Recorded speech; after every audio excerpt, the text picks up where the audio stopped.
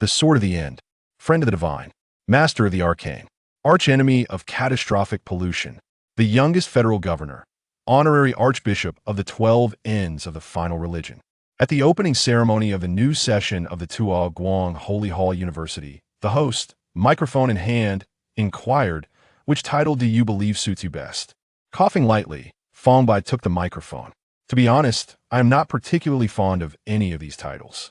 I prefer you to call me the founder of the Peddler's Sect, the greatest trickster of the new era, Enthusiast of Forbidden Weapons, master of disaster creation, or perhaps the infamous Chapter 1, the non-existent father."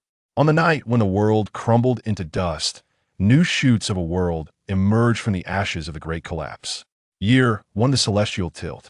Survivors ignited the first spark upon the festering wounds of the old world. Year 840 of the Celestial Tilt. Federation, Old State, Hong City. Hong City is a small town with a population of merely 80,000 on the morning of early summer. The streets were filled with the sounds of vendors and the steam rising from breakfast stalls, mingling with shouts of anger. Fang Bai squatted beside a fried dough stick stall. In front of him lay a broken bowl containing 3 coins and a half-eaten, dust-covered dough stick. He was wrapped in a patched burlap robe, with a glimpse of his collarbone visible, and his unkempt hair framed a face that was quite dirty. "Xiao Bai, starting work so early?" A woman carrying a vegetable basket passed by and casually tossed a rotten cabbage into his bowl, causing the coins to clink together. All for the sake of survival. Fang Bai grinned, a straw stem between his teeth, his bare legs swinging gently beneath his tattered trousers. "Thank you, Aunt Goose, for the cabbage." Aunt Goose, with one hand holding her basket, pulled along a girl with twin buns, her large eyes blinking as she asked, "Mom, do you know that beggar well?" Aunt Goose tugged at the girl's collar, leading her away. "You silly child, what do you know? That lad is the sole heir of Fang Dazue, the notorious bully of the south side of the city. We cannot afford to offend him. Stay away from him." After Aunt Goose walked away, Fang Bai picked up his broken bowl and leaned against a nearby tofu stall. The young woman selling tofu instinctively tossed a coin into his bowl. When she realized what she had done, she sighed but said nothing. "Hee," Fang Bai chuckled, quickly taking his bowl and heading to the bun shop. He sat down at the entrance, feeling a bit intimidated as he looked at the owner. Few people on this street could make Fang Bai feel uneasy, but the bun shop owner was one of them. "Here you are." Aunt Li leaned closer to Fang Bai. She appeared to be in her early 30s, a mother of 3, yet still possessed an enviable charm. "Would you like meat buns?" she asked. Yes. Fang Bai nodded eagerly. "Tell me, is my husband on the list of those who spied on Widow Wang while she bathed?" Fang Bai held up 2 fingers. "2 meat buns, all right, but if you dare to deceive me." She raised her other hand, threatening to twist his ear, though she didn't actually follow through. "There is," the youth replied immediately, that on the evening of the 17th of last month, from 8:13:27 seconds to 8:17:20 seconds, Uncle Wang was taking bricks off the 3rd brick of Widow Wang's west wall, wearing a dark blue jacket. "I could see this." The rolling pin in Aunt Li's hand slammed down onto the counter with a loud crack, causing numerous fine cracks to spread across its surface. She turned and walked into the shop.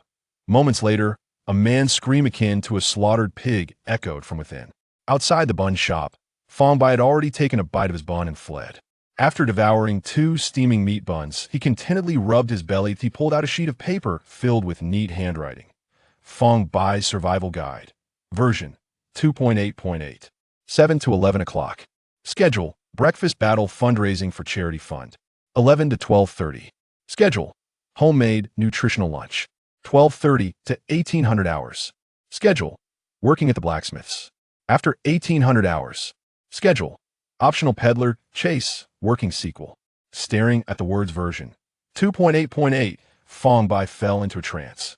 He remembered when the initial version 1.0 contained only a single entry: survival in the wilderness, gifts from trash cans. Speaking of this seemingly glamorous yet truly tragic schedule, one must mention Fang Bai's legendary father, Fang Dazue.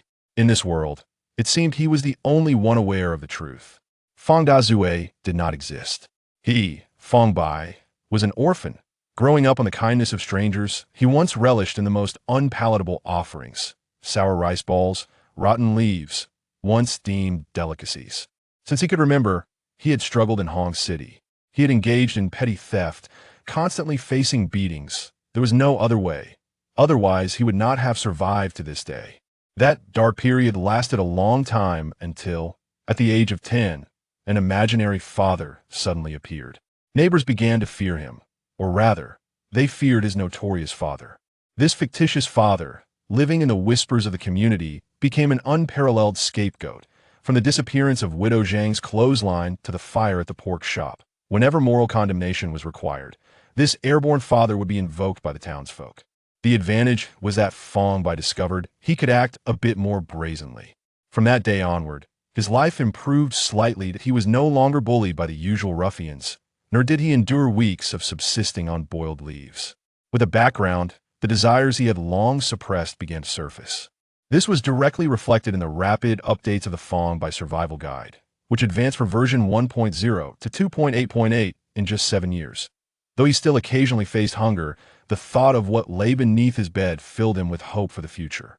Fang Bai looked up at the sun, confirming it was around 9:30 a.m., ample time to scour the entire Sparrow Street before lunch. He strode confidently towards the next stall.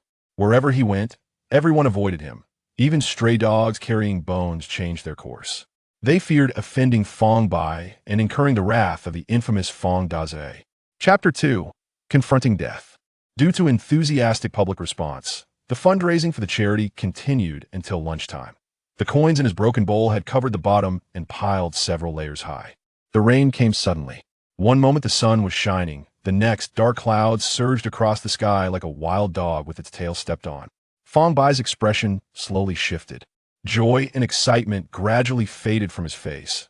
Replaced by confusion, he stared blankly at the raindrop that landed on his nose for a full 3 seconds, wishing to curse the heavens, but fearing divine retribution. He could only mutter under his breath, "Damn it, heavens." The thunder easily crushed his powerless curses, and the youth caught in the rain resembled a drenched chicken tossed into a river. Realizing he was no match for the heavens, he tightened his burlap robe and dashed through the rain. His home was in the nearby suburbs, not far from Sparrow Street.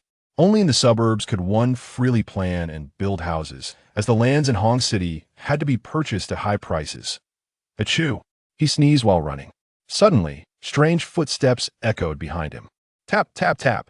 Then, a flash of lightning split the sky, the blinding white light illuminating the curtain of rain.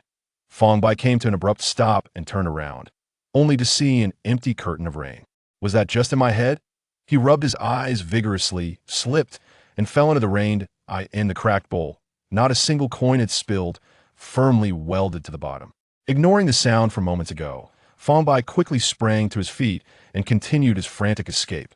The shadows in the rain split into countless fragments, joyfully swaying as if mocking his cowardice and helplessness. In the distance, Fang Bai spotted this solitary wooden villa. Ever since he discovered introduction to civil engineering in a trash heap 3 years ago, he began constructing this legendary wooden house, which had been awarded the title of top of the 10 architectural wonders of Hongqiang. Of course, this honor had yet to be acknowledged by anyone else.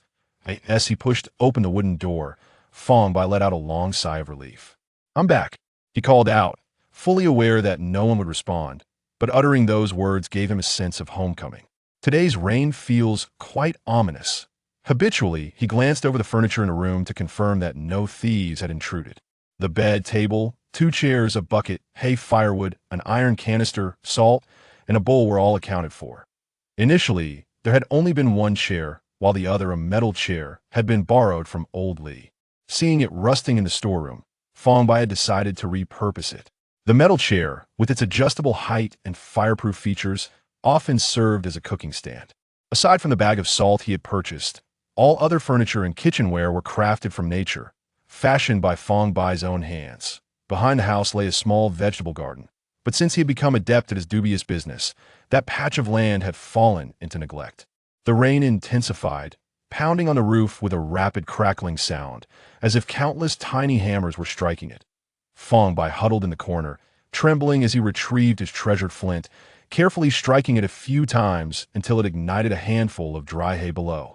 The hay crackled to life, flames licking at the upper branches, gradually growing stronger. The wave of warmth slowly enveloped him, dispelling the cold. Fang Bai placed the iron canister over the fire, allowing the cabbage leaves and other assorted greens to soften as the water heated. He added a pinch of salt and covered the lid, rubbing his hands together in anticipation. While waiting, he removed his soaked clothing, holding it in his hands to dry. Raindrops continued to patter against the roof, and the damp night breeze wafted in through the cracks in the door. As Fang Bai curled up in the chair, drifting in and out of sleep, he was suddenly jolted awake by an unusual sound outside. The noise was faint yet strikingly jarring, reminiscent of dry twigs scraping against stone or some sharp object repeatedly scratching at the wooden door. The rustling sound, slow and rhythmic, stood out against the backdrop of the rain. Fang Bai's eyelashes fluttered, and the drowsiness quickly dissipated.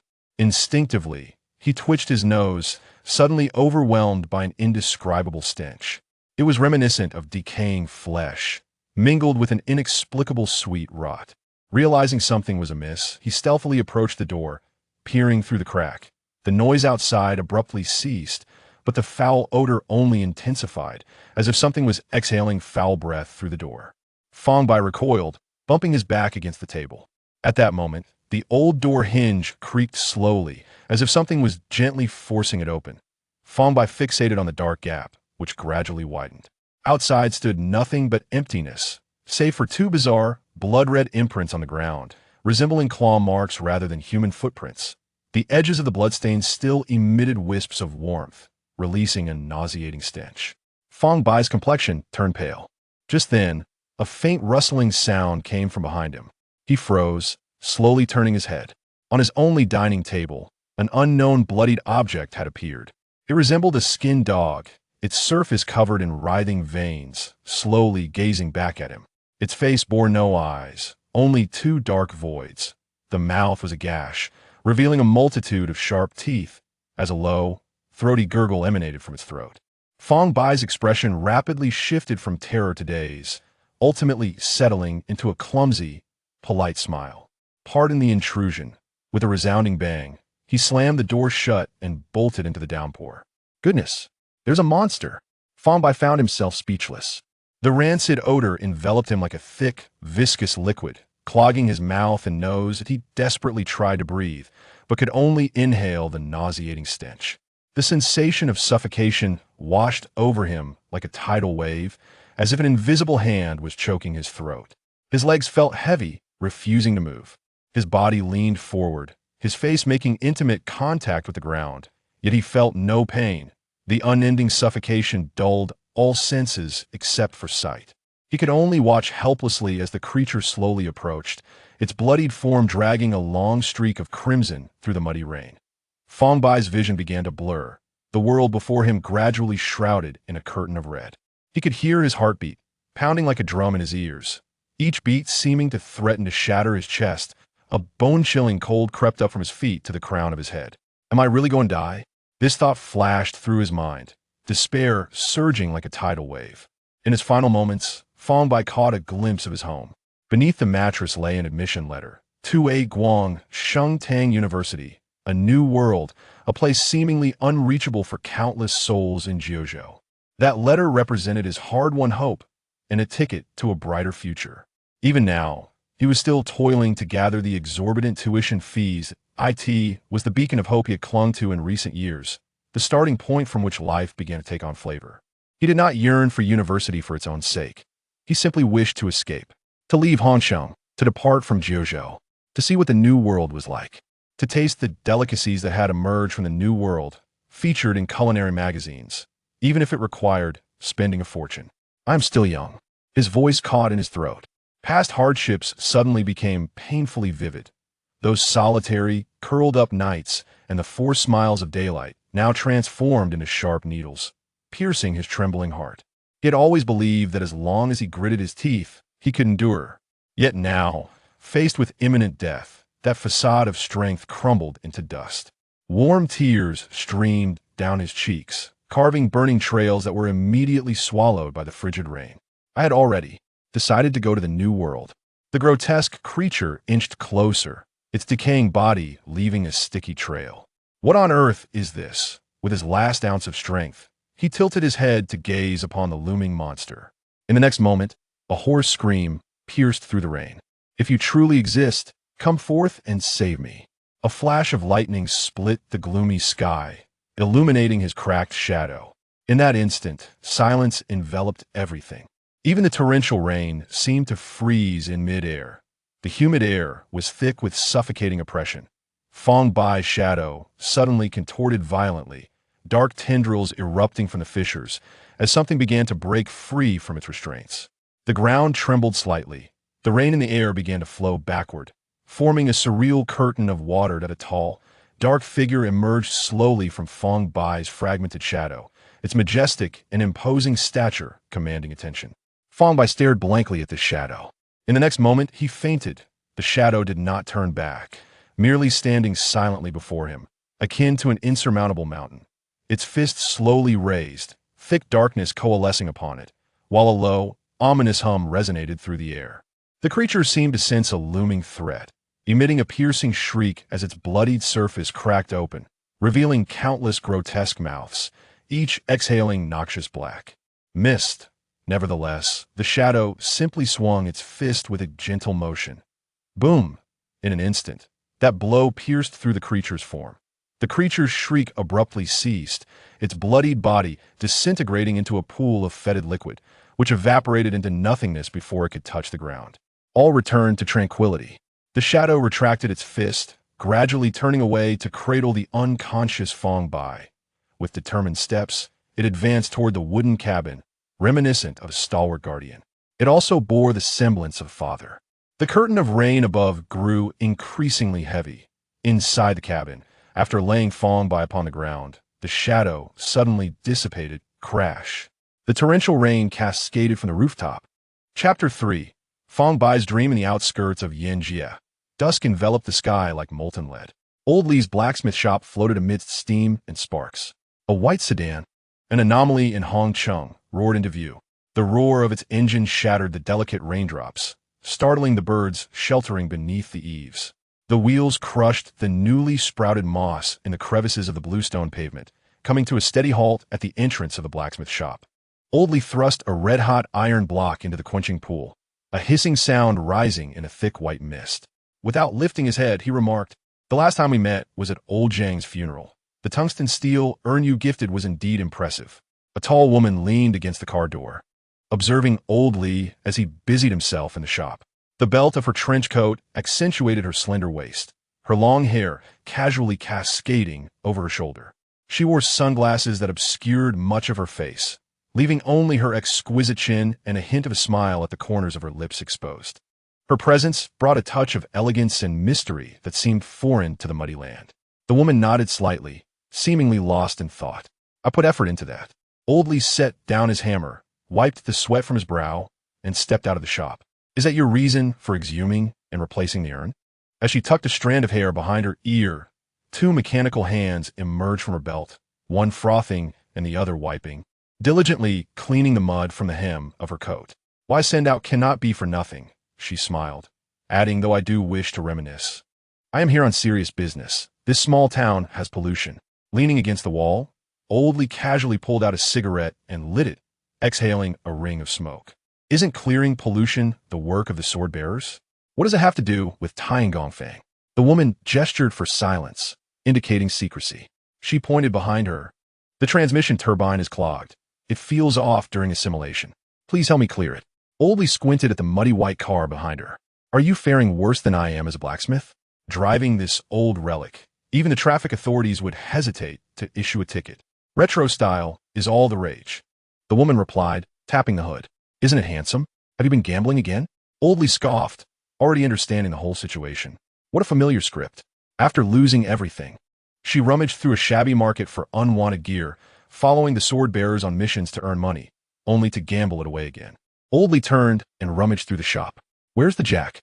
I remember placing it here. Why hasn't Fang Bai shown up for work today? He's usually very punctual." "Your apprentice?"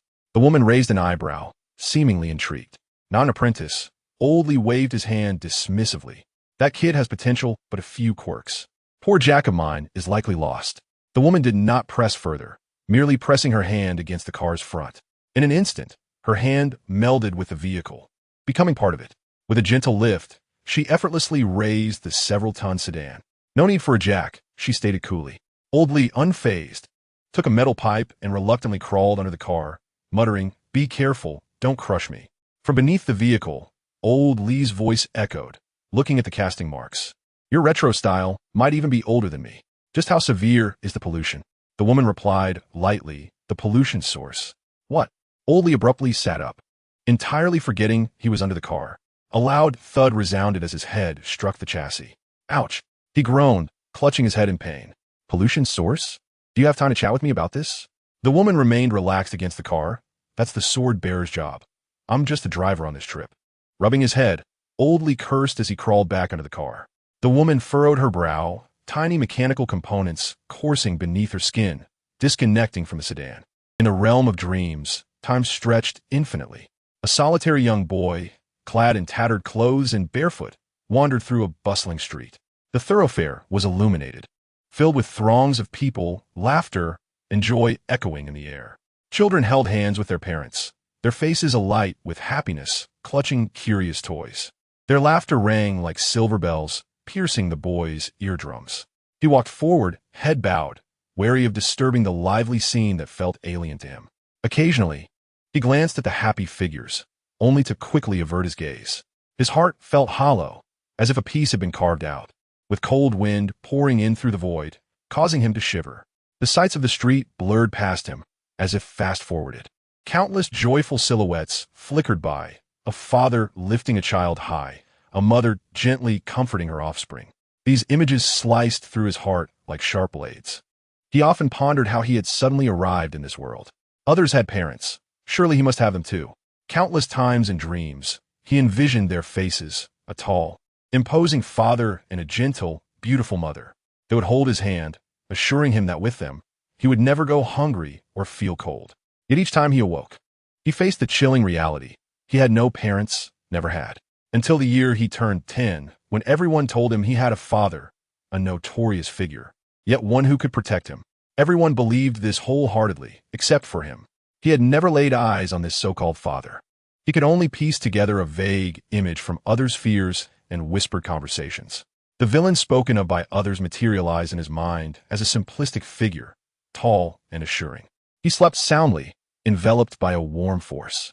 That sense of security was unfamiliar, like a drifting ship finally finding harbor. His breathing steadied, his brow unfurrowed. Upon opening his eyes, he discovered that night had fallen. He realized he was sleeping on the ground. Oh no!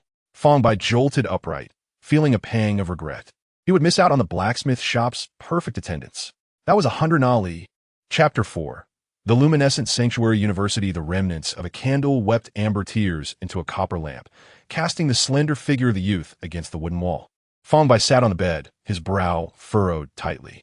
Cold sweat beaded at his temples, shimmering like fragments of silver in the flickering candlelight. Memories churned in his mind like rusted gears.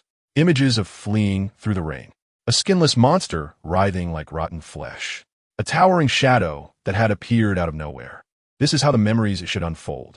Yet, in the present moment, the room bore no traces or sense of those events, save for the dried remnants of broth in a tin can. His keen nose detected other scents that could not elude him. This scenario led him to question whether everything that transpired during the day had merely been a dream. Fang Bai resolved to investigate further. He first opened the door and peered outside. The claw marks from his memory had vanished. He leaned closer to the table for a better look, even lowering himself to the ground to catch a whiff, only to detect the lingering aroma of cabbage soup. Moments later, seated on the floor, he suddenly shouted, "Come out!" The dim candlelight revealed an unremarkable shadow. What did I say? It truly was a dream. Fang Bai let out a sigh of disappointment. How could a shadow possibly move? As he stood up, the shadow did not rise with him. Instead, it slowly shifted to the wall, kneeling before him. The scene was silent yet eerily surreal. Fang Bai's smile froze on his face as he rubbed his eyes, as if realizing something. His voice trembled slightly. "Get up." The shadow slowly rose, its movements stiff and awkward. Fang Bai gazed at his own hands, then turned to the shadow that stood motionless before him, suddenly experiencing a sharp pain in his head. His eyes rolled back, and barely regaining consciousness, he succumbed to darkness once more. In the dead of night, Fang Bai opened his eyes, feeling as though his head might burst. With his last ounce of strength, he crawled onto his bed, lying down as his mind raced like an overloaded machine.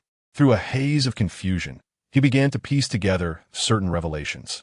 It seemed he had inexplicably acquired a peculiar ability to manipulate shadows. Though perhaps manipulate was not entirely accurate. Merely prompting the shadow to move caused him excruciating headaches. It appeared that animating the shadow required a specific type of energy, which he clearly lacked, or at best had in minimal supply. The fact that the shadows could indeed move dispelled any notion that they were mere figments of his imagination. He had always known that this world possessed extraordinary powers. Not just him, but many inhabitants of Hongcheng were aware of this truth. Approximately 5 years ago, when he was 12, several missionaries visited Hongcheng. They demonstrated divine power to the townsfolk and preached the doctrine of the prophet who heralds the end. However, they departed shortly thereafter. The information Fang Bai possessed was relayed to him by a little girl who had accompanied the missionaries. Noticing her luxurious attire, he assumed she came from wealth, leading to a series of unfortunate events that culminated in her being caught in a misdeed. This, however, allowed them to converse. She shared snippets of information about the outside world and the missionaries' purpose for coming to Hongcheng. A significant portion of Fang Bai's yearning for the new world stemmed from her few mundane words.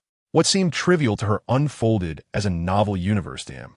Sensing his longing, she spoke of a shortcut from Jiuzhou to the new world through the Gaokao, the National College entrance examination. While Jiuzhou also required development, its educational standards were low. Thus, certain universities in the New World would accept examinees from Jiuzhou, allowing them to acquire advanced knowledge to aid in its reconstruction. To pursue this path, one needed not only exceptional scores, but also to pass a unique assessment. At that time, Fang Bai understood little, but as he matured, he grasped the significance of the Gaokao, she mentioned. There was no dramatic unfolding afterward. They merely crossed paths. She sought to enlighten Fang Bai, while he was drawn to her apparent wealth, leading to their brief exchanges driven by differing motives. Ultimately, Fang Bai was propelled several meters away by a glowing orb thrown by a missionary, leaving him bedridden for several days, on the brink of starvation. Divine power, indeed. Fang Bai turned to lift a corner of the mattress, revealing a notification letter embossed with a lightning emblem. To the left of the emblem was a yellow lightning bolt, and to the right, a triangular shape formed by lines, connected by mysterious patterns. The letter was exquisitely crafted, feeling akin to caressing soft fur. The words upon it had been read countless times. Approximately 10 days prior, this letter had appeared before him, inscribed with his name. Classmate Fang Bai, in light of your outstanding achievements, you have been accepted as a freshman at DUI Guang Sheng Tang University, College of Urban Management. The term lasts 2 years, after which you will be returned to Jiuzhou. Please cherish your time of study. Established in the year 256 of the Tianqing era, the university boasts a history of 600 years and is among the 33 key universities of the Federation, co-founded by the DUI Guang Church and the Tianqing Federation. With a strong faculty and advanced teaching facilities dedicated to cultivating future elite leaders. The university's address, 121 Shengling Street, Tianqi City. Tuition fee, 100,000 Nali. The only bridge connecting the new world and the old world is education. However, education is not equitable. The note's emphasis on the 2-year term followed by a return to Jiuzhou seemed to serve as an intentional reminder of something significant. What weighed heavily on Fang Bai's mind was the daunting tuition fee of 100,000 Nali, which undoubtedly instilled immense pressure upon him. At 15, after resolving basic needs, Fang Bai began frequenting the vicinity of Hong Chung Wei's high school, with a singular aim, to audit classes. With the aid of his father, the endeavor went relatively smoothly. Aside from some physical exhaustion, by 17, in June of this year, he finally obtained the opportunity to take the Gaokao. He sat for 5 foundational subjects: Chinese, mathematics, modern Federation history, ancient Federation history, and moral education. After the exam, he could not view his scores as checking them required school equipment. He believed the questions were quite simple, merely requiring memorization. The eventual results confirmed his performance was satisfactory. Extinguishing the candle on the bedside table, Fang Bai once again succumbed to slumber, clutching the soft notification letter. The room was enveloped in tranquility, the ethereal moonlight streaming through the dilapidated window, illuminating the faint smile of satisfaction gracing his lips. However, This serenity did not endure for long. As dawn approached, eerie sounds echoed from outside his door. The rustling noise was sticky and unsettling, reminiscent of someone dragging a damp mop across the floor or some indescribable soft-bodied creature writhing. The noise was close, lingering just outside. Fang Bai's eyelids fluttered, his mind filled with expletives.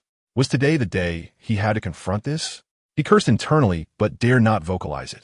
The air was thick with a pungent stench, nearly causing him to regurgitate the 2 buns he had consumed the previous day. His eyes trembled from tension, reflecting a dark red liquid seeping beneath the door. It was not blood, but rather a viscous secretion resembling that of a living creature, glistening ominously as it coiled across the wooden floor like root-like veins. Shortly thereafter, he witnessed 3 human-shaped figures slowly rising from the goo. Their skin was riddled with irregular holes, and beneath the exposed muscle tissue, pulsating lumps the size of knuckles occasionally emerged. Fang Bai's gaze fixated on the 3 similar heads, their decayed eye sockets oozing gelatinous pus, and as their jaws moved, gurgling sounds akin to a drowning person emanated from their throats. The monsters that had come this time were not dogs. They had transformed into skinless humans. The prior shadow had dispatched the skinless dog, and now the dog's owner had returned for revenge, bringing along 2 others. Fang Bai's nails dug into the mattress, his mind screaming for salvation. Cold sweat trickled down his back, and his throat constricted painfully. He glanced at the lone potential weapon in the room, an iron chair he had used as a makeshift grill. The 3 figures began to crawl towards his bed, their movements slow and stiff, leaving bloody handprints on the ground with each advance. The foul liquid dripping from their bodies with a rhythmic plop. Their sluggishness presented a glimmer of hope. Fang Bai's mind raced, calculating the odds of rising, opening the door, and escaping. His gaze fell on the red liquid obstructing the door crack, and his heart sank. He then turned his attention to the only window in the house, which was also sealed by the red liquid. In this state, even a fly could not hope to escape. Gritting his teeth, Fang Bai resolved to secure a weapon before contemplating his next move. However, while the plan was promising, reality proved harsh. He sprang up suddenly, but before he could take a step, a wave of dizziness washed over him, plunging him into darkness as he collapsed onto the floor. Since yesterday, he had consumed only 2 buns, and combined with the energy expended in manipulating shadows, his condition had deteriorated further. His abrupt movement ignited a fuse. The 3 blood-soaked figures let out hoarse shrieks, crawling onto Fang Bai's bed with a lethal sense of urgency. With every ounce of strength he could muster, Fang Bai kicked out. The bare toes struck the neck of the dog owner with a muffled thud. The dog owner showed no reaction, merely pausing for a brief moment. However, Fang Bai's foot emitted a sharp crack. Cold sweat instantly trickled down his forehead. Iron neck. He rolled off the bed and scrambled to the iron chair beside him. The 3 dog owners missed their target and proceeded to dismantle Fang Bai's bed. The sparse cotton stuffing from the mattress scattered across the floor like fresh fallen snow. Fang Bai lifted the iron chair and struck one of the dog owners on the head with a resounding clang. Indeed, it was iron. Fang Bai's eyes widened, a chill creeping into his heart. The dog owner who was hit suddenly turned around, his bloodied face splitting into a wide grin, revealing a mouth full of sharp teeth. Fang Bai immediately discarded the iron chair and forced a laugh, claiming it wasn't me. He then grabbed an iron bucket in his other hand, placing it directly on the opponent's head, shouting, "Get lost." He raised his foot and delivered a powerful kick to the dog's owner's abdomen. Yet, the dog owner remained unyielding, and Fang Bai felt as though he had kicked a steel plate, sending him flying backward to crash heavily onto the ground. As he soared, his peripheral vision caught sight of the admission letter that had fallen to the ground due to the dismantling of the bed, his pupils constricting slightly, and his eyes immediately reddening. With a burst of determination, he sprinted beneath the 3 dog owners, fiercely guarding the admission letter. "Get out!" Fang Bai roared, his voice echoing in the cramped room. Suddenly, the shadow behind him began to twist, as if being torn by some invisible force. The edges of the shadow cracked with countless fine fissures, resembling a shattered mirror, each fragment quivering slightly. Soon after, those fragments began to slowly detach, like peeling wall paint, revealing the profound darkness behind. A tall, dark figure gradually squeezed through the crevice. Its form was erect and imposing, the deep darkness seeming to devour even light. Success. Fang Bai fixed his gaze on a shadow, feeling both fear and exhilaration. The shadow slowly raised its hand. With a simple, direct punch, it obliterated one of the dog owners. Yet, in the next moment, the towering shadow flickered momentarily, then quickly flickered several times before gradually becoming transparent and leisurely dissipating. Fang Bai lay pale on the ground, gasping for breath, feeling as though his very essence were being drained. Without the shadow's protection, he could only watch helplessly as the remaining 2 dog owners crawled toward him, despair consuming his heart. He had no strength left, and the shadow could not be summoned again. What to do? Fang Bai's consciousness began to blur, yet he clung tightly to the soft paper, murmuring, "New era, good days." The sharp hand of the dog owner reached toward Fang Bai's neck. In a critical moment, the lightning stamp on the admission letter suddenly illuminated. A burst of radiance erupted, with countless electric sparks shooting forth from the stamp.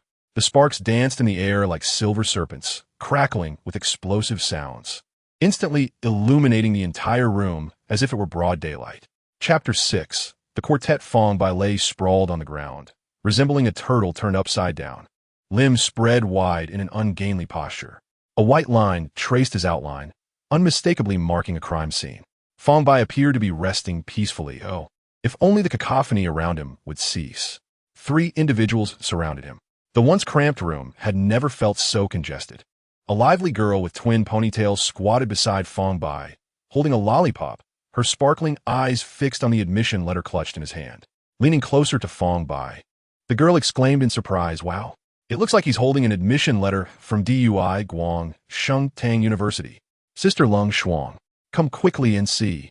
The girl called out to the woman clad in silver armor, whose helmet obscured most of her face, revealing only a pair of icy, piercing eyes. She leaned against the door, arms crossed, exuding a stern demeanor. Long Shuang glanced at the girl, who appeared to be only 18 or 19, her tone indifferent. "Su Xiaotang, your perception is lacking. You should have noticed that admission letter at first glance." "Huh?" Su Xiaotang's mouth fell open, and she immediately felt the candy in her mouth lose its sweetness. She slid forward, hugging Lung Shuang's thigh, tears welling in her eyes. "No, Sister Lung Shuang, if you deduct more points, I'm going to fail. I won't call you an ice block anymore, or say you're an emotionless robot. And I definitely won't mention your snoring while sleeping. Please, give me one more chance." Lung Shuang looked down at her, brow slightly furrowed. "When did you hear me snoring?" Su Xiaotang was momentarily taken aback, then awkwardly chuckled. In my dreams?" Lung Shuang responded, "Uncle Lin, please help me plead for her." Su Xiaotang turned her hopeful gaze to the young man beside her, who wore gold-rimmed glasses. He held a palm-sized device, intently observing the complex data flow flashing on the screen. Lin Mo wore an expression of amusement. "Xiaotang, your assessment instructor is Lung Shuang. I dare not intervene." He adjusted his glasses, focusing on the numbers on the instrument. "However, the matter of point deduction can wait. The results show that the entity that attacked this boy is indeed a pollutant, and the source of pollution has been here." Su Xiaotang blinked, her clever mind swiftly shifting topics. "Right? We can discuss that later. Eliminating pollution is more important." "Sister Lung Shuang, why do you think this pollutant targeted him?" Lung Shuang, well aware of her intentions, chose not to expose her. Continuing the conversation, "The actions of pollutants are often unpredictable. Perhaps there is something unique about him that attracts them." "Something unique?" Su Xiaotang tilted her head, glancing at the admission letter in Fang Bai's grasp. "Could it be this admission letter?" "Impossible." Lin Mo slowly shook his head. "The letter bears the seal of Sheng Tang University, which would only frighten ordinary pollutants. It is likely that the boy himself is what draws them." The glimmer of insight flashed in Lin Mo's eyes to receive an admission letter from Sheng Tang University in such a small place. This boy must be the top scholar of the 36 cities in Lingxing Prefecture. Top scholar. Su Xiaotang's eyes sparkled with excitement as she jumped up. "He a junior at the same school as me?" Lung Shuang cast a cold glance at her. According to past regulations, he would only be allowed to study at Sheng Tang University for 2 years and would not be in the same department as you. So he cannot be considered your junior. "Oh, come on, Sister Ling Shuang, don't be so serious." The girl giggled, drawing closer to Fang Bai. "A junior is a junior, regardless of his major. Besides, what if he is exceptionally gifted and directly advances to our department?" Lung Shuang frowned slightly. "Do not think about seeking him out of school. It would only endanger him." "I have an idea." Su Xiaotang suddenly stood up, her eyes shining like stars. Since our junior can attract pollutants, we can use him as bait, then seize the pollutant and trace it back to the source. What do you think? She eagerly looked at Lung Shuang for approval. Lung Shuang nodded slightly. It's a feasible plan. We'll add points. Su Xiaotang's eyes widened. Points will be added to your score. Lung Shuang delivered a light rap on Su Xiaotang's head, causing her to yelp in pain. If this ordinary body comes into contact with pollutants too often, it will become a pollutant itself. Bait? More like feeding it. Have you been paying attention in your foundational classes? This scene made Lin Mo chuckle as he brushed off the dust from his hands. Let's take him back first. Once he awakens, we can see if we can extract any clues regarding the pollution source. Lung Shuang approached Fang Bai and effortlessly lifted him into her arms. In her grasp, he felt as light as a feather. The three of them exited the dilapidated house, where a white sedan had been waiting outside for quite some time. A woman with long hair clad in a black trench coat leaned against the car door, her arms crossed, a pair of sunglasses adorning her face, and a subtle smile playing at the corners of her lips. Another miss? She inquired. Indeed, this is a survivor, Lung Shuang affirmed with a nod. Shall we board? Zhao Feiwei asked the group. Lin Mo glanced at the instrument in his hand, indicating that further investigation was required in the vicinity. Zhao Feiwei gestured a no with her fingers. As Lung Shuang prepared to depart, she expressed her curiosity. Just keep an eye on the youth in your arms. He carries a significant level of contamination within him. Lung Shuang replied succinctly. I was wondering why you were holding him instead of Uncle Lin. Su Xiaotang remarked with a dawning realization. Because the Eternal Covenant can purify the contamination more swiftly. I remember this chapter well. Noticing that the two ahead had already moved on, Su Xiaotang hopped along behind them, humming a tune. Uncle Lin, do you think the junior will wake up thinking he has been kidnapped? Lin Mo adjusted his glasses and replied. If he wakes to find himself in Lung Shuang's arms, he might assume he has died and ascended to heaven. Su Xiaotang burst into laughter. Uncle Lin, I didn't know you had a sense of humor.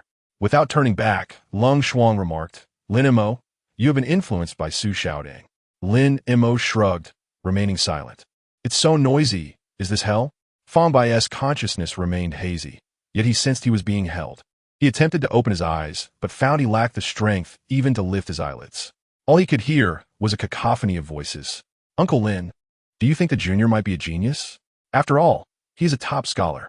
Lin Mo, glancing back at the wooden cabin, replied with a smile. Even if he is not a genius, he will surely achieve something in this old province. Oh, why is that? Su Xiaotang queried with curiosity.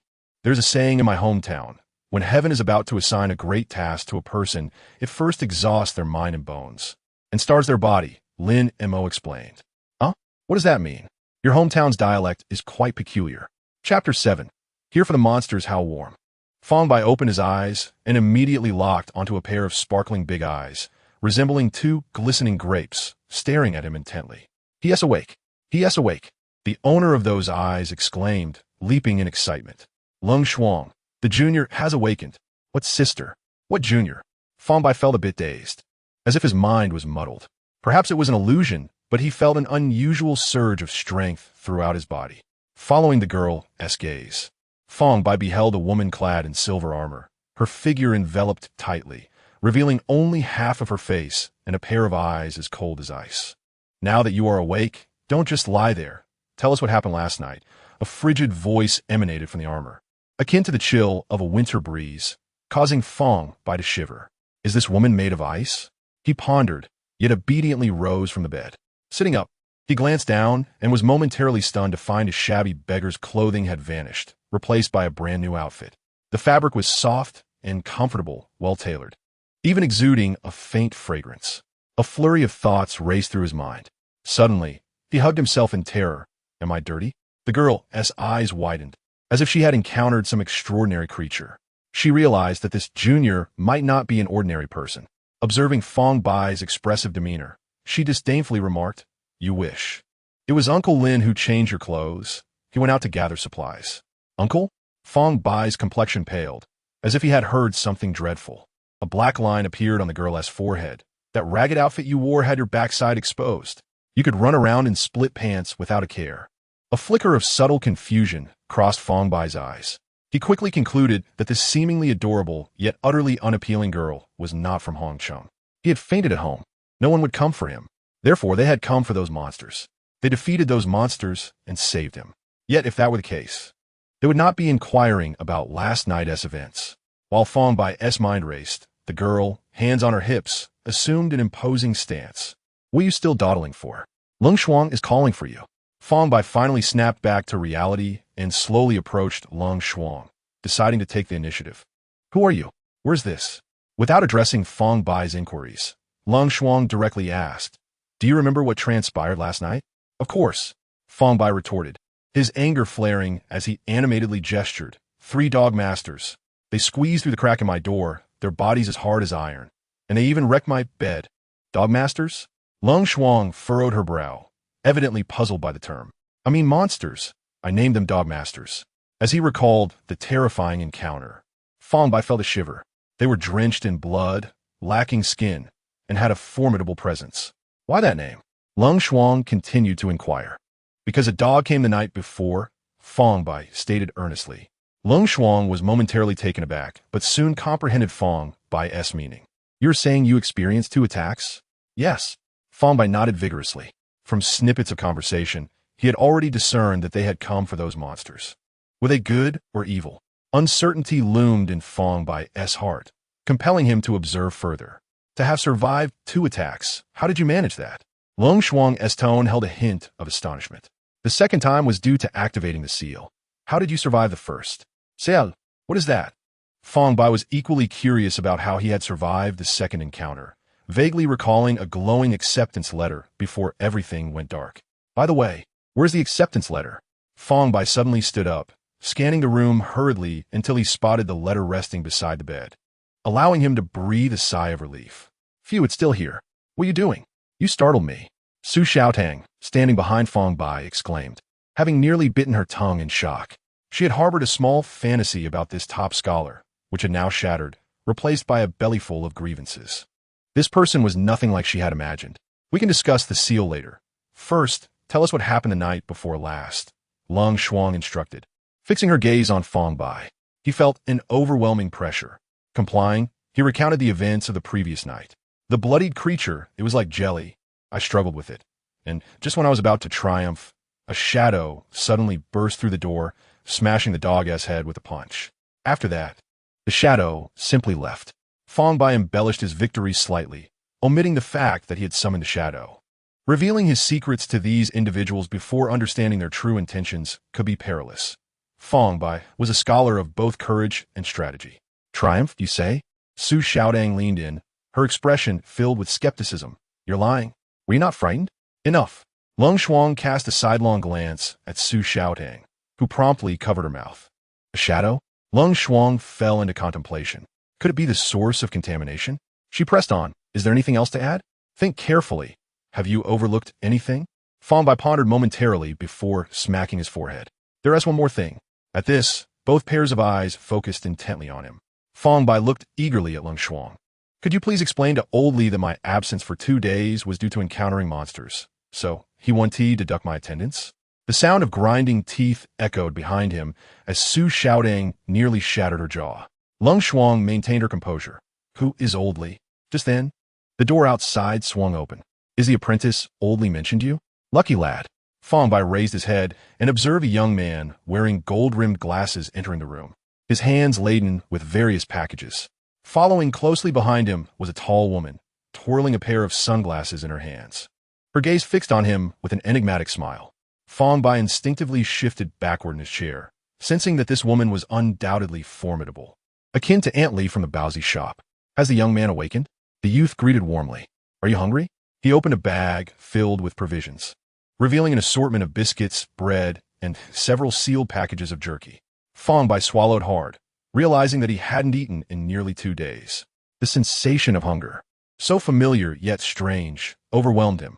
Don't be picky. It's just some dry rations, the young man stated, offering a piece of bread to Fang Bai. Gratefully, Fang Bai accepted it, inhaling its aroma before devouring it with gusto. What he considered mere rations was, in fact, a delightful feast.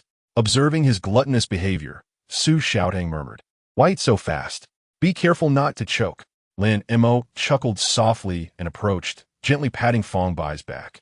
Take your time. Eat your fill. Wow, Uncle Lin. You've never been this gentle with me. Su's shouting pouted, visibly displeased. Lin Mo smiled silently, adjusting his glasses as he turned to Lung Xuan.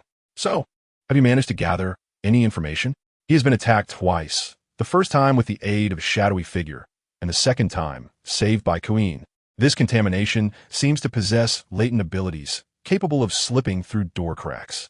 Beyond that, we have no further leads, Lung Xuan replied. While we were out shopping, we did uncover some clues. Lin Mo leaned against the doorframe, stating, 2 households were also attacked last night, and the bodies are missing. It's highly probable they have transformed into contaminated beings. If they possess latent abilities, that would explain much. He retrieved a pen from his pocket and began sketching in the air, leaving behind a vibrant trail of ink. This represents the young man's home. And these are the 2 attacked families, he said, encircling the 2 households. These contaminated beings may not have strayed far. They could be lurking beneath a large stone. If they move at night, it makes sense. There are several transportation routes nearby. He marked 4 red crosses near the 2 households. Although these contaminated beings possess unusual abilities, they cannot vanish into thin air. Be it retreating or attacking, they must move on foot. We only need to guard these 4 intersections and wait for them to come to us, as they are instinctively drawn towards the source of contamination. What rabbit? Su Xiaodang interjected at an opportune moment, her face a mask of confusion. Waiting for a rabbit? Fang Bai cast a disdainful glance at the illiterate beside him. Waiting for a rabbit is a well-known ancient idiom, he remarked, though he himself had never studied it, but he vaguely understood it meant to lie in wait for prey. However, we must be prepared, Lin Mo continued, ignoring Su Xiaodang, his tone serious. According to the information received, this source of contamination has been developing for many years. It has launched a widespread assault on the citizens of Hong City, suggesting it may be amassing strength for a grand strike. Massacre? Fang Bai listened intently, but was suddenly struck by fear at the mention of this word. Are those monsters truly that ruthless? Indeed, Lung Xuan's expression turned grave. We must act swiftly. All 4 corners? Chao Feiwei glanced at the 4 red crosses, lightly tapping her fingers on the table, producing a rhythmic sound that seemed to express her dissent. All 4 corners, Lin Mo confirmed with a nod. Weren't you supposed to be a mere driver? Chao Feiwei fixed her gaze on Lin Mo, leaning slightly forward as if demanding a reasonable explanation. Lin Mo instinctively adjusted his gold-rimmed glasses, his gaze behind the lenses remaining as tranquil as a still lake. Under special circumstances, I shall treat you to dinner later. Chapter 8.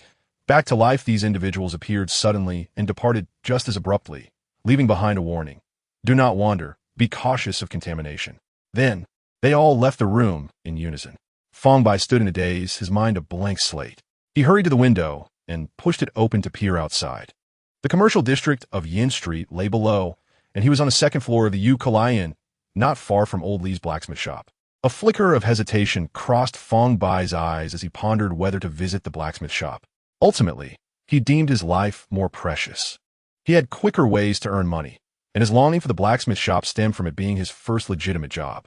Although the wages were modest, it was still honest work. After pressing the notice letter beneath his mattress, Fang Bai hurried downstairs, taking a seat by the street to scout for potential targets. Such a splendid opportunity must not be squandered. Not long after he sat down, a horse-drawn carriage approached slowly. Business was coming.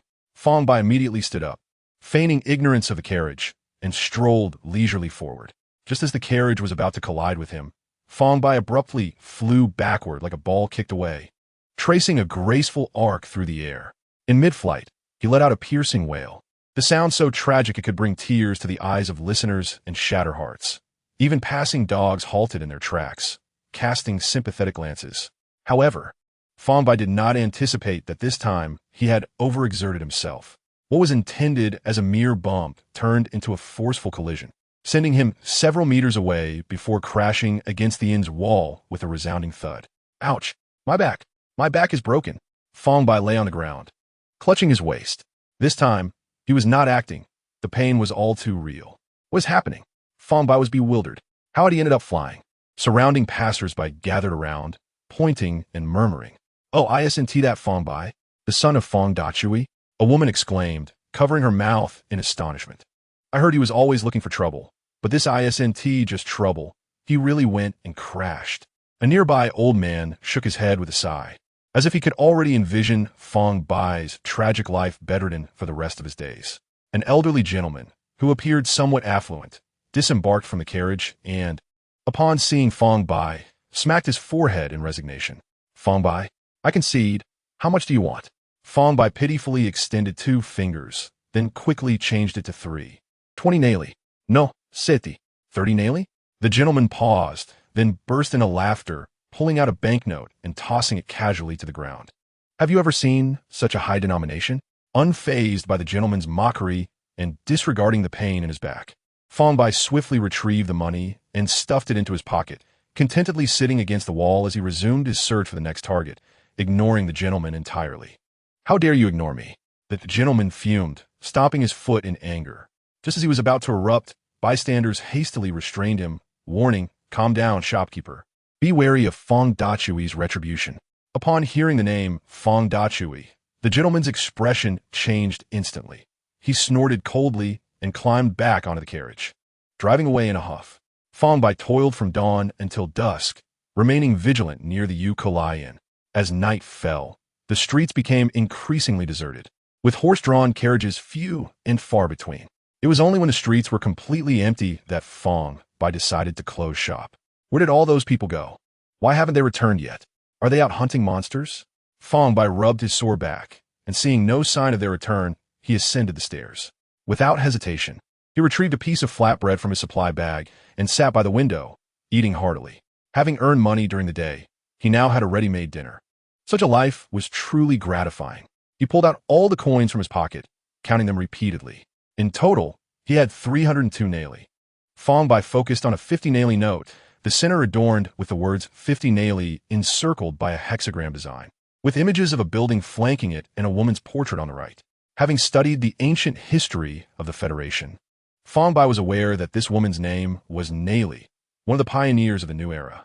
As he gathered all his money, he could not help but lament that indeed, extorting money was the quickest way to wealth. Should he consider resigning from his blacksmithing job?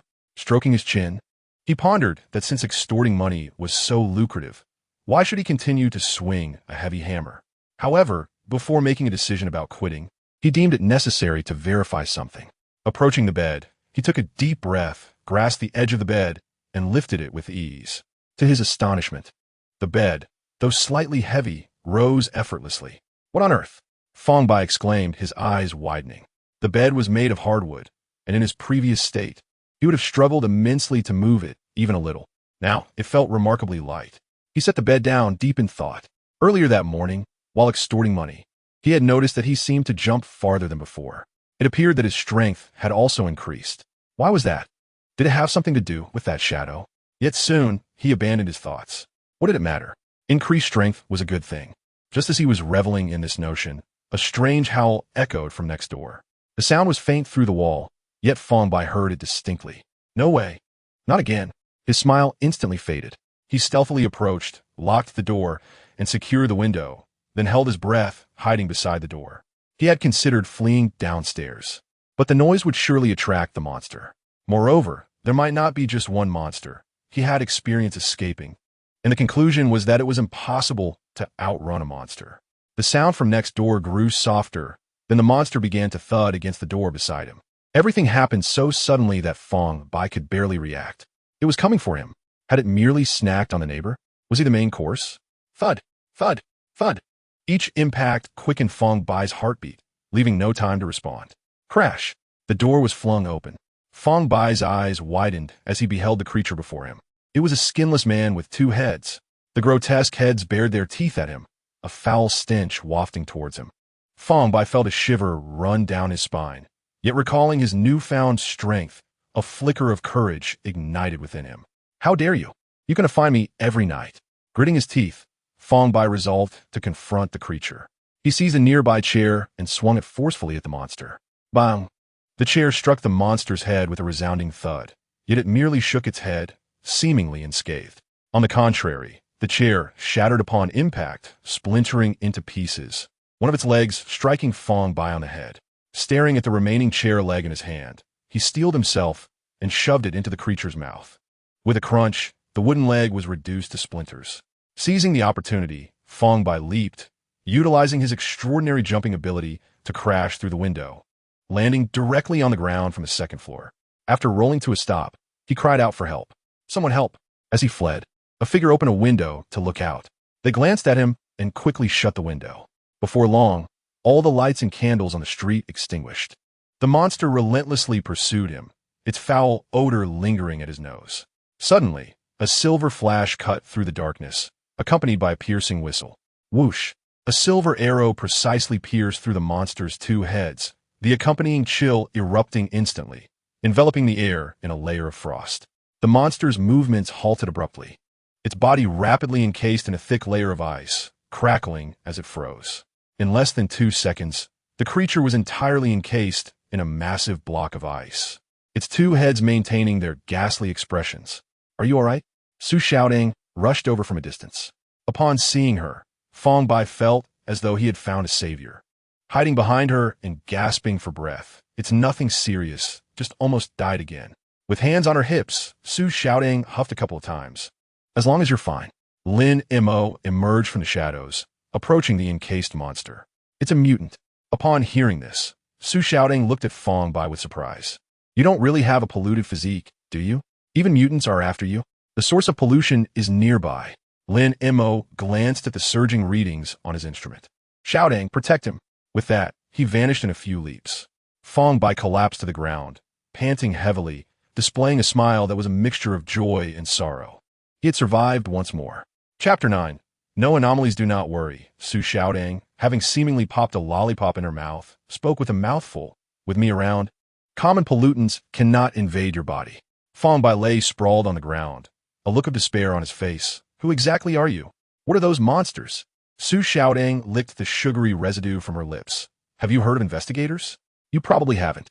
But once you enter Tua Guang Sheng Tang University, you'll know everything. I am your senior, so show me some respect." "Senior? You're a student at Tua Guang Sheng Tang University?" Upon hearing this, Fang Bai sprang up from the ground, his eyes shining like two light bulbs. "Yes, I'm just starting my second year." Su Xiaodong proudly lifted her chin, as if to say, "Praise me." Fang Bai was so excited he nearly jumped. "Then you must know where Tua Guang Sheng Tang University is, right?" For him, the most challenging part about going to college was not the tuition, but the fact that he had no idea where the school was. The admission notice only contained the name of a city, nothing more. "No need to rush. When school starts, someone will come to fetch you." Su Xiaodong waved her hand dismissively, displaying a look that indicated he should not be anxious. "The university is not an ordinary school." "Is that so?" Fang Bai sighed in relief. A heavy stone finally lifted from his heart. He would not have to worry about finding the school. Just then, Su Xiaodong suddenly covered her ears, her expression turning serious. "Huh? Okay. Let us go. Follow me." She waved her hand at Fang Bai. He looked confused. "What is happening?" "Hey, wait for me." Su Xiaodong sprinted away, and Fang Bai shouted after her, "Wait for me." They dashed through the outskirts. And then Su Xiaodong ran up a mountain. Fang Bai was panting heavily. Had it not been for his slightly improved physique, he would have collapsed. "Where are we going?" he lamented as he ran. "Just keep up. Hurry, the pollution is closing in." Su Xiaodong called back without looking. "Pollution? Those monsters?" Fang Bai's expression darkened, and he unconsciously quickened his pace.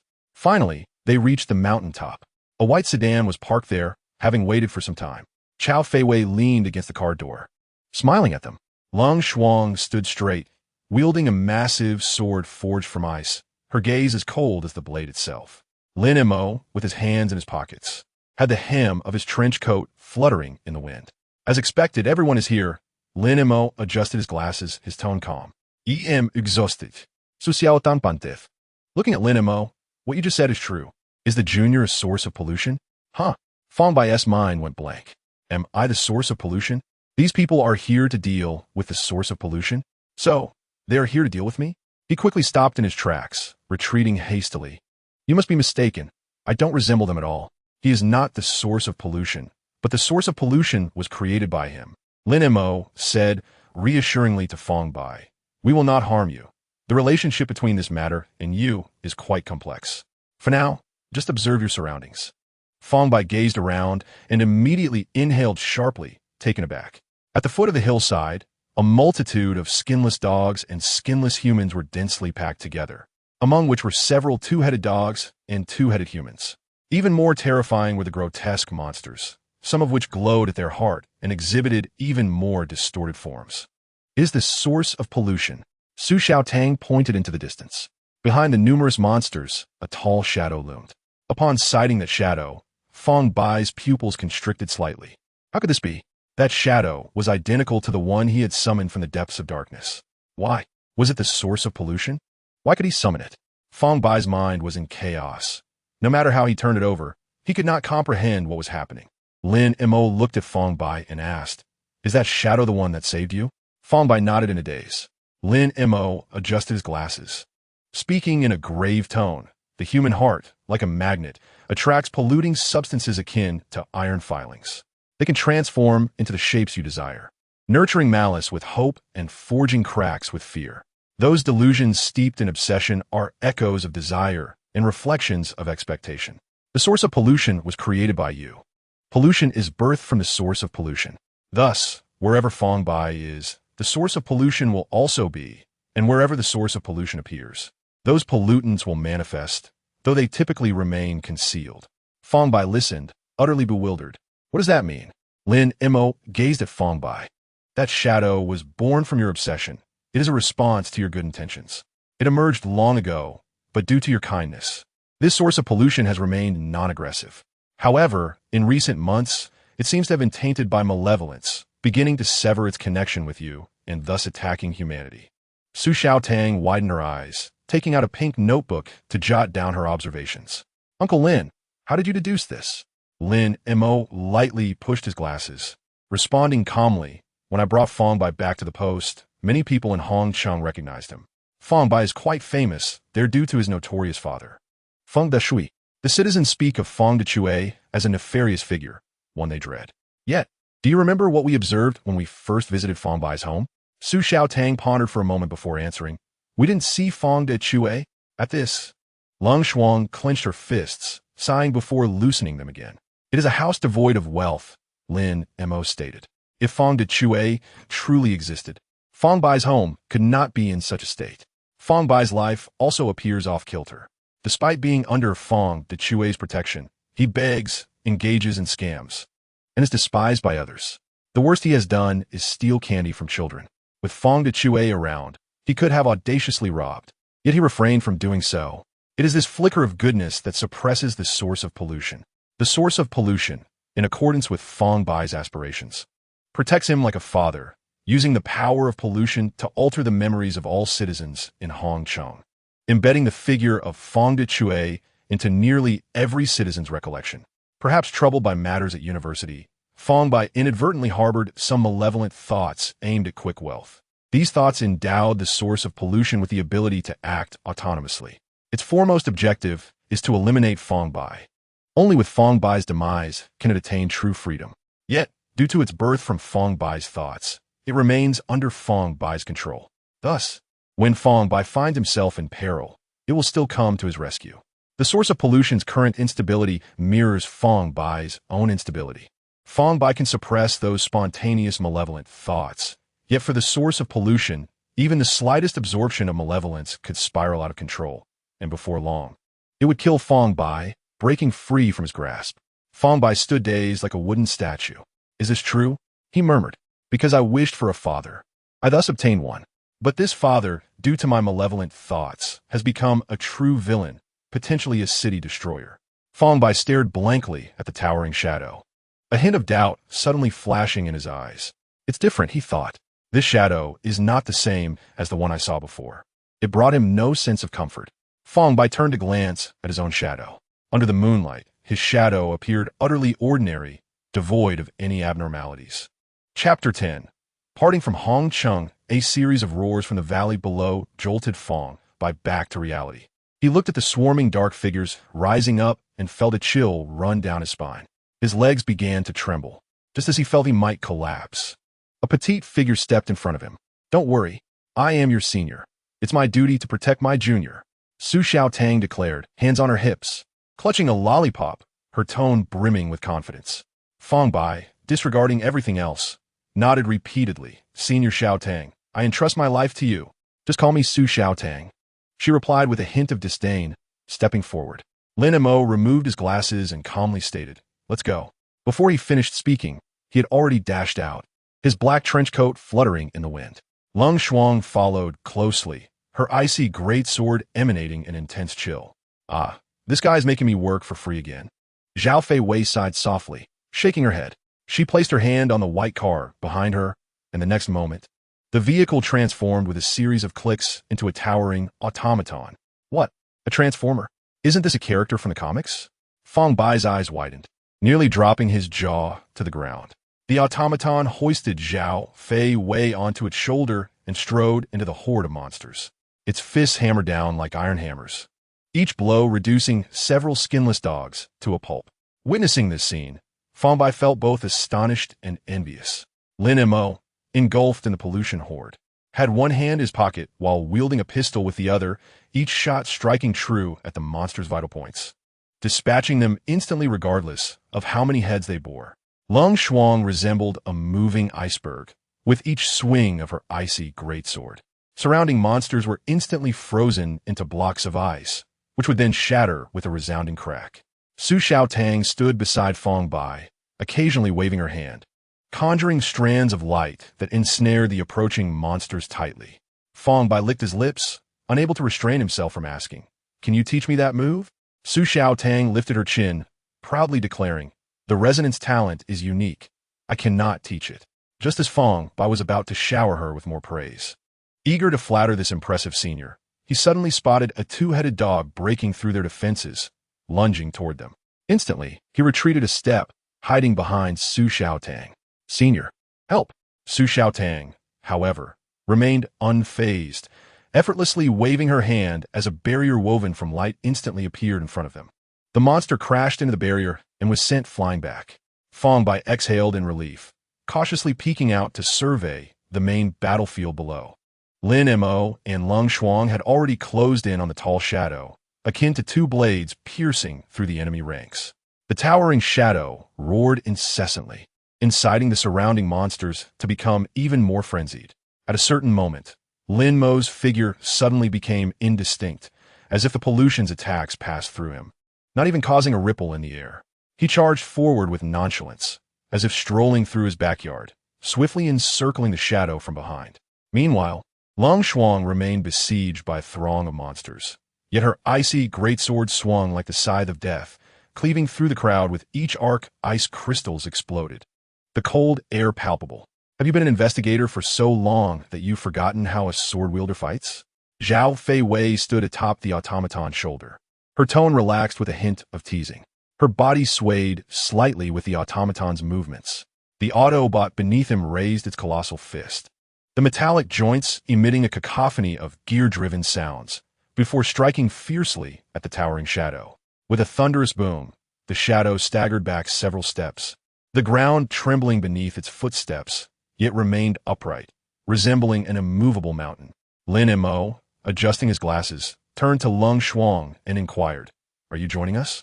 The three of them regarded the shadow with indifference, as if it were merely an inconsequential backdrop. "All right," came Lung Shuang's succinct reply, devoid of any extraneous emotion.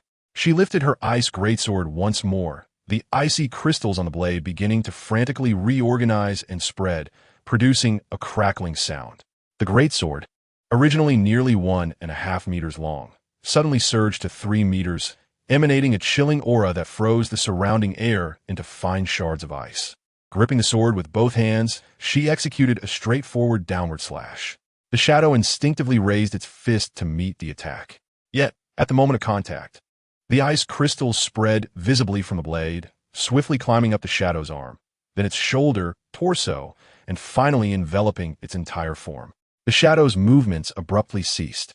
With a soft thud, the ice-encased shadow began to shatter, transforming into countless tiny ice particles that danced away in the wind. Simultaneously, the myriad of monsters across the mountains seemed to be drawn away by some invisible force. The skinless dogs, skinless humans, two-headed beasts, and those grotesquely deformed entities all halted in an instant. Their bodies began to turn transparent, like smoke blown away by the wind, gradually vanishing from the air. Fang Bai stood in stunned silence, rooted to the spot. His gaze lingered on the vacant hillside, a tumult of thoughts churning within him. He believed he might have understood. This was the distinction between the new world and the old state. Su Xiaotang, noticing his dazed expression, couldn't help but lean closer, her small face nearly touching his nose, cheerfully asking, "So, how is it, Junior? Isn't it astonishing?" "MHM, Fang Bai nodded honestly, still somewhat bewildered. "Waha," Su Xiaotang, upon receiving his acknowledgement, erupted into a fit of boisterous laughter, doubling over with glee as she proclaimed, "I haven't even revealed my true abilities yet." In the next instant, a sharp rap struck her on the head. "Ouch!" Su Xiaotang cried out, tears welling up as she looked up at the seemingly ever-approaching Lung Shuang. Her voice tinged with grievance. "Sister Lung Shuang, why did you hit me again?" Lung Shuang, her expression as impassive as ever, retracted her hand, stating, "Abilities are not meant for display." Rubbing her head, Su Xiaotang instantly became obedient. "Got it." Fang Bai, observing this exchange, couldn't help but chuckle. He suddenly felt that, despite their overwhelming power, this group appeared far more amiable than the monsters. "What are you laughing at?" Su Xiaotang shot him a glare. Fang Bai stifled his smile and asked the question that weighed heavily on his mind. "Can I also become like you?" He made a fist-pumping gesture, unabashedly expressing his yearning for great power. Su Xiaotang and Lung Shuang remained silent, but it was Lin Mo who earnestly addressed Fang Bai's query. Due to the constraints of being born in the old state, reaching the level of Lung Shuang and myself is theoretically unfeasible. However, attaining Su Xiaotang's proficiency is quite attainable with sufficient effort. "What do you mean by quite attainable?" "I'm a genius too, you know." Su Xiaotang huffed, glaring at Lin Mo. "Did you not say so? This junior of yours is also a genius. How could an ordinary person possess a mental threshold capable of generating a source of pollution?" Lin Mo winked at her. Su Xiaotang blinked, her little mind processing the information, and immediately began reciting textbook knowledge. Being able to create a source of pollution proves that the junior possesses at least a distortion-level mental threshold. He can study the sacred mark matrix alchemy, mapping, tuning, fusion deconstruction, engraving mechanism. She counted on her fingers, murmuring to herself, then turned to Lung Shuang with a face full of yearning. "Am I right?" "Indeed. Does that count for extra points?" There was a hint of fatigue in Lung Shuang's icy gaze. "Theoretical practice, plus 1 point." Su Xiaotang was so delighted that she jumped up in celebration. "Yay! I can learn so much." Fang Bai, disregarding any notions of points, was unable to conceal the desire in his eyes as he fixed his gaze on the beautiful senior before him. "Can you teach me?" "Why are you staring at me like that?" Su Xiaotang felt somewhat uncomfortable under Fang Bai's gaze. Shifting her attention to pretend she was smoothing out the creases in her skirt. "Once the source of pollution is dealt with, we will leave. There's no time to teach you. You should learn on your own at school." Fang Bai's expression fell in disappointment.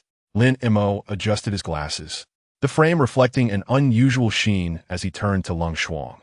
"What is the next investigation task?" Lung Shuang, her expression as stoic as ever, delivered the longest statement Fang Bai had heard from her since their meeting. In Chaozhou, at the city of Huishi, a large-scale epidemic has erupted. Our task is to investigate whether the epidemic is related to the pollution. If it is, we will cleanse it. If not, we will report it to the sword-bearer. If it is unrelated, we will directly contact the Pharmacist Bureau. Understood. Lin Mo nodded, turning his gaze to Fang Bai. Su Xiaotang has 2 months until school starts, and coincidentally, Fang Bai will also be attending the Sacred Hall University. Let's bring Fang Bai along. Reason? Lung Shuang simply uttered 2 words, her cold gaze fixed on Lin Mo. Lin Mo met her gaze and spoke softly. Fang Bai possesses a high mental threshold.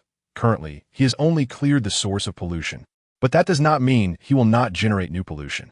Teaching him to control his mental power while keeping him close can save us a hassle. Investigators Directive 77. When encountering individuals with high mental thresholds, one must observe closely, suppress, or teach them to control their mental power. They must not be allowed to roam freely. Lung Shuang turned her head slightly, indicating her tacit agreement. Lin Mo's gaze fell back on Fang Bai. "So, what do you say? Fang Bai, are you willing to come with us? This is not coercion, just an inquiry. If you wish to stay here a little longer until school retrieves you, that's fine. If you come with us, Su Xiaotang can teach you some knowledge of the secret structures on the way, giving you a head start at school." Upon hearing that he could learn about the secret structures, Fang Bai's heart soared with joy, but the thought of the substantial gap in tuition fees darkened his expression. But I haven't gathered enough for my tuition yet. Tuition? Su Xiaotang looked puzzled. Why don't I have tuition? Lin Mo appeared contemplative. What you are referring to should be the assessment for Sacred Hall University. Depending on the environment each person is in, the content written on each notification varies. These tests of differing intensities are designed to elicit new students' negative thoughts to a certain extent. They serve as a personal risk assessment. If you exhibit negative thoughts, it is likely the result of this test. As long as you do not mutate into pollution, you will pass. Fang Bai exhaled in relief. Though he felt there was some deception in this test, the weight of another burden had finally lifted from his heart. Can I have 2 days? Although Hong Chung was not a place he felt attached to, having spent so long here, the thought of leaving suddenly left him somewhat reluctant. After all, he had survived solely due to the continuous support of those neighbors, even if it was not entirely voluntary. He felt it necessary to bid farewell. We can wait for you for a day. All right. Chapter 11. The neighborhood's transformation. The following morning, Fang Bai arrived at the blacksmith shop by special vehicle. As soon as the car stopped, he heaved and vomited, his face as pale as a sheet. Poor Junior, Su Xiaotang said, patting him on the back while teasing. I felt just like this the first time I rode in Wei Jia's car. You'll get used to it after a few more rides. Fang Bai was too nauseous to even lift his head. Is this what riding in a vehicle is like? It's terrifying. 100 times worse than those monsters. After a considerable time, Fang Bai finally recovered and looked up to see Chao Fei Wei already engaged in a conversation with Old Li. They know each other. Fang Bai suddenly comprehended the situation. No wonder Chao Fei Wei took the initiative to escort him to the blacksmith shop. His intuition hinted that this cool woman was not someone easy to deal with. As for Su Xiaodang accompanying them, it was purely out of boredom. With a seemingly unsteady gait, Fang Bai staggered towards Lao Li, exclaiming, Lao Li, I'm leaving. May I settle my wages? Lao Li leisurely extracted a cigarette from his pack, placing it between his lips. You lad, usually so unassuming, yet you quietly gained admission to Tue Guang Sheng Tang University? Come inside, I'll settle your payment. Sister Wei, do you know that old man? Su Xiaodang inquired, her large eyes darting around. Yes, Chao Fei Wei nodded gently. He used to be the doorman at Taingong Fang. I've seen him a few times. Oh, Su Xiaodang replied, slightly disappointed, having expected a reclusive master to reside here. Inside the blacksmith shop, Lao Li unlocked a cash box and withdrew several banknotes. You've worked for me for 13 days and at 30 naili per day. That totals 390 naili. Count it, the extra 100 naili is my personal investment in you. A person from Jiuzhou, upon entering the new era, will inevitably face challenges everywhere. Perhaps in the end, you will realize that staying in Jiuzhou suits you best. However, venturing out isn't a mistake. Knowledge acquired in university must be cherished, for it is the only opportunity to access knowledge freely, even in the new era. Lao Li, still holding the cigarette, pulled out a piece of cloth from the box, wrapping the money with care before handing it to Fang Bai, saying pointedly, that woman outside is a gambler. If she asks to borrow money, do not lend it to her. She never pays back. Fang Bai nodded repeatedly, feeling a hint of reluctance stir within him. He had tried working in many places, and Lao Li was the only one in Hongcheng willing to accept him. Although his time there was brief and the wages modest. For Fang Bai, it was the first time he felt accepted, and that sentiment transcended both time and money. As they exited the blacksmith shop, they noticed Chao Fei Wei pressed against the wall, her ear firmly against it, akin to a cat eavesdropping. Her concentration was intense. So much so that she did not notice Fang Bai and Lao Li's departure. Fang Bai paused, whispering, that posture seems quite professional. Lao Li, aware of Chao Fei Wei's little antics, said, all right, the wages are settled, and I've even given you an extra 100 naili. You both can go now. He sat outside the shop, taking slow puffs of his cigarette. Chao Fei Wei glanced at Lao Li, her tone tinged with reluctance. Old Li, do you really intend to take that old stuff with you to the grave? Lao Li waved his hand dismissively. What I possess is already outdated. And I've mentioned it before, I do not take apprentices, so give up on that. Chao Fei Wei's gaze dimmed slightly, but she feigned indifference. Indeed, it is rather outdated. Take it with you if you wish. Watching the car drive away, a hint of melancholy flickered in Lao Li's eyes. On the return journey, Chao Fei Wei drove at breakneck speed, the roar of the engine echoing down the narrow road. Su Xiaodang excitedly shouted, "Faster, even faster!" "Yay!" Fang Bai clutched the handle tightly, his complexion paler than before. I think I might not survive to see the new era. Soon, the car halted by the roadside. As the door swung open, Fang Bai promptly vomited, collapsing to the ground like a fish washed ashore. "Are you all right?" Su Xiaodang crouched down to poke his face. "Junior, are you still alive?" "Huh, Senior, why are there two of you?" Fang Bai mumbled, before retching again. Su Xiaodang shrieked, her shoes splattered with an unidentifiable liquid. Chao Feiwei looked down at Fang Bai, her eyes filled with curiosity, although I might have driven a tad too fast. "I've never seen anyone so prone to motion sickness. Are you the legendary CMI insulator? 11e mai insulator?" Su Xiaotang, previously turned her head in curiosity upon hearing the term.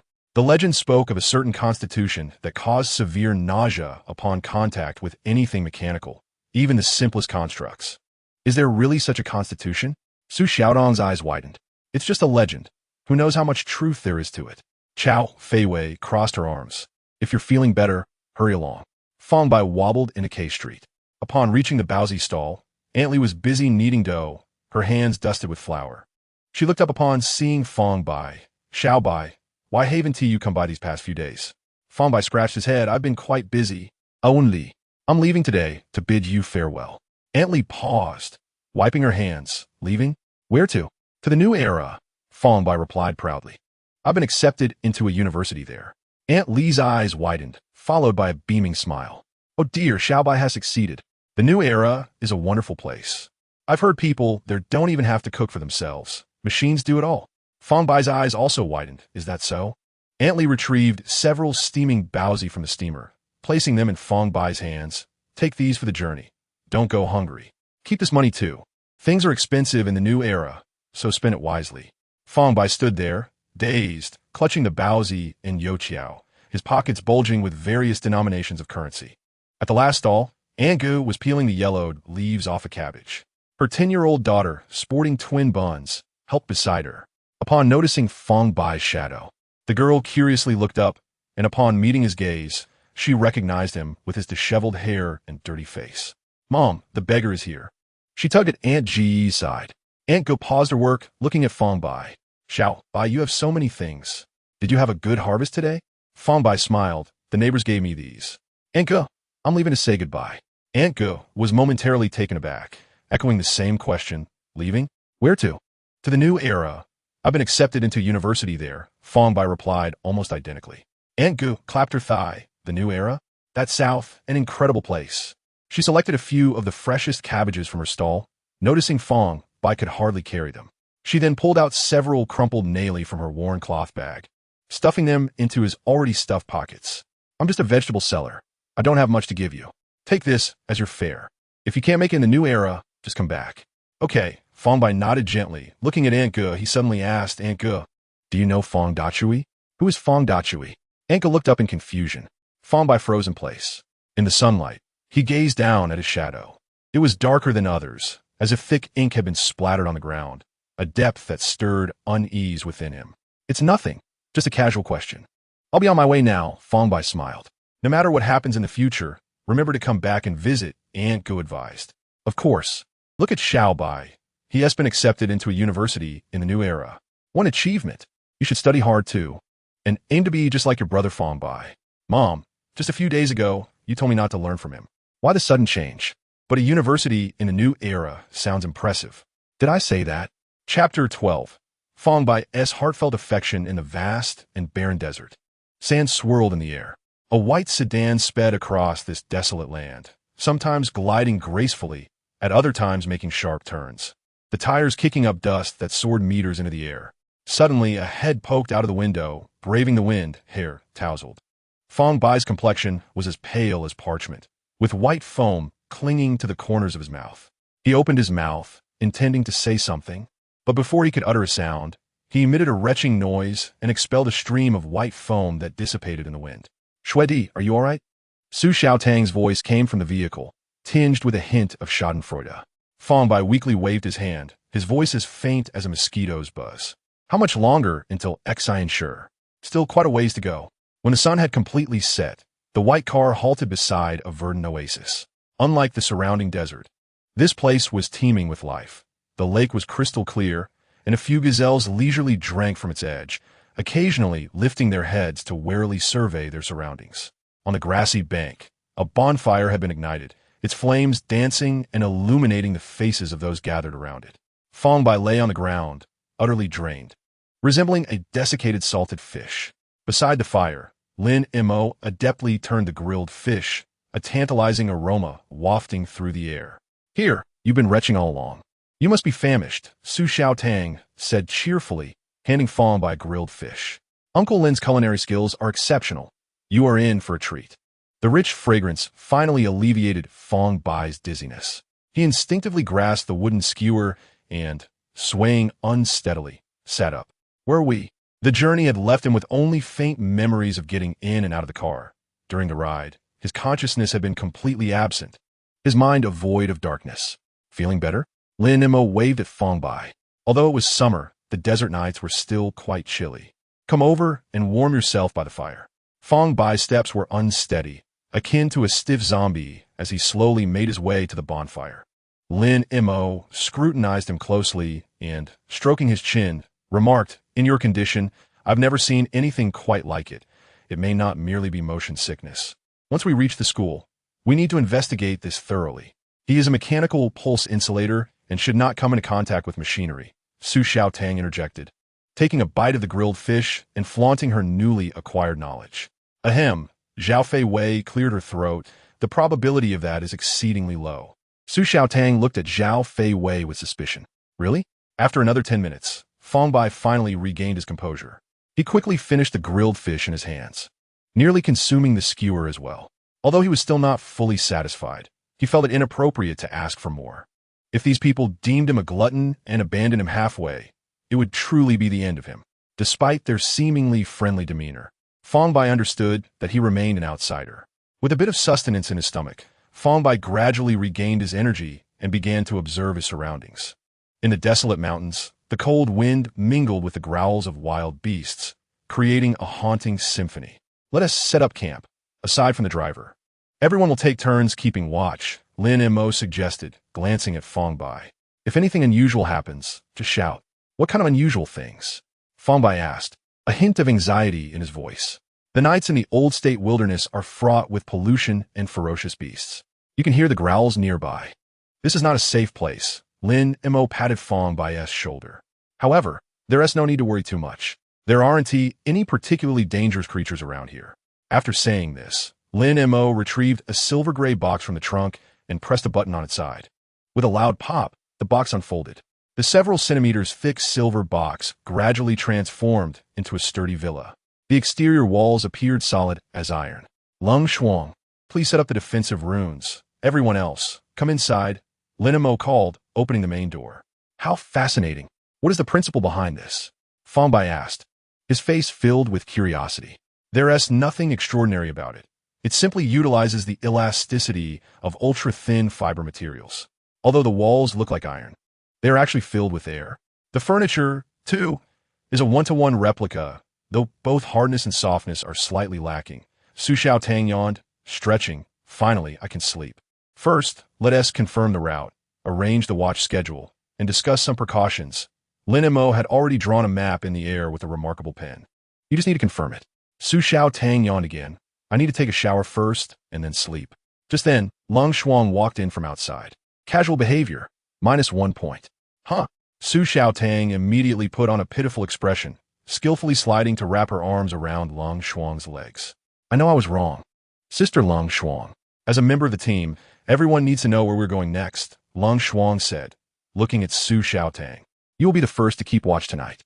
"Oh." Su Xiaotang displayed a woeful expression as she sat at the table, feeling utterly disheartened. Then Montauk chuckled.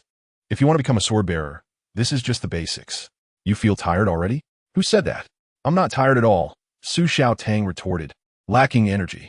"We are currently at the border of Lingxing State. We expect to cross into Anqiao State tomorrow, and we will need to camp outside again. This route is a straight line. We won't take any detours. The day after tomorrow, we will complete our resupply in the main city of Anqiao State, Chaohai City, before heading north to Limei City. Is there any dissent?" Lin Mo looked at the group. Fang Bai, Su Xiaotang, and Zhao Fei Wei all remained silent. Only Leng Shuang appeared serious, stating, "No dissent." "All right, the watch order will be Su Xiaotang, Fang Bai, me, and Leng Shuang, each for 2 hours." Meeting adjourned. After assigning the watch duties, Lin Mo turned to Fang Bai. "Fang Bai, come with me. I will show you to your room." Fang Bai followed Lin Mo through the living room to a door at the far eastern end. "This is yours. You'll be able to see the sunrise in the morning." Lin Mo opened the door, which creaked slightly on its hinges. The room was not large, but was arranged quite cozily. A single bed was placed against the wall, adorned with a beige bedspread that looked soft and comfortable. Opposite the bed stood a wood-colored wardrobe, its doors etched with simple, geometric patterns. There was also a small desk by the window. "This is your room. Avoid placing hard objects in the cupboard. They may get crushed during compression. Get to bed early. Su Xiaotang will call you for your shift later." Lin Mo seemed to remember something and earnestly reminded, "For convenience, go outside when needed. There's no bathroom inside, nor can you bathe here. If you wish to shower, ask Su Xiaotang. She has a way." Fang Bai nodded repeatedly. Bathing was of little concern to him. Generally, he bathed whenever it rained. After Lin Mo left, he closed the door behind him. Lying on the soft bed, Fang Bai's mind was racing, making it impossible to fall asleep. He was in an extremely heightened state of excitement.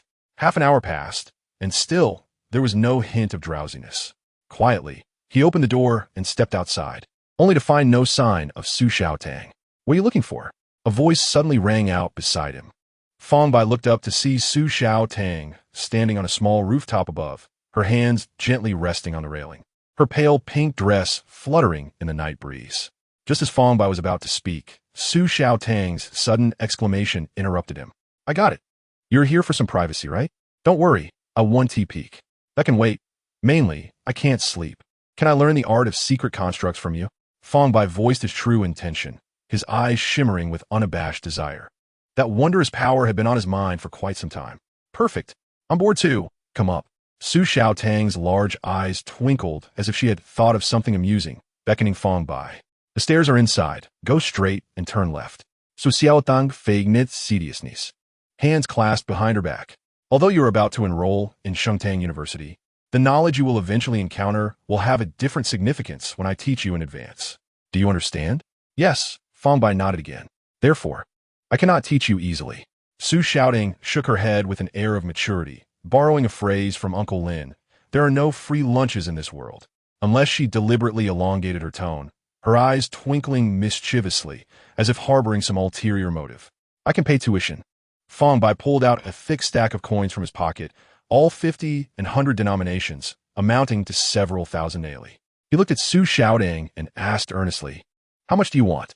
To him, the acquisition of such knowledge was worth any price. In the future, once he ventured into the new world, he could earn more money through his adept skills. This investment was one he was willing to make. "What would I do with your money?" Su Xiaotang waved her hand dismissively. "Unless you can call me Teacher Su or Teacher Xiaotang." She paused and added, "But only during class. Outside of that, you can call me Senior Sister. What do you think?" Fang Bai blinked and promptly returned the money to his pocket, unhesitatingly saying, "All right, Teacher Xiaotang. Excellent. Let us commence our first lesson." Su Xiaotang clasped her hands behind her back and circled around Fang Bai. "Sit on the ground and imagine this is the classroom, and I am the teacher." "Very well." Fang Bai obediently sat on the ground, straightening his back. "Now that the class has begun, what should you say?" Su Xiaotang slightly raised her chin. Fang Bai blinked again, his mind racing, quickly grasping the young lady's expectations. He cleared his throat and earnestly said, "Hello, Teacher Xiaotang." This moment marked an awakening of a new world for him, yet was perceived by the girl as a playful teacher-student interaction. He struggled to suppress the fervent desire within him, the yearning to absorb knowledge. He longed to step into that entirely new realm. The shadows and the moonlight quivered incessantly, as if stifling something. For our first lesson, let us discuss what Miko Shui is. Su Xiaotang paced around Fang Bai. Miko Shui, also known as the Nine Great Gates, encompasses Shenghen, Juzhen, Lianjin, Suhui, Tongjiao, Rongzhu, Jieko, Qian, and CMI. Each discipline is profound, and it is exceedingly rare for an ordinary person to master even one in their lifetime. At the university, aside from Tianfu and Zhongma Huixiang, Miko Shui is the most crucial course. Upon reaching this point, Su Xiaodang smiled mischievously, stating, I only know two aspects of Miko Shui, namely Xinghan and Jujin. However, Xinghan requires various materials for practice, which are certainly unavailable in this desolate wilderness, so I can only teach you Jujin. In fact, I am merely a novice in Jujin as well, but it is certainly sufficient for teaching you. Su Xiaodang raised her head slightly with a hint of pride. Jujin is also referred to as matrix magic, and unlike the equivalent exchange in Lianjin, the only exchange for Jujin is mental energy.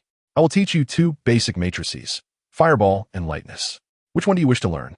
Fang Bai licked his lips. Wanted to learn both. You can only choose one. Su Xiaodang raised an eyebrow. Although they are basic matrices, they are not as simple as you might think. Fang Bai pondered. Fireball reminded him of the scene where the light sphere released by the missionaries exploded, suggesting a similar ability. Lightness, on the other hand, would make him lighter, enabling him to run faster and jump higher. He could already jump higher than the average person, so if he learned lightness, would he be able to fly? Most importantly, after enduring various monsters recently, Fang Bai now believed that having the ability to escape was the best capability for survival. I choose lightness. Fang Bai made his decision. Very well, lightness is a quintessential enhancement matrix. Your judgment is as good as mine. It was also my first choice. Su Xiaodang gave Fang Bai an approving glance. Before learning the matrix, you must memorize this definition. It is very important.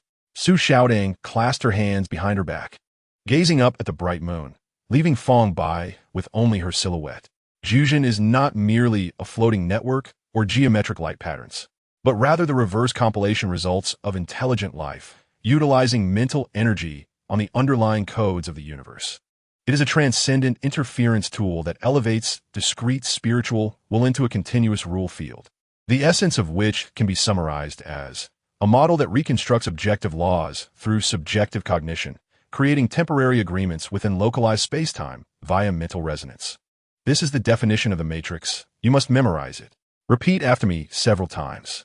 If you find it difficult to remember, I will find you a notebook tomorrow. Can I take a look at that notebook? Fang Bai inquired tentatively. Why? Su Xiaodang, with a wary expression, clutched the notebook protectively. Just a few glances and I'll have it memorized. Fang Bai asserted. No. Su Xiaodang immediately refused without a second thought, as if the notebook contained monumental secrets. Glancing at it and reading it are similar. Repeat after me. I will say one line, and you will repeat it. Fine. Actually, I have already memorized it. Uh-huh. What comes next? Su Xiaodang I Fang Bai suspiciously. Clearly convinced. Try reciting it. Jujin is not merely a floating network or geometric light patterns, but rather the reverse compilation results of intelligent life utilizing mental energy on the underlying codes of the universe. It is a transcendent interference tool that elevates discrete spiritual will into a continuous rule field, the essence of which can be summarized as a model that reconstructs objective laws through subjective cognition, creating temporary agreements within localized spacetime via mental resonance. You truly memorized it, word for word. Su Xiaodang, astonished and envious, wished he could share a fraction of his remarkable memory. Can we officially begin learning now? Chapter 14.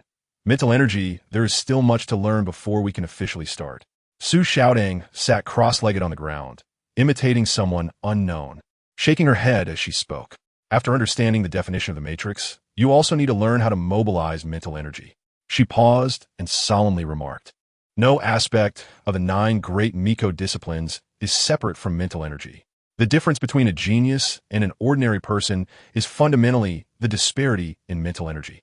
You previously created a source of pollution, indicating that your mental energy threshold has reached the distortion level, close to LV1. At this point, she sighed, in terms of innate mental thresholds. You are not too inferior to me, but alas, you are from Jojo. She shook her head, forcing a look of lamentation for the gifted onto her youthful face. Fang Bai was taken aback, unable to help but ask, can't people from Jojo also learn Miko Shui? They can, but Miko Shui will always be supplementary. Once you arrive at school, you will understand. Let us not dwell on this. Let us continue the lesson. Fang Bai straightened his posture and quickly entered a state of learning. The first step is to find your mental energy. Su Xiaodang patted the ground. Your sitting posture is incorrect. You need to sit like I do. Fang Bai imitated her, crossing his legs. Is this the correct way to sit? Su Xiaodang nodded thoughtfully, but suddenly furrowed her brow. She leaned closer to Fang Bai and took a careful sniff, then recoiled in distaste, scooting back a bit. I could smell in the car. You really need to take a shower. You smell sour. Come to my room tomorrow night. Just keep your distance from me. Su Xiaodang shot him a glare. Oh, Fang Bai obediently shuffled back.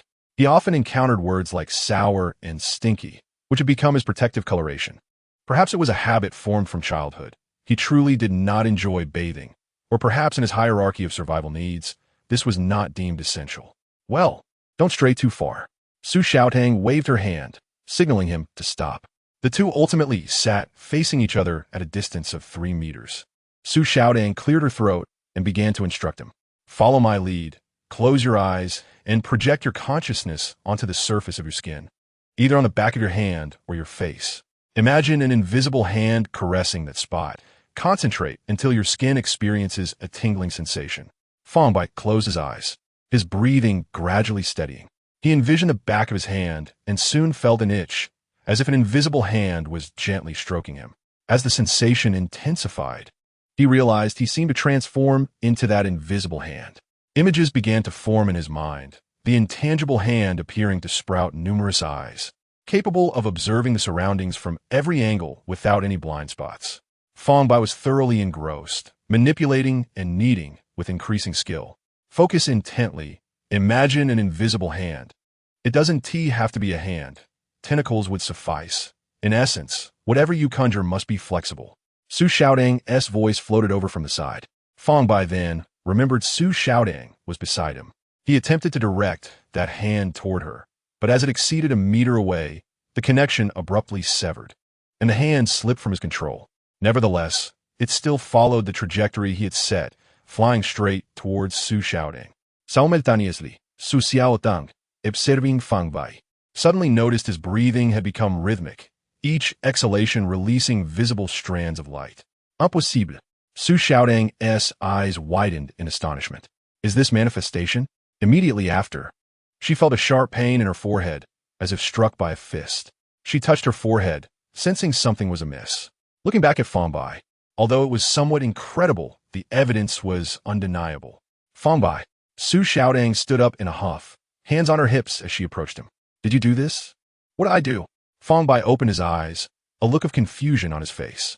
Su Xiaodang regarded him suspiciously. Have you found your mental power? Yes, I have. Fang Bai nodded with some excitement. It seems that hand can't fly too far. It loses control beyond a meter, and I also feel a bit dizzy now. Barely had he finished speaking when Fang Bai's consciousness abruptly shut down, and he collapsed into Su Xiaodang's arms. Su Xiaodang instinctively stepped back, but poor Fang Bai fell headlong to the ground. Fang Bai, what is wrong? Don't scare me. Su Xiaodang panicked, her petite frame lifting Fang Bai as she hurried downstairs. Uncle Lin, come quickly, she shouted as she ran, her voice tinged with urgency. When Fang Bai next opened his eyes, he realized he was seated in a car, the scenery outside the window racing by, the desert sands sparkling under the sunlight. Where am I? Fang Bai blinked, his head still somewhat foggy. Turning to his right, he found Long Shuang sitting beside him, the rigid armor pressing uncomfortably against him. To Long Shuang's right sat Su Xiaodang, who was gazing out the window, a pen clenched between her teeth, occasionally jotting down a few words in her notebook. Lin Imo sat in the front, leisurely polishing his handgun with cloth. Hearing the commotion, he glanced back with a smile. You're awake? How could I pass out? Fang Bai strained to recall the events preceding his fainting. He had learned to use his mental power, and then everything went blank. This was not the first time for him.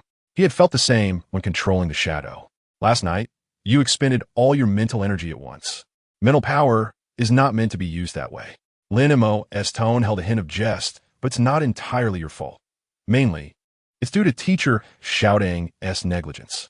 How was I to know he would progress so quickly? Su Xiaodang gritó indignantly. We had to even reach that point yet. Lin Imo set down his handgun and patiently explained. You manifested a hand using all your mental energy, then you directly cast it out, leading to your mental exhaustion. Mental power serves the brain like oil lubricates machinery. Without it, the brain becomes dry and experiences operational stuttering. At that point, to protect itself, the brain will forcibly enter a state of dormancy. Is that so? Fang Bai nodded thoughtfully. So, it follows that fainting from controlling the shadow was also due to depleting my mental energy. Suddenly, Fang Bai felt a wave of discomfort wash over him, his stomach churning violently. He tapped on the car window, looking quite unwell. Chow Fei Wei, seeing Fang Bai's reaction through the mirror, immediately rolled down the window next to him. Bleh, bleh, bleh. Fang Bai leaned out the window, retching violently. Lung Shuang remained expressionless, but quietly shifted away, wary of being splattered. Su Xiaodang seemed accustomed to this, teasing him. Why don't you try walking to Xianshi? Fang Bai was too weak to respond, his mind a blank slate. Chapter 15, Meditation. At sunset, the silver box was once again inflated, resembling a colossal, bouncy castle standing firm in the desert. After satisfying his needs, Fang Bai first addressed personal matters in the wild. Upon returning, he felt rejuvenated, as if several pounds had been lifted from him. Following Su Xiaodang's instructions, Fang Bai arrived at her room. He pushed the door open directly, and a faint fragrance wafted over, the room filled with a youthful charm. The pink walls were adorned with several cartoon stickers, and a row of adorable dolls sat atop the dresser, some dressed in tiny skirts, others wearing bows. A gigantic plush bear rested by the bed, its round eyes seemingly welcoming Fang Bai to Su Xiaodang's sanctuary. Su Xiaodang lay sprawled on the bed, her brow arched. Don't you know to knock before entering someone else's room? Fang Bai stood frozen for a moment, then, after 2 seconds, regained his composure, closed the door, and knocked again. Come in. A cheerful voice from within soon beckoned. This time, she beamed with a smile. Opening a nearby cabinet, she gestured for Fang Bai to enter. Above the cabinet was a device Fang Bai did not recognize. This is the Lian Jin Gong Zhao, a creation made through alchemy with special functions. Just inject mental energy, and it will dispense water, Su Xiaodang explained. The water will automatically disappear after a while. Don't ask me for specifics, as I don't know either. Wait until the water dries up before you open the door. This set of clothes belongs to Uncle Lin. I'll go keep watch now. After you're clean, come find me for more lessons. Oh, Fang Bai nodded blankly, complying with the arrangement. Stepping into the cabinet, he first looked up at the peculiar device resembling a large spoon with many holes. He attempted to channel his mental energy into it, and the holes immediately sprayed out water, the temperature just right, without wasting too much mental energy. With his reserves, he could easily wash for 2 hours. It's simply marvelous. Fang Bai's eyes widened, silently marveling. But knowing he had new knowledge to learn ahead, he didn't want to delay, quickly shedding his clothes and increasing the water flow. As he washed, bubbles suddenly formed on his skin, and the water seemed to be mixed with other substances. Fang Bai felt even more amazed, thinking to himself how wonderful it would be to have one of these. He silently mused until the water in the cabinet completely vanished before stepping out. A set of somewhat oversized clothes lay on the bed. Fang Bai quickly donned them and exited the room. In the living room, Lin Mo, Lung Shuang, and Chow Fei Wei were seated together, engaged in a hushed discussion. Upon hearing the commotion caused by Fang Bai, the three turned their gazes towards him in unison. You are Fang Bai? A hint of astonishment flickered in Lin Mo's eyes behind his glasses. What's the matter? Fang Bai responded with a touch of confusion, wondering if he was no longer recognized. It's nothing, Lin Mo chuckled softly. Hurry up, Teacher Xiao Tang is waiting for you upstairs. What's with this kid? He seems like a different person, Lin Mo mused, glancing at Lung Shuang, who indeed reflected a shade of concern in her eyes. This is an innate temperament. Add a hint of languor to it, and who knows how many romantic entanglements he may attract in the future, Chow Fei Wei teased. Fang Bai's oversized robe appeared somewhat comical as he wobbled upstairs. On the rooftop, Su Xiaodang was meditating with her eyes closed, releasing delicate strands of light from her mouth. Hearing footsteps, she opened her eyes. You're here? Today I will teach you how to finally control your mental energy. You are Fang Bai? Her large eyes blinked in disbelief. Fang Bai nodded, perplexed, wondering if Su Xiaodang no longer recognized him. I will teach you the basics of meditation. Sit like I do. Su Xiaodang shook her head, casting aside distractions from her mind. How could someone as talented as her be deceived by appearances? All is but fleeting illusion, she chanted internally. All right, what's next? Fang Bai inquired. Next, close your eyes and relax. Didn't you manifest a hand yesterday? Now, try to disperse your mental energy as much as possible. The finer it is, the better. Relax, empty your mind, and imagine merging with your surroundings until you gradually lose awareness of your body and enter a state of ethereal meditation. Take your time. Su Xiaodang instructed in one breath. She noticed Fang Bai had already entered the state. Following her guidance, he closed his eyes, relaxed his body and mind, and dispersed his mental energy into countless points. Gradually, he felt as though he had merged with the surrounding air, his body becoming weightless while his consciousness remained exceptionally clear. Have I learned this? Su Xiaodang gazed at the colorful specks of light floating beside Fang Bai, twinkling like stars, feeling a twinge of discouragement. She understood that her guidance to Fang Bai was woefully inadequate, as she herself was only a novice. When she learned this step, she had the aid of equipment and a master-esque guidance, taking nearly half a day to grasp it. Yet, she was still regarded as a genius by the school.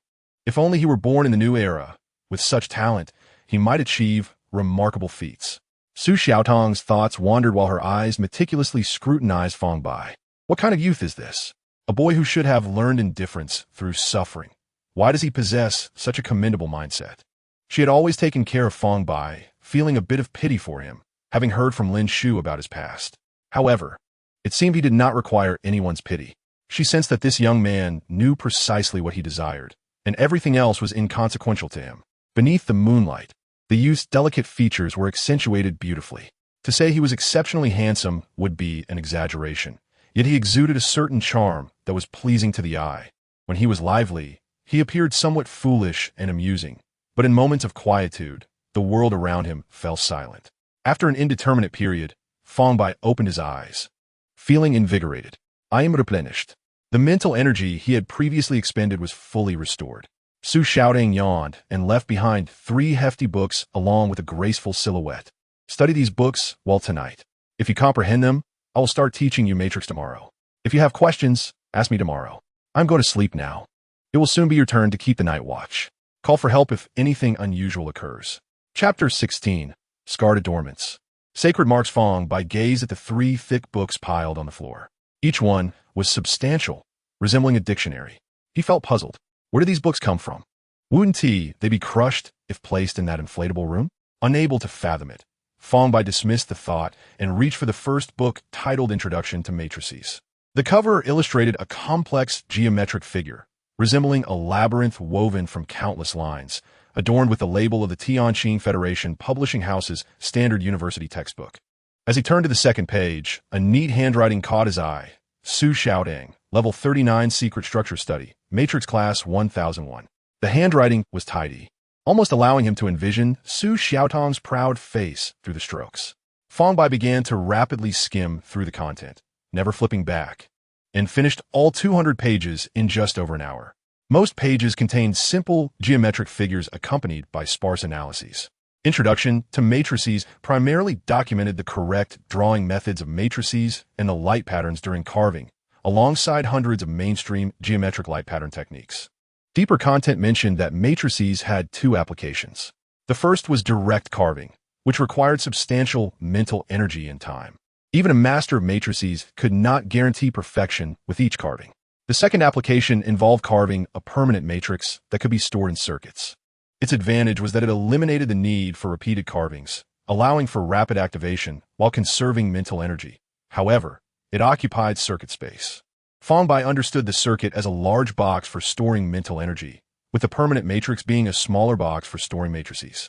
If mental energy were likened to water, placing a small box containing a matrix inside a large box filled with water would inevitably lead to overflow, representing circuit occupation. Furthermore, as long as the small box remained within the large box, the latter could never be filled to capacity. According to the book, before reaching a mental threshold of LV1, having 2 basic permanent matrices was sufficient, with a maximum of 3 to avoid negative effects of mental energy deficiency. If one were to study other secret structures simultaneously, only 1 permanent matrix should be carved, as most secret structure products required circuit space. Moreover, practicing secret structures demanded repeated consumption of substantial mental energy, and the remaining circuit space would influence the speed of practice.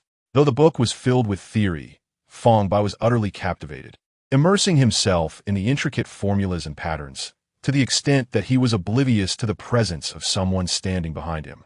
Can you truly comprehend it? Given how engrossed you seem? Lin Mo's light voice suddenly resonated from behind, startling Fang Bai, causing the book in his hands to fly out. He clumsily caught it, turning to see Lin Mo, and finally sighed in relief. Lin Shu. He addressed him for the first time, feeling somewhat unfamiliar. I can understand a bit. Though I am still unsure of the significance of the patterns, Fang Bai replied honestly. Understanding even a bit is quite impressive. Lin Mo chuckled, patting him on the shoulder. Since you call me uncle, feel free to ask me anything you don't understand. I have a little knowledge about matrices too. He added, of course. If you're tired, you can return to sleep now. It will soon be my turn to keep watch. I'm not tired yet. Fang Bai shook his head vigorously, then looked at Lin Mo with bright eyes. Lin Mo Shu, are you stronger than Su Xiaodang? Isn't it obvious? I'm a tad stronger than her. Lin Mo nodded lightly, a smile curving his lips. What is this? Are you considering switching teachers? Fang Bai scratched his head, grinning. You both can be my teachers. You are quite greedy, but that is the proper attitude towards knowledge. Lin Mo assessed Fang Bai with a hint of approval in his eyes. Unfortunately, I cannot teach you anything further. If you can master what Su Xiaotang has taught you, that will suffice for you to make waves at school. Upon hearing this, Fang Bai remained undeterred. He pointed to the book he was holding, his eyes brimming with desire. Uncle Lin, the book states that the essence of the 9 secret structures lies in mental power. However, a person's energy is limited. It is impossible to cultivate too many structures simultaneously. Could you enlighten me on the distinctions between these structures? Which one do you believe would be suitable for me? Lin Mo gazed at the eager expression on Fang Bai's face and chuckled softly. You certainly know how to focus on the essentials. Very well, let me give you a brief overview. He casually swept his coat aside and sat across from Fang Bai. His tone relaxed, as if engaging in a casual chat. This attire does not quite suit you. Fortunately, we will be heading to Chao Haichang for supplies tomorrow, and I shall procure a fitting outfit for you. Fang Bai nodded enthusiastically. I have money. He had accumulated some savings, and since being introduced to such powerful knowledge, his obsession with wealth had considerably diminished. If they intended to buy, then let them buy, as long as it allowed him to acquire more knowledge. Fang Bai's initial response momentarily took Lin Mo aback. He shook his head in resignation and then inquired, do you prefer direct combat or logistics? Fang Bai felt conflicted between combat and logistics. He was uncertain. Nonetheless, he leaned towards combat, as the previous scenes had left an indelible impression on him. If it were logistics, would that mean he would lack those formidable abilities? Combat, Fang Bai en soir de décisivité. Lin Mo lifted his gaze to the luminous moon above and began to speak slowly, his voice soft and gentle. Among the 9 secret structures, there are 4 that lean towards combat: Holy Mark, Matrix, Alchemy, and Machinery Pulse. Of these, Holy Mark and Matrix specialize in combat, while Alchemy and Machinery Pulse are more comprehensive. You have already studied Matrix. Similar to Matrix, Holy Mark has 2 varieties: Scar Holy Mark and Accessory Holy Mark. The Scar Holy Mark involves taking a Holy Mark potion to create unique wounds on the body, which harbor latent Holy Mark power. The Accessory Holy Mark is the current mainstream form, crafted through secret techniques that blend various materials to create portable accessories containing latent Holy Mark abilities. The reason Accessory Holy Mark is prevalent is not merely due to easier production, but fundamentally because it possesses commercial value, allowing for unrestricted buying, selling, and gifting. The distinction between Scar Holy Mark and Accessory Holy Mark lies in the former's permanence. It incurs no wear and tear and requires no repairs. Once the potion is consumed, one can almost permanently acquire Holy Mark abilities, whereas Accessory Holy Mark necessitates regular maintenance and can degrade with excessive use. Upon hearing this, Fang Bai appeared contemplative. If that is the case, does it not imply that Holy Mark is superior to Matrix? If one were adorned with numerous Accessory Holy Marks, would they not possess a multitude of abilities? Lin Mo shook his head with a smile. The thresholds within the circuit will balance all of this. What thresholds? You will understand once you have inscribed your first eternal matrix. Knowing too much at once will only cloud your thoughts. If you wish to learn about other structures, focus on your studies at school. Everything you seek will be there. For now, studying matrix is quite sufficient. It has a low threshold and high potential, making it the most popular structure. Holy Marks can be purchased with money, although their practicality is comparable to Matrix. The number of people who can actually create Holy Marks is limited. The mass-produced Holy Marks from large organizations vary in abilities and are of decent quality, but more importantly, their prices are not exorbitant. In such an environment, who would spend a fortune to buy materials to practice creating Holy Marks? Since you are not tired yet, why not help me keep watch? Lin Mo stood up, straightened his clothes, and continued, "If there is any unusual occurrence, the surrounding engravings will alert you. Just wake us before the engravings are breached." He then removed his golden-rimmed glasses, gently rubbed the bridge of his nose, folded the glasses, and stowed them in his pocket. With that, Lin M.O. waved goodbye and turned to descend stairs. After Lin M.O. left, Fang Bai picked up the second book, Principles of Mental Resonance, and began to peruse its pages. This book elaborated on how to resonate with different energies using mental power and the methods to achieve resonance with matter. After flipping through a few pages, Fang Bai quickly became engrossed. Chapter 17. Arrival at Chao Haicheng. What are you doing here? Where is Lin M.O.? A cold voice pulled Fang Bai from his ocean of knowledge. He looked up to meet the icy gaze of Lung Shuang, which sent a shiver down his spine. Uncle Lin has gone to sleep. I'm not tired and am reading while keeping watch. Fang Bai replied honestly, his voice tinged with caution. Lung Shuang's eyes fell upon the book in his hands, her brows slightly raised. Is that Su Xiao Tang's textbook? Yes, Fang Bai nodded gently. Suddenly, he felt a chill wash over him, causing him to sniffle and draw back the running nose. When he looked up again, he found Lung Shuang sitting directly across from him. Fang Bai felt as if an insurmountable iceberg had taken a seat before him, and the already chilly atmosphere dropped even further. Lung Shuang scrutinized Fang Bai for a considerable time, making him quite uncomfortable. Is there something in the book that you do not understand? Upon hearing this question, Fang Bai immediately perked up.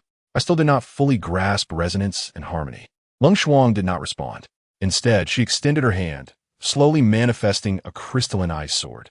If this were merely an ordinary ice sword, applying mental power to it to enhance its strength and sharpness would constitute the simplest form of material resonance. Next, a faint blue glow enveloped the ice sword as she continued. If the ice sword is also imbued with ice attribute energy and mental power adheres to this energy, resonance will occur. This represents the most fundamental form of energy resonance. Fang Bai could not help but reach out to touch the ice sword, but before he could, a single glare from Lung Shuang sent him retreating. She retracted the ice sword and once again focused on the book in Fang Bai's hands. Resonance is simple. You could practice it with a stone picked up from the ground. However, to comprehend resonance, you must first master the matrix before attempting it. Fang Bai appeared contemplative. Thank you, Sister Lung Shuang. MHM. Lung Shuang nodded gently, rising to her feet. If there are no further questions, I will head to bed. You keep watch. Without waiting for Fang Bai to respond, she swiftly turned and descended the stairs. Once Lung Shuang was gone, Fang Bai exhaled a sigh of relief, feeling the surrounding temperature gradually rise once again. Setting the book aside, he picked up the third volume, The 12 Paths of Hyperdimensional Geometry, opened its pages, and continued to immerse himself in the sea of knowledge. This book primarily discussed how to depict hyperdimensional geometry through mental power to construct matrix structures that transcend three-dimensional space. The normal world consists of only 3 dimensions, yet mental power is hyperdimensional. Theoretically, the limits of imagination equate to the limits of mental power. As night faded, the dawn approached. What a refreshing sleep. Su Xiao Tang rubbed her eyes, peering out from the staircase, appearing still half asleep. Fang Bai, have you been awake all night? Hearing her voice, Fang Bai snapped back to reality from his literary reverie. He too rubbed his sore eyes, but managed a satisfied smile. Has dawn arrived? I have finished reading everything. Here are the books. Fang Bai stacked the 3 volumes and handed them to Su Xiao Tang, watching her tuck them into a small pocket in her skirt. How did you fit them in there? Fang Bai could not contain his curiosity. It's a treasure pouch. Su Xiao Tang proudly produced a gray fabric bag from her pocket, shaking it slightly. It contains a small space for storing miscellaneous items. To think such a tiny pouch could hold an entire book. He silently resolved to acquire such a bag in the future. Fang Bai followed Su Xiao Tang down the stairs, and as they reached the living room, Lung Shuang handed him a cup formed from condensed ice, filled halfway with water. Without a second thought, he accepted it and drank it all. Burp. It was a bit salty. It was mouthwash. Lung Shuang retrieved the cup and casually crushed it into icy shards. Oh, Fang Bai was unfazed. Mouthwash was not undrinkable, after all, and he had long grown accustomed to various peculiar tastes. At that moment, the furniture in the room began to deflate, resembling balloons from which air had been extracted. Lin Mo's voice echoed from outside, urging them to hurry out if they didn't want to be caught. Fang Bai quickly dashed out of the house. with Su Xiaotang and Lung Shuang strolling leisurely behind him. As they stepped outside, the inflatable villa behind them let out a soft pop and collapsed into a piece of fabric, ultimately retracting entirely into a silver box. The car roared forward across the desert. Fang Bai, as usual, leaned his head out of the window, but this time he did not vomit. Instead, he was fast asleep. His head bobbed along with the car's bumps. Su Xiaotang, bored, was jotting down notes. Lin Mo and Lung Shuang were lost in their thoughts. The only serious person on the vehicle was the driver, Chao Fei Wei. Sunlight bathed the desolate landscape, casting a long shadow of the car over the yellow sands. In the distance, an ancient city stood solitary at the end of the desert. The city walls were weathered. The earthy bricks had become rounded and indistinct from the relentless wind and sand, yet they stubbornly stood tall. Lin Mo glanced at the mechanical pocket watch on his wrist. It was later than anticipated. They would rest in the city tonight. Hooray! Finally, no more night watch. Su Xiaotang exclaimed feebly, thrilled at the prospect of a good night's sleep. Chapter 18. Circuit overload in the evening. Fang Bai, exhausted from shopping for supplies with the group, found a high-end inn in the city, where they booked 5 rooms, each with private bathrooms. His yearning for knowledge in the field of secret structure had completely overshadowed any appreciation for external experiences. In his former self, he would have marveled at the inn's opulence and the deliciousness of the dinner. However, now, everything he ate lacked flavor, and his mind was solely preoccupied with the pursuit of knowledge. To others, he appeared somewhat absent-minded, as if enchanted. He was eagerly awaiting the night, anticipating this opportunity. Standing at the door of Su Xiaotang's room, Fang Bai trembled with excitement. Finally, the night had arrived. He took a deep breath, pushed the door open, and closed it behind him. However, at that very moment, he turned to find himself staring into Su Xiaotang's astonished eyes. She wore a thin nightgown adorned with cute little rabbits, droplets of water still clinging to her hair. Clutching a plush toy of an unknown animal tightly in both hands, she pressed her lips against its fuzzy face. Before Fang Bai could explain himself, he found himself ensnared by slender strands of light, bound like a rice dumpling. What do you intend to do? Su Xiaotang's voice held a hint of panic and anger. I came to study Matrix. Fang Bai struggled momentarily, realizing he could not move, and could only helplessly explain. Knock, knock. Don't you know how to knock? Su Xiaotang stamped her foot in frustration. With a gentle tug, the door behind Fang Bai swung open automatically, and he was lifted by an invisible force, slowly floating out of the room, ultimately landing with a thud on the carpet in the hallway. After a while, the door opened again, and Fang Bai floated back in. By this time, Su Xiaotang had changed into a new dress, embellished with twinkling sequins reminiscent of stars in the night sky. She sat on the edge of the bed with her arms crossed, gazing at Fang Bai with a look of exasperation. Have you finished the books I showed you yesterday? She inquired. Yes, Fang Bai nodded. Did you understand everything? Almost, he nodded again. All right, today you can begin to truly depict Matrix. Regardless of how quickly you learn the theory, it requires countless repetitions to fully illustrate a matrix. You sit there while I teach you how to depict lightness, but I can only teach you for an hour at most, as I need to sleep early tonight. Do you understand? Understood. Fang Bai nodded repeatedly, his eyes brimming with excitement, akin to a wolf that had not eaten for 3 days, finally spotting meat. Since you comprehend the contents of those 3 books, I won't teach you the drawing method. I will directly illustrate the structural layers. If you can keep up, then replicate it alongside me. Su Xiaotang stood up, and a faint layer of light patterns emerged beneath her feet. She began her explanation. Imagine your mental energy as a pen. Envision yourself as a point within a hyperdimensional coordinate system, using the ground as a boundary to define positive and negative aspects across multiple dimensions. A standard matrix typically comprises 7 major layers: the core light pattern layer, the circuit connection layer, the light pattern connection layer, the element node layer, the spatial node layer, the stabilization layer, and the activation layer. Each layer of the foundational matrix is quite simple. First, watch me draw it once. Do not use your eyes. Utilize the meditative perspective of your spirit. Core light pattern layer. A simple geometric pattern resembling a hexagram appeared on the ground beneath Su Xiaotang's feet. Circuit connection layer. A strand of faint golden energy spiraled outward from the core layer. Light pattern connection layer. At the junction of the first 2 layers, a burst of white radiance erupted, and increasingly complex geometric light patterns began to proliferate. Element node layer. All the lines were cloaked in a teal color, symbolizing the wind attribute. Spatial node layer. Light patterns emanated from the circuit connection layer, traversing surreal dimensions to connect with Su Xiaotang. Stabilization layer. The entire matrix seemed to come alive, with teal wind attribute energy flowing gently across its surface.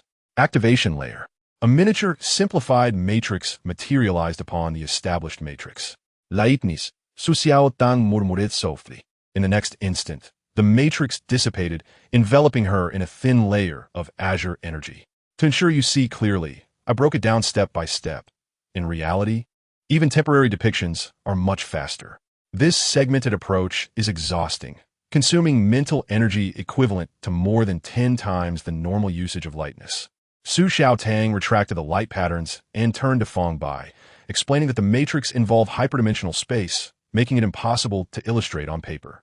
Thus, if he wished to learn, he could only rely on her repeated demonstrations. She felt that an hour was rather conservative. She could demonstrate at most 20 times. If only there were memory crystals, she mused. Fang Bai. Suddenly noticing Fang Bai's gaze was somewhat dazed, she furrowed her brow and leaned closer to his ear, shouting. Fang Bai. Startled, Fang Bai jolted awake as if emerging from a dream. Huh? What's wrong? Don't lose focus. Su Xiaotang placed her hands on her hips, puffed up with indignation. I will demonstrate for you a second time. Pay close attention this time. No need for another demonstration. I've already memorized it. Fang Bai rubbed his ears. You've memorized it? Is that for real? How could you remember that? Su Xiaotang expressed skepticism. Then show me your drawing. Fang Bai nodded and closed his eyes. Su Xiaotang sensed a familiar wave and was immediately taken aback, switching to a meditative perspective to observe the ground beneath Fang Bai's feet. There, a simple hexagram geometric pattern manifested, and as the light patterns flowed, they nested upwards. You really remembered it? Su Xiaotang murmured. However, the next second, a cracking sound suddenly echoed through the air as if something had shattered. Blood began to trickle from Fang Bai's nose, and despite his efforts, he could not stop it. Is this a circuit overload? Su Xiaotang gasped in shock. Before she could react, Fang Bai's vision darkened, and he collapsed to the ground, unconscious. Su Xiaotang hurriedly supported him, muttering to herself, he really remembered it. How could that be possible? No matter how strong one's memory is, one shouldn't be able to memorize Matrix all at once. Was he a memory crystal in his past life? No. He has become a sentient memory crystal. Ultimately, Su Xiaotang attributed all of this to her own narrow perspective. Forget it, she thought, being born in Jiuzhou. No matter how quickly one learns, it is of little use. With ease, she dragged Fang Bai back to his room, tossing him onto the bed as if he were a sack of rice. She let out a long sigh. Sleep well. I can finally get a good night's rest. Having said that, she gently closed the door and walked briskly toward her own room. Chapter 19. Unable to break the threshold the next day, the group set off once again. Suddenly, the sky darkened. They traversed a desolate region, entering beneath a vast expanse of ominous clouds. The surrounding vegetation gradually thickened, with gigantic mushrooms unfurling like umbrellas, their trunks entwined with glowing vines, and occasionally, flowers that spewed colorful smoke could be seen. As dusk approached, Zhao Feiwei parked the vehicle beneath a colossal mushroom. The mushroom's cap towered 3 stories high, its stalk adorned with luminescent spots resembling twinkling stars in the night sky. The group gathered around a campfire, consuming their rations. Look at these 2 cups of water. Lin Emo gestured to Fang Bai, indicating the 2 ice-cold cups in his hands. He poured out the contents of the cup in his left hand, letting the water trickle onto the ground. Then, he flipped the cup in his right hand upside down, causing the water to splash everywhere. The circuit is akin to these cups. You merely need to tilt the cup to harness your mental energy, without needing to upend it completely. Lin Mo explained, doing so could lead to 2 adverse outcomes. Firstly, the matrix's light patterns may not withstand the resonance of excessive mental energy, resulting in overload. Secondly, the mental energy within the circuit could be entirely depleted, forcing the brain into a state of involuntary slumber. He looked at Fang Bai. According to Su Xiaotang, you triggered both of these negatives simultaneously. Fang Bai was devouring a piece of dry jerky, savoring the earthly delights. Upon hearing Lin Mo's words, he nodded. I understand. I heard Xiaotang say that you only remembered after watching her demonstrate Qingshan once. Lin Mo adjusted his gold-rimmed glasses, a flicker of intrigue passing through his eyes. Yes. Fang Bai replied, I have a good memory. Lin Mo smiled gently, but with an underlying significance. In the future, even if you can memorize knowledge all at once, do not speak of it too readily, understood? Why? Fang Bai asked, puzzled. Because it may make you appear out of place. Lin Mo winked. Do you not desire friends? Friends? Fang Bai pondered for a moment, then nodded emphatically. I do. Then just do as I say. Lin Mo patted his shoulder. You must learn to hide your brilliance. At the very least, do not outshine those around you excessively, or the road ahead may become treacherous. His tone was laden with meaning. Fang Bai felt indifferent. But Su Xiaotong's eating slowed, her expression dimming slightly. Such talent, yet born in Jiuzhou, perhaps this is the fairness of fate. Then Montauk chuckled. How to proceed is your choice. Sometimes, it is not bad for the young to shine a little brighter. Zhao Feiwei shot Lin Mo a teasing glance. If you had this mindset back then, you wouldn't have ended up as an investigator. And what's wrong with being an investigator? Lin Mo shrugged. I prefer engaging with the unknown. It is far easier than dealing with people. Once the group had eaten their fill, they retreated to the villa to rest. Fang Bai volunteered to keep watch, saying he could sleep during the day. The others readily agreed. The so-called watch was merely an additional precaution, as they had already prepared ample defenses. On the rooftop, where the cold wind blew, Fang Bai stood by the railing, gazing at the scenery below. The skies of Chaozhou and Lingxingzhou were unlike any he had seen before. There were no stars or moon. Instead, colorful ribbons floated gently through the night sky. The distant mushroom forest appeared particularly enchanting under the glow of these ribbons. Captivated, Fang Bai marveled at the world for the first time, exclaiming, the world is vast. He took a deep breath, focusing intently, murmuring to himself, core light pattern layer, circuit connection layer, light pattern connection layer, elemental node layer, spatial node layer, stabilization layer, activation layer. This time, Fang Bai meticulously controlled each segment of the light patterns, ensuring their thickness, size, and various specifications matched perfectly with Su Xiaotong's depiction. Each stroke was precise, as if measured with a ruler. It worked. Fang Bai felt the resonance from his mental energy. The matrix had closed perfectly, forming a magnificent and flawless hyperdimensional cube. Yet, why was there no effect? Fang Bai felt perplexed. Maintaining the matrix required mental energy, and although the consumption was not excessive, it was not sustainable. He recalled Su Xiaotong's process of releasing the matrix and suddenly recited, Qing Shun. The seventh layer of the matrix, known as the activation layer, illuminated swiftly. In the next moment, a cyan glow enveloped Fang Bai's entire body. He felt as if he had become as light as a feather, as if a gust of wind could carry him away. Is this Qing Shun? Fang Bai excitedly moved his feet, discovering he felt as though he were walking on cotton, buoyant and airy. He attempted to jump and found himself soaring nearly 2 meters high. It felt as though he could fly. Unable to contain his laughter, Fang Bai leapt from the second floor, landing almost silently. Then, using the wall for leverage, he effortlessly jumped back to the second floor, his movements fluid like a nimble cat. Ha ha! Fang Bai reveled in the joy of the experience, akin to a child with a new toy. He bounded around the villa, leaping from the roof and racing along the walls. However, he soon felt a slight headache, realizing it might be due to mental fatigue. He hastily dispelled the matrix beneath his feet. The cyan glow gradually faded, and his body returned to its normal weight. The duration was a bit short. Fang Bai rubbed his temples, feeling a twinge of regret. How can I increase my mental energy? He began to grasp the pivotal issue. He contemplated, if only he possessed boundless mental energy, could he not maintain Qing Shun indefinitely? There must be a way. He would inquire about it tomorrow. The following morning, before boarding the vehicle, Fang Bai could hardly contain his curiosity and blurted out the question he had held in all night. How can I enhance my mental energy? The moment the question escaped, the atmosphere instantly turned tense. The group members, busy packing, exchanged glances, and for a moment, no one dared to speak. Fang Bai turned to Su Xiaodong, who turned her head away and softly said, people from Jiuzhou cannot gain recognition from the End of Days sect, regardless of how extraordinary their talent. They cannot surpass the mental energy threshold of LV1. Although Fang Bai did not fully understand what the End of Days sect was, he clearly grasped that people from Jiuzhou could not surpass LV1. The joy he felt from mastering Qing Shun was suddenly doused, as if a bucket of cold water had been poured over him from head to toe. Once in the vehicle, Fang Bai lowered his head, feeling as wilted as a withered eggplant. Miraculously, he did not feel nauseous during the ride. Lin Mo glanced at him through the rearview mirror, offering a comforting word. Do not be too disheartened. Even in the new era, while most people possess the talent for mental energy, very few can break through LV1. His tone lightened slightly, as if encouraging, your starting point already surpasses the end point of many new era individuals. Is that so?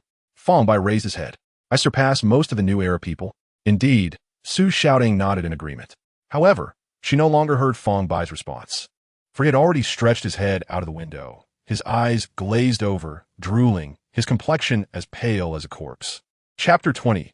Arrival at Lime City for Fang Bai. This journey was an unprecedented and novel experience. Everything along the way was astonishingly new to him. From Lingxingzhao to Anqiazu, and then to the esoteric knowledge of secret structures, Fang Bai found himself somewhat bewildered. Upon learning that his mental prowess could no longer be enhanced, he experienced a period of despondency. However, he has gradually come to terms with it. He believes that living a good life and exploring the world is quite fulfilling.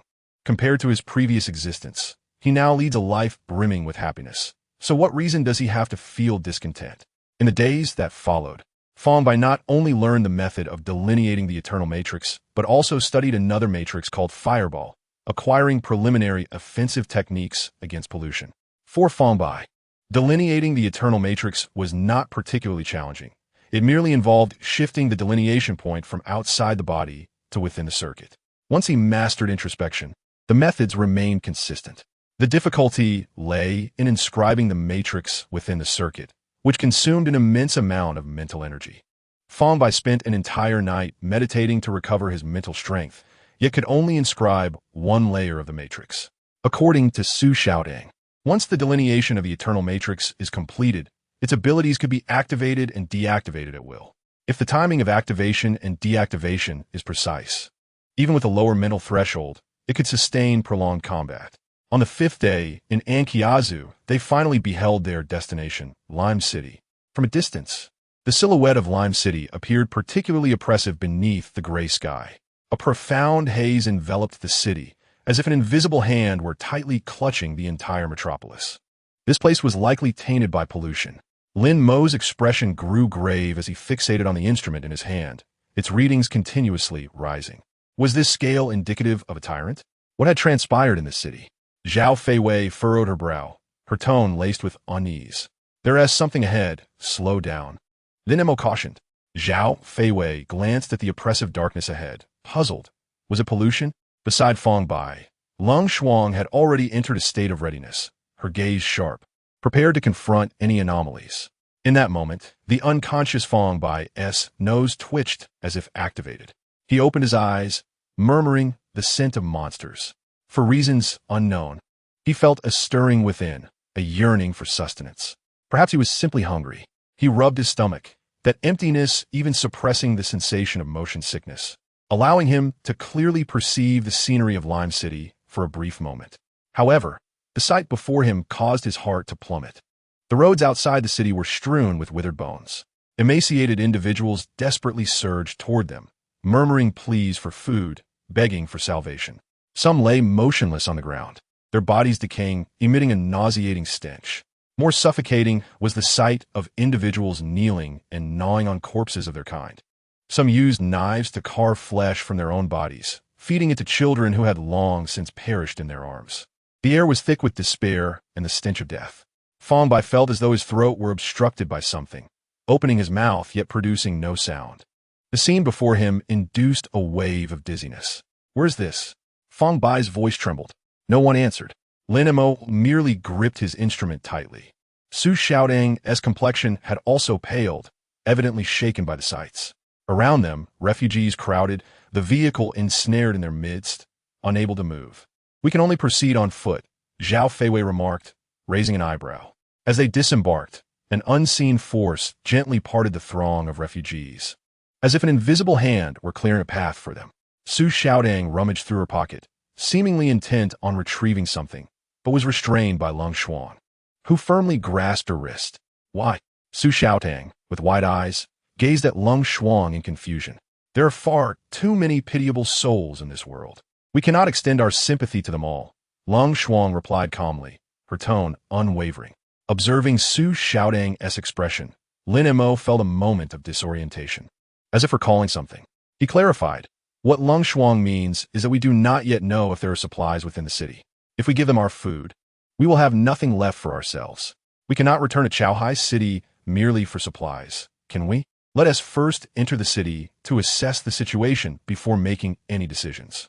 Zhao Feiwei placed her hand on the vehicle. In the next instant, the vehicle seemed to be infused with life, transforming and reorganizing, ultimately morphing into a towering automaton, its metallic exterior glimmering with a cold light in the dim ambience. Is this also part of secret structures? Fang Bai gazed up at the automaton, nearly 5 meters tall, exuding an imposing presence. Mechanical pulse. Zhao Feiwei turned to the glowing-eyed Fang Bai, capable of awakening machinery and resonating mental energy with it. Would you like to learn? Yes, Fang Bai nodded eagerly. Zhao Feiwei revealed a mysterious smile. For 100,000 aili, I assure you I will impart everything. Fang Bai pondered briefly and asked earnestly, if I don't have enough money, could you offer a discount? Just as Zhao Feiwei was about to respond, Lin Mo interjected. Mechanical pulse belongs to corporate secrets. Unlike Matrix or Stigmata, it is the lifeblood of Tiangong Workshop, and private instruction is prohibited. Even if you offer money, she would not dare to teach you. If you are genuinely interested, you can learn some basics of mechanical pulse at the Dugwang Holy Hall University. However, if you wish to delve deeper, you must pursue advanced studies at Tiangong Workshop. That is pointless, Zhao Feiwei scoffed. Under the guidance of the automaton, the group slowly approached the gates of Lime City. They inevitably stepped upon the withered bones, producing a series of crackling sounds. How has this place come to be? Su Xiaotang's expression was sorrowful. This is precisely the purpose of our visit, Lin Mo replied nonchalantly, unconcerned by the bones beneath their feet. He gazed upward at the dark clouds cloaking Lime City, gradually unraveling the mystery. This was the allure of being an investigator. Upon reaching the city gate, the heavy iron door loomed twice as tall as the automaton. Zhao Feiwei commanded the automaton to knock on the door, producing a dull thud. Is anyone inside? A mechanical voice emanated from the automaton, resonant yet stiff. A small opening in the gate opened, and a head emerged, cautiously inquiring, Who are you? Lin Mo displayed a badge, his tone calm, from the Federal Bureau of Investigation. The Bureau of Investigation? The individual's eyes brightened, his voice laced with excitement. Are you from the new era? With the sound of grinding gears, the city gate slowly creaked open. Over a dozen fully armed individuals emerged, forming a blockade that prevented the refugees from entering. Watching the scuffle between the soldiers and the refugees, Su Xiaodang asked indignantly, why aren't they allowed in? Aren't they from the city? Ah, estime d'investigateur. You do not understand the current situation in Lime City, the lead guard sighed. Allowing them in would only lead to more deaths. You must come inside, and I will explain everything to you. Su Xiaodang wished to protest further, but Lung Shuang firmly pulled her into the city. The gates slowly closed behind them. The wails of the refugees muffled beyond its confines. Chapter 21. Lord Marco. The environment inside the city was significantly better than outside. Along the streets, one could occasionally spot a few shops in operation and even hear the cries of vendors trading goods. Nevertheless, the entire city remained shrouded in a pervasive desolation. Citizens clad in tattered clothing or barely covered by rags were ubiquitous, their eyes hollow, moving with a staggering gait, resembling walking corpses. The air was permeated with the stench of decaying bodies. The escort leading the way narrated the situation in Lime City as they walked. Shihua City was once a bustling metropolis with a population exceeding 600,000. However, a sudden outbreak of plague 6 months prior decimated the populace, reducing it to less than half its former size. With many lives lost, the farmlands lay fallow, and the only means of procuring sustenance was through external purchases. Yet, neighboring cities, having learned of the plague, were reluctant to engage in trade with Shihua City, leaving it in a state of isolation and vulnerability, with dwindling supplies. Has the plague persisted for 6 months? Lin Mo furrowed her brow, a hint of skepticism in her tone. Surely, the Federation's efficiency could not be so sluggish. Yet, the reality was undeniable. The leading guard sighed, his voice tinged with resentment, stating that by the time they investigated and reported back, it would likely take another 6 months to truly address the plague. One could only wonder how many would still remain in Shihua City by then. Lin Mo and Lung Shuang exchanged knowing glances. They both understood the implications. The Federation's bureaucratic processes could not possibly be this delayed.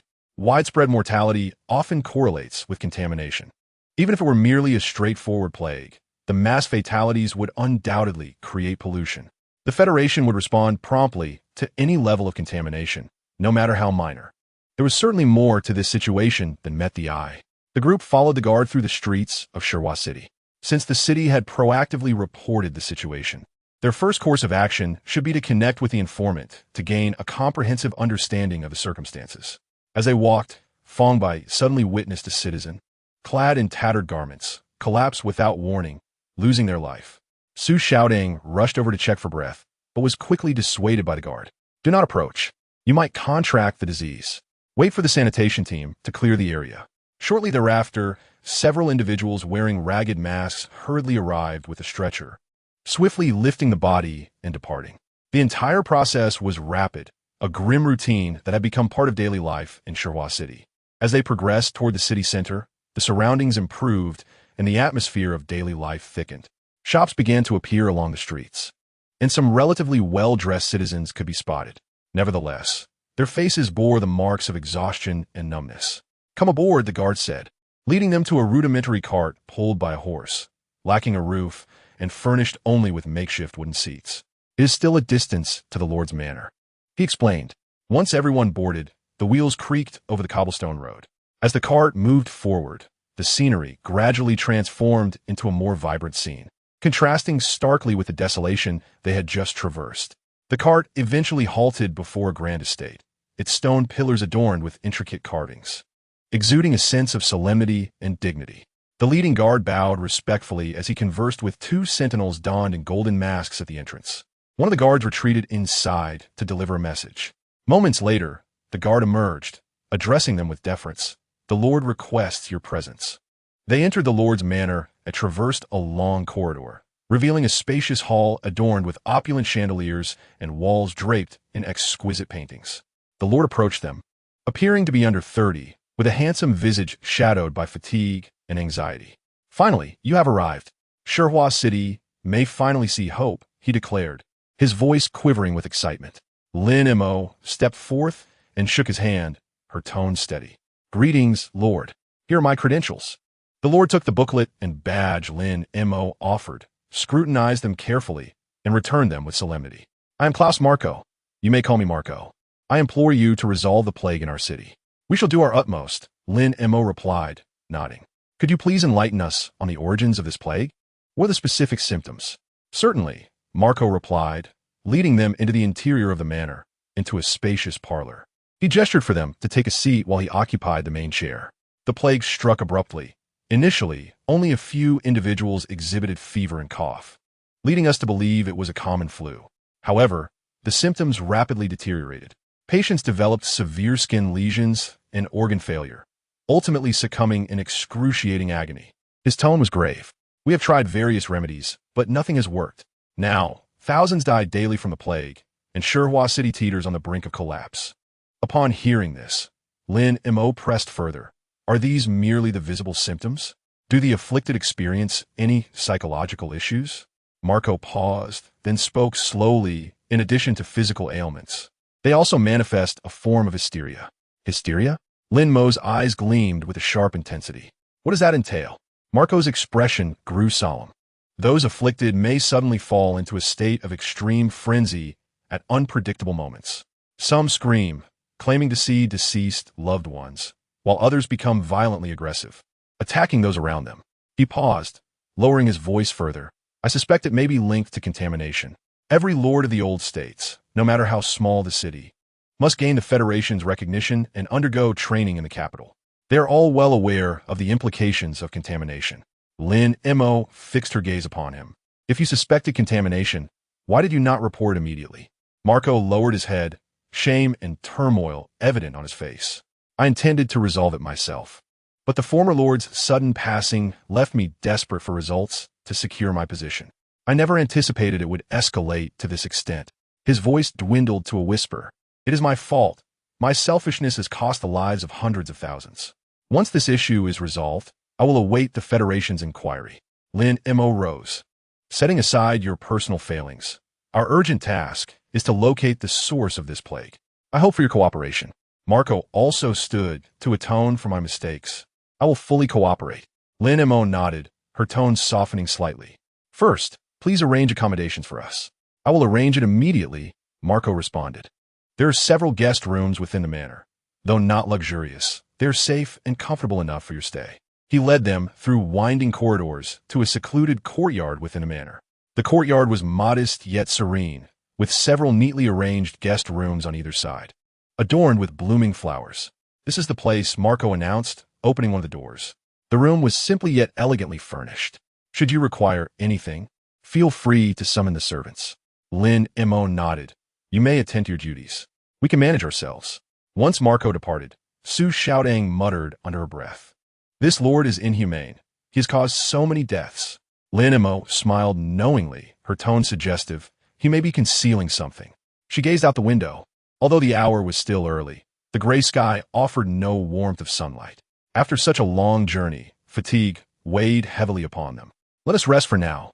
Most pollutants tend to manifest at night. We can conduct our investigations then. Su Xiaotang, burdened with her thoughts, chose a random room and entered. Lung Shuang, her demeanor unchanging, remarked, You all rest. I will keep watch. Lin Mo looked at her. This place seems relatively safe for now. You should rest as well. There will be much to do tonight. After a moment of silence, Lung Shuang finally nodded in agreement. Fang Bai selected an unoccupied room and opened the door. He was not fatigued, having spent the journey in a state of near slumber. He sat cross-legged on the bed, entering a state of introspection to continue his practice of Yonggu Qing Shun. Chapter 22. The Sound of the Zither, Grand Chapter. As night fell, Shihua City was enveloped in darkness. The dimly lit street lamps stood forlornly by the roadside, resembling forgotten sentinels. Beyond the pools of light, the darkness was so profound that one could scarcely see their own hand. Fang Bai walked through the shadows, a luminescent thread wrapped around his wrist, its other end tethered to Su Xiaotang. They had split into pairs, and due to Fang Bai's novice status, he was assigned to accompany Su Xiaotang.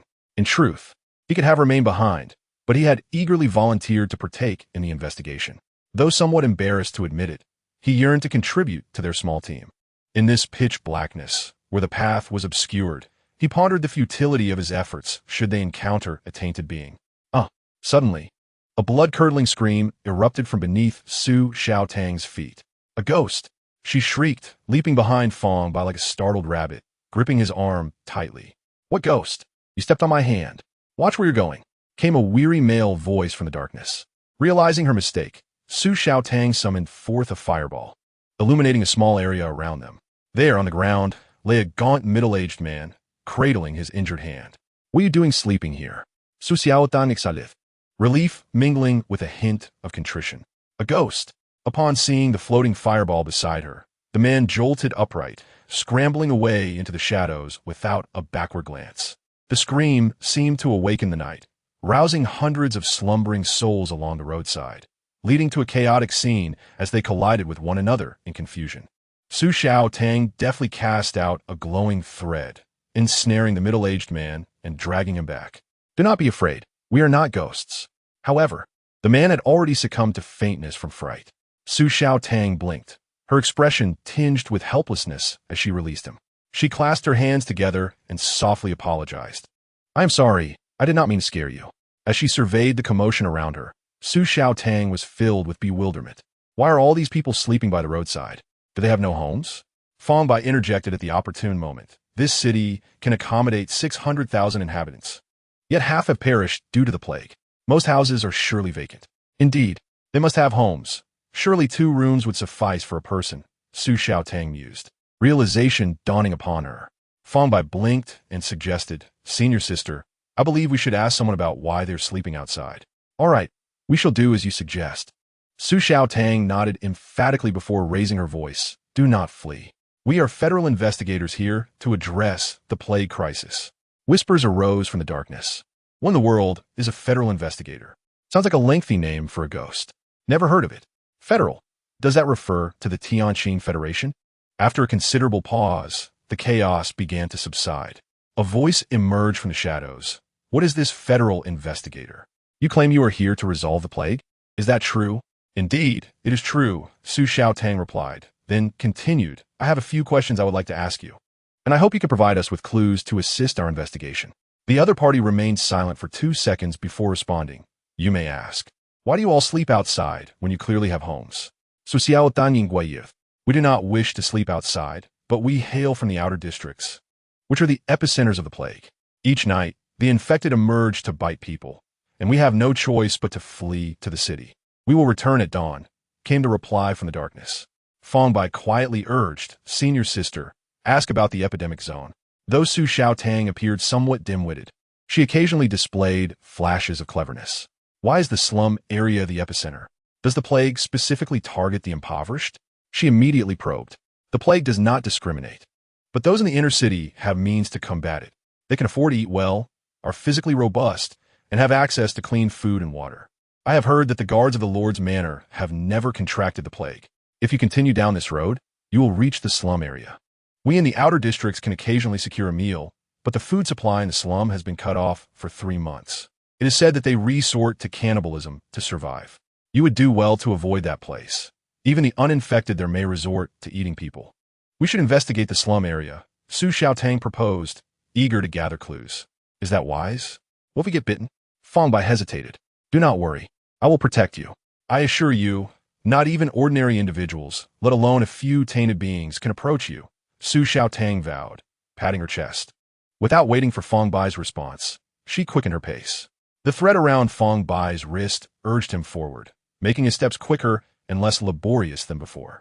To avoid alarming those sleeping on the roadside, Su Xiaotang had fashioned a makeshift lantern from a piece of cardboard, disguising the floating fireball as a common illumination tool. As they walked, Fang Bai suddenly halted. What is it? Su Xiaotang asked, turning back in confusion. Do you hear that sound? Fang Bai queried. What sound? He continued, mimicking the melody, tick-tock, thud-thud, clatter-clatter, ding-dong. Su Xiaotang rolled her eyes, but chose to trust Fang Bai's instincts. She retrieved an oval object from her bag and inserted it into her ear. Indeed, there is a sound like a piano. Who is playing? She remarked. How can you hear such a faint sound? Su Xiaotang stared at him in astonishment. She had amplified the sound tenfold and could only discern a hint of it, far beyond the normal auditory range of an average human. Can you discern where the sound is coming from? Su Xiaotang scanned the darkness, sensing something amiss. I must report this to Uncle Lin tomorrow. I discovered it, she thought gleefully. Fang Bai rubbed his ear, unable to pinpoint the source, feeling as though the sound descended from the heavens. He turned to find Su Xiaotang wearing a mischievous grin. What is it? He asked, pulling her back to reality. Pollution. This sound must be linked to the pollution, she exclaimed. At her words, Fang Bai picked up a stone and forcefully etched a large circle onto the stone slab, adding a few long lines for emphasis. His strength, greater than that of an ordinary person, resulted in clear markings. What are you doing? Su Xiaotang Yingguayif, curiosity piqueth. The piano sound appeared suddenly. There must be something nearby. We cannot see anything in the dark, but we shall return to this spot in the daylight. Perhaps we will find clues, Fang Bai explained. Su Xiaotang's eyes brightened, and she reached out to pat Fang Bai's head. Well done, junior brother. Your mind is quite sharp. Due to prolonged malnutrition, Fang Bai had yet to reach his full height of slightly over 1.6 meters at 17 years old, making it easy for her to reach his head. As she patted him, she noticed the delightful texture of his hair until he swatted her hand away. Reluctant to let go, the pair continued onward, the darkness deepening imperceptibly. Their whispered exchanges became the only sound amidst the shadows. Junior brother Fang Bai, may I propose something? Su Xiaotang began. What is it? He replied. Regarding the piano sound, let us say that I discovered it, all right? Please do not mention it. I will speak to Sister Lung Xuan. All right, Fang Bai acquiesced. You agree? She pressed. Yes. Yay. You are truly my wonderful junior brother. Come, let me pat your head, she exclaimed. No, he protested. Hee. After an indeterminate time, Fang Bai halted once more. Su Xiaotang glanced at him. Why have we stopped? The buildings appear dilapidated, and the road has narrowed. We must be entering the slum area. Fang Bai inhaled deeply, a faint yet pungent odor permeating his nostrils, a scent reminiscent of monstrosity or perhaps pollution. He quietly cautioned that this vicinity bore contamination. How do you know? Suddenly, a shadow lunged forth from the darkness. Su Xiaodong's reaction was swift. A series of threads interlaced before her, forming a protective shield that repelled the shadow.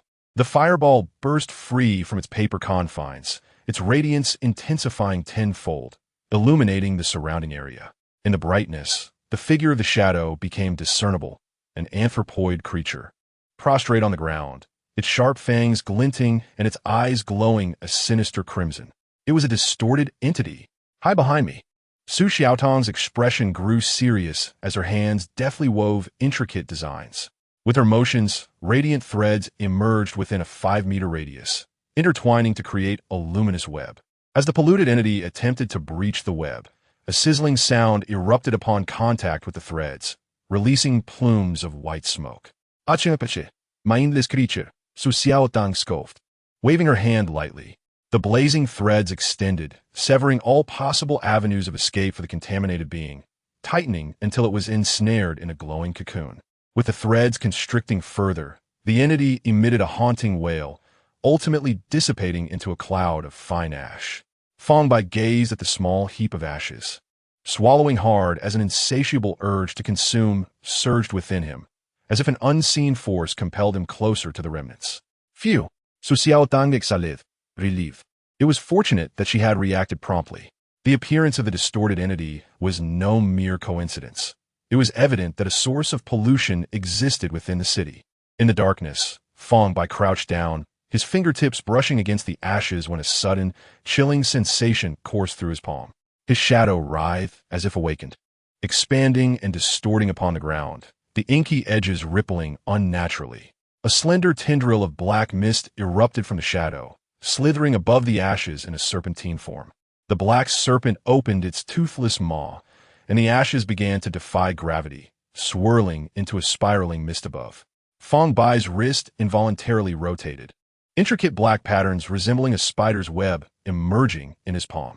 The ashes were drawn into his skin, and he could distinctly feel the icy particles coursing through his veins.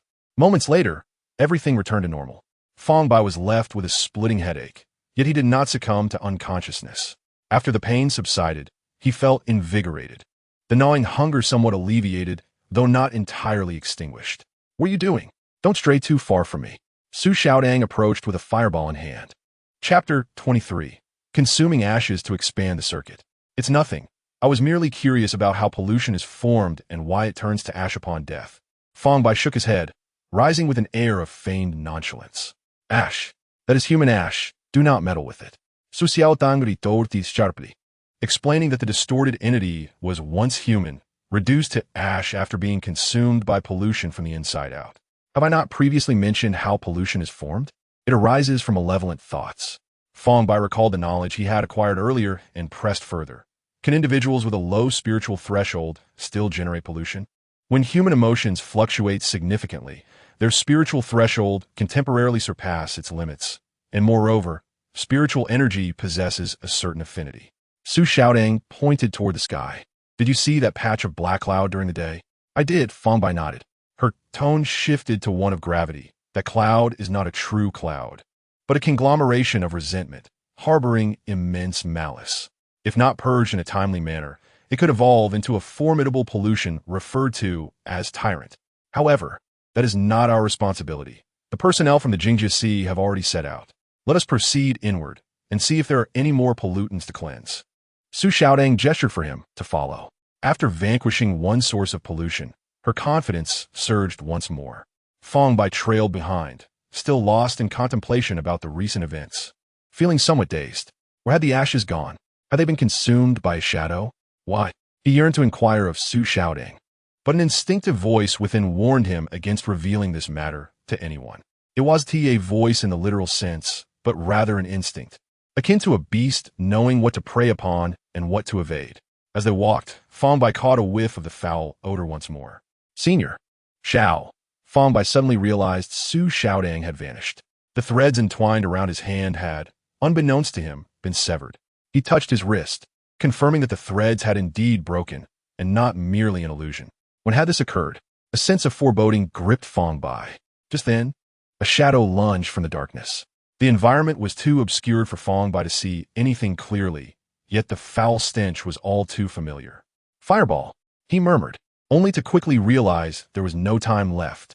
Even though he was quite adept at temporarily inscribing matrices, it still required 5 to 10 seconds. He halted his inscription and shouted, "Come out!" As expected, the shadow had been lurking within his own shadow. The eliminated source of pollution was not his shadow. Why were there two shadows? And what are the changes in the individuals from Hong Chung and their vanishing memories? These questions loomed heavily in Fang Bai's mind. Even the deepest darkness could not obscure Fang Bai's shadow. A shadow emerged from within his own. Bang! The shadow stood before Fang Bai, still merely a simple punch. The moment the fist connected with the polluted entity, time seemed to freeze for a second. Subsequently, the entity's body began to contort violently. Its torso caved in, bones cracking audibly. Black flames erupted from the point of contact, swiftly engulfing the entirety of the polluted being. The entity melted into nothingness amidst a strange hissing sound. Sensing the rapid depletion of his spiritual energy, Fang Bai commanded, "Return." The shadow gradually melded into the darkness, merging with the shadow. Contrary to Fang Bai's expectations, the shadow did not directly consume the polluted ashes. Gazing at the remnants of ash on the ground, Fang Bai fell into contemplation. Why not directly consume the ashes? Was it because he had not issued the command? He crouched down, reaching out to touch the ashes. As the last particle of ash was drawn into his skin, a searing pain radiated from his wrist. Burp! Fang Bai was startled by the sound he inadvertently made, covering his mouth in terror. Fortunately, no one was around to witness it. Otherwise, he might have been mistaken for a pollution entity himself. Fireball. After completing the matrix, a fireball floated beside Fang Bai. He carefully monitored the fireball's drain on his spiritual energy. Summoning the shadow had consumed a significant amount of energy, leaving him only able to sustain this inconspicuous fireball for less than 5 more minutes. "Senior." Fang Bai had no choice but to call out loudly. In the darkness, his voice echoed sharply. "Senior, Su Xiao Deng." As he moved forward, he called out with rising anxiety. She had just been there. How could she vanish in the blink of an eye? "Who are you?" A figure suddenly emerged from the dark, stepping into the radius illuminated by the fireball. It was a young woman with light golden curls, sprinkled with freckles, appearing to be in her early 20s.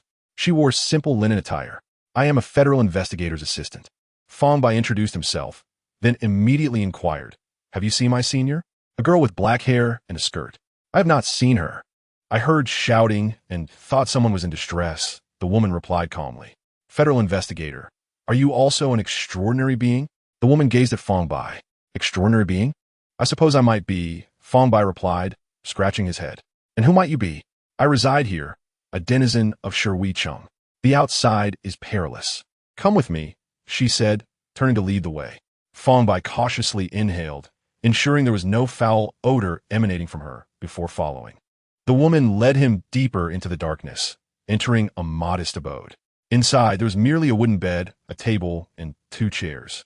However, above, a luminescent stone provided a faint glow, akin to the streetlights of the inner city. "You can stay here tonight. Return in the morning," the woman suggested. "Thank you." Fang Bai accepted without hesitation. She was far more capable than he. Should they encounter dangers beyond her handling, he would certainly be of no help. If he were merely lost, daylight would surely guide him back. Though you are an extraordinary being, your mental threshold is rather low. You likely have yet to surpass LV1. The nights in Shui Chung are treacherous for you. "I can assist you in your search," she stated before stepping outside. Fang Bai sat on the bed, resuming his engraving of Yonggu Qingshun. After witnessing the previous scene, he realized that temporarily inscribing the matrix would be nearly futile in direct confrontation due to the lengthy preparatory phase. He sat cross-legged on the bed, closed his eyes, and began to introspect his circuits. However, as he delved into his circuits, the sight that greeted him was astonishing enough to almost elicit a cry. His circuits were filled with minute particles of ash. These ashes appeared to be drawn by some force, flowing slowly within the circuits like a winding river of embers. What shocked him further was that his circuits were digesting these ashes. Each particle of ash released a fleeting glow upon being digested, and as the light faded, Fang Bai could distinctly sense the circuits gradually expanding. In this introspective state, even the slightest changes became strikingly apparent. gazing at the shimmering river of ashes within his circuits. Myriad thoughts flickered through Fang Bai's mind. His shadow could consume the ashes. The circuits could digest the ashes and transform them into sustenance. The expansion of the circuits signified an increase in his mental threshold. Perhaps one day, he might even have the opportunity to transcend LV1. Due to his heritage as a resident of the old state, his mental threshold had been stagnant. Yet now, a new reality lay before him. His circuits were expanding, and his mental threshold was rising. Am I different from others? Fang Bai pondered, looking down at his hands, his fingertips trembling with excitement. His shadow, that enigmatic silhouette, what was it? Why could it devour ashes? Why could his circuits assimilate these ashes? A multitude of questions flooded his mind like fireflies flickering in the dark, elusive and unattainable. He closed his eyes, attempting to seek clues within his memories. The transformations of the residents of Hongcheng, their vanished memories, the existence of two shadows, all seemed intertwined with his own shadow.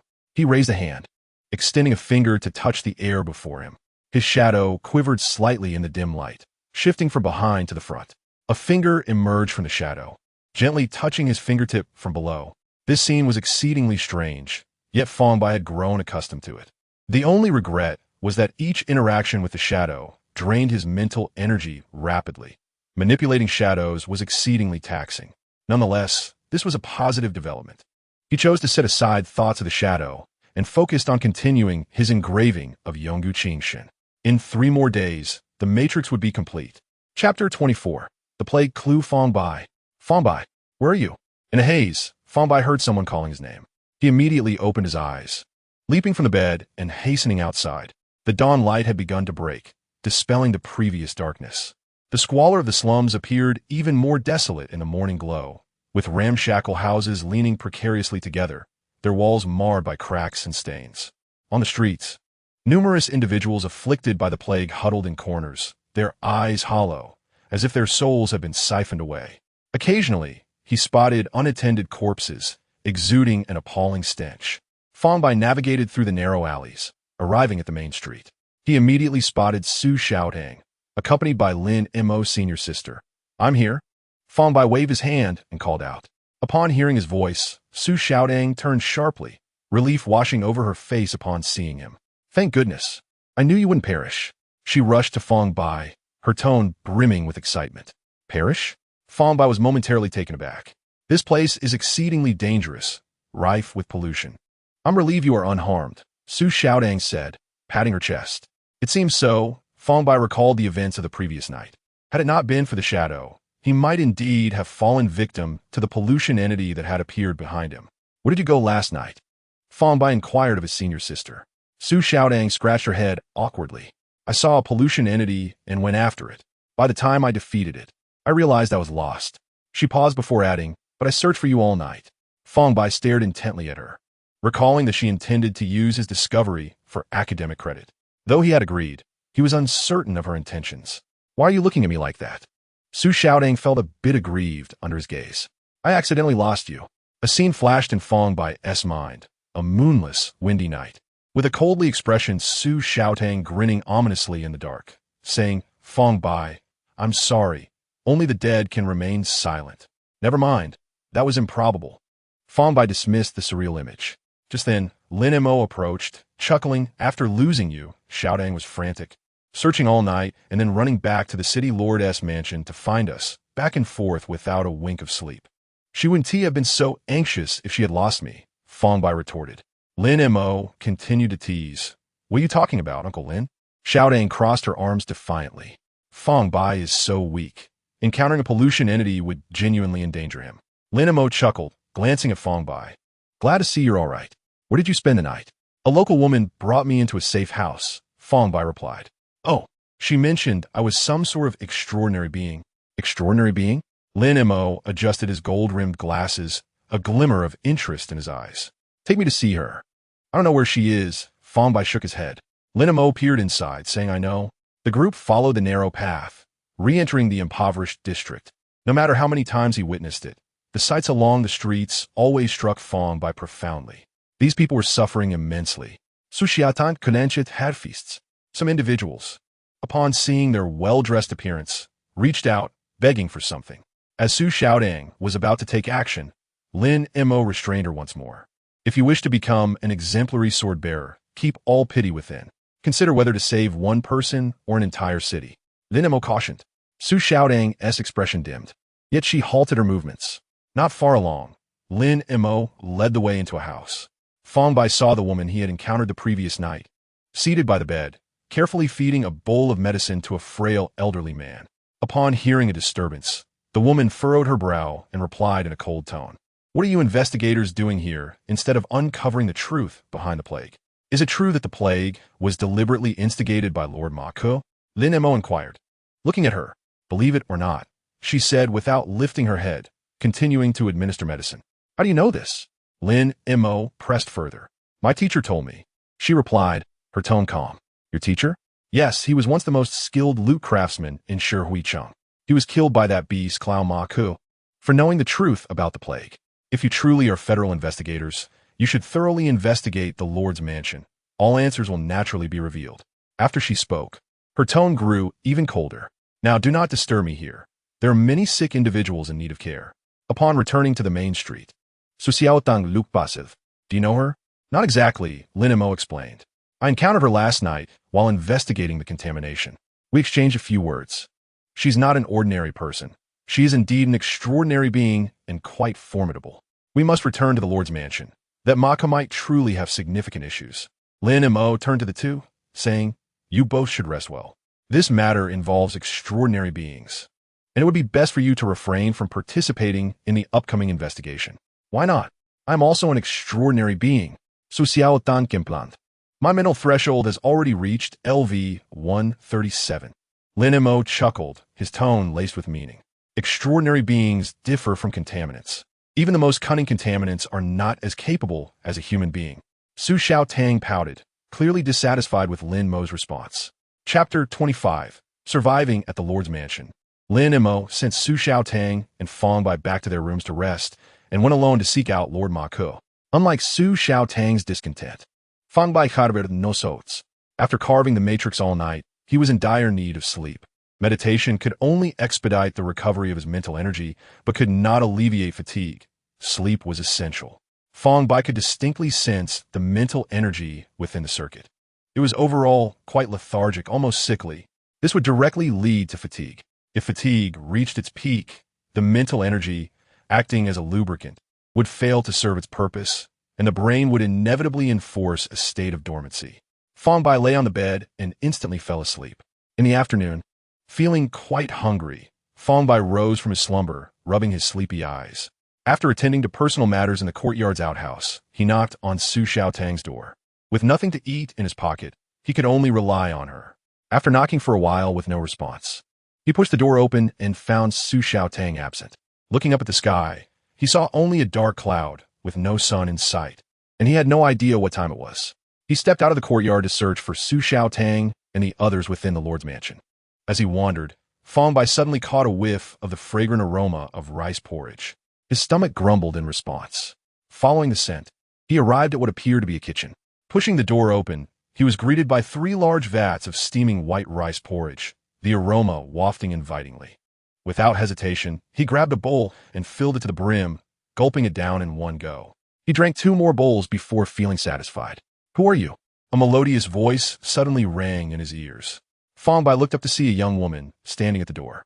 With long, light golden hair, she was dressed elegantly. Her features delicate, appearing to be in her 20s. Miss, he is the child who came with the federal investigators, whispered a golden masked guard nearby. Federal investigators? A glimmer of surprise flashed in the woman's eyes. Have you finally arrived? I am not an investigator. I am merely an assistant. My sister calls me Xiao Bai. Fang Bai replied, feeling somewhat embarrassed as he rubbed his stomach. Thank you for the hospitality. I am full now. With that, he dashed away, disappearing from sight. Fang Bai continued to search for his companions within the Lord's mansion, but soon realized the place was far too vast, and he seemed to have lost his way. Just as he scratched his head in confusion, he spotted the same woman again. She was limping slightly, followed by 2 golden masked guards pushing 3 flatbed carts, each containing a pot of porridge. Fang Bai hurried over. Do you need something? The woman asked, smiling as she halted. Do you know where the investigators went? Fang Bai inquired. I do not know. She shook her head. Where are you headed? He asked again. To the slums to distribute porridge, she replied. Then looked at Fang Bai and asked with a smile, Are you lost? Haha. Fang Bai chuckled awkwardly. This place is truly immense. If you wish to go outside, you may accompany me. I will return tonight. I could use an extra pair of hands, she said, her tone gentle as she blinked. Fang Bai was about to decline when she suddenly added, I can offer you a wage of 100 nali per day. What do you say? How much? Fang Bai's eyes widened in surprise. 100 nali per day. Deal. Fang Bai patted his chest. Tell me what you need me to do. I have plenty of strength. The woman covered her mouth and chuckled lightly. It is not heavy work. Money is something that can be spent outside, but here in Hui Chung, it is almost like waste paper. Xiao Bai, thank you for agreeing to take the job. No problem. I can spend it outside, Fang Bai replied with a grin, his heart soaring with joy. Earning 100 nali a day was a tremendous gain. Working a full day in the blacksmith shop only earned him 30 nali. They soon exited the Lord's mansion, switching to a carriage outside to continue their journey. Miss, you're going to slums? It is not safe there. I was nearly bitten by a monster last night. On the way, Fang Bai vividly recounted his experiences from the previous night, of course, in a polished and embellished manner. I didn't expect Xiao Bai to be so impressive. The woman applauded gently, providing ample emotional validation. You don't need to call me miss. My name is Claudia. I'm only a few years older than you, so just call me Xiao Jia. Claudia? Fang Bai, who had been performing, suddenly froze. What is your relationship with Clau Ma Ku? Clau Ma Ku is my older brother, Claudia replied, looking at Fang Bai. What is it? Fang Bai appeared contemplative. Based on the conversation between Lin Shu and the woman from the slums, Clau Ma Ku might be the source of the plague, a wicked person. But why did his sister seem like a good person? Never mind. It doesn't hinder my ability to earn money. Fang Bai waved his hand dismissively. Xiao Bai, you're not an investigator. How did you end up with them? Claudia asked curiously. I'm going to study at Xin Shi, coincidentally. One of them is from the same school as I am, so they're giving me a ride, Fang Bai said with a hint of pride. Wow, Claudia exclaimed. You can study at Xin Shi? I heard that only less than 10 people are admitted from each state every year through the college entrance examination. That is incredible. You could potentially become a lord or even a state governor. Really? Can I? Fang Bai's eyes widened in aspiration. The thought of becoming a state governor was awe-inspiring. Indeed, the chances are quite high, Claudia smiled. Fang Bai felt a bit bashful, scratching his head. I will do my best. However, I come from Lingxingzhou, so if I become a state governor, it will surely be the governor of Lingxingzhou. That is the same. After all, you would still be a state governor, Claudia chuckled. As the carriage progressed, passers-by pointed at Claudia sitting in the carriage. Isn't that the sister of Lord Ma Ku? She is going to distribute porridge in the slums. With the little rations from the Lord's mansion, she will exhaust them all. Lord Ma Ku does not seem to care. If the Lord's mansion runs out of food, won't we starve as well? Will we still receive our monthly living allowances? Who knows? Similar accusations echoed incessantly, laden with dissatisfaction and anxiety. Claudia turned her gaze towards Fang Bai, her tone calm. Why do they have food while the impoverished district does not? Fang Bai inquired. Claudia's expression turned bitter. It is to ensure that Lime City can endure longer. Shortly after the other cities severed ties with Lime City, the Lord's Mansion took control of the grain supply.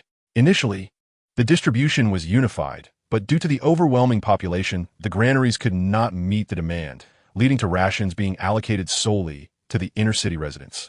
As 90% of the grain submitted originally came from there. Oh, no wonder they have grievances, Fang Bai nodded. Sigh, Claudia gently lamented. Nearly 100,000 people live in the impoverished district, where scenes of cannibalism unfold daily. The little I bring is merely a gesture of consolation. 100,000?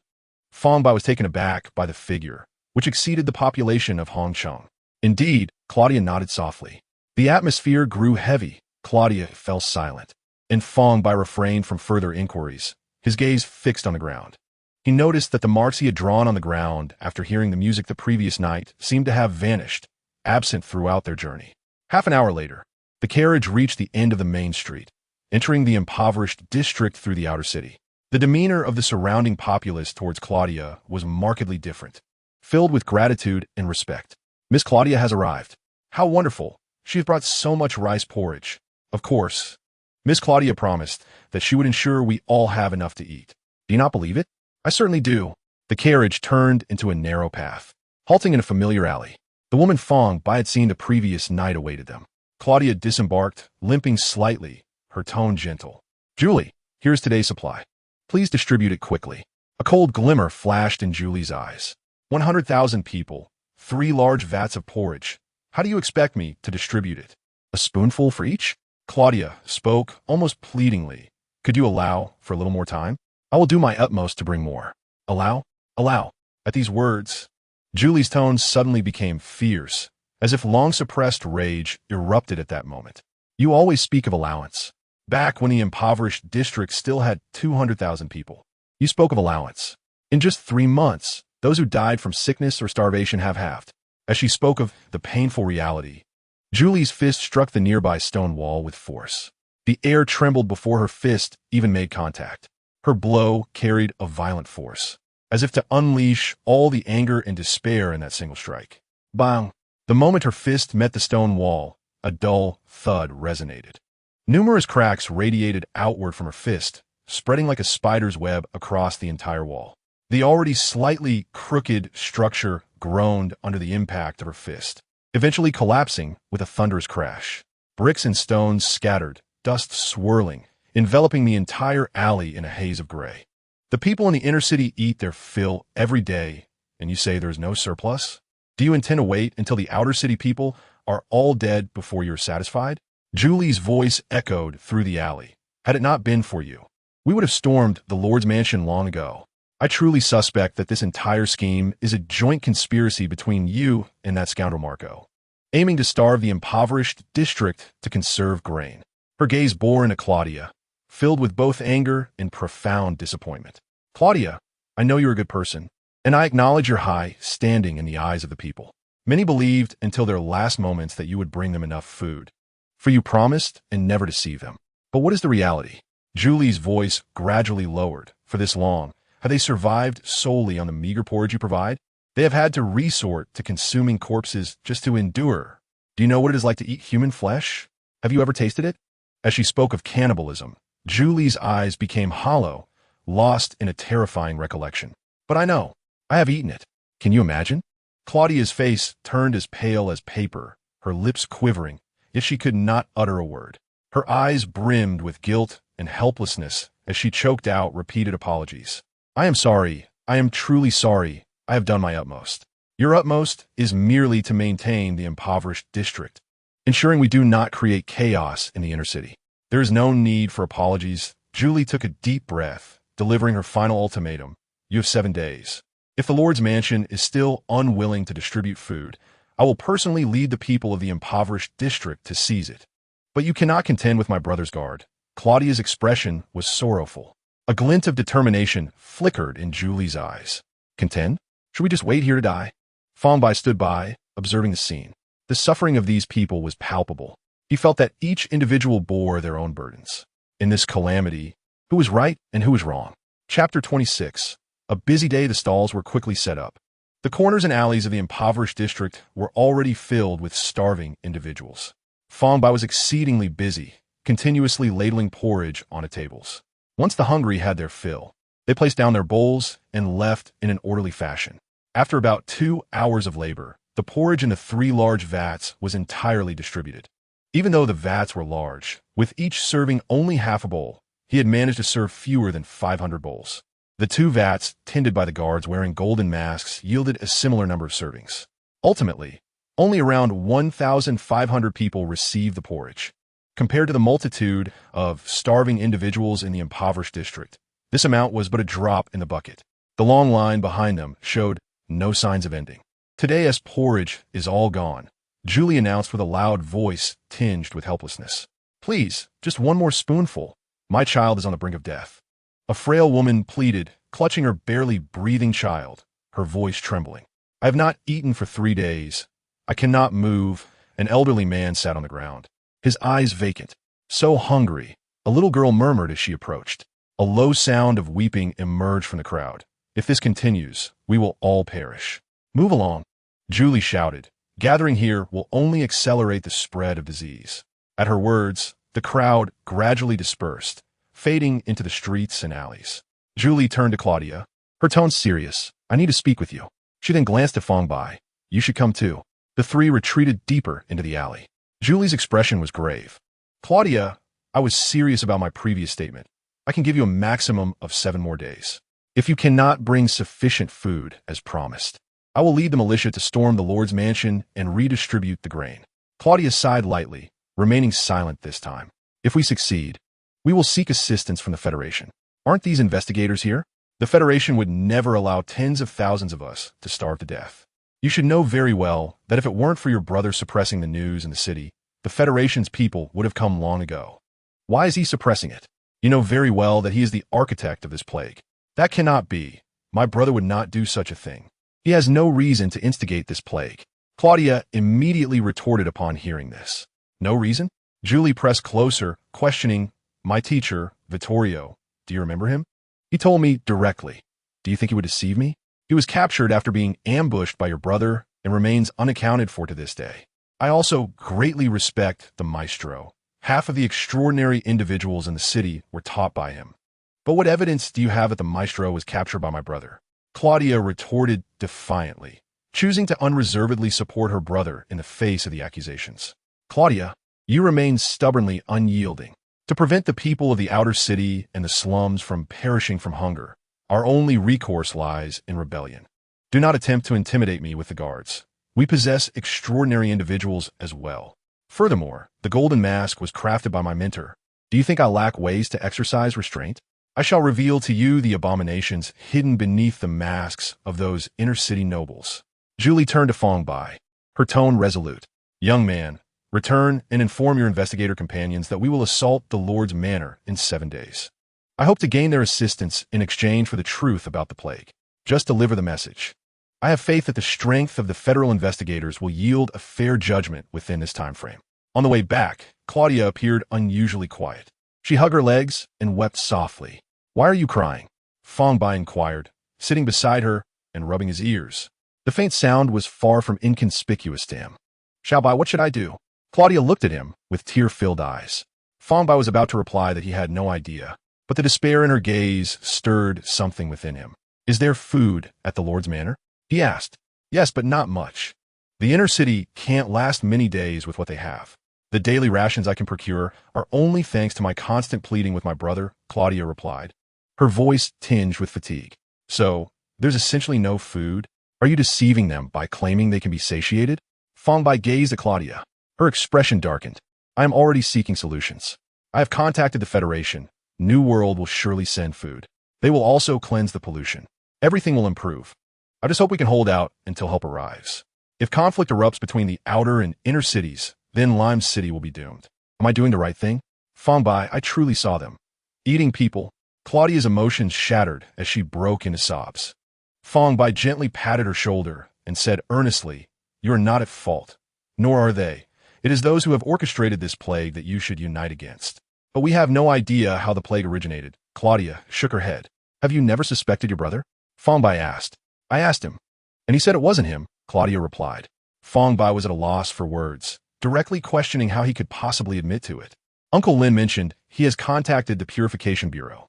When they arrive, they are bound to bring food, and it won't be long before everything improves, Fang Bai comforted. Really? Claudia lifted her head, a glimmer of hope flickering in her eyes. Yes, Fang Bai nodded. All right, I will speak with Julie tomorrow and ask her for some leeway. I will also talk to my brother and request that he provides more food for the outer city and the slums with the Federation support. Claudia wiped her tears and regained some determination. Will you come again tomorrow? She asked Fang Bai. I will come if paid, he replied seriously. Education costs money. Thank you, Fang Bai, she said. Oh, and don't forget about the meals, he added. In recent days, Su Xiaodang seemed quite busy and might not provide his meals anymore. He needed to find a new source of food. Fang Bai pondered silently about what Uncle Lin and the others had uncovered. At the Lord's manor, upon returning, Claudia worried that Fang Bai might get lost again, so she voluntarily guided him back to his lodgings. Along the way, noticing her limping, he couldn't help but ask, Xiaoya, what happened to your leg? When I was young, I suffered from a peculiar form of epilepsy, causing my body to tremble uncontrollably for half the day. Later, a wandering physician cured me, but the aftermath left my leg with residual effects. I walk unsteadily due to the tremors. Would you like to feel it? Claudia inquired, forcing a smile. Without hesitation, Fang Bai reached out to touch her leg. Is it truly so? He asked, surprised. How bold. The two golden-masked guards beside Claudia immediately pointed their spears at Fang Bai's neck. What are you doing? Claudia exclaimed, startled, losing her balance and falling to the ground. Fang Bai quickly pushed aside the spear and rushed to help Claudia, only to see her in tears once more. Fang Bai blinked, confused. Did you hurt yourself? Claudia struggled to rise, softly explaining, in addition to the residual effects on my leg, my sensitivity to pain is magnified many times compared to a normal person. I merely feel a bit of pain. It's nothing. I apologize. I cannot help but cry, she said softly, her voice tinged with helplessness and regret. Chapter 27. Exchanging clues as night fell. Rustling sounds emanated from the courtyard. Fang Bai, who had been inscribing matrices, opened his eyes and perked up his ears. He pushed open the door and peeked outside, discovering that 3 individuals, Lin Mo, Lung Shuang, and Su Xiaodang, had gathered in the courtyard. The moonlight cast a mysterious aura upon them. The moment Su Xiaodang saw Fang Bai, she waved joyfully, like a cheerful little rabbit. Fang Bai, come here. Fang Bai strode over, feigning curiosity. What did you return? We just entered the courtyard, Su Xiaodang replied, pulling out 2 dry cakes from her pocket and cheerfully handing them to him. I forgot to save you some food. You must be starving. Although Fang Bai said, I've eaten, his hands honestly accepted the large cake that could sustain him for an entire day. He sat down nearby, munching on the cake while listening to their discussion. Aware that he could offer no assistance in the investigation of the plague, he chose to remain a silent observer. Lin Mo adjusted his glasses, his tone steady. I have searched the Lord's manor thoroughly, but found no trace of the musician Vittorio's confinement. Lung Shuang frowned slightly, her voice icy. Could he have been killed by Marco? Chao Feiwei lazily leaned against the wall. That is highly probable. The musician knows the truth about the plague. If Marco is indeed the cause, he would not let him live. Lin Mo nodded, turning his gaze to Lung Shuang.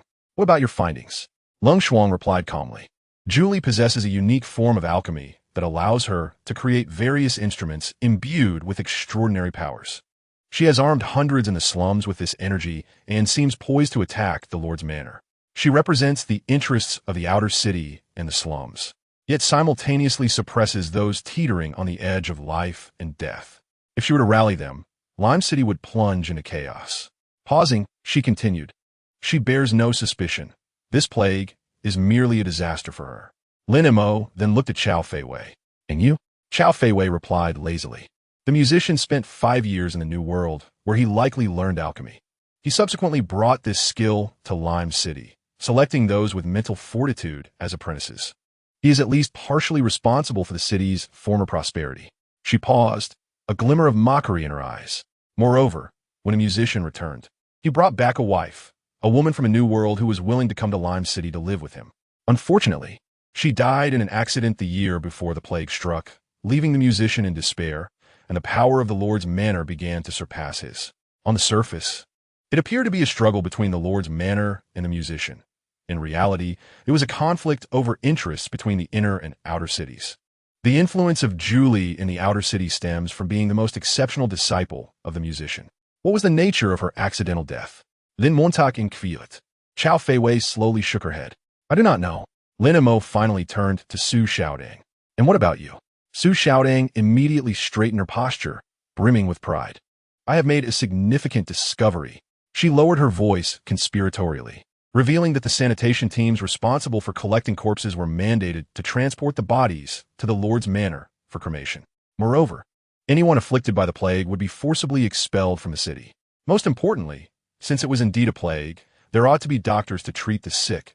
However, in reality, there was not a single physician to be found in the bustling streets. I have heard that the doctors were all murdered by the Lord.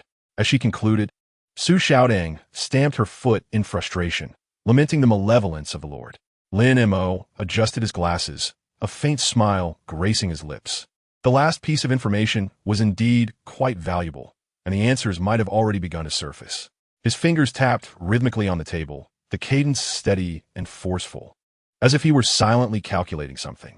Tonight, everyone should abandon thoughts of sleep. If this plague was a natural occurrence, it could be tolerated. But if someone was orchestrating it behind the scenes, then from the moment we set foot in Shi Hui Cheng, They must have been thrown into disarray. He paused momentarily, his tone resolute. Regardless of that person's ultimate objective, they would undoubtedly be striving to hasten their plans before we could uncover the truth. Thus, we must act more swiftly than they. He rose, casting a sweeping glance over the gathered individuals, emphasizing that the focus for the next few days should be on Ma Ko. If he indeed was the architect of this plague, he must have ulterior motives. No one engages in action without benefit. Lung Shuang nodded in agreement. However, Zhao Feiwei displayed dissatisfaction, questioning why it had to be so complicated. Why not simply capture that so-called lord and extract the truth through interrogation? Lung Shuang shot her a cold glance, her tone frigid, reminding her that they represented the investigative bureau. If all investigators acted in such a manner, what authority would the Federation have to govern the new and old states? Zhao Feiwei rolled her eyes, jesting that it was merely a joke and not to take it so seriously. Lin Mo chuckled, attempting to diffuse the tension. Unraveling the mystery piece by piece is rather intriguing, isn't it? He clapped his hands, urging everyone to proceed without delay. Just then, Fang Bai suddenly called out to them. The three turned to him in unison, assuming he wished to join their expedition. Su Xiaodang hesitated, looking at Fang Bai with a soft tone, expressing that he could not accompany them this time due to the dangers outside. It was fraught with contaminated bodies. She recalled the first day she had taken Fang Bai out and ended up losing him. A lingering fear gripped her heart. If anything were to happen to Fang Bai, she feared she would be engulfed in despair for a long time. Fang Bai shook his head, clarifying that he did not wish to go. Julie requested that I convey a message to you. She said that in 7 days, she would bring people to flatten the Lord's manor and hoped for your assistance in exchange for the truth behind the plague, he explained. Subsequently, he briefly recounted his experiences from the day. A flicker of intrigue crossed Lin Mo's eyes. The Lord's sister? Indeed, there seems to be such a person. Though she is the Lord's sibling, she possesses a kind heart and is beloved by the populace. Prior to the outbreak of the plague, she was highly revered by the residents of the outer city, even more so than Julie. He turned to Fang Bai, instructing him to inquire if she knew of the musician Vittorio. Fang Bai shook his head, indicating that she likely did not know. He then reiterated the conversation he had with Claudia and Julie. Upon hearing this, Lin Mo nodded thoughtfully, urging Fang Bai to proceed with caution during the day and to report back with any discoveries. Understood, Fang Bai affirmed. After they departed, he eagerly returned to his quarters. With just over a day's time remaining, the engraving of Yong Gu Qingshun would soon be complete. As for the investigation, although he wished to assist, he recognized that they were all professionals and that he would not be of much help. Following his previous 2 encounters with the ashes, it seemed his shadow had finally consumed its fill and now needed time to digest the remnants. He was eager to discover how much his mental threshold would increase once all the ashes in the circuit were fully processed. Chapter 28. Completing the matrix in the dead of night, within the Lord's council chamber, flickering lights cast shadows over Kaleo Ma Ku's weary and resigned countenance. He gazed upon his tearful sister, torn between affection and helplessness. Xiaoya, it is not that your brother is unwilling to comply. Kaleo Ma Ku's voice was low. You initiated the grain collection initiative, and you are well aware that the residents of the impoverished districts have contributed little. They have already consumed 2 months' worth of provisions from the inner city's allocation, which has incited discontent among many within the inner city. He sighed. What I provide you daily is truly the utmost limit. Sure, Huicheng is not solely my realm. Can you not view this from my perspective? If I were to open the granaries, chaos would ensue in the inner city, and sure, Huicheng would be doomed. Claudia's expression was one of stubborn defiance. But if this continues, the people of the outer city will starve. If we do not allow them to live, they will inevitably retaliate against the inner city. Retaliate? Kaleo Ma Ku's eyes flashed with coldness. That is precisely what I await. The only way to prolong the existence of Shi Huicheng is to instigate a war between the inner and outer cities, causing mutual attrition. With a reduced population, some may survive to the end. He rose and walked to the window, gazing into the pitch-black night sky. It is not that we deny them life. It is fate that denies them. Many outside claim that this plague originated from me. Xiaoya, you should understand that I have no motive to do so. My greatest fault lies in not informing the Federation at the onset of the outbreak. If given the opportunity, I would take responsibility, but for now, I only wish to safeguard the foundation of Shi Huicheng. Perhaps when the Federation intervenes, everything will improve. I hope those investigators can uncover the truth and restore justice for me. Claudia wiped her tears, a glimmer of hope in her voice. Brother, the Federation will arrive in a few days. They will bring provisions. How much food do we have left? Can we release them now? If we can endure these few days, everyone can survive. Kaleo Maku smiled wryly in resignation. Sister, when you say a few days, how many days do you mean? Do you believe that if I open the granaries tomorrow, the inner city will not revolt the day after? I reiterate, Shi Huicheng is not solely my domain, and the intricacies involved are numerous and complex. Do not meddle foolishly. He turned, gently patting Claudia on the shoulder, urging her to rest, for he had matters to attend to. Yes, brother, you should also get some rest, Claudia replied softly. Yet, she couldn't help but wonder if there was truly no other way. Perhaps we could first spread the word that the Federation would be sending supplies. Foolish sister, the issue lies with the hearts of the people. Regardless of when the Federation arrives, if I make a choice, those who are watching me will strike back in an instant. My position as Lord is far from stable. You must go rest. Let me ponder this further. The following afternoon, Fang Bai awoke from his slumber. He had spent the entire night engraving the matrix, managing to catch a few hours of sleep only as dawn broke. After a night of labor, the engraving of Yonggu Qingshan was nearing completion, with only a few final strokes remaining. He approached the water basin in the courtyard, swiftly washing his face, rinsing his mouth, and drinking water in one fluid motion. Following the tantalizing aroma of rice, he accurately located the kitchen. Today, as usual, there were 3 large vats of rice porridge. Without hesitation, Fang Bai consumed 3 bowls and then leaned against the wall, waiting. Xiao Bai, I thought you weren't coming today. Claudia's delighted voice called from behind him. Fang Bai turned, flashing a grin. You still haven't paid me for yesterday's work. Oh, my apologies. I will fetch your payment for today as well, Claudia replied, slightly flustered. No worries, just bring it all together tomorrow, Fang Bai waved dismissively. All right, thank you. Claudia expressed her heartfelt gratitude. The carriage slowly made its way deeper into the impoverished district, the scenes along the roadside remaining heart-wrenching. Corpses of those who had starved to death were strewn everywhere, some barely recognizable from the ravages inflicted upon them. The journey of merely a few miles encapsulated the stark contrast between life and death. Claudia clenched her fists tightly, her knuckles turning white from the strain. She forced herself to confront the grim reality before her, her eyes brimming with sorrow and guilt. Today's process of distributing porridge was notably smoother than yesterday, as Julie refrained from intervening. Fang Bai's task remained steadfast, continually serving the starving populace. A sudden crash interrupted his efforts. A porcelain bowl shattered.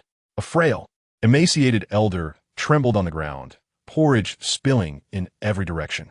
I'm sorry, it was not intentional, he gasped desperately. Nearby, several individuals immediately fell to the ground, ravenously licking the spilled porridge. Claudia swiftly crouched beside him, softly reassuring, It's all right, there are more bowls. Let me hold this one for you. Her voice was as gentle as a spring breeze, causing tears to well up in the elder's murky eyes. Jia, my family. They all starved to death. He choked out, his tone laden with despair. I understand. I know you are all suffering. I will find a way, Claudia whispered, embracing the elder tenderly, her eyes brimming with compassion. Fang Bai silently handed her a bowl of plain porridge, which she took and personally fed to the elder. After he shakily finished the porridge, he slowly stepped out of the crowd, collapsing in a forgotten corner, never to rise again. Soon, the 3 large vats of porridge were depleted. Claudia, gazing at the lengthy line, called out with difficulty, Everyone, today, as supply has run out. I will bring more rice porridge tomorrow. You must hold on. The famished crowd, accustomed to such announcements, quietly dispersed without a murmur of complaint. A small boy squeezed through the throng, nearly tumbling as he was jostled. Claudia, quick as a flash, caught him. Jia, I'm hungry. The boy's tattered clothing was caked with dirt and blood, his teeth stained crimson. Claudia produced a clean handkerchief from her pocket, gently wiping his face. Today, there really is nothing left. Can we wait until tomorrow? Looking at the boy, who was nearly the same age as Fang Bai, she felt an overwhelming weakness. Even breathing became a laborious task. On their return journey, Fang Bai spotted the lifeless body of the elder who had broken the bowl, lying alone in the corner, neglected. For the next 3 days, Fang Bai accompanied Claudia each afternoon to distribute porridge in the outer city. dedicating his evenings to etching matrices and catching up on sleep in the mornings. Day after day, Yonggu Qingshan was already completed, and the progress on Yonggu Huoqiu neared half completion. Chapter 29. The Tyrant at the critical point. They 1T let us live. Then, it's mutual destruction. Charge in. The food is all inside. The cacophony of battle cries jolted Fang Bai awake. His heart still racing, he heard frantic knocking at the door. Before he could respond, the door swung open violently, and Su Xiaotang rushed in, flustered. Fang Bai, get up quickly. Panic was etched across her face. The people from the outer city and the inner city are fighting. It might not be safe here. I'll take you away. Fang Bai rubbed his sleepy eyes, bewildered. Why did it suddenly break out? Didn't they say we had 7 days? It's only been 3. I don't know. Su Xiaotang shook her head. If too many people die at once, it might incite malevolent thoughts to gather. Uncle Lin said that if things go awry, we must retreat and wait for the swordbearer's support. Without further ado, she grabbed the still dazed Fang Bai and dashed outside. Qing Shun. Su Xiaotang murmured softly, leaping nearly 10 meters to the rooftop with Fang Bai in tow. Her movements were as graceful as a swallow, and within moments, they reached the main street outside the city lord's mansion. The sight before Fang Bai instantly brought clarity. Below lay a gruesome battlefield, with thousands embroiled in combat. One side consisted of city lord guards, donned in golden masks and wielding exquisite weapons, clearly trained extraordinary individuals whose every strike exuded fierce momentum, some even unleashing gunfire that pierced the air with a sharp wail. The opposing side comprised ordinary citizens armed with farming tools, their tattered clothing and expressions filled with desperation and rage, resembling cornered beasts fighting for survival. Behind them, citizens from the inner city surged forward to join the fray. The battlefield was chaos personified, with indistinguishable attire, making it hard to discern friend from foe. The clamor of battle, mingled with cries of agony, filled the air with a heavy stench of blood. One side fought for survival out of desperation, while the other fought to protect their chances of living, both sides striving for existence. Blood stained the streets, dismembered limbs scattered about, painting a nightmarish scene. Amidst the turmoil, Fang Bai spotted a familiar figure, Claudia. Clad in a white dress, she limped through the chaos, desperately shouting, "Stop! Everyone put down your weapons!" Strangely, despite the pandemonium, the blades seemed to avoid her, as both citizens and guards were unwilling to harm this kind-hearted angel. Yet blades are blind. Before long, several gashes marred her body, her white dress soaked in blood, rendering it strikingly vivid. Xiao Jiaxie. Fang Bai's heart tightened as he called out loudly. He immediately turned to Su Xiaotang beside him, knowing all too well his own limitations. Descending would surely result in his demise. In this moment, he could only seek the help of a senior. Su Xiaotang shot him a disgruntled glare. In an instant, a silken thread descended from above, ensnaring Claudia and pulling her back to the rooftop. What has caused this sudden turn of events? Claudia collapsed to the ground, her voice trembling, eyes filled with despair and confusion. Julie said 7 days, and it's only been 3. Fang Bai looked at her, opening his mouth, yet found no words to console her. Su Xiaotang glanced between Claudia and Fang Bai, sighed, "Now is not the time for such discussions. We must leave here first. Uncle Lin is waiting for us." Fang Bai nodded, extending his hand to help Claudia up. "Let us go. We must leave this place first."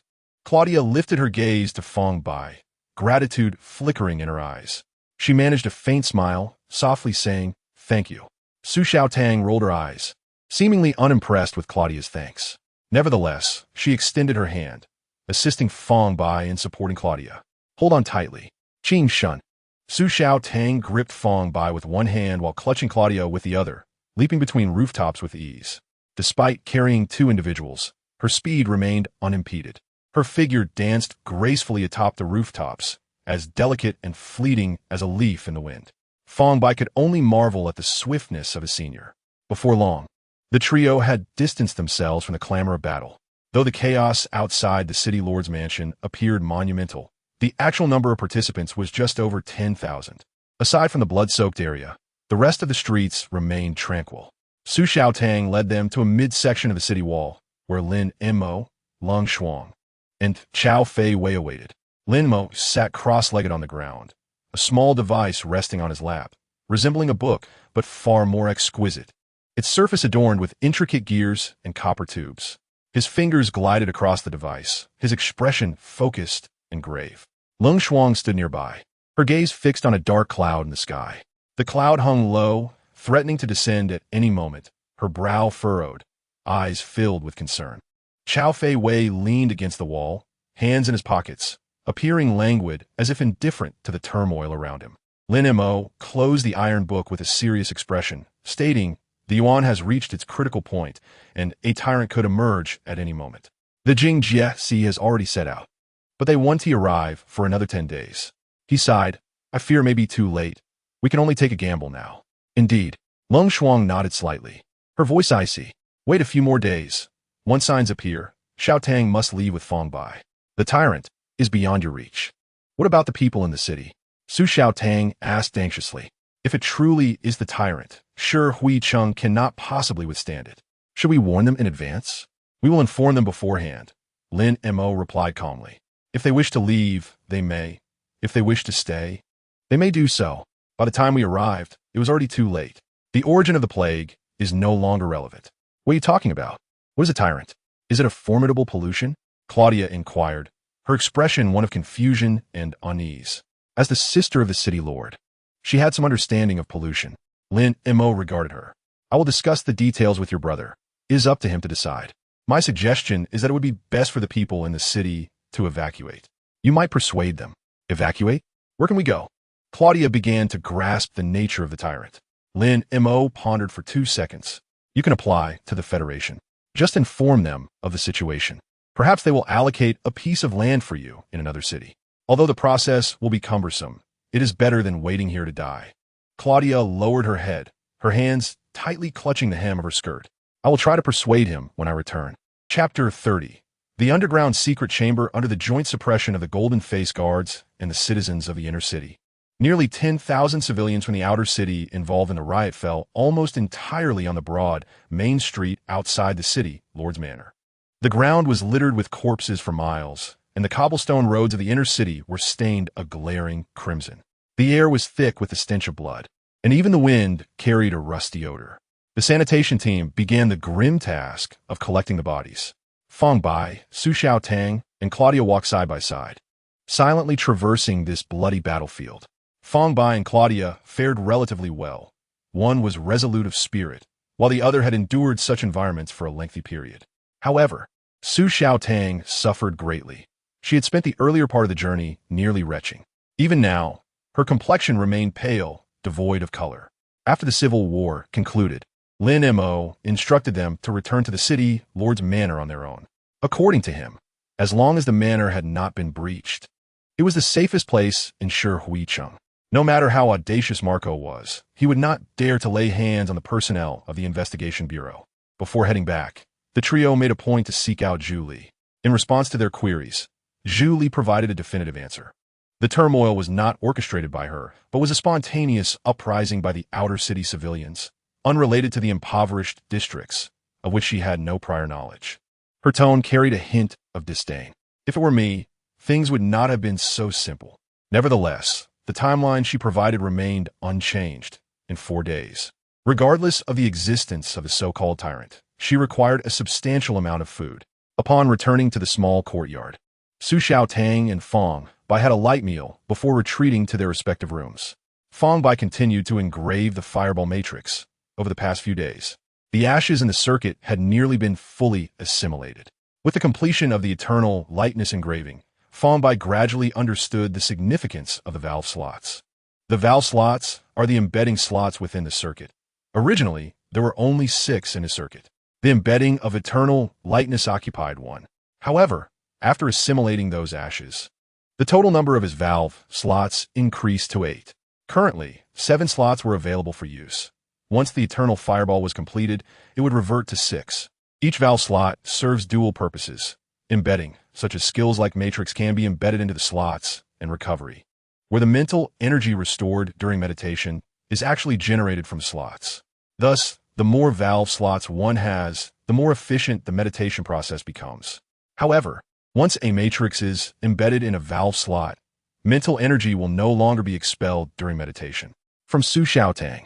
Fang Bai learned that before breaking through LV1, an individual could possess a maximum of 10 valve slots. He now had 8, nearing the limit of LV1. He began to ponder whether continuing to consume ashes would allow the number of valve slots to grow further. If it were to increase to 11, would that signify a breakthrough to LV1? These musings were mere conjectures. He currently lacked a means to verify them. Directly asking Su Xiaotang could potentially expose the secret of the Shadow S ability to consume ashes. His ingrained caution and instinct urged him to keep this secret. For now, he resolved to take it one step at a time, confident there would be opportunities to unravel these matters in the future. He refocused his attention on engraving the Eternal Fireball Matrix. The combination of lightness and fireball would provide him with preliminary combat capabilities. At the City Lord's Manor, in the underground secret chamber, flames blazed fiercely in the vast cremation pit above, billowing thick smoke mixed with the foul stench of corpses skyward. At the bottom of the pit lay a hidden passage leading deep underground.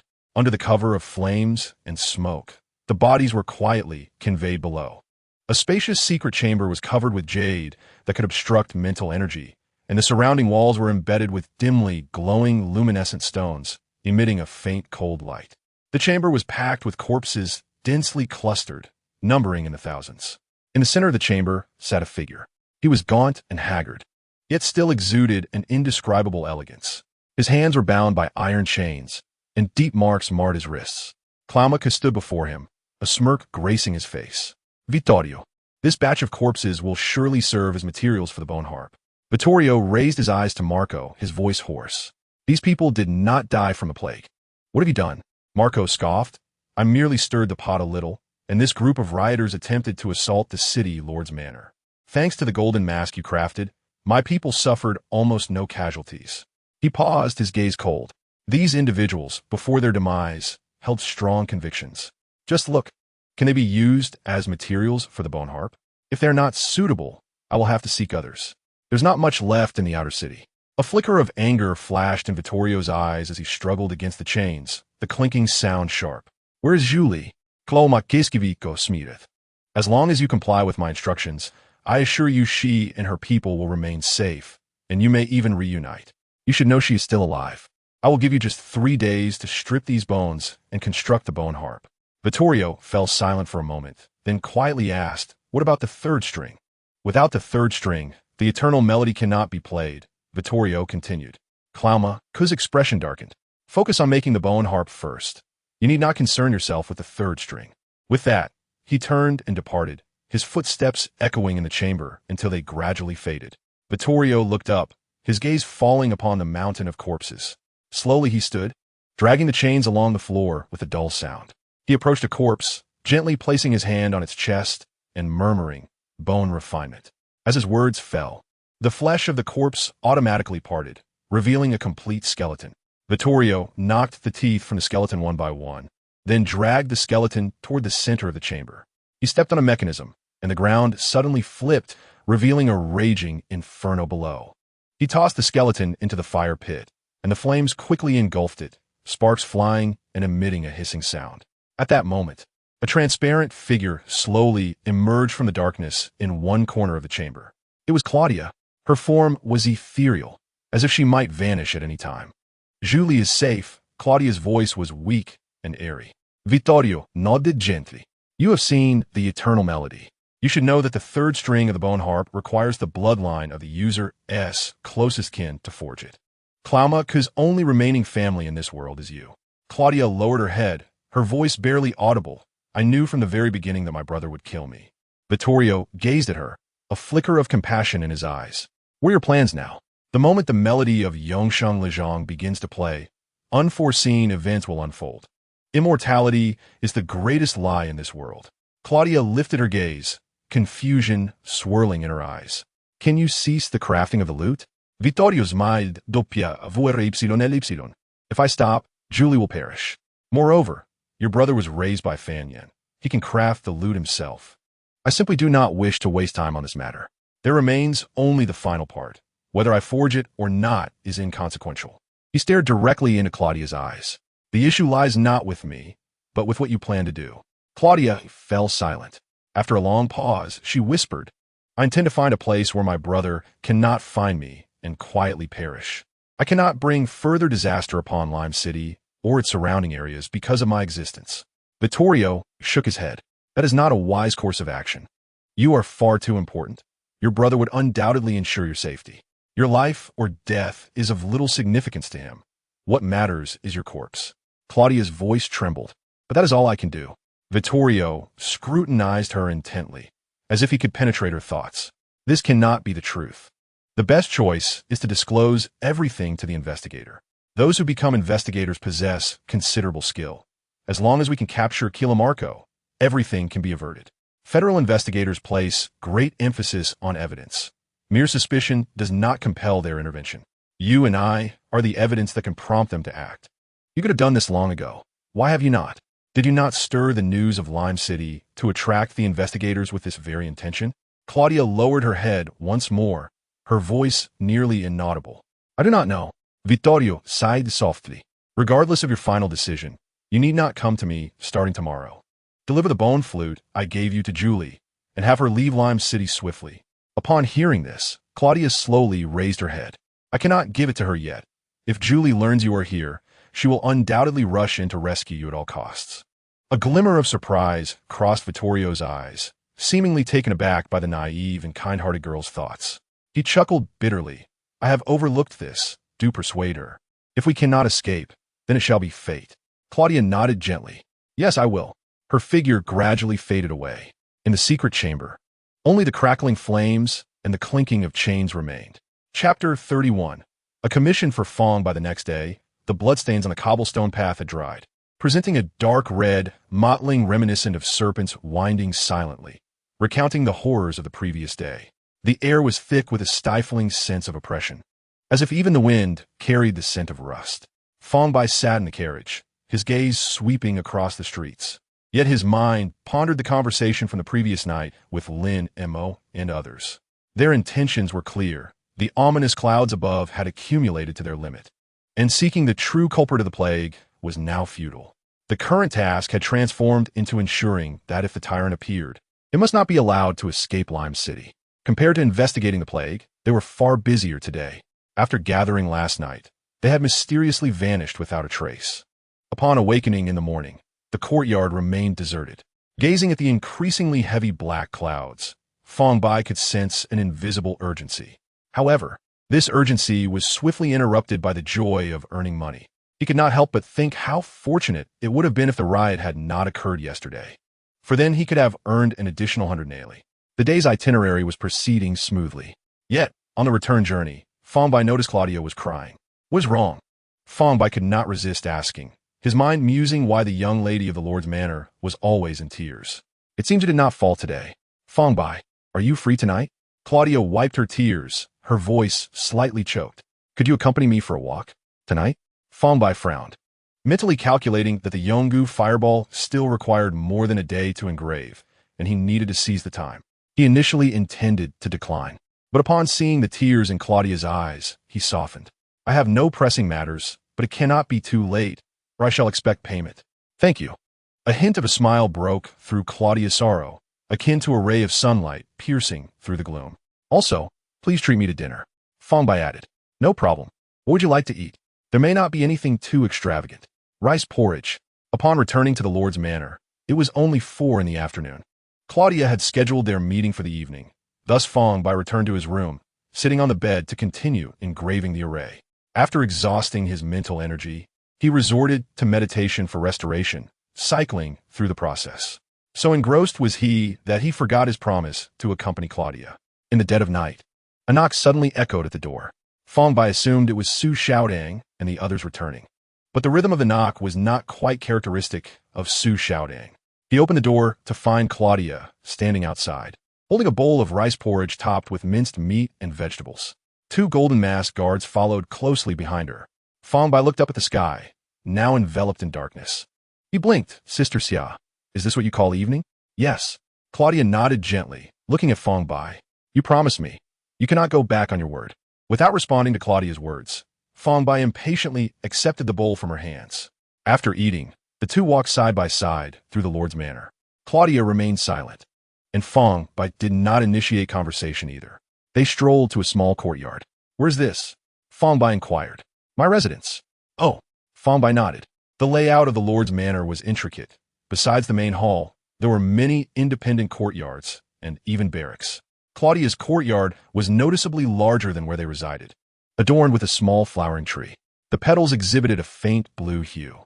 Claudia led Fang Bai into the house, but was halted by the two guards. "Miss, it is inappropriate for a stranger to enter your room." One of the guards whispered. "There is nothing inappropriate." Claudia replied calmly, and after Fang Bai entered, she closed the door.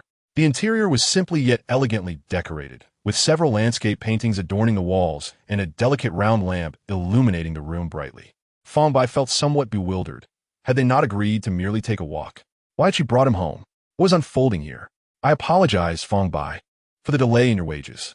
Claudia retrieved a beautiful wooden box from a drawer and handed it to Fang Bai. "This is your payment, but you cannot look at it now. You may only see it tomorrow," she said mysteriously. "Why?" Fang Bai asked, perplexed. "This is a small test. If you succeed, I will give you an additional 100 annihilate tomorrow." Claudia winked. "Really?" Although Fang Bai suspected the box might conceal a secret, the allure of 100 annihilate was simply too enticing. "Indeed," Claudia reaffirmed. "All right, I will not look at it today." Fang Bai nodded repeatedly, calculating that regardless of what lay within, waiting until tomorrow would not lead to loss, and furthermore, it could yield profit. "You keep this safe." Claudia handed the box to Fang Bai. "Next, I have two matters to discuss." Her expression suddenly turned serious. "What happened to your hand?" Fang Bai noticed a white bandage wrapped around one of Claudia's fingers. "I scraped it." Claudia smiled. "It is of no consequence." "You must remember what I am about to say." Fang Bai cradled the box, nodding. "You may speak." She took a deep breath and slowly spoke. "There is something I have discovered. It seems I can never make a choice. Therefore, I have decided to entrust the power of choice to you. There are other items in the box, which can serve as compensation for making a decision on my behalf. What could be so difficult to choose?" Fang Bai's curiosity was thoroughly piqued. Claudia leaned closer to Fang Bai and whispered, "I have found the musician imprisoned in a secret chamber beneath the crematorium, kept there by my brother." "The musician? Zuli's instructor?" Fang Bai asked in astonishment. "Yes, there is only one musician," Claudia affirmed with a nod. Fang Bai's heart raced. The conversations of Lin, Mo, and the others did not shy away from him.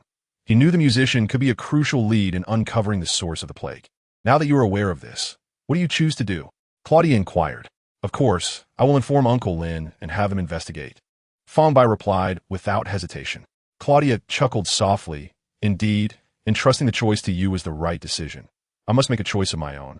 With that, she approached the vanity and retrieved a white flute from a drawer. The flute was as pure as jade, its surface intricately engraved with delicate patterns. "There is one more favor I need to ask of you. Deliver this flute to Julie tonight," Claudia said earnestly. "Right now?" Fang Bai hesitated. He had to inscribe a matrix later that evening, and the outside was fraught with danger, teeming with pollutants. "Do not worry. This flute will protect you. If you find yourself in danger, simply blow into it," Claudia reassured him with a smile, having sensed his concern. "Here is additional fare." She handed him a banknote worth 100 annihilate. Fang Bai instinctively accepted the note, unable to contain his curiosity. "May I know why?" "When the investigator finds the musician, my brother may turn against you. His guards are formidable. Although the investigator is also skilled, they may be outnumbered. Delivering this flute to Zhu Li will ensure her assistance." Claudia explained. Fang Bai pondered for a moment, sensing something was amiss but unable to articulate it. "How about I accompany you?" he suggested. "I have other matters to attend to." Claudia slowly shook her head. "Very well," Fang Bai nodded. "I shall deliver the flute first and address the musician's matter when I see Uncle Lin and the others. Similarly, deliver the flute to Zhu Li. Your companions will surely appear," Claudia said, slightly embarrassed. "I have one small request." "What is it?" Fang Bai turned to her. "Would you help me with my hair?" Claudia looked at Fang Bai with hopeful anticipation. "I cannot," Fang Bai shook his head. "It is fine." Fang Bai picked up a wooden comb and awkwardly began to style Claudia's hair. Claudia closed her eyes, relishing the moment. "My brother and I have always relied on each other since childhood," she whispered. "During those hard times, we could not even afford a comb. He crafted one himself and styled my hair like this. Later, he became successful, an extraordinary individual, and visited the new era. Everything seemed to change upon his return from the new era. A hint of bitterness crept into her voice.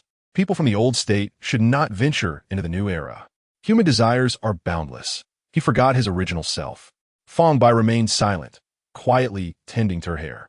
The room was enveloped in a serene silence, save for the sound of the wooden comb gliding through her strands. Time seemed to stand still at that moment. Chapter 32. The first battle, a glowing orb pulsated in the night, moving at a speed akin to a shooting star, darting over rooftops and slicing through the inky darkness. The orb was a spherical lamp held in Fang Bai's hand. If his guess was correct, this object was called an electric lamp. Such is the advantage of being educated. Fang Bai mused to himself, not entirely ignorant when encountering something novel. He had heard that electric lamps were ubiquitous in the new era, illuminating the night even brighter than day. Though he could not ascertain the truth of this claim, Fang Bai repeatedly propelled himself forward with precision, his speed surpassing that of a horse-drawn carriage. As he leaped, he mentally calculated the expenditure of his mental energy. The journey from the Lord's Manor to the slums spanned over 10 miles. If he moved at full speed, he estimated he could reach it in under half an hour. However, the issue was that his mental energy was clearly insufficient for prolonged use of lightness. He had roughly calculated that the mental energy in his reserves would allow him to use lightness for only about 8 minutes. He also needed to conserve mental energy for unforeseen dangers. By resting every 7 minutes for approximately half an hour each time, he could fully replenish his mental energy. Fang Bai kept running these calculations in his mind. Thus, reaching the slums would take over 2 hours. Upon arriving at this conclusion, Fang Bai immediately halted, opting to run instead. Recovering mental energy was too time-consuming. Given his current physique, he could cover the distance in under an hour. Using lightness would only slow him down. Many people were still sleeping on the streets. The stretch near the Lord's Manor was largely free from pollutants. It seemed the pollutants congregated around the slums. Fang Bai clutched the flute tightly and proceeded cautiously. Upon entering the outer district, the darkness thickened noticeably, becoming oppressive. There were no longer any people on the streets, just an expanse of deep blackness. At one moment, Fang Bai suddenly leaped. To his left, a humanoid pollutant lunged and missed, letting out a fierce roar as it looked up at him. At that moment, Fang Bai was suspended directly above its head, with no place to gain leverage. He lamented inwardly. Had he known, he would have jumped back. What now? The everlasting fireball was still short of completion. He had no means of attack. Fang Bai glanced at the flute in his hand. It was too late to blow it, and he was unsure of its effectiveness. Without further thought, Fang Bai spread his legs and struck down hard on the head of the humanoid pollutant. Bang! The pollutant's head caved in, blood spraying forth. Seizing the opportunity, Fang Bai used the momentum to retreat and landed safely. What a treasure! Fang Bai excitedly rubbed the pristine flute.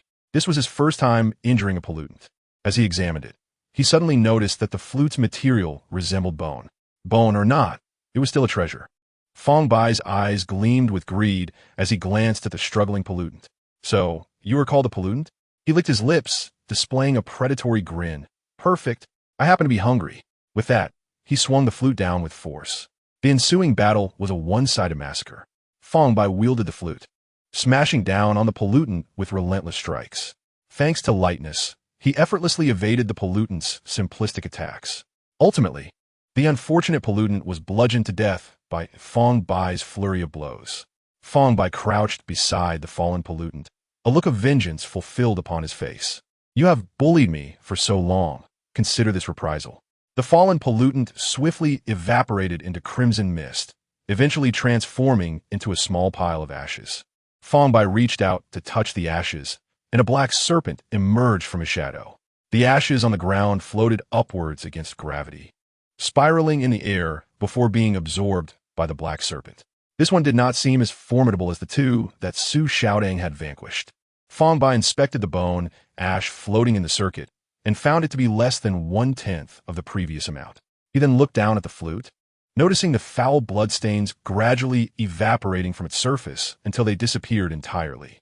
He could leverage the flute to strike down several more pollutants, increasing the number of valves to 10.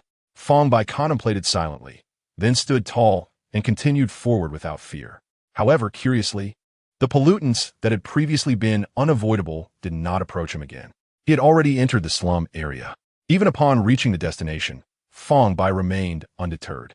He incessantly inhaled the intricate scents in the air, yearning to catch a whiff of the pollutant's foul odor. Suddenly, he detected a familiar fragrance, faint yet discernible. Xuejia? Following the scent, Fang Bai soon espied Su Xiaodang, who was bent over, sketching something on the ground. Sensing the movement, Su Xiaodang quickly turned around. Fang Bai? What brings you here? She inquired, a look of surprise crossing her face. Xiao Jie asked me to deliver this flute to Zhu Li. Do you know where she is? Fang Bai waved the flute in his hand. Yes, she is assisting in arranging the matrix, replied Su Xiaodang, rubbing her waist. She suddenly recalled something, her eyes widening. How did you get here? It's so dangerous. I walked over, Fang Bai said, tapping the flute in his hand. This flute is quite useful against pollutants. As if struck by a thought, Fang Bai then asked, what about Uncle Lin? I have something to tell him. I know where the Qinshi is. Qinshi? How'd you find out? Su Xiaodong's expression turned skeptical, doubting whether Fang Bai had merely heard some misinformation. They had searched for several days, ultimately concluding that the Qinshi had been slain by Kelomake. Xiao Jie mentioned it, Fang Bai explained. Claudia? Su Xiaodong pondered. Her face contorted in thought. After a brief pause, she shook her head. Forget it. Thinking about it gives me a headache. I'll take you to find them. Chapter 33. Discovery of the Secret Chamber. Su Xiaodong led Fang Bai through a narrow alley until they arrived at a somewhat spacious area. The original houses had been demolished, leaving behind neat traces of being crushed into the ground. The enormous footprints and tire marks unmistakably indicated that only Chao Feiwei's automaton could have caused such destruction. Fang Bai sensed a faint wave of spiritual energy flowing around them. Instinctively, he entered a meditative state, and the sight before him rendered him speechless. Before his eyes stood a vast and exquisite golden matrix. It hovered in the air, divided into 3 tiers, each rotating at a different speed. Countless intricate geometric patterns intertwined in the void like gears. As the spiritual threads flickered, a golden river seemed to flow from a hole above, cascading downwards. In each corner of the matrix sat Lin Mo, Lung Shuang, Chao Feiwei, and Zhu Li in meditation. Is this also a matrix? Fang Bai asked, bewildered. No. Su Xiaodong slowly shook her head. This is magic. Oh, Fang Bai replied thoughtfully. So it's magic. That makes sense. That's how the magic in storybooks should be. You fool. Su Xiaodong rolled her eyes, having somehow acquired a piece of bubblegum. Mumbled, you actually believe it? This is a composite matrix, a method of utilizing matrices. Fang Bai exited his meditative state. I still think calling it magic sounds better. Is the connection light pattern completed? Lin Mo opened his eyes and looked at Su Xiaodong. Just a bit more. Fang Bai came looking for you, saying he found the Qinshi's location. Su Xiaodong replied. Qinshi? Lin Mo glanced at the colossal matrix in the air, realizing that there might not be time to deal with such matters now. Capturing the tyrant was the immediate priority. Where did you get this bone flute?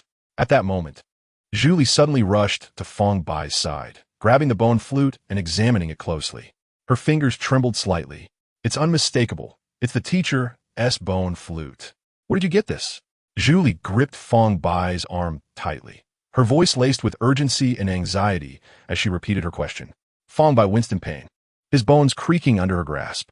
Had his body not been reinforced, his arms might have suffered severe fractures. What are you doing? This little body of his can't withstand such pressure. Su Xiaodong angrily pushed Zhu Li's hand away, positioning herself protectively in front of Fang Bai. I apologize. I lost my composure. Zhu Li took a deep breath, striving to calm herself, a hint of regret on her face, to prevent her from seizing him again. Fang Bai quickly ducked behind Su Xiaodong, rubbing his sore arm. Xiao Jie gave this to me. She instructed me to deliver it to you immediately. Claudia? Zhu Li accepted the bone flute, her eyes revealing a complex expression. Fang Bai nodded, yes. So that is how it is, Zhu Li murmured softly, as if comprehending something. Taking a deep breath, she gradually raised the bone flute to her lips and gently blew. Instantly, a melody filled with a sense of slaughter resonated through the night sky. The atmosphere grew oppressive. As the tune concluded, a group of youthful figures slowly emerged from the darkness, their steps steady and gazes cold. The numbers swelled, eventually reaching hundreds, and still growing. Follow me to storm the Lord's mansion. Zhu Li's voice was icy and resolute. Yes, a thunderous response echoed, brimming with murderous intent. Miss Zhu, could you hold on for a moment? Lin Mo appeared beside Zhu Li, gently placing a hand on her shoulder. The tyrant is about to be birthed. Acting on murderous thoughts now may be unwise. Zhu Li violently shook off Lin Mo's hand, her eyes ablaze with fury. I can't concern myself with that. It's not your teacher's life that hangs in the balance. Her voice seethed with suppressed anger. Lin Mo spoke calmly. Now that we have located the Qinshi, how about I assist you in rescuing him first? Charging in with your people to kill indiscriminately would only hasten the tyrant's birth and potentially endanger your teacher.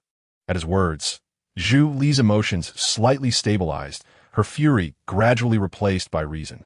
Are you willing to help me? The investigators don't assist anyone. We act according to what brings us closest to the truth, Lin Mo replied calmly. Let us move immediately. You go in first to rescue my master. And if anything goes awry, my people will assist you. Zhu Li suppressed her emotions and swiftly made a decision. Lin Mo looked at Lung Shuang, who nodded slightly. Go ahead. Chao Fei Wei and I will stabilize the matrix here. Unterstützt, Lin Montag filmed. Hundreds of figures raced through the night.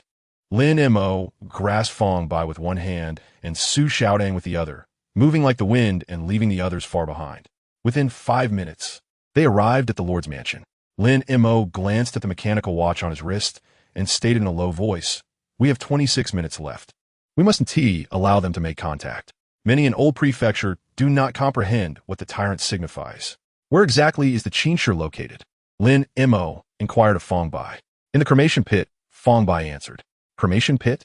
I've been there many times. Lin Mo frowned, as if recalling something, and immediately headed in the direction of the cremation pit. Atop the cremation pit, flames still flickered and thick smoke rose. The air thick with the acrid stench of burning corpses. The three reached the pit's bottom, where 2 guards in golden masks were overseeing the burning of bodies. The flames had never ceased. Who? As the guards noticed their presence and were about to speak, Lin Mo swiftly moved, knocking them unconscious with ease. Lin Mo knelt down, placing a hand on the ground, closing his eyes to sense. Moments later, he opened his eyes, his brow furrowed. Nothing confirmed underground? Yet Fang Bai was staring intently at the flames, murmuring, there's wind below. Hearing this, Lin Mo gave Fang Bai a deep look. The minute detail he himself had overlooked had been caught by this young man. What level of insight is this? Vacuum, Lin Montag Vispiret. Complex light patterns emerged beneath his feet as the matrix gradually formed. 10 seconds later, a firewall over 3 meters high was enveloped in a transparent box. The flames gradually extinguished, revealing unburnt corpses. Move the bodies aside, Lin Mo instructed, looking at Su Xiaodang.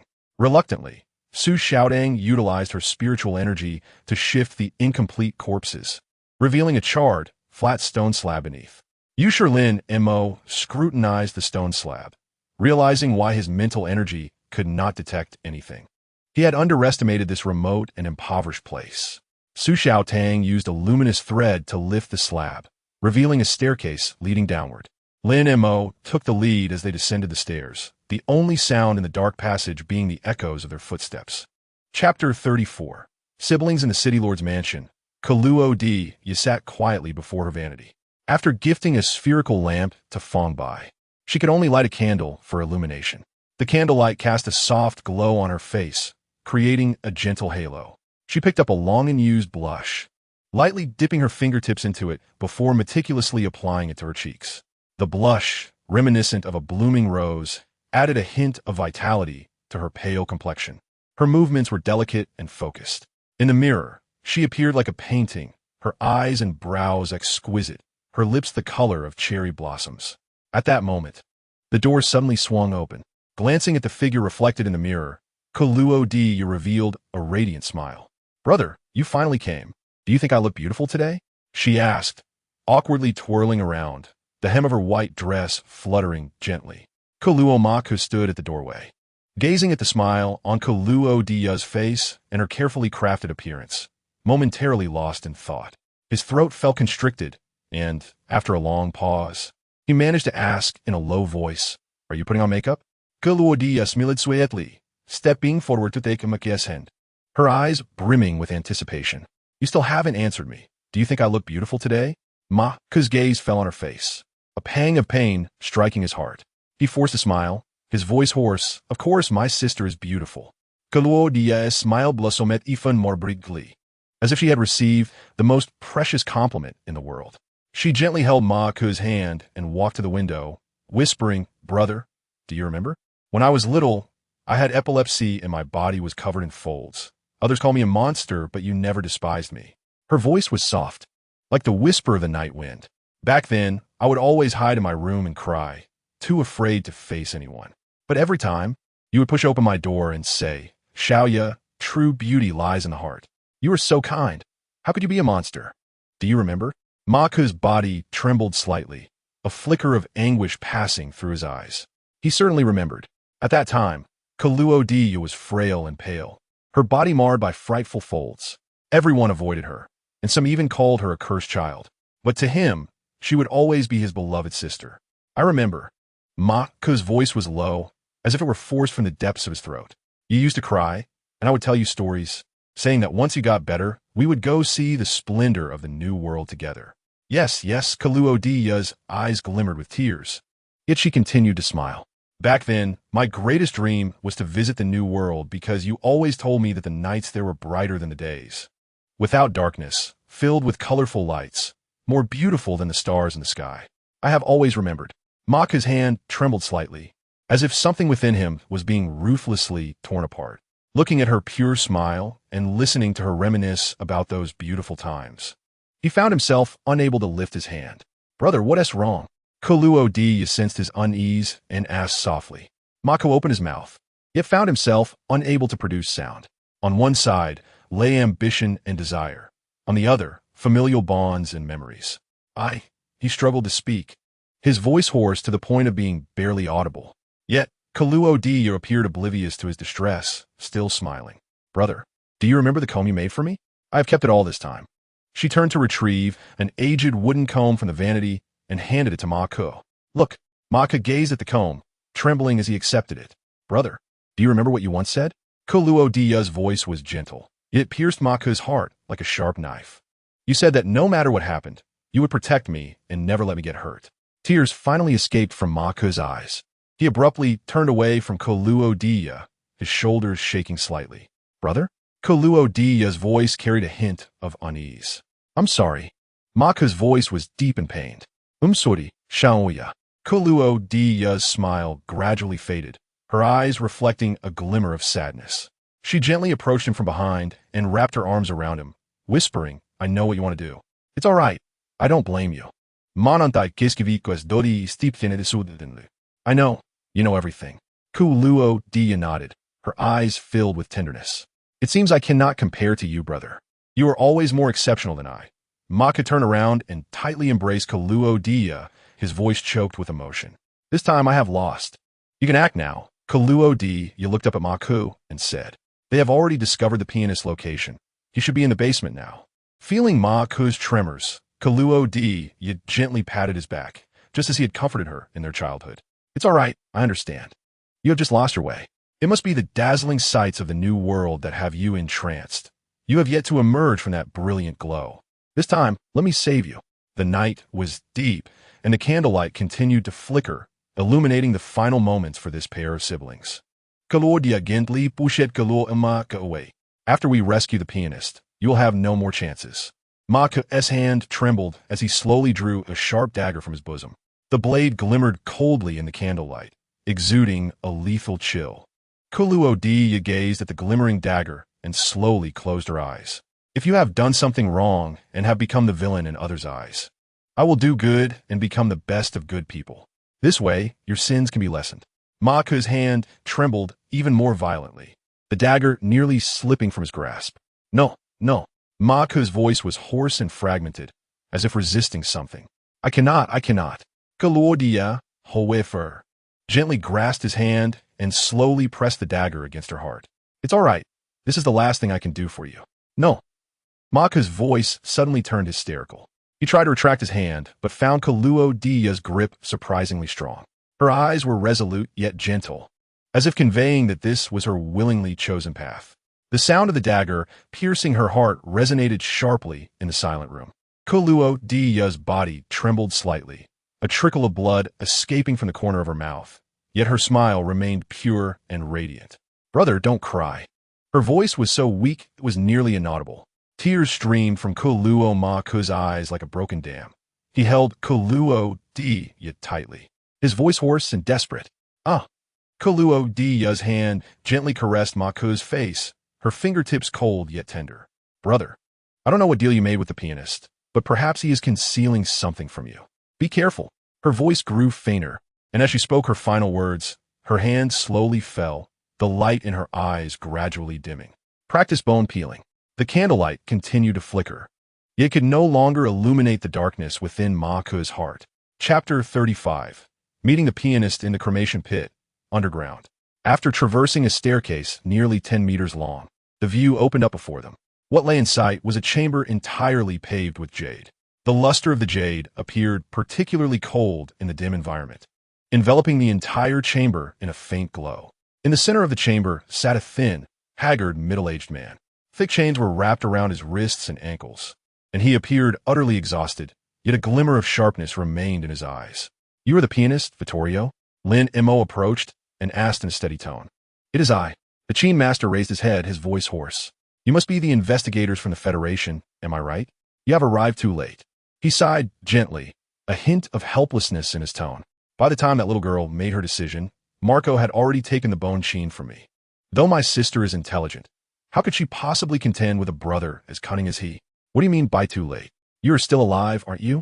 Su Xiaodang interjected, her face a mask of confusion. The Qin Master offered a bitter smile. "Could you please untie me? My body is on the verge of collapse." Without further ado, Lin Mo drew his pistol from his waist, spun it in his hand, and then fired 4 shots in quick succession. The bullet struck the Qin Master's shackles and footcuffs with precision. Sparks flew as the bullets hit, leaving only a few white indentations on the chains. Furrowing his brow, Lin Mo noted, "These chains are embedded with high-quality jade. Is there someone capable of melting them in this limestone city? My frail body cannot withstand such torment. Do you wish to kill me?" The Qin Master replied, his voice tinged with resignation. Although the bullets failed to sever the chains, the tremendous recoil was unmistakably felt. "Your mental threshold is quite high. How could you be imprisoned by Klaus Marco?"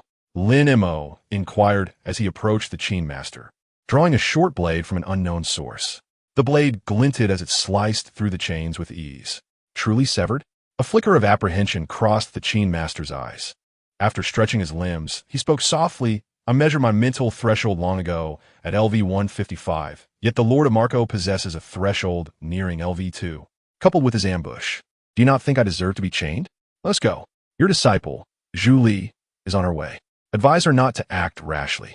Any further bloodshed at this juncture would hasten the birth of the tyrant," Lin Mo urged calmly. Fear flickered in the Qin Master's eyes at the mention of the tyrant. Indeed, a tyrant is terrifying, yet something even more dreadful may transpire soon. "We are trapped. What do you know?"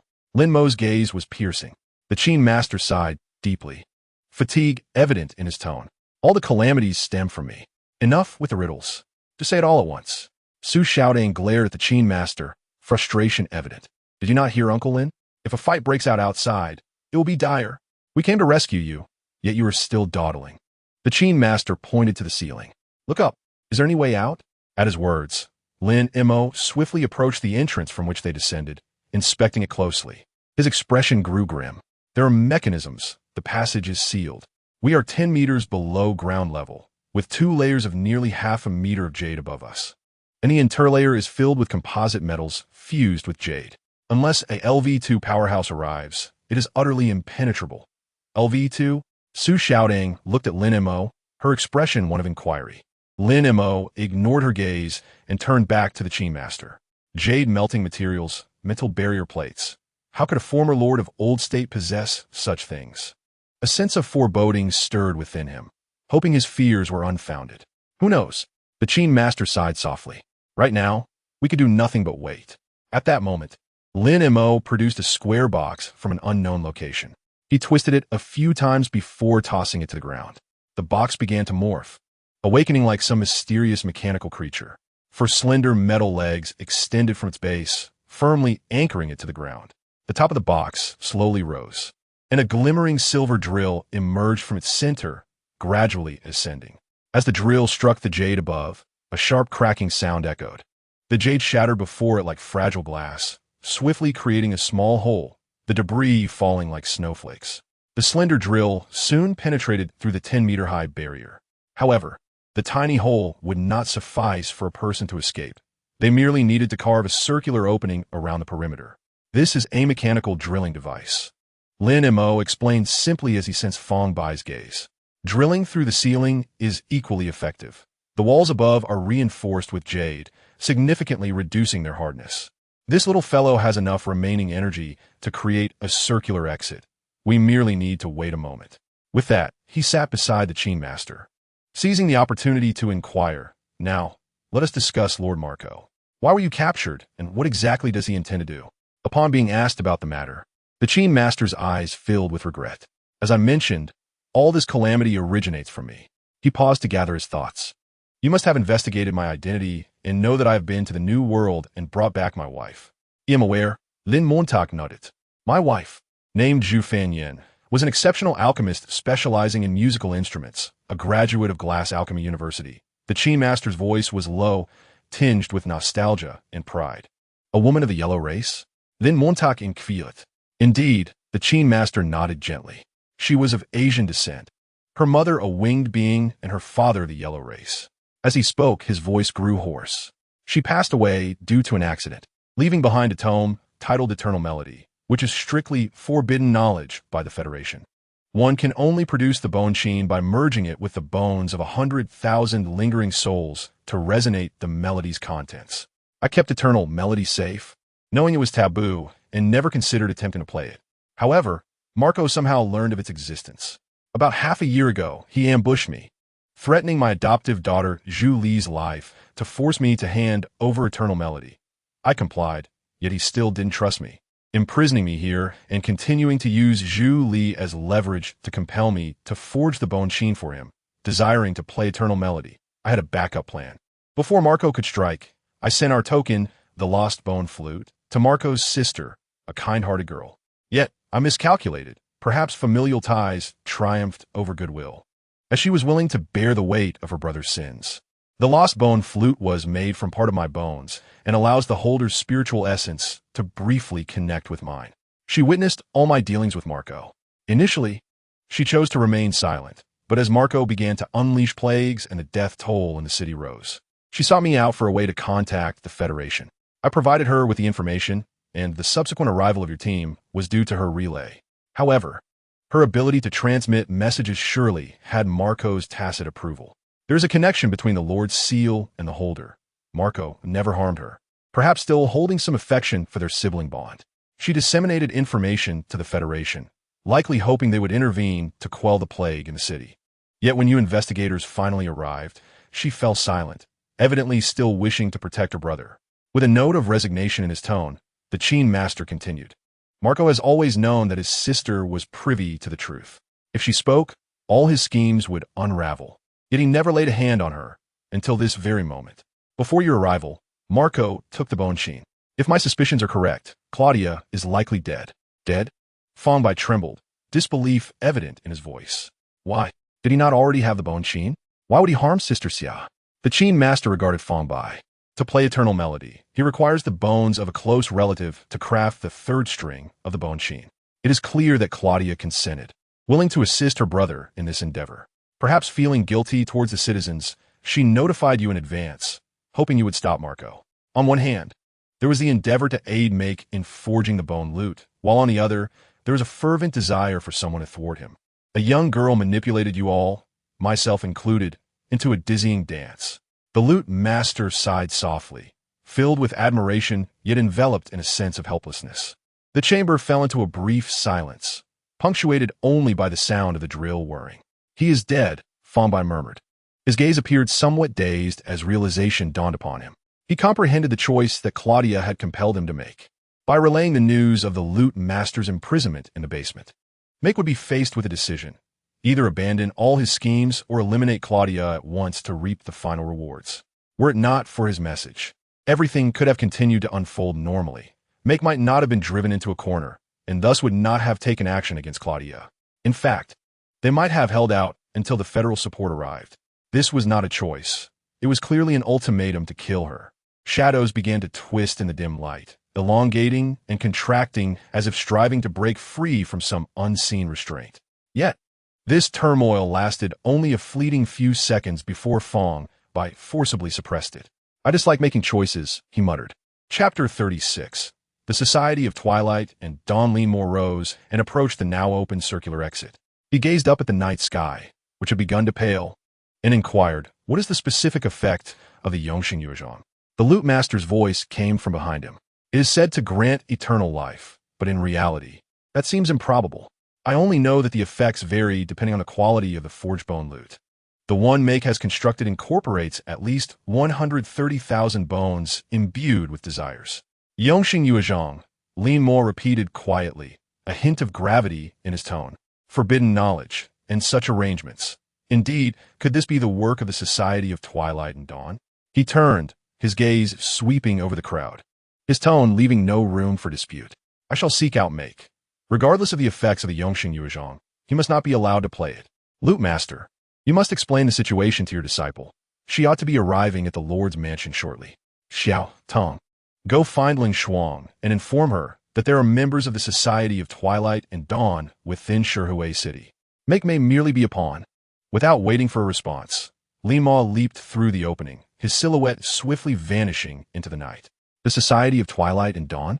That terrifying organization, which incessantly wreaks havoc through forbidden knowledge. Su Xiaotong's face turned pale in an instant. Countless horrific tales surged through her mind. In the new era, if children misbehaved, their families often warned them that they would be taken by the Society of Twilight and Dawn. Even she, Su Xiaotong, had been subjected to similar threats in her childhood. After a brief moment of stupor, Su Xiaotong immediately grabbed Fang Bai and hurled him out before leaping out herself. In the dim underground chamber, only the Loot Master remained. He looked up at the void and murmured, "Youth is truly wonderful." As Su Xiaotong and Fang Bai emerged from the basement, she pulled him along, sprinting towards the slums. Her heart raced, the name Society of Twilight and Dawn echoing incessantly in her mind. She knew not what the Yongxing Yuezhang was, but the mere mention of the society filled her with genuine fear. This was a terror rooted deep in her soul, nurtured by countless bloody examples throughout her life.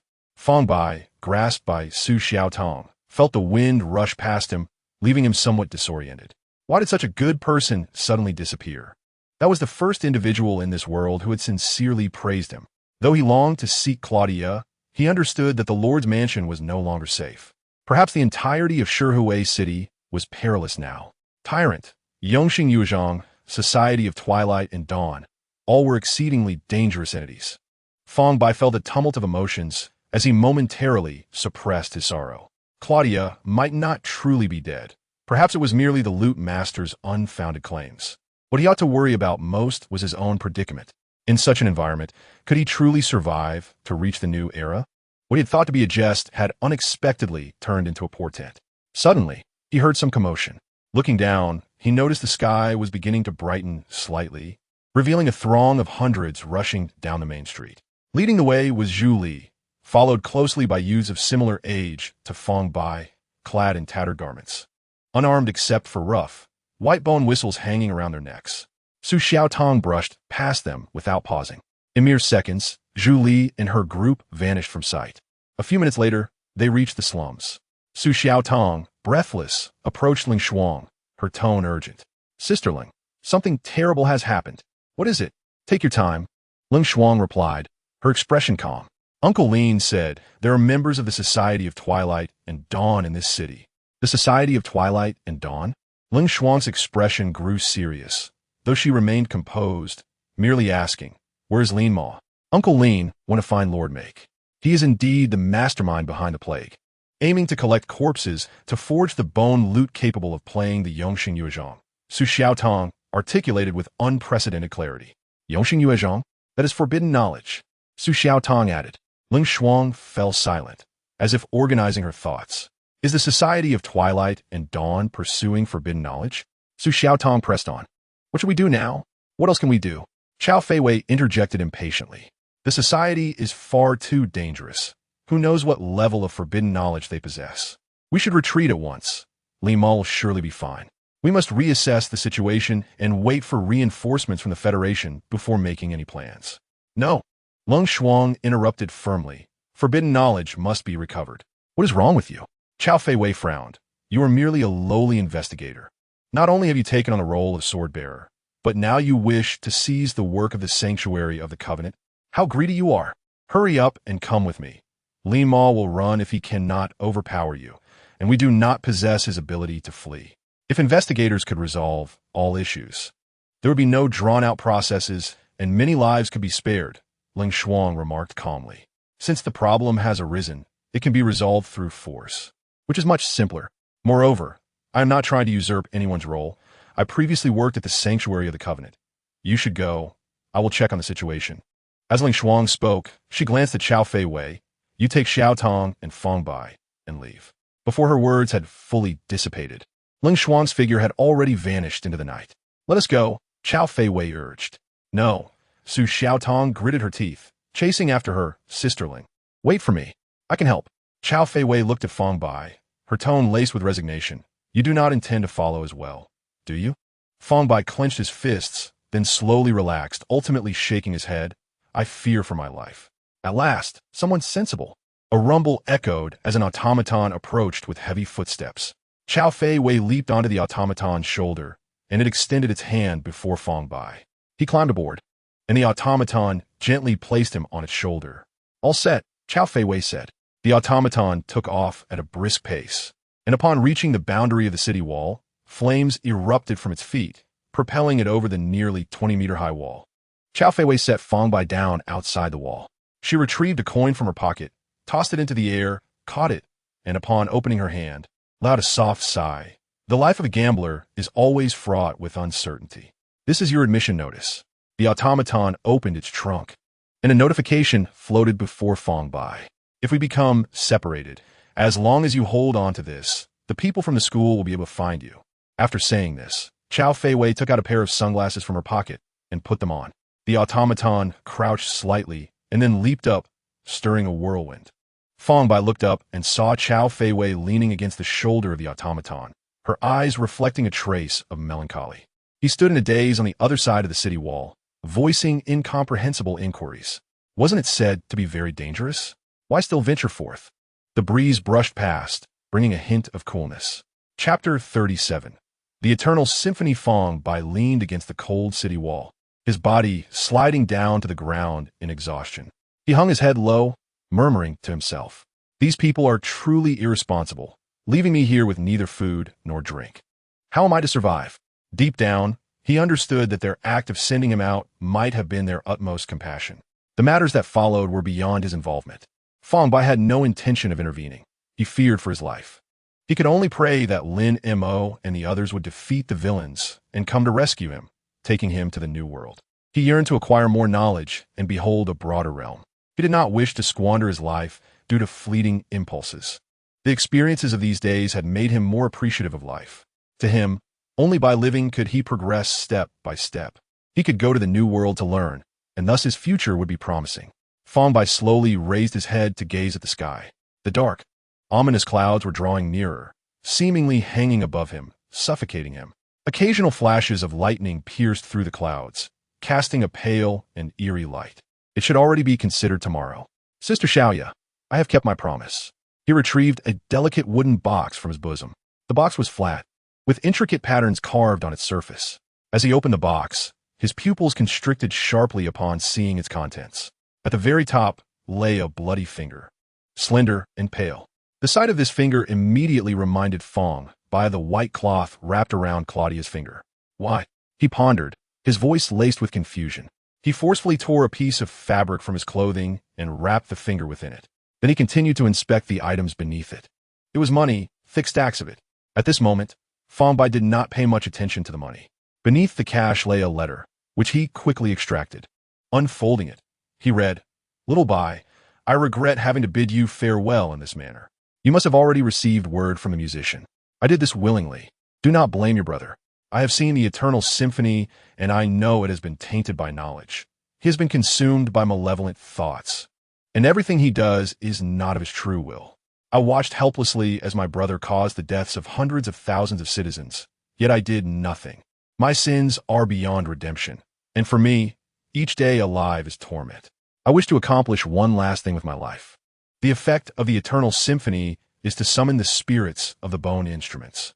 Once the music begins, all obsessions used to create the bone instruments will awaken, forming an army of hundreds of thousands of undead. They are unyielding and will not cease, even if the performer stops playing. The only way to stop it is to destroy the bone instrument. The only means to do so is by breaking the third special string on the instrument. Only my finger can sever that string, and only you can approach the bone instrument because my obsession resides within you. I hope you can destroy the bone instrument and save Lime City, but I also wish for my brother to attain the immortality he desires. Therefore, I leave this choice to you. You are different from those investigators. You will grapple with it and make a true decision. If you approach the bone instrument, you may die, and other obstacles may arise. Are you willing to risk your life to save those who are unrelated to you? Regardless of your willingness, I have already won, for either outcome fulfills my desire. Little Bai, although it has only been a few days, you are the one I owe the most to. I have placed all choices upon your shoulders. You must be weary. I must admit, I am a villain beyond redemption. At least in the eyes of you and the hundreds of thousands of citizens, my evil is pure. I do not wish to be consumed by malevolence. Thus I must end this swiftly. If there is indeed a next life, I will repay you. Lastly, be cautious of Julie. Fang Bai set the letter down, his expression devoid of emotion. His fingers clenched tightly around the paper, knuckles straining as if he intended to crush the thin sheet. What is this? His voice was hoarse, laden with anger and confusion. His fist slammed against the wall behind him, producing a dull thud. The rough stone surface instantly cut into his skin, yet he felt no pain. Blood stained the wall in his hand. What choice? His eyes were filled with anguish, clearly demanding my life.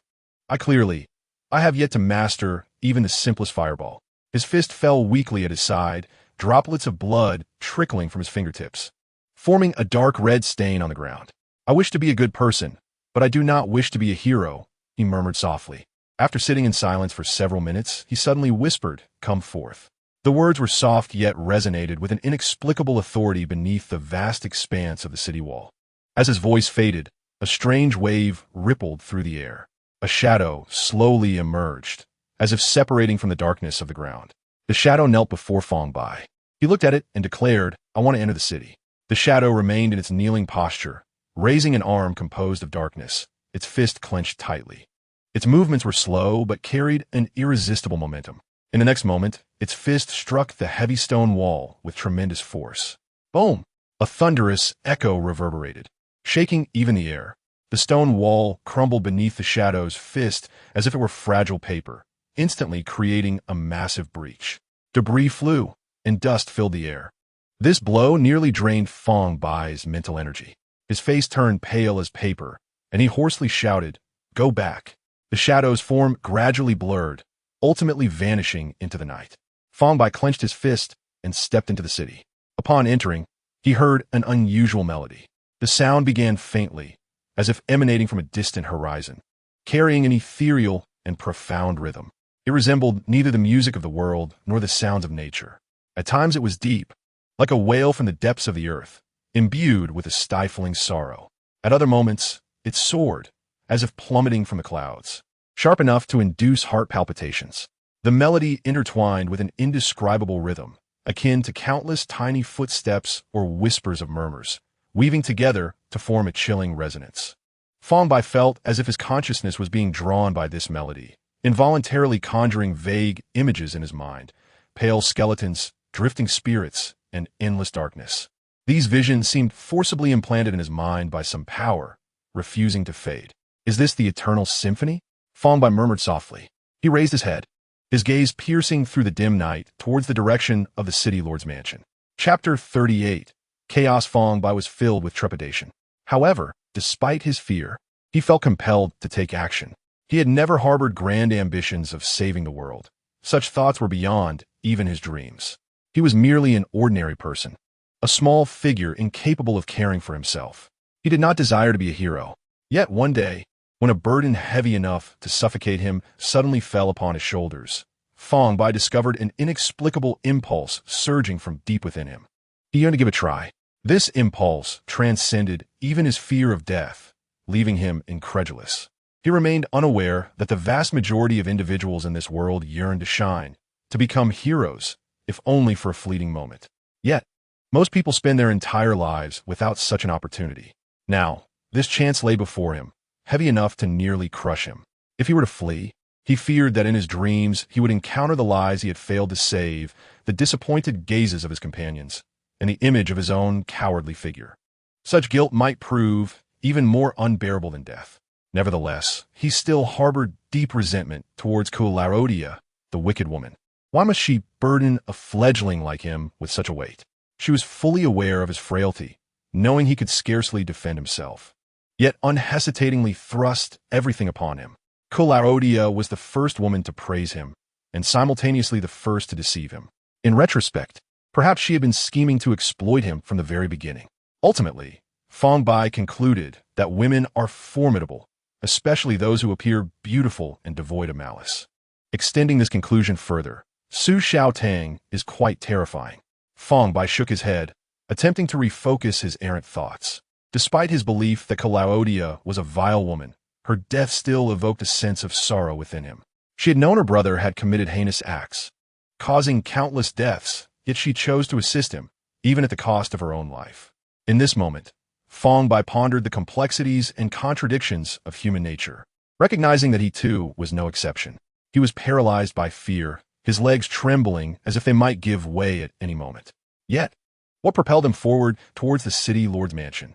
That path may lead to hell, perhaps sealing his fate of never attending university again, never witnessing a broader world. Yet, he continued on, caught in the delicate balance between fear and courage. Fang Bai sprinted ahead, when suddenly, a series of crackling noises erupted from the stone path before him. His gaze was instantly drawn to a pale, skeletal hand slowly emerging from the ground, fingers splayed as if reaching for something. The hand was still caked with dirt, the joints producing a disconcerting, grinding sound. What on earth is that? Startled, Fang Bai took a step back, immediately recalling the effects of Eternal Symphony. Realizing this was the entity summoned by Eternal Symphony, he assumed a defensive stance, fists clenched. Despite his hands trembling slightly, he endeavored to appear composed. Surely, I can manage to fend off a mere skeleton? He attempted to bolster his courage. However, before he could gather his resolve, more crackling sounds resonated from the adjacent stone path. Turning to look, his scalp prickled in terror. A dozen skeletons were struggling to claw their way out of the earth, their upper bodies exposed, frantically scratching at the ground. Strangely, the stone path remained intact, as if these skeletons had simply materialized from beneath the surface. The ghastly figures were unervingly pale, their bony frames glinting with an eerie luminescence, hollow eye sockets ablaze with ghostly blue flames, resembling two flickering wraiths in the darkness. Their jaws clicked ominously, producing a chilling rhythm. To make matters worse, upon spotting Fang Bai, the skeletons, as if invigorated, suddenly pulled their lower halves free with an inexplicable force, their movements becoming agile as they slowly advanced towards him. This is far from good. A cold sweat beaded on Fang Bai's forehead. The shadow he had just invoked had nearly depleted his mental energy, and he needed to conserve some for critical moments. With this in mind, he turned on his heel and fled down a narrow alley, his figure swiftly enveloped in shadows. The skeletons, noticing his retreat, immediately pursued him. However, their movements were stiff, even slower than an ordinary human. Utilizing the alley's twists and turns, Fang Bai circled back to the main street. This thoroughfare led directly to the city lord's mansion. The dawn light gradually illuminated the surroundings, casting a grayish hue over the streets, yet offered no warmth, rendering the scene even more harrowing. After running for half an hour, Fang Bai halted, panting heavily. What lay before him was a veritable hell on earth. The streets were strewn with mangled corpses, blood staining the stone path, the air thick with the metallic scent of death. Occasionally, he would witness groups of skeletons assaulting surviving citizens, their desperate pleas merging into a haunting dirge. The ghostly blue flames flickering in the skeleton's eye sockets were particularly piercing in the morning light. Despite their clumsy movements, they executed their tasks with a chilling efficiency, each swing of their bony hands resulting in a spray of blood that painted the streets crimson.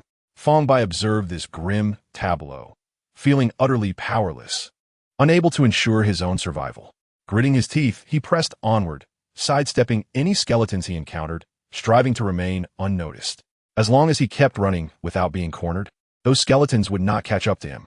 However, as he neared the city lord's mansion, the number of skeletons increased exponentially. Almost every few steps, he would encounter several wandering skeletons. The corpses on the ground multiplied, many dismembered and torn apart, limbs and flesh scattered everywhere. Fang Bai was compelled to tread upon the remnants of flesh, each step akin to walking on shards of glass. His stomach churning as he fought back the urge to vomit. Suddenly, a low roar reverberated from above, reminiscent of a colossal beast growl, causing Fang Bai's eardrums to ring. He halted and looked up at the sky. The dark clouds were gradually contracting, coalescing into a massive vortex. Within its center, something seemed to writhe. Occasional flashes of lightning illuminated the outline of this entity, immense and distorted, exuding a suffocating pressure. Approaching the city lord's mansion, the skeletons nearly obstructed his path, their skeletal forms surging forth like an overwhelming tide, leaving no room for escape. Sensing Fang Bai's living aura, they encircled him from all sides, their bony hands poised to tear him apart. With no avenue for evasion, Fang Bai activated lightness. Instantly, his body felt weightless, as if lifted by the wind. With a mighty leap, he sprang onto a nearby rooftop, deftly traversing the tiles with nimble hops. His head began to spin, his mental energy on the brink of exhaustion. Yet, he dared not pause. He had to breach the city lord's mansion before his mental reserves were entirely depleted. Finally, he leapt over the walls of the city lord's mansion. He swiftly deactivated lightness to prevent his mind from succumbing to exhaustion. The city lord's mansion had become a desolate ruin. Collapsed buildings littered the area, smoke and dust swirling among the shattered remnants.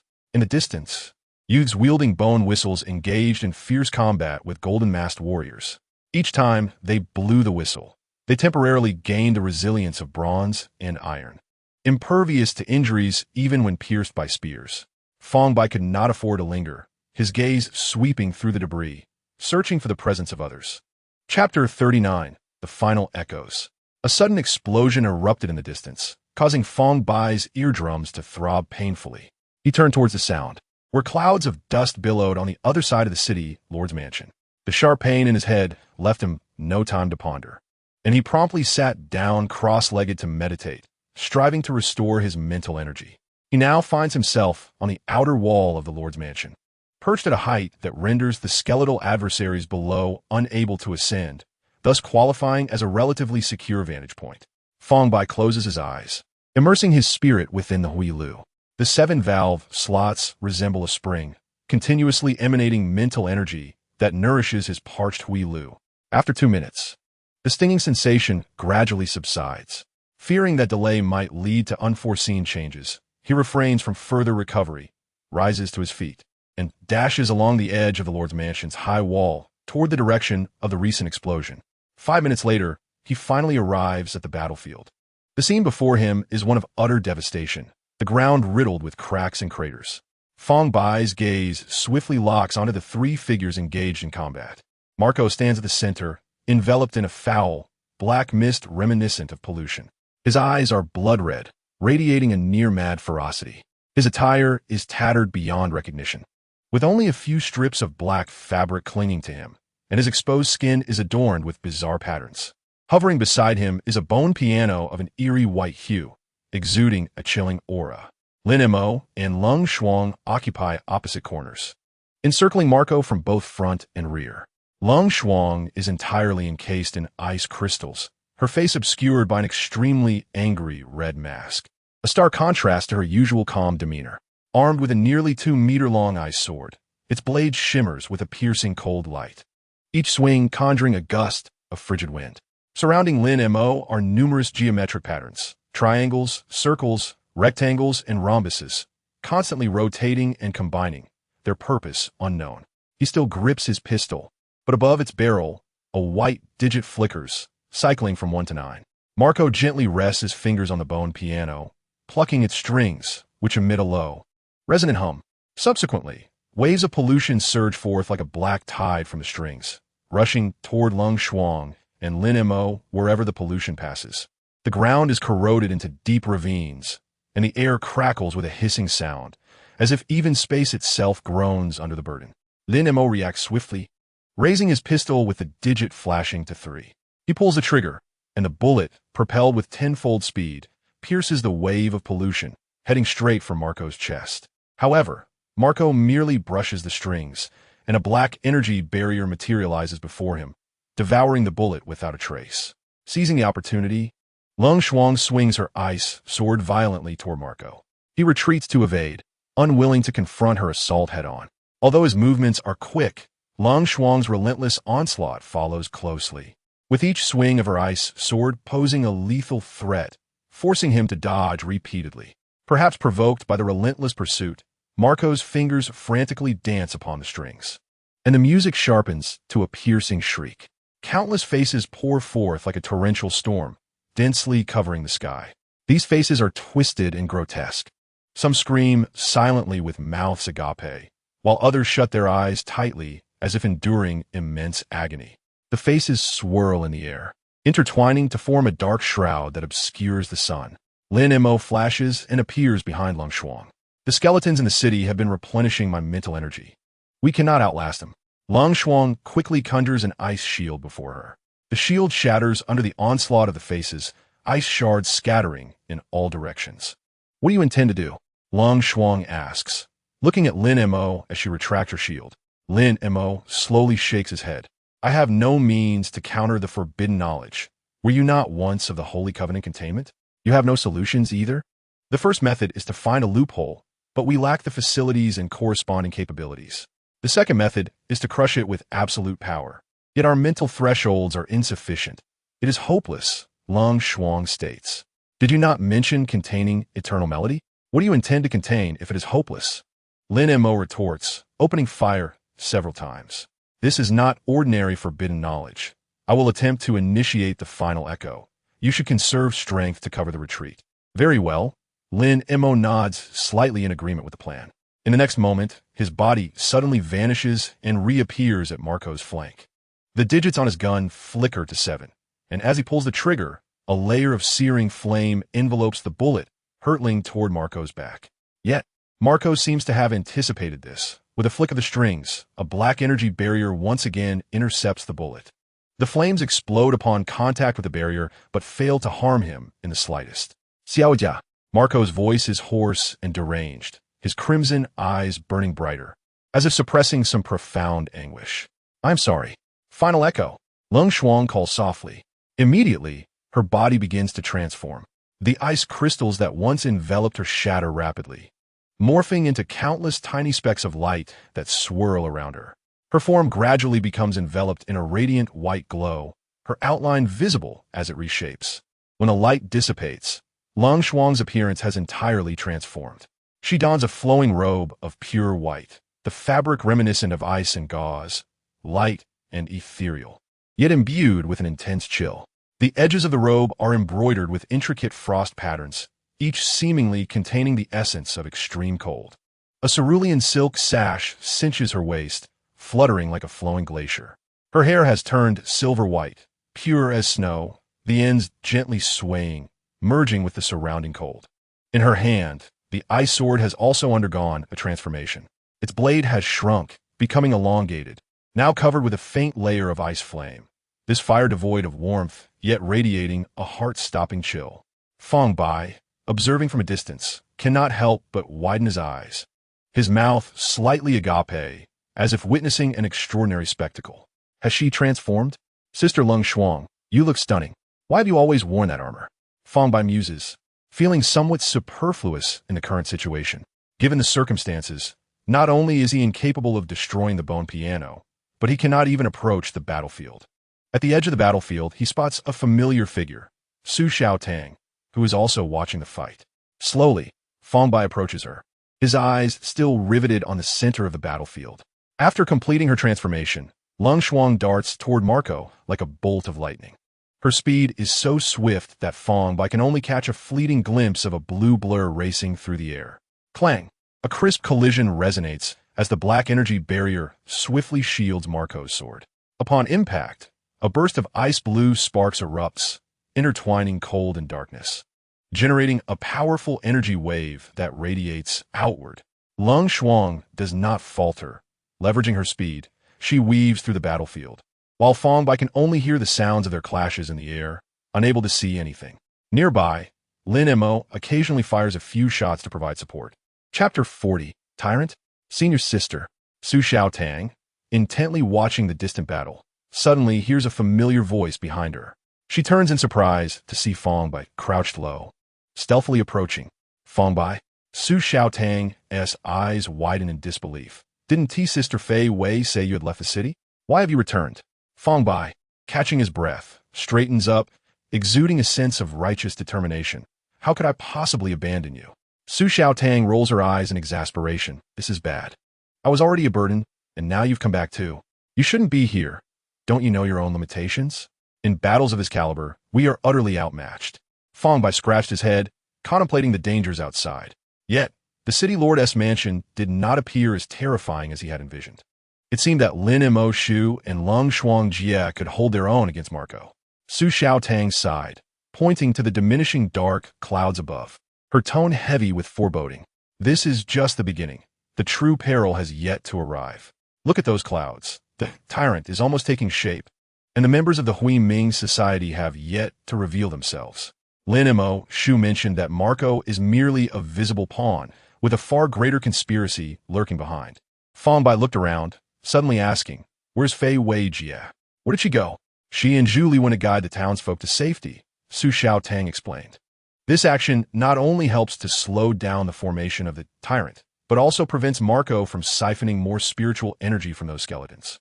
Most importantly, there are still many people in the city. We cannot abandon them. Fang Bai fell silent for a moment, refraining from mentioning Claudia, and continued. "Since we cannot resolve the issue now, why not retreat?" Su Xiaotang, seldom serious, responded, "There are still many people in the city. How can we leave first? A true sword-bearer always departs last." Her voice, though soft, carried an undeniable resolve. "I have a method to destroy the bone Qiuqin," Fang Bai suddenly declared. "What?" Su Xiaotang was taken aback, thinking she had misheard. If Lin Shu and Lung Shuang Jie could not manage it, what could Fang Bai possibly do? Fang Bai detailed the method from the letter on how to destroy the bone Qiuqin, along with a caution regarding Julie. Be cautious of Julie? Su Xiaotang's expression changed, realizing that she was currently with Fei Wei Jie. She felt a surge of urgency, yet the current circumstances made it impossible to assist Fei Wei Jie. They did not even know where she was. She looked at Fang Bai. "Can you really destroy the bone Qiuqin?" "It seems plausible," Fang Bai nodded gently, "but we must first approach the bone Qiuqin." "That complicates matters," Su Xiaotang exclaimed, pacing anxiously. "Even I cannot get close. How can you?" Lung Shuang Jie has already activated Final Echo, and we still can't deal with Marco. At this rate, we certainly cannot defeat him, and without defeating Marco, we cannot approach the bone Qiuqin. Her face flushed with frustration, but ultimately, she could only sigh.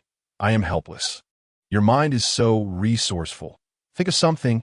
Su Xiaotang suddenly turned to Fang Bai, her eyes filled with hope, as if all her aspirations rested upon him. Fang Bai pondered for a moment, tentatively suggesting, "What if you used a thread to throw me over? I could take the opportunity to destroy the bone Qiuqin, and if danger arises, you could pull me back." Su Xiaotang's eyes widened in disbelief at what she perceived as an absurd proposal. This was not a child's game. Even disregarding the bone Qiuqin, Marco's spiritual threshold likely exceeded LV2. How could he be ambushed? No, you would surely die."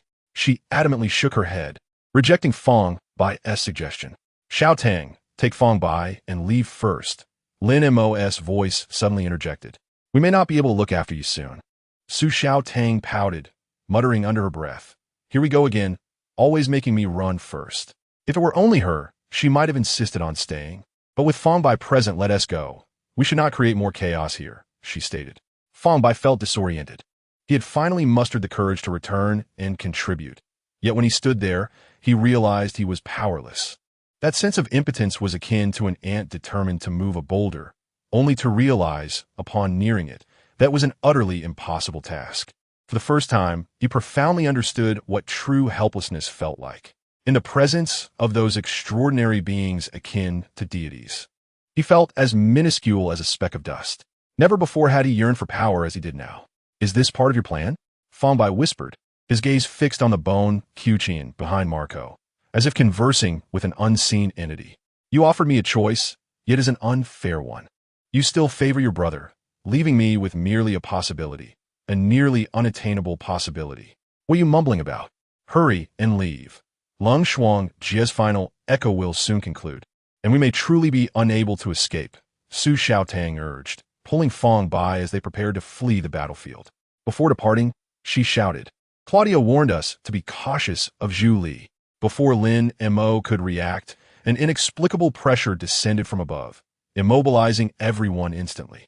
Fang Bai felt his breath hitch, as if a colossal stone pressed against his chest, making even the slightest movement agonizingly difficult. His vision began to blur, and a deep, resonant hum filled his ears. The dark clouds above had vanished. A black dot slowly descended, growing larger as it approached the ground. Fang Bai struggled to lift his head and gaze at the figure. As it drew nearer, its form became increasingly distinct. It was a humanoid creature, one half of its face smooth and pale, akin to exquisite porcelain, while the other half was a grotesque mass of flesh, devoid of skin, revealing decayed meat. Its arms and legs were similarly marred by rotting flesh, resembling a corpse clawing its way out of a grave, yet imbued with an eerie vitality. Most striking were the pair of decaying skeletal wings protruding from its back. As it landed, the moment its feet touched the ground, the earth was instantly engulfed in a pitch-black hue. Its eyes were vacant, devoid of any emotion, only a profound void of death. As its gaze swept across the crowd, each person it looked upon felt an icy chill pierce through them. Is this the tyrant? A wave of indescribable terror surged within Fang Bai. His body trembled involuntarily, his mind fixated on a singular thought, escape. Yet, his legs felt as though they were nailed to the ground, rendering him immobile. At that moment, a figure emerged slowly.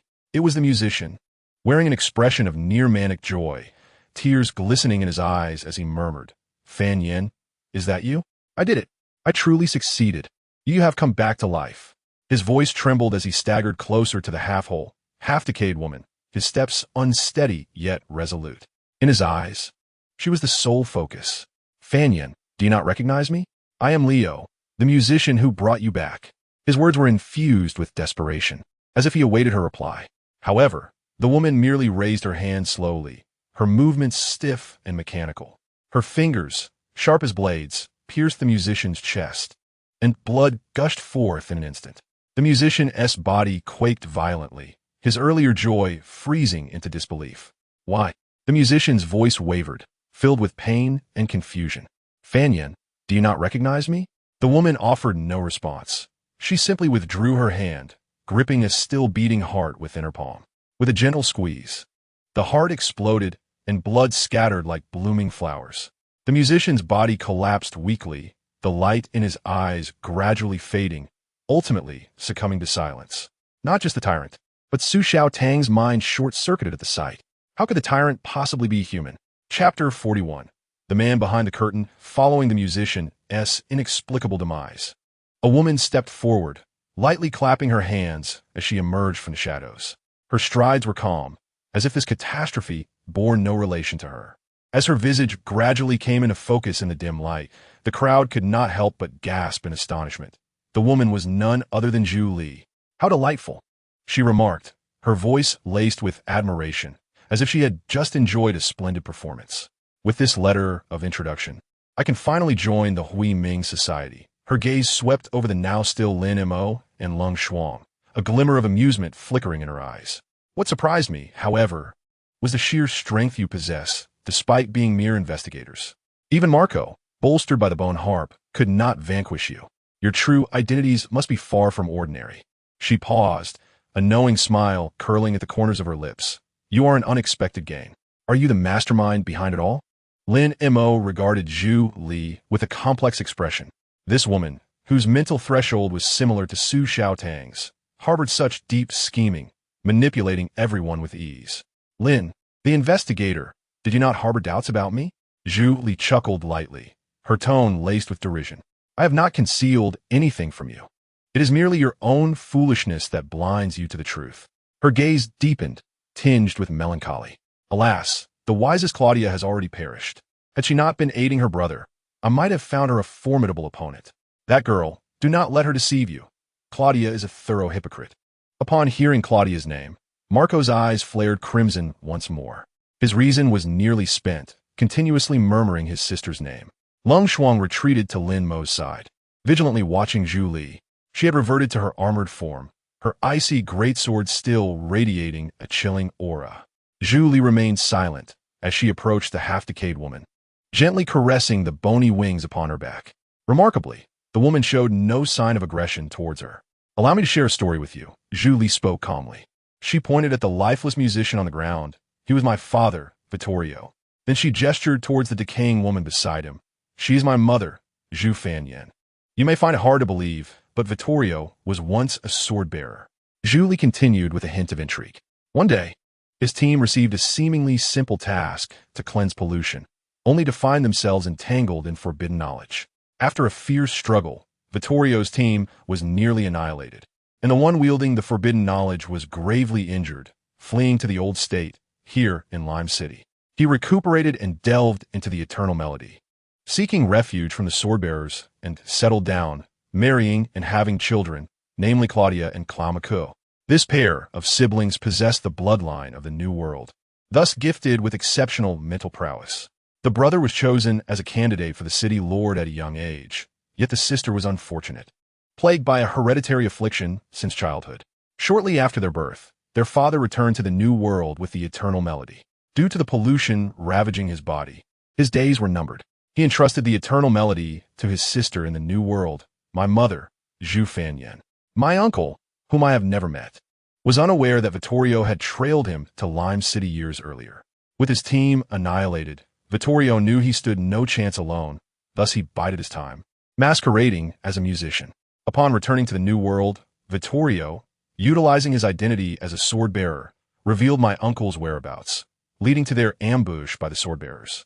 My uncle, in an effort to shield my mother, fought valiantly, resulting in mutual destruction with the sword-bearers. Vittorio once again played the role of a heroic bystander, repelling the sword-bearers alongside my mother, whisking her away back to Lime City. He sought the eternal melody, but my mother's strength far surpassed his. He stood no chance and resorted to softer tactics. Over time, my mother was ensnared by his charm, and thus I was conceived. Until one fateful day, I witnessed my mother being slain in her slumber. As she recounted this, a tremor crept into Zhu Li's voice. There is no need for you to know what transpired next. I share this tale merely to convey that all of this is my revenge. But this is just the beginning. Vittorio is merely the first.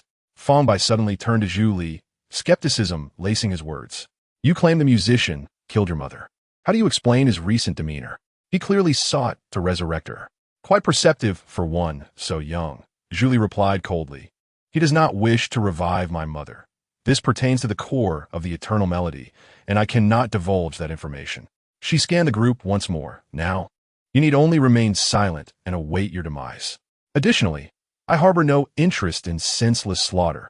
After your deaths, Anqiao State and Lime City shall remain undisturbed. Go, eliminate them. Zhu Li instructed the decaying woman softly. Chapter 42, The Lament of the Bone Harp. Go, eliminate them, Zhu Li commanded, her tone tranquil as if instructing a trivial task. The half-decayed woman slowly lifted her head, a flicker of eerie green light shimmering in her hollow eye sockets. Her bony wings suddenly unfurled with an ominous crackling sound. In the next moment, her figure vanished like a specter, appearing before the group. Her speed was astonishing, rendering time itself sluggish in her wake. The wings spread wide, resembling a pair of enormous wings of death, blotting out the sky. Her fingers, sharper than blades, lunged towards the nearest Long Shuang. The heavy ice shield and armor crumbled like tofu under her assault, instantly torn to shreds. At the critical moment, a deep voice resonated. Final echo. Compared to Lung Shuang's final echo, Lin Mo's exterior seemed unchanged. The most notable transformation was in the gun he held. Intricate patterns emerged along its body, pulsating with dark crimson energy, as if this weapon had transcended its purpose to become a living entity. A scarlet orb of light coalesced at the muzzle, emanating a chilling pressure. Without hesitation, Lin Mo fired.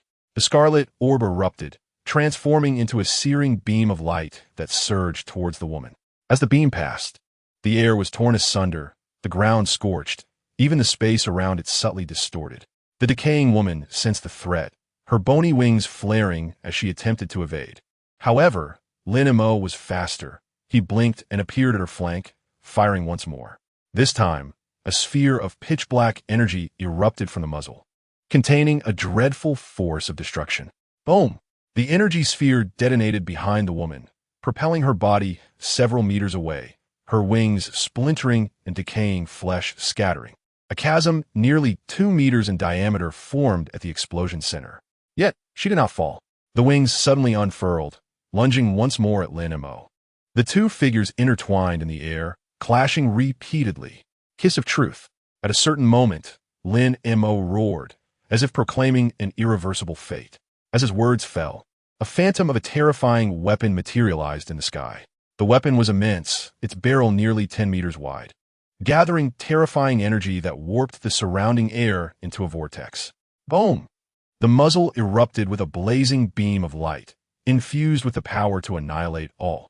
Hurtling towards Julie, where the beam passed, the air was shredded, the ground turned to ash. Shortly thereafter, a cataclysmic explosion engulfed the vicinity, sending Fang Bai and Su Xiaotang hurtling through the air, crashing heavily to the ground, their ears ringing with the aftermath of the detonation. As the reverberations dissipated and the smoke cleared, the massive skeletal wings shielded Julie beneath them. A flicker of trepidation crossed Julie's eyes, though she maintained control over the situation. Her own mental threshold lingered below LV2. This indicated that she was the most vulnerable link in the entire scheme. Lin Mo did not afford her a moment's respite. Charging once more toward Julie, the decaying woman attempted to intervene, but Lin Mo's form suddenly became insubstantial, effortlessly passing through the rotting figure. His weapon aimed unflinchingly at Julie as he squeezed the trigger. It was over. Boom! An explosion erupted, engulfing the very spot where Julie stood in searing flames. When the aftermath settled, the area lay desolate, a vast crater left in the ground, with molten lava still bubbling within. Several dozen meters away, a figure adorned with a pig mask stood silently, clad in a pristine white uniform emblazoned with the emblem of a black sun. Julie stood beside him, her attire slightly tattered, yet clearly unharmed. The pig-masked figure turned his gaze to Lin Mo, his voice deep and raspy. Lin Mo. Forsaking the role of the sword master to play investigator, Lin Mo regarded him, blowing gently on the muzzle of his gun, a hint of amusement in his tone. Do you know me? You are quite renowned. The pig-masked figure inquired curiously. How much time remains for your end resonance? Guess. Lin Mo replied with a smile, a glint of provocation in his eyes. You could try as well. At that moment, the cannon in the sky began to gather energy once more, even more formidable and terrifying than before. The energy sphere at the cannon's mouth resembled a small sun on the brink of eruption, radiantly blinding. Lin Mo raised his hand, making a gesture to aim, a chilling smile curving his lips. Witness the truth. Boom! The cannon unleashed a searing beam of light, dozens of meters in diameter, hurtling directly towards the pig mask and Julie. As the beam passed, the ground instantaneously collapsed, creating a deep pit of over 10 meters, shaking the very foundations of Lime City, causing the earth to tremble. When the dust settled, both the pig mask and Julie appeared quite disheveled. A fine crack had formed on the pig mask. He exhaled a plume of dark smoke, slowly raising his hand, his voice low and frigid. Domain reconstruction. In an instant, the air within several dozen meters seemed to solidify, a horrifying gravity pressing down abruptly. Fang Bai and Su Xiaotang had just managed to rise from the blast's impact when this newfound gravity forced them back to the ground, robbing them of the strength to lift their heads. Xinghai? Lin Mo's expression turned grave as he once again aimed his gun at the pig mask, pulling the trigger without hesitation. However, as the bullet approached the pig mask, it was immediately crushed by the weight of gravity, exploding midair, scattering flames, but failing to inflict any harm upon him.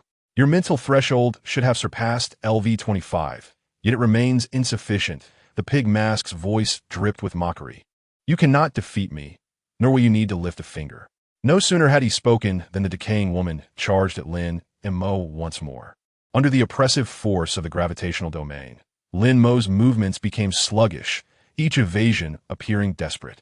His body was raked by the bony wings, deep gashes opening on his flesh, staining his clothing with blood. Lin Montauk.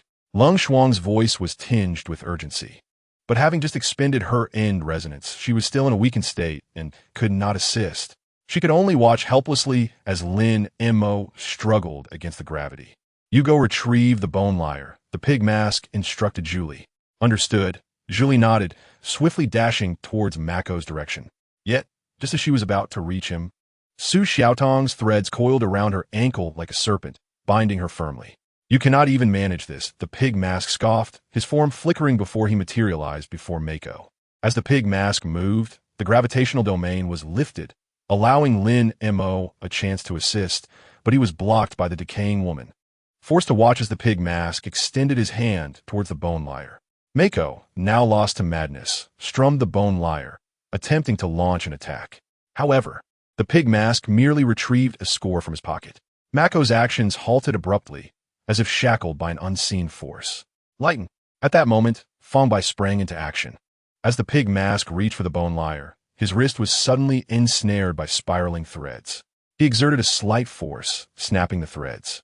Instantly, sensing danger from behind, he noticed an icy arrow hurtling toward him. He tilted his head slightly, discovering that Lung Shuang had acquired a longbow. Holy mark? Dark shield. He extended his hand, conjuring a black shield to his side. The brief delay was sufficient. With Su Xiaotong's threads binding his waist, he leveraged Lighten and was flung towards Mako's rear. Without hesitation, he seized the bone lyre, seeking death. Upon witnessing this, the pig mask let out a cold snort, raising his other hand. Pierce. Instantly, several arrows composed of wind energy coalesced in the air, slicing through with a sharp whistling sound, aimed directly at Fang Bai. Fang Bai's mind went blank. He had no time to deliberate, instinctively clutching the bone lyre tightly. Just as the arrows were about to strike him, the bone lyre began to play autonomously. The melody formed an invisible barrier, shattering the arrows to pieces. Fang Bai rolled on the ground, holding the bone lyre tightly. In the blur, he glimpsed a pale hand resting on the strings, fingers gently plucking. "Xiao Bai, place your hand here." A familiar voice whispered in his ear, gentle yet resolute. "Sister Xiaoya," Fang Bai murmured, a look of vigilance crossing his face. Was this woman attempting to deceive him again? Yet he found himself placing his hand on the bone lyre. The moment his fingertips brushed the strings, a warm force flowed into his body from the instrument. The melody resonated once more, this time imbued with a softness, as if expressing an unfulfilled wish. Fang Bai closed his eyes, relying on sensation to play the bone lyre. As the music echoed, the decaying woman lost all control, charging madly toward the pig mask. Her movements became swifter than before, her bony wings slicing through the air like blades. The pig mask was forced to retreat repeatedly, quickly becoming covered in wounds. Simultaneously, countless skeletons crawled from the ground, densely packed and seemingly endless, converging upon Julie. Surrounded by the skeletons, Julie found herself unable to escape. Panic etched across her features. Under the influence of the melody, the dark energy enveloping Mako gradually dissipated, his gaze momentarily regaining clarity as he stared around in confusion. Oblivious to his surroundings, Julie looked towards Fang Bai, a complex expression flashing in her eyes. "Keladia," her voice brimmed with anger and resentment. "Even in death, you cannot find peace." Seizing the opportunity, Lin Mo approached the pig mask as the decaying woman wreaked havoc upon him. He pressed the gun's muzzle against the pig mask's heart and unhesitatingly pulled the trigger. The bullet penetrated the heart, causing the pig mask's body to shudder violently. Blood gushing from the wound. In resonance, domain reconstruction. Panic laced the pig mask's voice as the sky abruptly darkened. Yet, the darkness lingered only for a fleeting moment. When dawn broke, both the pig mask and Julie had vanished. "Xiao Bai now." Fang Bai once more heard Keladia's voice in his ear. He swiftly retrieved that finger, hooking it onto the third string of the bone lyre. The moment the string snapped, the music resonating throughout the world came to an abrupt halt. "Brother, this time, it's my turn to save you." "Xiao Bai, thank you. I have a gift for you as well." The hand on the string gradually vanished. The voice that echoed in his ears bore tenderness and release. Fang Bai yearned to grasp something, but found nothing within his reach. His fingers swept through the void, touching naught but emptiness. Chapter 43, Relics and Holy Marks. "Fang Bai, well done." You have achieved great merit. Lin Mo glanced at the somewhat dejected Fang Bai, squatting beside him and gently patting his shoulder. He said nothing further, instead retrieving the iron-bound book and tapping it swiftly. What about me? What about me? Lin Shu, don't forget my contributions. Su Xiaotang struggled to rise from the ground, breathlessly brushing off the dirt and debris that clung to her. Fear not. This time, the reward will undoubtedly start at 20 credits, and each university has its own special incentives, Lin Mo said with a cheerful smile directed at Su Xiaotang. Yay! Su Xiaotang exclaimed joyfully, leaping into the air, but her excitement quickly waned as she surveyed the surrounding ruins, wondering about the fate of the city's inhabitants. Zhu Li is a villain. Could Fei Wei be in trouble? No need to worry about her. She won't die. Lin Mo waved dismissively, appearing unconcerned. Someone is rather heartless, thought Chao Fei Wei as she emerged from the rubble, stepping over the scattered stones. I was alone with the final boss for quite some time, she continued. The little girl's concealment skills are so adept that even you couldn't detect them. It's no wonder she was chosen by the Hui Ming Society. With a bit of nurturing, she may soon grace the Federation's bounty list. I noticed, Lin Mo replied without lifting his gaze, but was unable to confirm anything due to a lack of connecting clues. Her greatest skill lies not in concealment, but in her manipulation of time. Oh, Chao Fei Wei removed her sunglasses and tucked them into her pocket. She can control time? Lin Montauk nodded gently. She managed to orchestrate the entire development of events within 7 days, with each action designed to accelerate progress. Clues that would normally take ages to uncover were indirectly revealed in a remarkably short time. Coupled with the threat of the tyrant, I lacked the luxury to analyze carefully and was compelled to follow the lead she presented. Chao Fei Wei looked at Lin Mo with a knowing smile, so she won. Without a contest, how can there be a victor or a vanquished? Lin Mo raised an eyebrow in return. This is a game between Zhu Li and Claudia. In terms of outcome, Zhu Li emerged victorious, and Claudia cannot be deemed a loser. We are merely helpers summoned by Claudia. At this point, Lin Mo wore a resigned smile. If all young people were like this, the world would be in chaos. With that, he rose to his feet. I have already reported the situation. The pharmacist and swordbearer are on their way, accompanied by the scroll envoy. The Dark Tide, main city, will appoint someone as the interim city lord, who will bring ample supplies until Shi Huicheng is prosperous once more. We must wait here for 10 days, collaborating with the scroll envoy to document the events. The new city lord and supplies should arrive in about 5 days. In fact, I had already applied for food-based support from the Federation on my first day of arrival. The first batch of supplies is expected to arrive by tomorrow. Moreover, regarding this incident, I believe Fang Bai and Su Xiaotang deserve the primary and secondary credit. Lin Mo stated, turning his gaze to Long Shuang. Hearing this, Long Shuang tilted her head slightly to glance at the dejected Fang Bai sitting on the ground, then cast a sidelong look at the astonished Su Xiaotang. She nodded gently, her voice cold and concise. Is it really true? Su Xiaotang is Tamedith. Overwhelmed by the sudden delight, could this be a D-level or even C-level incident? Am I really the second contributor? Lin Mo nodded with a chuckle, teasingly adding, without your two's interference with the eternal melody, the outcome would be vastly different. As adults, we shan't compete for credit with children. After saying this, he turned to Chao Fei Wei. What do you think? Chao Fei Wei crossed her arms, pondering seriously for a few seconds before decisively stating, as for credit, I am indifferent. However, the bonus should at least be tenfold. Su Xiaotang could no longer contain her excitement. She grabbed the still-seated Fang Bai and shook his shoulders enthusiastically. Fang Bai, did you hear that? Do you know what this means? We won't have to suffer from credit restrictions upon graduation. All credits can be redeemed for items. There are very few students who earn an E-level incident medal before graduation, let alone a D-level or even a C-level. Su Xiaotang have finally risen. Fang Bai felt a bit dizzy from her vigorous shaking. Coming to himself in a daze, his eyes still confused. What did you say? I said, Su Xiaotang have risen.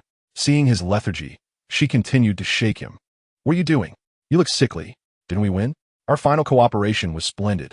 The supporting soldier vanquished the final boss. The plot could not be more perfect. As she spoke, her eyes crescented with joy. Immersed in a daydream scenario, she laughed incessantly, nearly drooling. Fang Bai shook his head. genuinely unable to comprehend Su Xiaotang's words. It seemed he had just experienced a surreal adventure. He felt as if Xiao Yijia had not truly departed. Her presence lingered around him like a gentle breeze. This sensation had quietly emerged after the bone sheen shattered. Fang Bai, may I see the bone you have in your hand? At that moment, Lin Mo's voice broke through Fang Bai's reverie. His gaze fell upon Fang Bai's tightly clenched hand, as if he had sensed something. Bone? Fang Bai paused momentarily before opening his palm.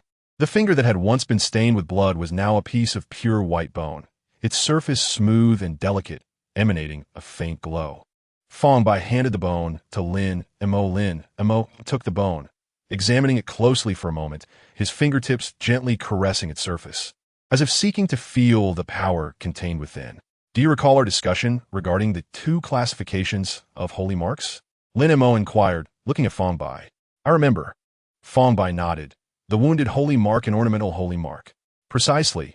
Lin Mo smiled slightly. However, just as matrices can possess complex types, holy marks also have a third classification, though this type is seldom mentioned due to its rarity. The third type of holy mark is known as relic holy mark. Lin Mo slowed his speech. Typically, only those great individuals who have significantly contributed to humanity, be they renowned artists or scientists, leave behind such relics upon their passing. Yet, there are instances where extraordinary individuals, or even ordinary people, manifest miracles of their obsessions when they transcend certain limits. His gaze returned to the piece of bone, noting that compared to wounds and ornaments, relics often possess a more mysterious effect and occupy fewer slots. In precisely 10 days, the scroll envoy will arrive to assist in identifying the grade of this bone, which may not be particularly high, but it will certainly accompany you for a considerable time. With that, he gently placed the bone back into Fang Bai's hand. Cherish this gift. Chapter 44. Named Hope the city still harbors pollution. Lung Shuang and I will proceed to cleanse the remaining polluted entities and guide the survivors out of the city. You're to comfort the citizens outside to avert chaos. Before the Purity Bureau arrives, ensure that all citizens are organized outside the city, which will not only prevent the widespread outbreak of plague, but also facilitate food distribution. The current temperature should pose no issues. Lin Mo assigned the task succinctly, his gaze settling on Chao Fei Wei, particularly emphasizing the situation regarding the Hui Ming society remains uncertain. Ensure the safety of these two major contributors. The five split into two groups, with Fang Bai, Su Xiaotang, and Chao Fei Wei heading towards the city outskirts. Lin Mo and Lung Shuang delved deeper into the impoverished areas of the outer city, seeking survivors and clearing residual pollution. Fang Bai and his companions soon ascended the city walls. The sight before them caused them to collectively hold their breath. Below the city wall, a dense mass of people surged like a tide, countless heads blending into an endless sea. These individuals were crammed together, a chaotic throng resembling a boiling ocean, rolling and roaring. Fang Bai's gaze swept across the crowd, and within mere seconds of standing there, he witnessed numerous individuals being shoved to the ground, trampled to death by countless feet. Their bodies writhed upon the earth, their hands flailing helplessly, ultimately succumbing to the overwhelming tide of humanity. Among these souls, the vast majority were oblivious to the reason for their exodus from the city. They only understood that the city was rife with skeletons, and leaving was their only chance for survival. Fear, hunger, and disease, like three sharp blades, gradually tore apart their sanity. Their eyes were hollow and numb, their faces etched with fatigue and despair. They had surrendered all hope of resistance, instinctively swaying with the throng. They pressed together desperately, as if such proximity could offer a semblance of safety. Yet, this very crowding only exacerbated the dire situation. Fang Bai then observed a gaunt man suddenly collapse to his knees, trembling hands reaching towards a freshly deceased body beside him. Madness flickered in his eyes as he lunged like a beast, gnawing frantically. Blood trickled from the corners of his mouth, staining his chin and collar. This gruesome scene ignited anger and panic among the onlookers. Some screamed and recoiled, while others rushed forward in fury to kick and beat the man, attempting to halt his frenzied actions. A bloody chaos erupted instantaneously, with cries of anguish and shouts of rage intertwining, the scene resembling hell itself. These various factors only served to result in more casualties. Fang Bai observed all of this, a weight of indescribable heaviness swelling within him. Tears welled in Su Xiaotang's eyes as she trembled, her voice quaking. What a tragedy. What should we do? Didn't we win? Chao Fei Wei unexpectedly produced a loudspeaker from somewhere and handed it to Su Xiaotang, urging her to speak, believing it could save many lives. Su Xiaotang repeatedly shook her head, her face pale. I can't do it. I can't. I'm afraid. Fei Wei Jia. You do it. Chao Fei Wei raised an eyebrow, her tone flat. Do I appear to be someone who can speak well? Below, the chaos persisted, death continuously spreading, with dozens of lives lost each second. Suddenly, Su Xiaotang summoned her courage, grasping the loudspeaker, her voice trembling. Everyone, please remain calm. The disaster has passed. The loudspeaker amplified her voice far and wide, and instantly, the scene fell silent. All gazes turned toward the three figures atop the city wall, filled with longing and hope. In that moment, whoever stepped forward would become the beacon of strength. The unexpected attention startled Su Xiaotang, causing her to nearly stumble. Fortunately, Chao Fei Wei was quick to steady her. Xiaotang, you can do it, Fang Bai encouraged from the side. Yet, his words seemed to have the opposite effect. Upon hearing this, Su Xiaotang's face flushed crimson. Her entire being felt dizzy, and after spinning several times, she nearly toppled from the towering city wall. Little girl, aren't you usually quite talkative? Why do you falter in such a grand moment? Chao Fei Wei jested, then tossed the loudspeaker to Fang Bai. You take over, if you can't. We can wait for Lin Mo to return. He excels at this. Me? Fang Bai caught the loudspeaker, blinking in surprise. Surprisingly, in the face of so many eyes upon him, he did not feel fear. Instead, an unprecedented sensation surged within him. He felt as though his existence was beginning to hold significance. No longer did he feel like a mere shadow, destined to go unnoticed even if he perished one fateful night. Chao Fei Wei leaned against the wall, directing her gaze inward, casually suggesting that he inspire them not to panic. So shall I speak? Fang Bai asked, a spark of eagerness igniting within him. Go ahead, Chao Fei Wei nodded. Fang Bai took a deep breath and raised the loudspeaker. The federal investigators have vanquished the villains responsible for the plague. The disaster has passed. You are now safe. Do not create more casualties through chaos. Those with strength, head to the city lord's mansion and retrieve the grain. Those with pots and firewood at home, go back and bring them out. Residents of the outer city and the impoverished districts, gather some dry grass from the nearby fields. The more, the better. Do not cram together. People will be trampled, and the plague will spread. Form circles of dozens or hundreds, keeping the infected apart from the healthy. Those able, assist those who cannot move. Soon, everyone will have food to eat. Satisfy yourselves with this meal, and more grain will arrive tomorrow. Fang Bai's voice echoed through the loudspeaker, reaching 6 or 7 kilometers below the city wall. Initially, the majority of people continued to gaze up at the wall in confusion. Gradually, a few began to echo Fang Bai's words amidst the crowd. Subsequently, more and more individuals began to act according to his guidance, breaking free from the chaos. Those with strength ran toward the city lord's mansion, their steps unsteady, yet their eyes ignited with a glimmer of hope. Some returned home to fetch pots and firewood, while others dashed toward the fields, tirelessly searching for dry grass. The tumultuous scene gradually transformed into order, the crowd dispersing into small groups.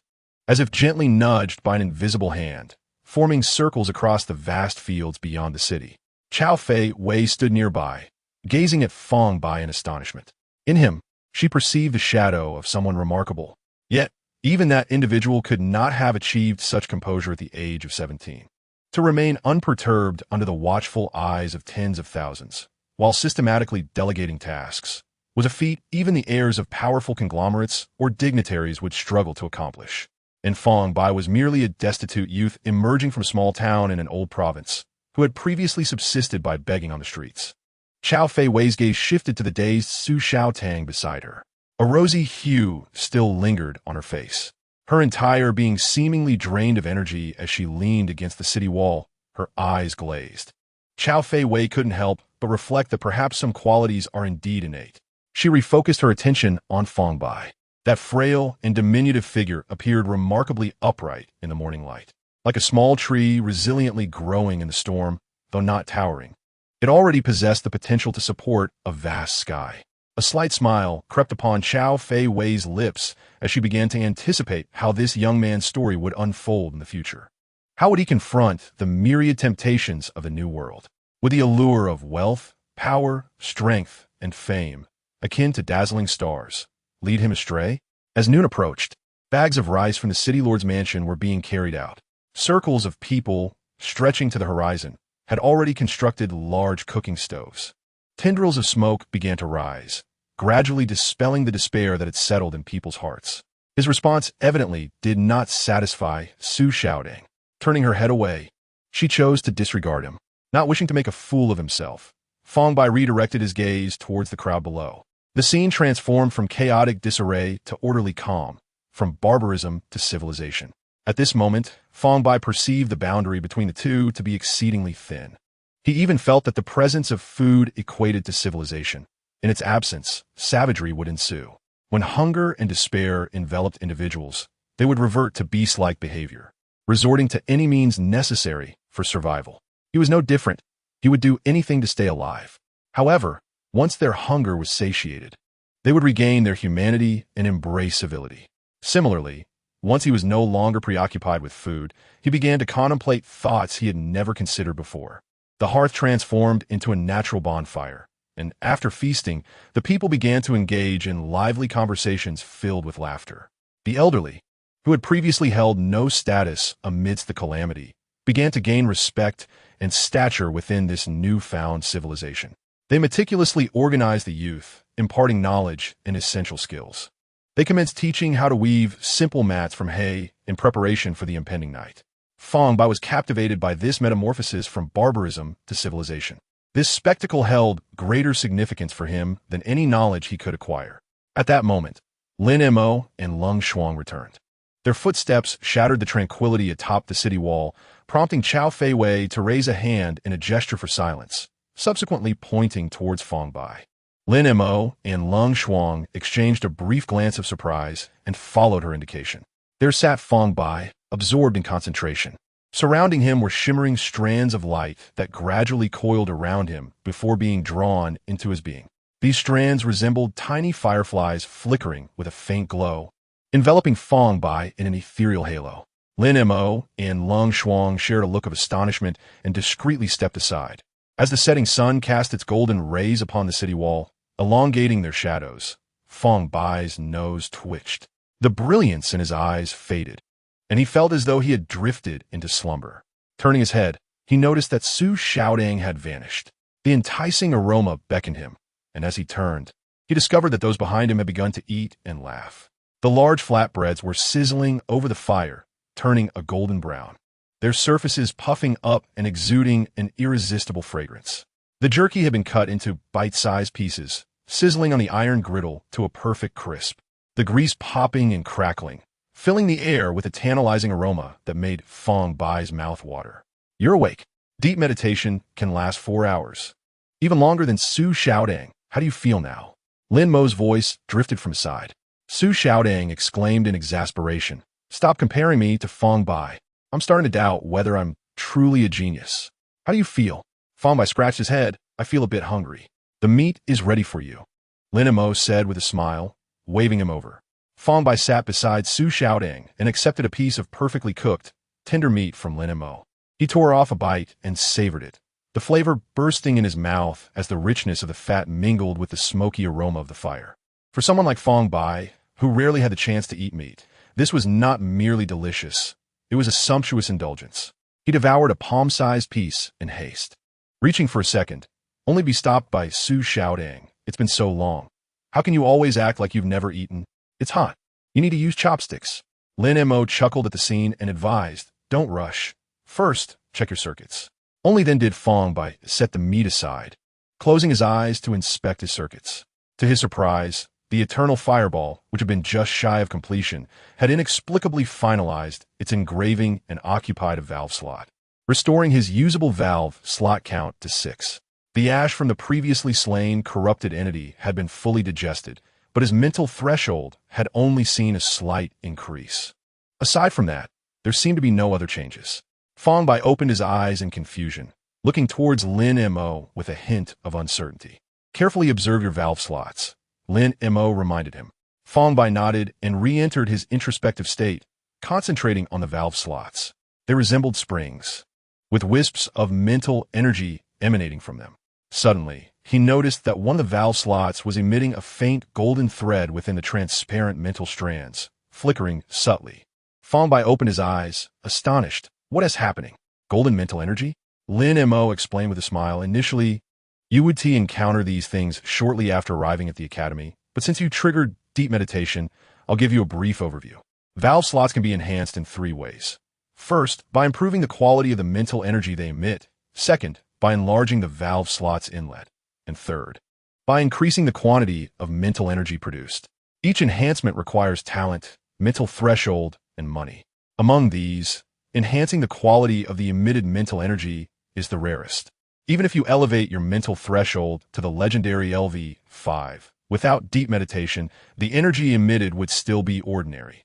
Your recent deep meditation has strengthened one of your valve slots, allowing you to access higher quality mental energy. Upon arriving at the academy, you can attempt to learn the technique to close valve slots, permitting only high-quality slots to emit mental energy. This can be invaluable at critical moments. As for the other 2 enhancements, you cannot improve your mental threshold, so you want to encounter the second. And for the third, you lack the funds to enhance it. At this point, Lin Mo couldn't help but chuckle. Don't feel bad.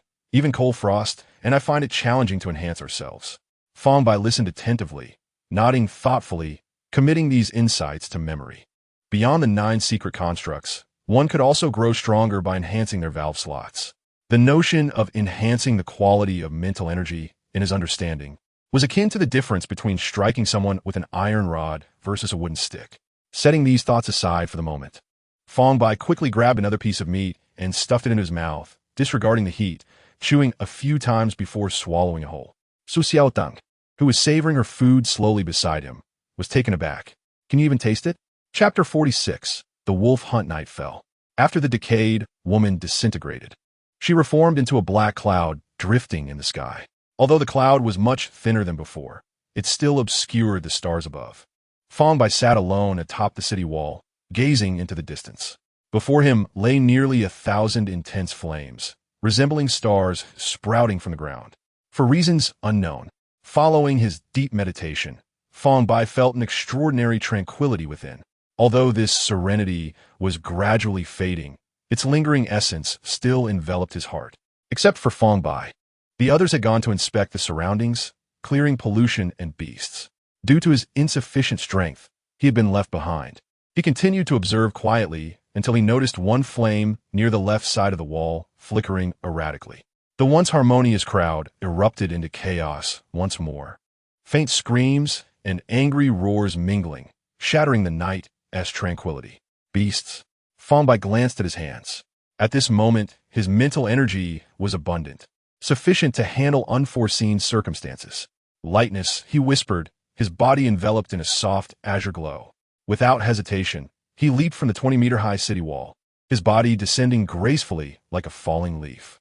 Upon landing, he sprinted towards the source of the commotion. By the time he arrived, half of his mental energy in the circuit had already been consumed. The scene before him tightened his heart. Hundreds of people were embroiled in a fierce struggle with a beast, or more accurately, a one-sided massacre. Numerous bloody corpses lay strewn across the ground, the earth stained crimson, and the air thick with the pungent scent of blood. The beast's appearance was exceedingly ferocious. Its massive frame and sturdy limbs cloaked in a deep brown fur reminiscent of rocks weathered by sandstorms. Its eyes glimmered with an eerie green light in the darkness. Fangs bared, and blood dripped from its maw. It resembled the wolves described in books, yet was significantly larger. A few individuals wielded torches, frantically waving them in an effort to drive the beast away. The creature clearly feared the flames, retreating a few steps whenever it approached the fire. Fang Bai was witnessing a wild beast for the first time, and its size surpassed his expectations. Although it lacked the pollution of the corrupted entities, its presence was equally intimidating. Having previously slain a corrupted entity, Fang Bai was no longer easily frightened by such scenes and remained remarkably composed. Suddenly, he noticed several pairs of glowing eyes lurking in the depths of darkness, fixated on his direction. At the rear, a slightly smaller wolf concealed itself in the shadows. emanating a faint stench. Could I contend with a polluted beast and 4 ordinary wolves? Fang Bai pondered swiftly.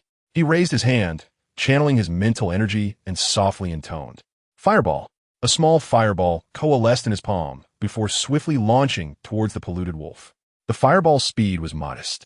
The wolf sensed the impending danger and let out a low growl.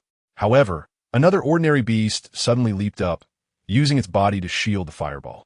With a resounding explosion, the fireball ignited the creature's fur, filling the air with the acrid scent of char. The blasted wolf emitted a piercing wail, tumbling on the ground in a desperate attempt to extinguish the flames engulfing it. Witnessing this, the other wolves swiftly altered their course, charging toward Fang Bai. Their eyes burned with fury and murderous intent, eager to rend this unexpected foe into pieces. Without hesitation, Fang Bai raised his hand once more, unleashing 3 consecutive fireballs. The fireballs traced arcs through the air, striking their targets with precision. The afflicted beasts howled in agony, collapsing to the ground in their struggle. Fang Bai gazed at the wailing wolves and then down his own hands, astonished that such unassuming fireballs could wield such immense power. Was this the distinction between the ordinary and the extraordinary? At that moment, the polluted wolf growled again, and Fang Bai, assuming it was about to attack, prepared to retreat. He had depleted his mental energy. Although he wished to protect these people, his own survival took precedence. Should it advance, he would have no choice but to flee. Unexpectedly, the polluted wolf seized a corpse before vanishing swiftly into the darkness. It fled? Fang Bai was bewildered. Did this creature possess intelligence? Why do the polluted beasts retain wisdom while the corrupted humans lose their sanity? He stood there, momentarily dazed. After a brief interval, he regained his composure and approached a gravely injured wolf, confirming it lacked the strength to retaliate. He bent down, lifted the wolf, and walked toward the torch-bearing crowd, declaring, "This one is for you." However, the people recoiled, their eyes filled with fear, as if Fang Bai were more terrifying than the wolves themselves. Their gazes were a mix of wariness and unease, tempered by a glimmer of hope. Fear was instinctual, while hope stemmed from the knowledge that Fang Bai had saved them. Observing this, Fang Bai discarded the wolf onto the ground, dragging the other 3 as he turned toward the city gates. This was all meat. He intended for Lin Shu to roast it for him.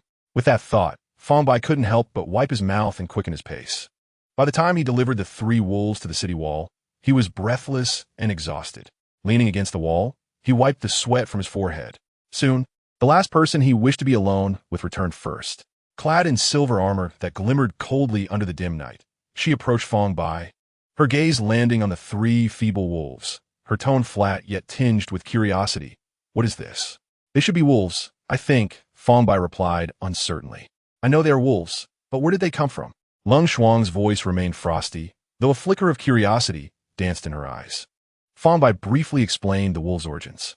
After listening, Lung Shuang merely regarded Fang Bai with a deep gaze, offering no further commentary. She leaned against the city wall, observing the flickering lights of the distant stars, her expression inscrutable beneath her mask. Before long, Su Xiaodang, Lin Mo, and Chao Feiwei returned in succession. Upon seeing the 3 wolves, Su Xiaodang exclaimed, "Wow, where did these 3 large wolves come from?" "I brought them back," Fang Bai chuckled, glancing at Lin Mo. "Uncle Lin, can we eat this? What's so good about wolf meat? It's tough and chewy, far inferior to a pancake." Su Xiaodang scoffed, but soon wore a puzzled expression. "But how did you manage to defeat all 3 together?" Fang Bai felt a twinge of uncertainty in response. "I just used fireballs, swoosh, swoosh, swoosh, and they were all blown up." Su Xiaodang blinked, her face a canvas of disbelief. "You just learned fireballs, and you can release them in a straight line and hit your targets accurately?" She felt her confidence being shaken once more. Why did all the outrageous feats seem so natural to Fang Bai? It was known that the fireball attack matrix differed from the light body enhancement type. For an average person, releasing it for the first time and managing to throw it 3 meters would be considered impressive, requiring careful practice. Who could just jump in and kill wolves directly? All of them struck at the heart, achieving instant kills. Su Xiaodang felt a bit disoriented and preferred not to speak. She glanced at Fang Bai and then at the 3 wolves, ultimately letting out a resigned sigh, lamenting the unfairness of fate.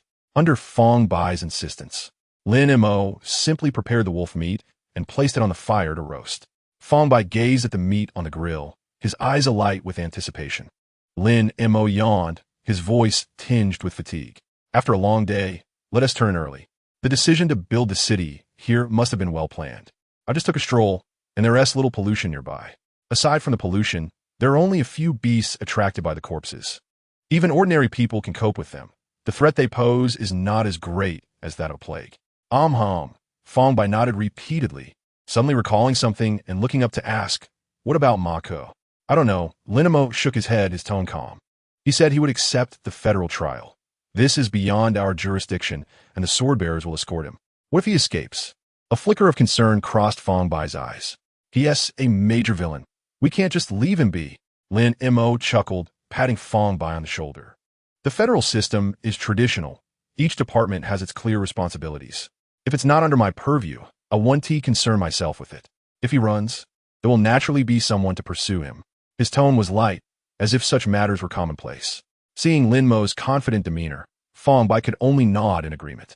Lin Mo pointed at the grilled wolf meat. The meat is ready. Hurry and eat. Afterward, get some rest. There is no need to keep watch tonight. Chow Fei Wei had already begun to unfold the compressed house. A villa stood awkwardly atop the city wall, suspended on both sides, creating a rather odd sight. Time to sleep. Su Xiaodang bounced into the structure. The next day, Fang Bai awoke to the sounds outside the room. Rubbing his sleepy eyes, he sat up in bed. Having mastered both matrices, he had enjoyed a rare good night's sleep. Stepping out of the compressed house, the sight before him jolted him into full awareness. Beneath the city walls, cheers erupted in waves, as if celebrating a grand festival. A long convoy was traversing through the crowd, slowly making its way toward the gates of Sherwei City. The convoy stretched several kilometers, the wheels of the carriages creaking in a manner reminiscent of a colossal dragon winding its way forward. Those within the transport team donned specially designed masks, tightly covering themselves in fear of contracting the plague from Sherwei Chung. Is Investigator Lin present? The leader called out loudly beneath the city gates, his voice resounding. At that moment, Lin Mo emerged from the compressed housing, lowering his gaze to observe the scene below. He waved his hand, declaring, I am here. After speaking, he jumped directly down from the city wall. Upon witnessing this, Fang Bai followed suit.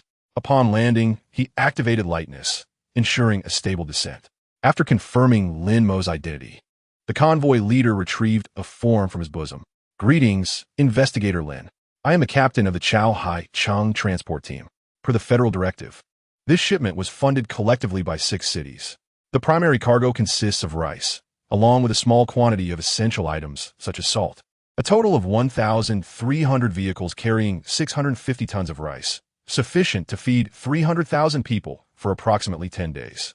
We encountered beasts and pollution en route, resulting in the loss of 17 vehicles. Please sign to confirm.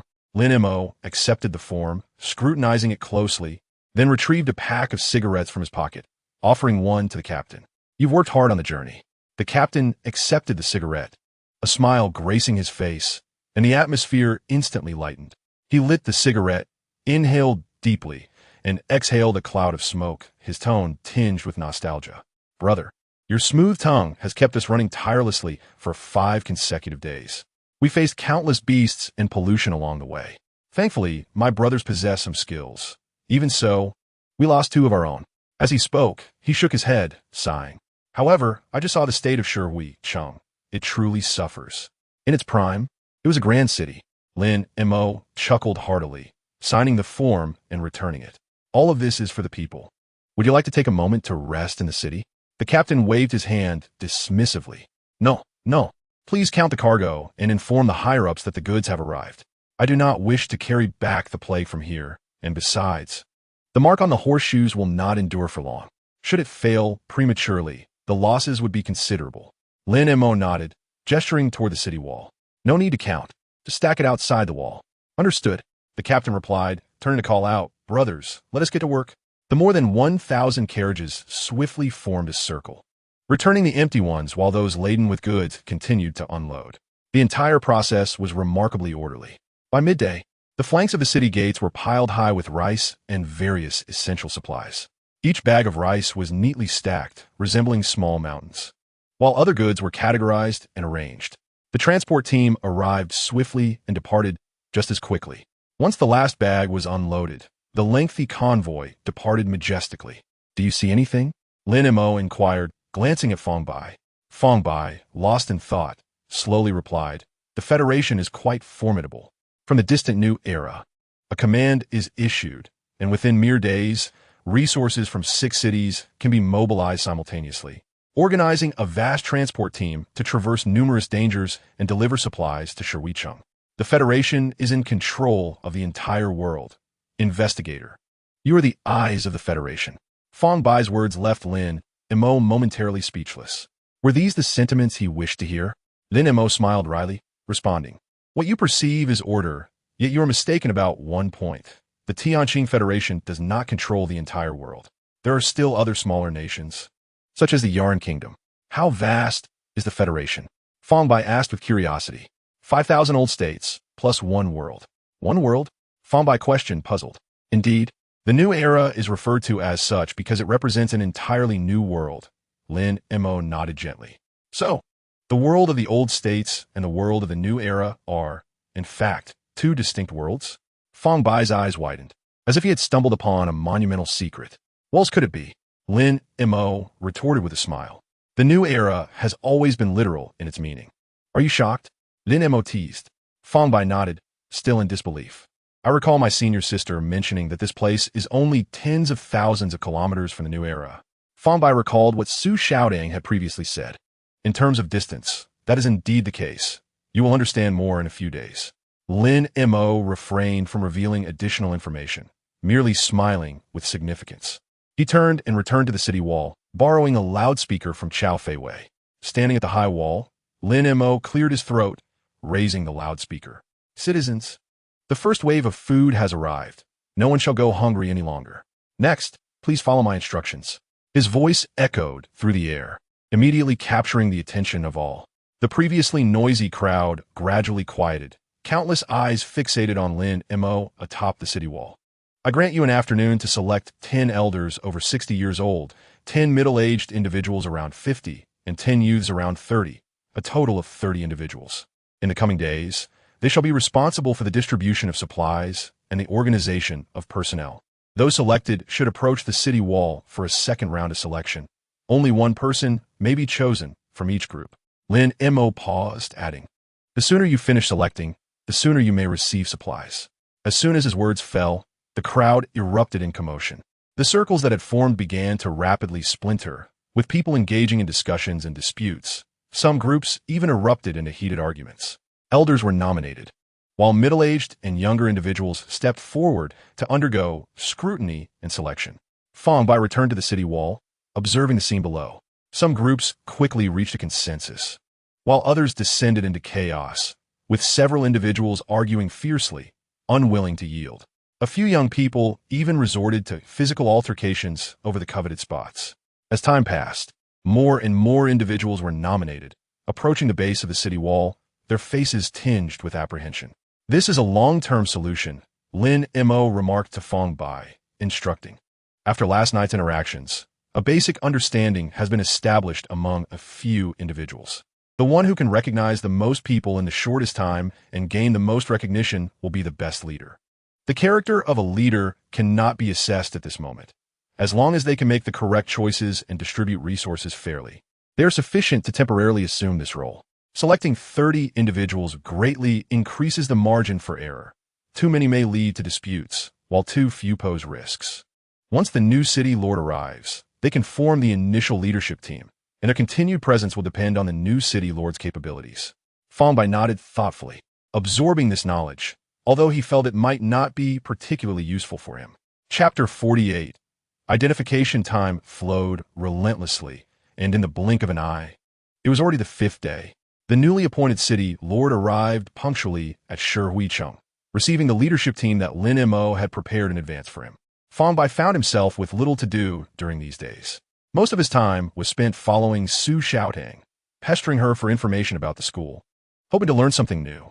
However, the moment Su Xiaodang heard Fang Bai express a desire to learn new knowledge, she flew into a rage, appearing quite angry, and had not spoken to him for several days as a result.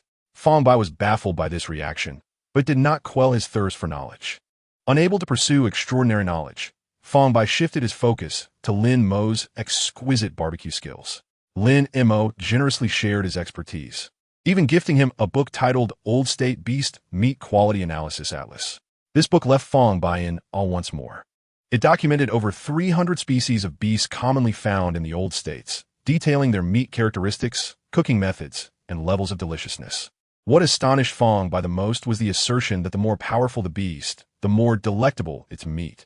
The top 10 delectable beasts possess a physical strength that rivals that of an LV-3 superhuman. Fang Bai held the book in his hands, his eyes shimmering with excitement as he envisioned the scene of himself preparing a sumptuous stew from the powerful beasts he would hunt in the future. However, this leisurely period did not last long. On this day, a group of individuals approached the city gate. Fang Bai had been forewarned by Lin Mo that they hailed from 4 different federal agencies. 10 representatives from the Jingjiesi arrived, adorned in silver-white robes, each emblazoned with a conspicuous emblem, a black and white intertwined half-circle. Following them were 2 sword-bearers, dressed in ordinary attire, a man and a woman, seemingly unremarkable at first glance. Next came the Yaoshi, a group of 5 also clad in casual clothing. Bringing up the rear was the Wenjuanshi, who donned a deep blue robe embellished with a golden scroll pattern. After a brief exchange with Lin Mo, the members of Jingjiesi swiftly entered the city to address the remnants of the dark clouds lingering in the sky. Simultaneously, the Yaoshi dispersed into the crowd to treat those afflicted by the plague, diagnosing the root cause of the illness. The 2 sword-bearers proceeded directly into the city and soon emerged with Marco in tow. Marco's complexion was ashen, his spirit diminished, offering no resistance. After exchanging a few words with Lin Mo, the sword-bearers departed with Marco in a nonchalant manner. Fang Bai stood atop the city wall, silently observing the unfolding events. Everything was being managed by Lin Mo, in which he had no part nor the qualification to intervene. Su Xiaodang stood beside him, her gaze similarly fixed below, serving as Fang Bai's commentator. The Yaoshi originated from Tongdiao, the Jingjiesi from Jieko, and the Wenjuanshi from Seiwei, all of which are significant institutions within the Federation. Undoubtedly, the abilities of Tongdiao extend beyond the Yaoshi, as do those of Jieko and Seiwei. At one moment, Fang Bai suddenly perceived something dazzling. Looking up, he noticed a faint blue light emanating from various corners of Lime City, piercing directly into the dark clouds above. These beams of light, akin to swords, gradually tore through the black clouds, rendering them translucent. The dark clouds seemed to disintegrate, with fine particles drifting down from the sky. Some of these particles landed on Fang Bai, vanishing without a trace upon contact with his skin. Although their quantity was not substantial, the feedback from the cycle conveyed a sense of satiety to Fang Bai. Just as he began to feel elated, another group approached him and Su Xiaodang. Among them were the Yaoshi, Wenjuanshi, and Lin Mo. Mayor 1. The diagnosis of the plague has been completed. One of the Yaoshi spoke gravely, revealing that the plague was, in fact, a curse that induced extraordinary resonance through musical tones, causing bodily mutations and spreading in the form of a curse. While it was not overly difficult to cure, it would require time, and they would need to stay in the city for a while. The dignified mayor expressed his gratitude immediately, bowing deeply and thanking the esteemed Yaoshi for their efforts. No need for such titles. It is our duty, the Yaoshi humbly replied. Now that this matter is resolved, we shall depart tonight. Lin Mo interjected casually, noting that 2 of their team were students about to commence their studies. The Wenjuanshi chuckled and proposed, "Why not accompany us back?" "No need." Lin Mo waved his hand dismissively. "We plan to catch the aerial train at the junction and have other matters to attend to." "Very well. I wish you safe travels." The Wenjuanshi nodded gently. The group approached Fang Bai and Su Xiaodang, leaving them momentarily stunned, uncertain of their intentions. The mayor smiled and said, "We have come to meet the 2 young heroes who saved Lime City. Should you return, you shall be treated as honored guests." Upon hearing this, Fang Bai grinned widely, scratching his head and responding, "No need for that. Since I saved so many people, will there be a reward?" "Ha ha ha." The Wenjuanshi clapped Fang Bai on the shoulder. "What you shall receive is far more precious than mere rewards. You, my friend, are unaware of your own fortune." "No reward?" Fang Bai expressed his dissatisfaction. Through their conversations over the past few days, he had learned that in the new era, money held immense importance. Half of the power in the new era was controlled by what was referred to as capital, and wealth could practically buy anything. Hence, he had temporarily conceived this idea, preparation for the future. Given the magnitude of his contributions, seeking some monetary compensation should not be unreasonable. However, judging by their demeanor, it seemed they had no intention of offering any monetary reward. The Wen Zhuanxi smiled silently, producing a blank scroll from his robes and unfurling it. In a gentle tone, he instructed, "Place your hands upon it and leave your fingerprints. When you arrive in the new era, present this to the local Wen Zhuanxi to claim your merits." Fang Bai and Su Xiaodang exchanged glances before each placing a fingerprint on the scroll. By the way, Linimo suddenly turned to Fang Bai, reminding him, "Did you not possess a relic? Present it for Uncle Chun to authenticate." Fang Bai nodded, retrieving the finger bone from his pocket and handing it to the Wen Zhuanxi. "Is this a relic stigma?" The Wen Zhuanxi received the finger bone, a flicker of surprise crossing his eyes. Indeed, a rare specimen. He produced a blank scroll and placed the finger bone upon it. Text began to materialize on the scroll. Stigma Relic LV1. Mental System Lie Detection. Probability-based lie detection. Effective against thresholds below LV3. No slot occupation required. No special wearing conditions. Mental power consumption. Unknown. Before he could utter an apology, her lingering thoughts transformed into a gentle breeze that brushed against the youth's shoulder, dispelling future encounters with lies and deceit. Chapter 49. Journey to the New Era. The roar of engines resonated through the night, heralding a farewell symphony for this reborn city. The once bloody bones and corpses had been respectfully buried by the newly appointed mayor. The road that had been stained with blood, once shocking to behold, had now been refurbished with fresh stone slabs. The past sufferings and bloodshed were buried alongside it.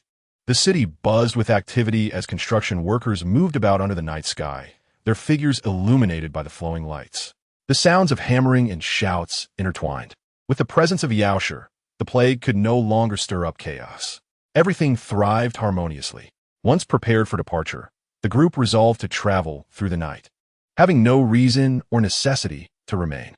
Fang Bai stood beside the vehicle, gazing at the city gradually regaining its vitality, a profound melancholy swelling within him. This brief journey of fewer than 20 days had been a profound baptism for him. From initial ignorance to now merely peeking into the extraordinary world, he had faced tests of life and death, the struggles of humanity, and the collapse and reconstruction of civilization. All of this felt like a tempest that had cleansed him inside and out. Fang Bai glanced down at the finger bone in his hand, the final gift bestowed upon him by Sister Xiaoya, the rarest mental stigma.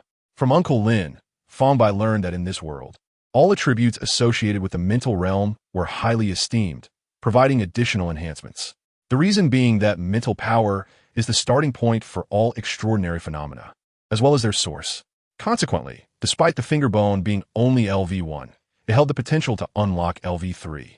As the wheels rolled over the stone pavement, a subtle vibration was felt before traversing into the uneven wilderness.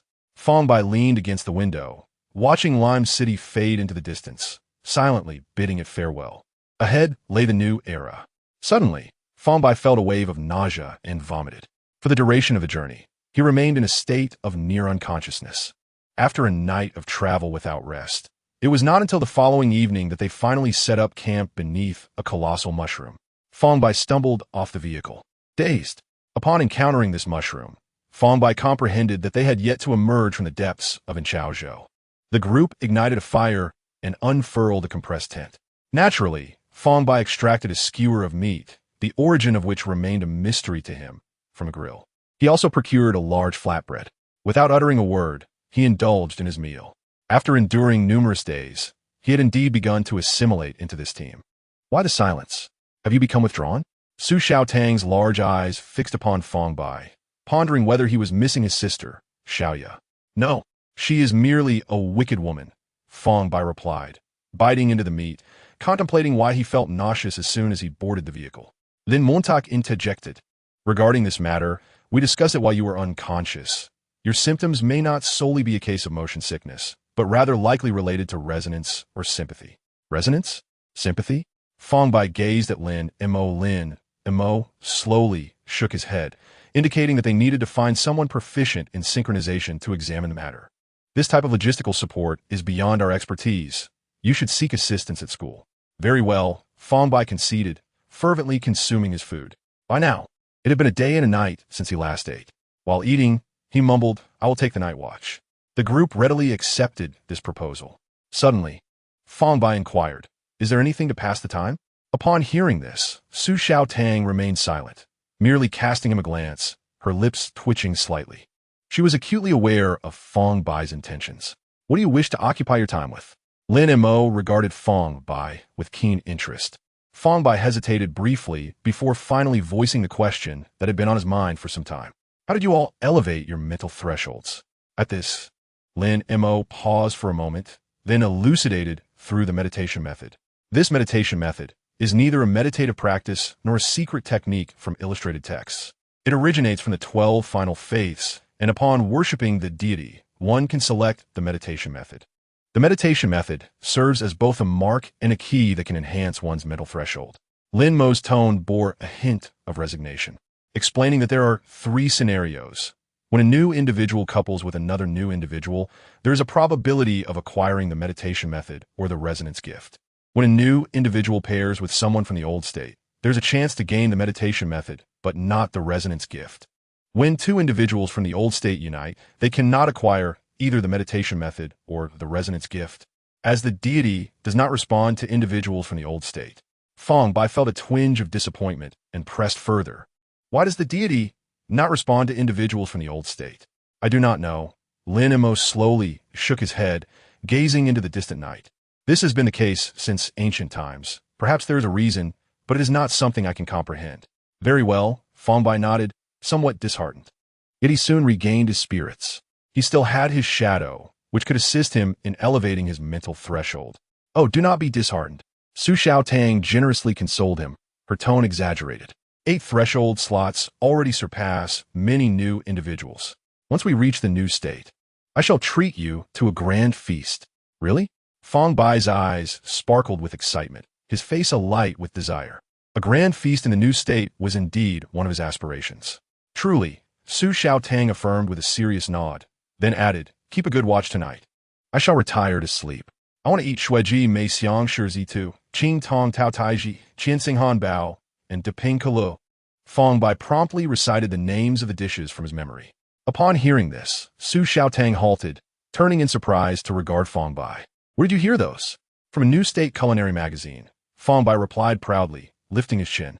Su Xiaotang pondered for a moment, stating that she had not heard of that Tao Tai, nor had she seen a hamburger quite so thick, but rest assured, there will be plenty of large bottles of cola. "I will definitely treat you then." "Agreed," Fang Bai nodded enthusiastically. Under the peculiar gazes of Lin Mo, Lung Shuang, and Zhao Fei Wei, the young man and woman thus established their pact over a large bottle of cola. The profound night seemed interminable. He could only daze, gazing at the pitch-black sky, his thoughts adrift. Utilizing the zenith of his imagination, he constructed an image of the new state within his mind. This night persisted for 10 days until they reached their destination. Chapter 50, The Sky Rail Train. After disembarking, Fang Bai lay feebly upon a patch of soft grass. Tilting his head, he beheld the sun gradually descending, the horizon painted in hues of golden red, layer upon layer, unfurling before him. At last, he had survived. He murmured softly, his voice so faint it could have been carried away by the wind. Su Xiaotang frolicked not far from Fang Bai, her laughter bright and melodious. "Wow, this place is stunning. The last time I came, it seemed there were none of these beautiful grasses." Lin Mo sat upon the ground, leaning against a rusted iron pillar, watching Su Xiaotang with a cheerful smile. "It will look even better tonight." Lung Shuang and Zhao Fei Wei sat together, engaged in quiet conversation. Zhao Fei Wei's voice carried a hint of discontent. "Shouldn't 10 times be 900,000 na? Why is it 89,000? What? The fare is deducted from the bonus?" Fang Bai lay for a while, feeling his strength gradually returning. He slowly sat up, brushing off the grass from his clothes, and walked towards Lin Mo. "Uncle Lin, haven't we arrived? Where's the new state?" Lin Mo smiled slightly, stating, "You'll know tonight." "Very well," Fang Bai nodded resignedly, though his gaze was inexplicably drawn to the iron pillar behind Lin Mo. It appeared somewhat incongruous, its surface marred by rust, as if it had endured countless storms. Fang Bai scrutinized it closely and noticed a line of indistinct inscriptions etched into the base. though he could not decipher them. What is this? Fang Bai could not help but inquire, curiosity evident in his eyes. Lin Mo smiled in silence. At that moment, Su Xiaotang suddenly approached, a mischievous grin adorning her face. You will know tonight. If you learn now, there will be no surprise. She blinked, then proposed, shall we play a game? What game? Fang Bai's expression turned skeptical. You chase me, and if you catch me, I will teach you something new. After stating this, Su Xiaotang stepped back a few paces. Fang Bai blinked, feeling somewhat helpless. This is not fun. How could I possibly catch you? Unless I refrain from using extraordinary abilities, he added. That is acceptable. Su Xiaotang readily agreed, stating that no abilities were needed. Still not possible. Fang Bai sat dejectedly on the ground, letting out a sigh. What is the matter? Su Xiaotang leaned closer, bending down to observe him with curiosity. Fang Bai suddenly revealed a wicked grin, lunging forward in a playful manner, landing face first on the ground, a comical sight. Su Xiaotang laughed heartily from a distance, exclaiming, Did you think I was foolish? Cold Shuang, who had been discussing bonuses with Zhao Fei Wei, suddenly looked up to observe the two figures chasing each other. Her brow furrowed. She turned to Lin Mo, discovering that he had conjured a cup of hot tea from somewhere, sipping it with a cheerful demeanor. By nightfall, Fang Bai had still not managed to catch Su Xiaotang. Exhausted, he lay on the ground, panting heavily. Su Xiaotang approached him with a grin, lying down beside him, gazing up at the starry sky. Given your diligent efforts, when we reach the school, I shall bestow upon you a rare piece of knowledge. Really? Fang Bai's eyes gleamed with excitement. Truly.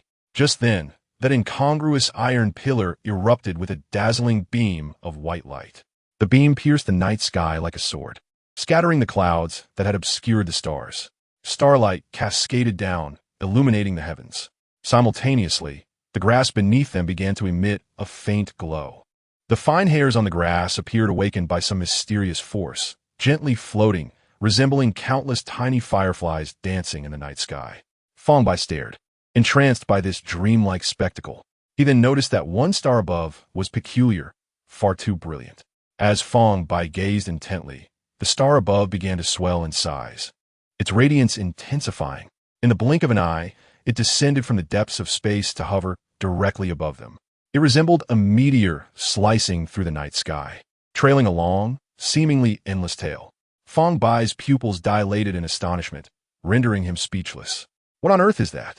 The sky train, Su Xiaotang exclaimed, rising to brush off the dust from her skirt. Come on, let's go. The sky train? Fang Bai murmured, his gaze fixed upon the train that had appeared so suddenly above him. The object, which was indeed a train, emanated a soft, ethereal glow. Its wheels glided through the void, scattering golden flecks of light as it moved, adding a dreamlike quality to its passage.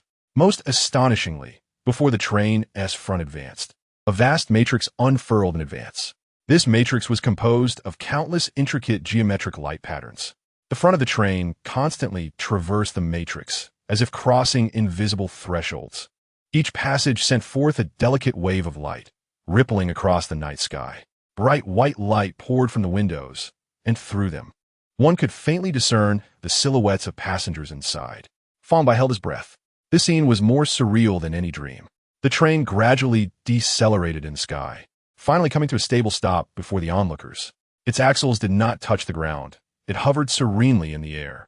The doors opened slowly with a soft hum, reminiscent of the precise interlocking of mechanical gears, or perhaps the gentle tinkling of wind chimes in the night. Warm air flowed out from the train, and several individuals disembarked, each adorned in distinct attire and exuding a unique aura of mystery. One man donned a silver robe, wielding a scepter embedded with gemstones. A woman dressed in sleek black attire carried a slender sword at her waist. Her faint smile belied an unspoken air of authority. Another individual, a middle-aged man in a deep blue robe, cradled a hefty ancient tome, the robe embroidered with golden scroll patterns, reminiscent of the literary scrolls previously encountered. Upon disembarking, these individuals cast their gazes over Fang Bai and his companions.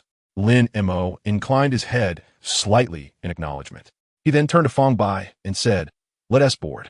Fang Bai, feeling somewhat stiff, stepped onto the train. Chapter 51. The borderland. The interior of the carriage was spacious. Inside, four exquisitely crafted round tables stood, surrounded by plush sofas, capable of seating at least 10 individuals. Fang Bai cautiously settled onto one of the sofas. The moment he sat down, feeling as though he were sinking into its depths. Apart from the 5 of them, a middle-aged man sat in a corner, squinting as if in slumber. The train began to move, smoothly gliding forward. Fang Bai felt no discomfort. "Aren't you feeling car sick?" Su Xiaotang asked, glancing at him. Fang Bai shook his head, indicating he felt perfectly fine. "Oh, then you must not be a mechanical pulse insulator," Su Xiaotang remarked. Zhao Fei Wei cast a sidelong glance at Su Xiaotang, but remained silent. Fang Bai peered out the window, his eyes filled with disbelief. "Are we flying?" he whispered, his voice tinged with tremors.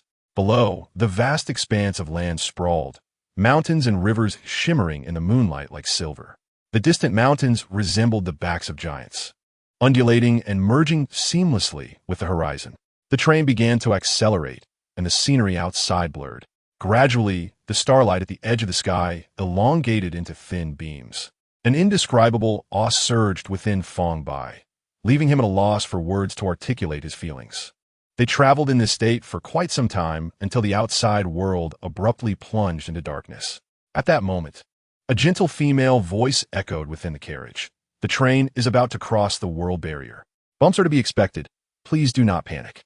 Fang Bai looked around, attempting to locate the source of the voice, but found nothing. Before he could collect his thoughts, the scene outside rendered him momentarily dazed. An endless array of geometric light patterns constructed and extended alongside the train.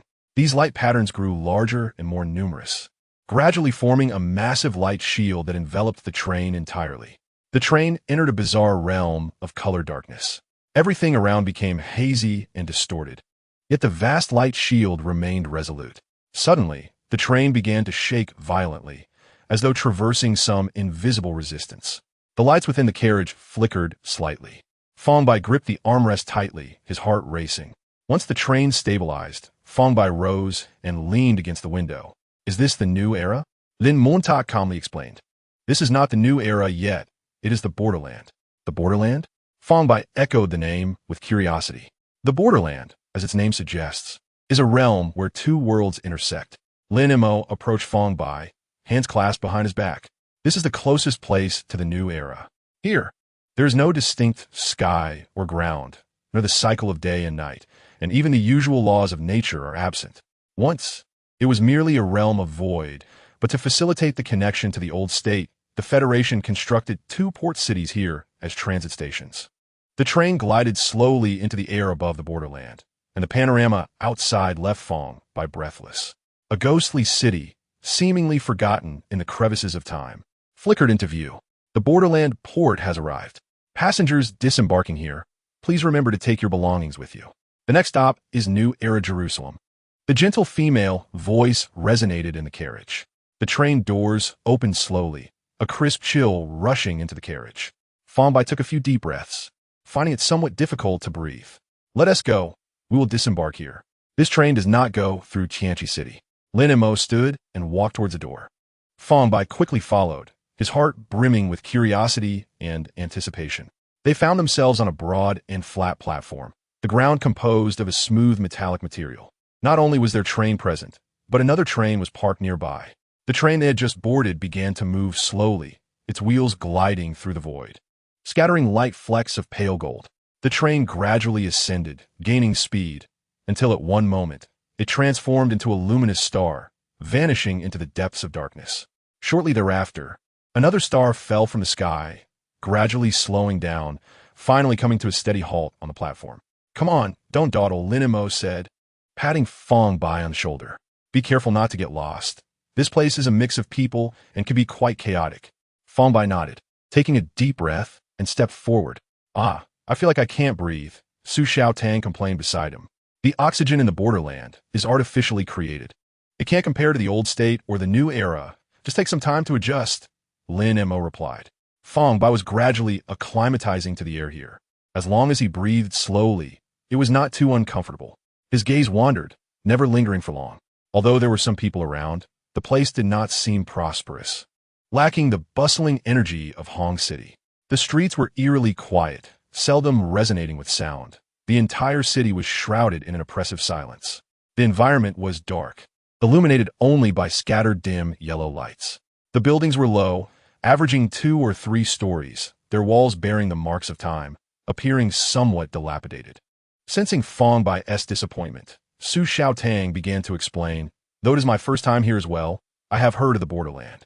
It only produces special void materials. All the necessary supplies for normal construction and life are transported from the old state in the new era. In short, it is expensive, and achieving this level of development is commendable." After speaking, Su Xiaotang cast a meaningful glance at Lung Shuang, her eyes reflecting a hint of anticipation. "You no longer need to accumulate points." Lung Shuang glanced back at her, his tone calm and composed, "Full marks." "Really?"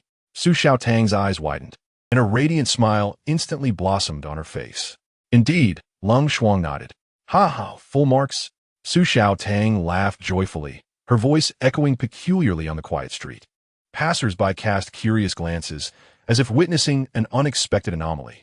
They traversed a seemingly dilapidated street and halted before a shop whose purpose was indiscernible from the outside.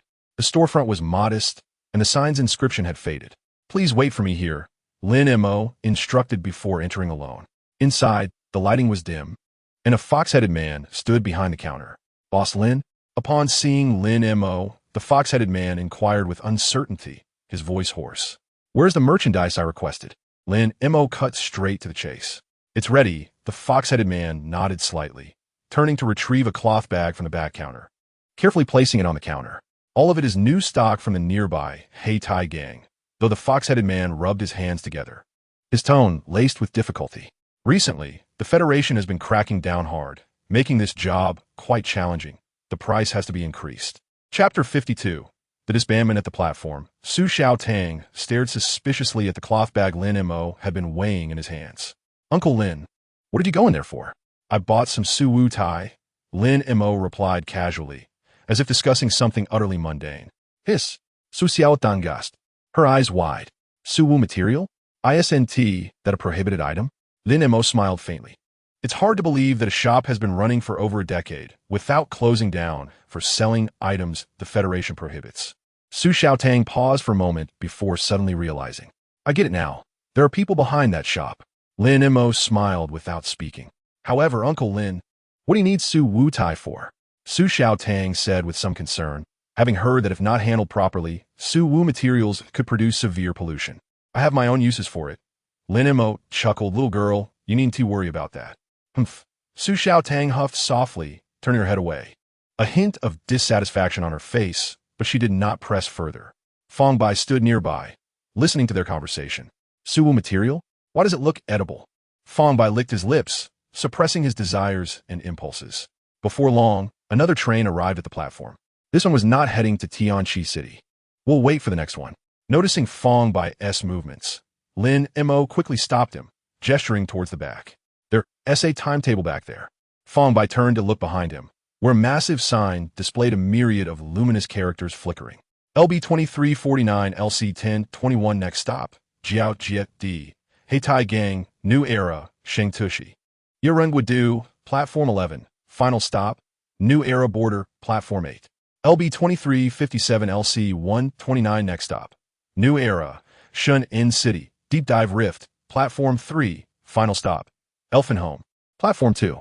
LB 854 LC 801 next stop, New Era, Tianqi City, Eternal Day Corridor, Platform 1, Final Stop, Cape."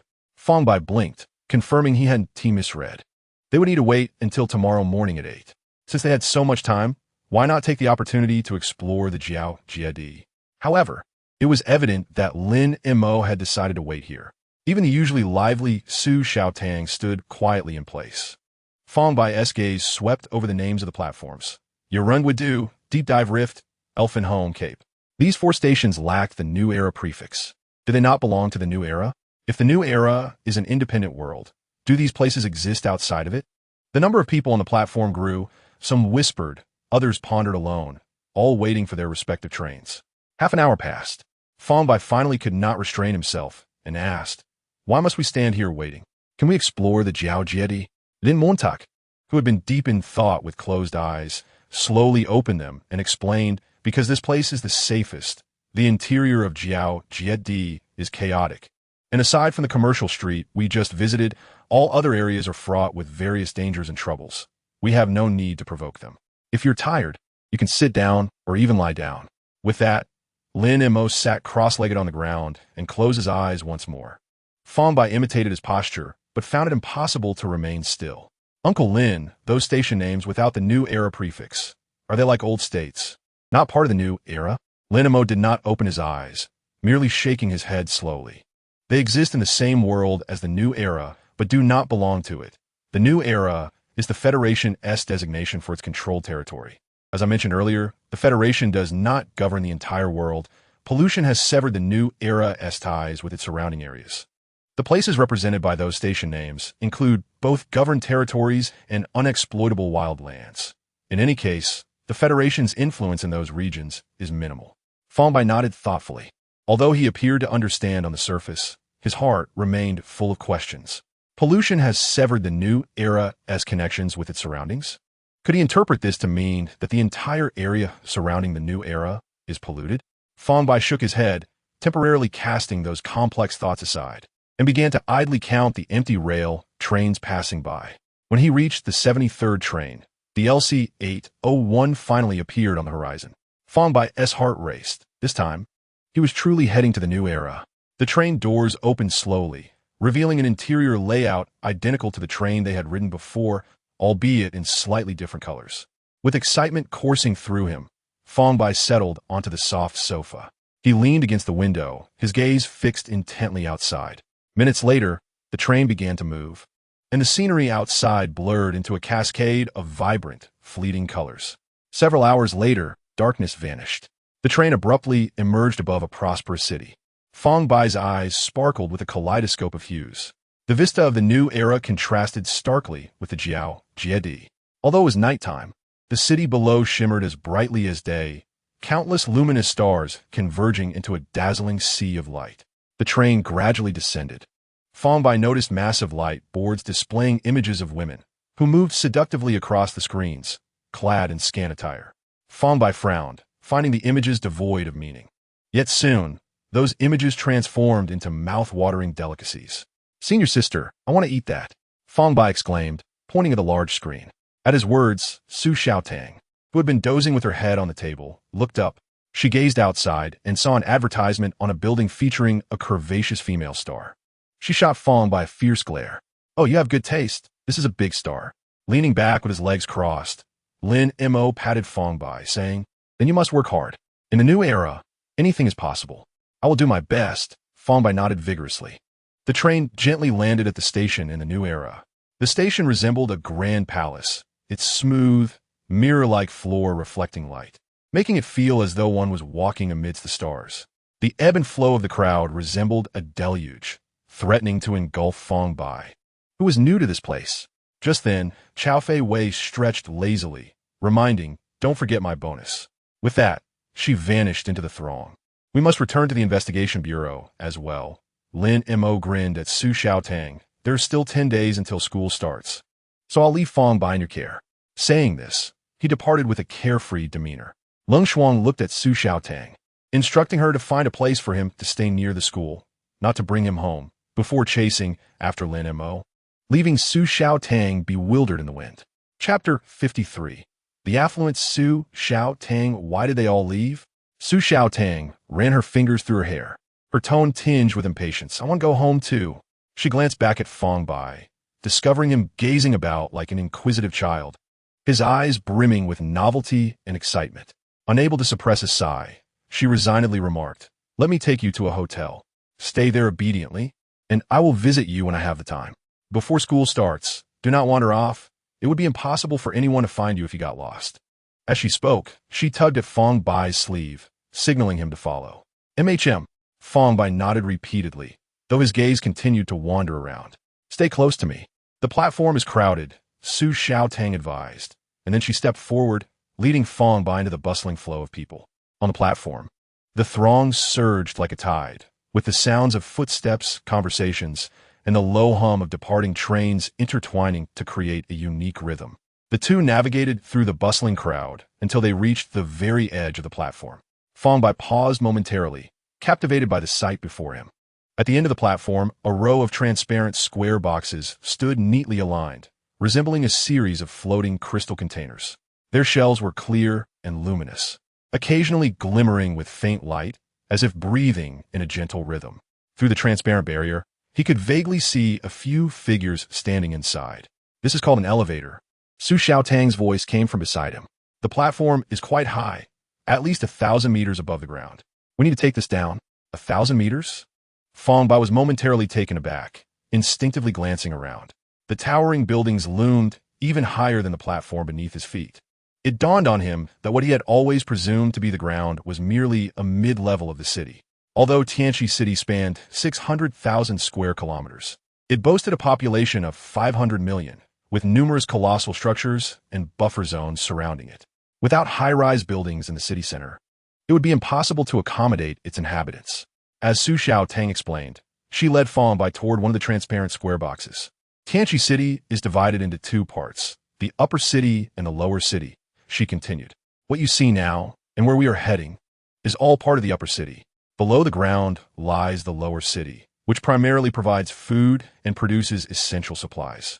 The environment there was previously quite poor, but with the recent increase in grain supply from Jiuzhou, conditions have slightly improved. However, it remains somewhat chaotic, so it is best for you not to go there. Fang Bai listened intently, his mind involuntarily sketching a mental image of the two cities stacked upon each other. Just as he was about to inquire further, the elevator doors slid open. Su Xiaotang pulled him inside. The elevator was spacious and bright, with entirely transparent walls, allowing for a panoramic view of the city's silhouette. Fang Bai beheld countless skyscrapers rising from the ground, some modestly reaching several hundred meters while others soared beyond 1,000 meters, with a few structures extending skyward to an unperceivable height. Their surfaces were predominantly adorned with flowing lights, resembling the veins of a colossal steel beast pulsating in the night. In the distant sky, floating advertisement screens flickered with vibrant colors, projecting various images. Cars soaring above resembled strands of light, deftly weaving through the gaps between the buildings, while many rounded, barrel-like machines navigated the airways. It was not until Su Xiaotang led him out of the elevator that Fang Bai jolted back to reality. "Let me see where you might stay comfortably," Su Xiaotang murmured, her fingers gliding gently through the air. To Fang Bai's eyes, it seemed as though she was merely tracing the air, yet he perceptively sensed that there was something present where her fingers moved, though he could not see it. How about we stay at Junlin Jitian? It is close to the school." Su Xiaotang nodded, preparing to take the next step when suddenly a watery ripple-like pattern emerged before her. This time, Fang Bai observed it clearly.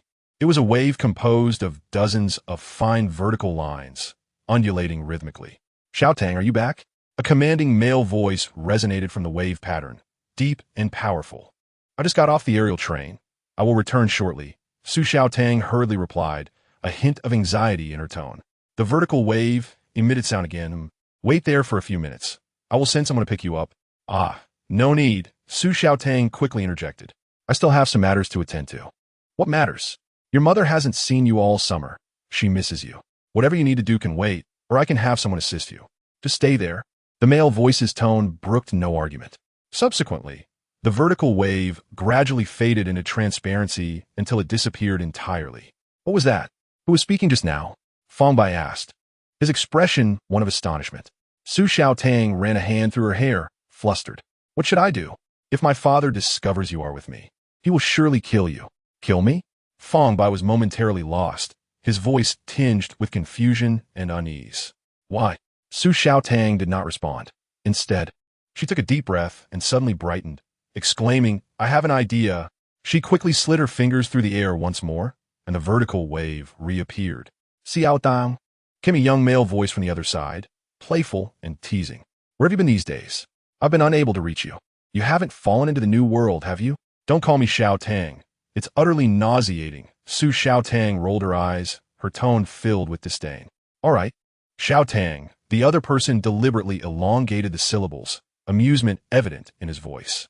"It's quite rare for you to reach out to me. Are you asking for my assistance with something? Enough with the nonsense. I brought back a junior from Jiuzhou this time. My family is urging me to return home. Just help me find a place for him to stay at Junlin Jitian. I've sent you the details. It must be arranged properly." A junior? The other party's tone held a hint of surprise, but he quickly resumed his playful demeanor. All right, I will handle it. You can rest assured. The vertical wave vanished again, and Su Xiaotang breathed a sigh of relief. She turned to push Fang Bai back a bit, instructing him, Stand here and do not mention that you know me. I will head home for a bit, and I will come find you when I can. Although Fang Bai was a little confused, he nodded obediently and remained where he was. Just then, several floating cars descended slowly from above. The doors opened, and a group of individuals clad in black uniforms emerged, bowing respectfully to Su Xiaotang. Miss, oh dear, I told you not to make such a grand entrance. Are you not tired of it? Su Xiaotang frowned, her tone laced with dissatisfaction.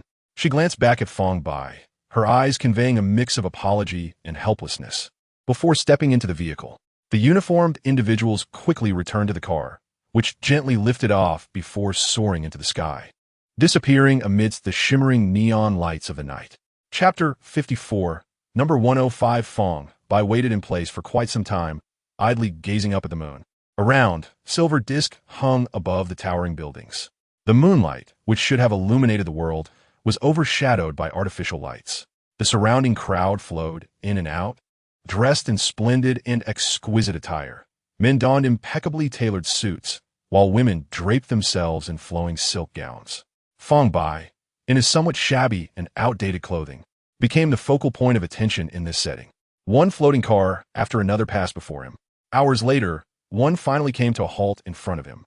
The window slowly rolled down, revealing a youthful and handsome face.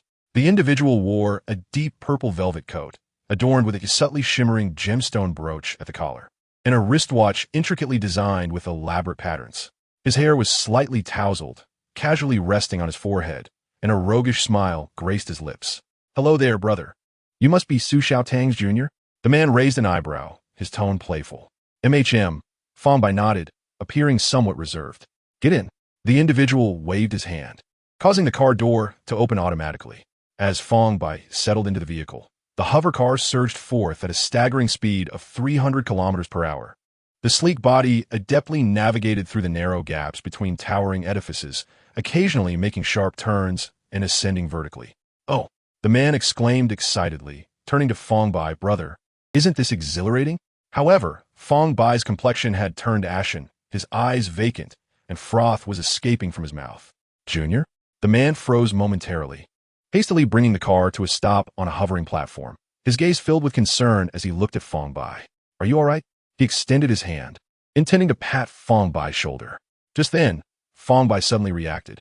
Ugh, please don't vomit on me, and definitely not in my car. This is a limited edition Kexai. The youth's cries and howls echoed in the heights, soon drowned out by the roar of the engine. In the Junlin Jitian, Fang Bai slowly regained consciousness on a soft, grand bed.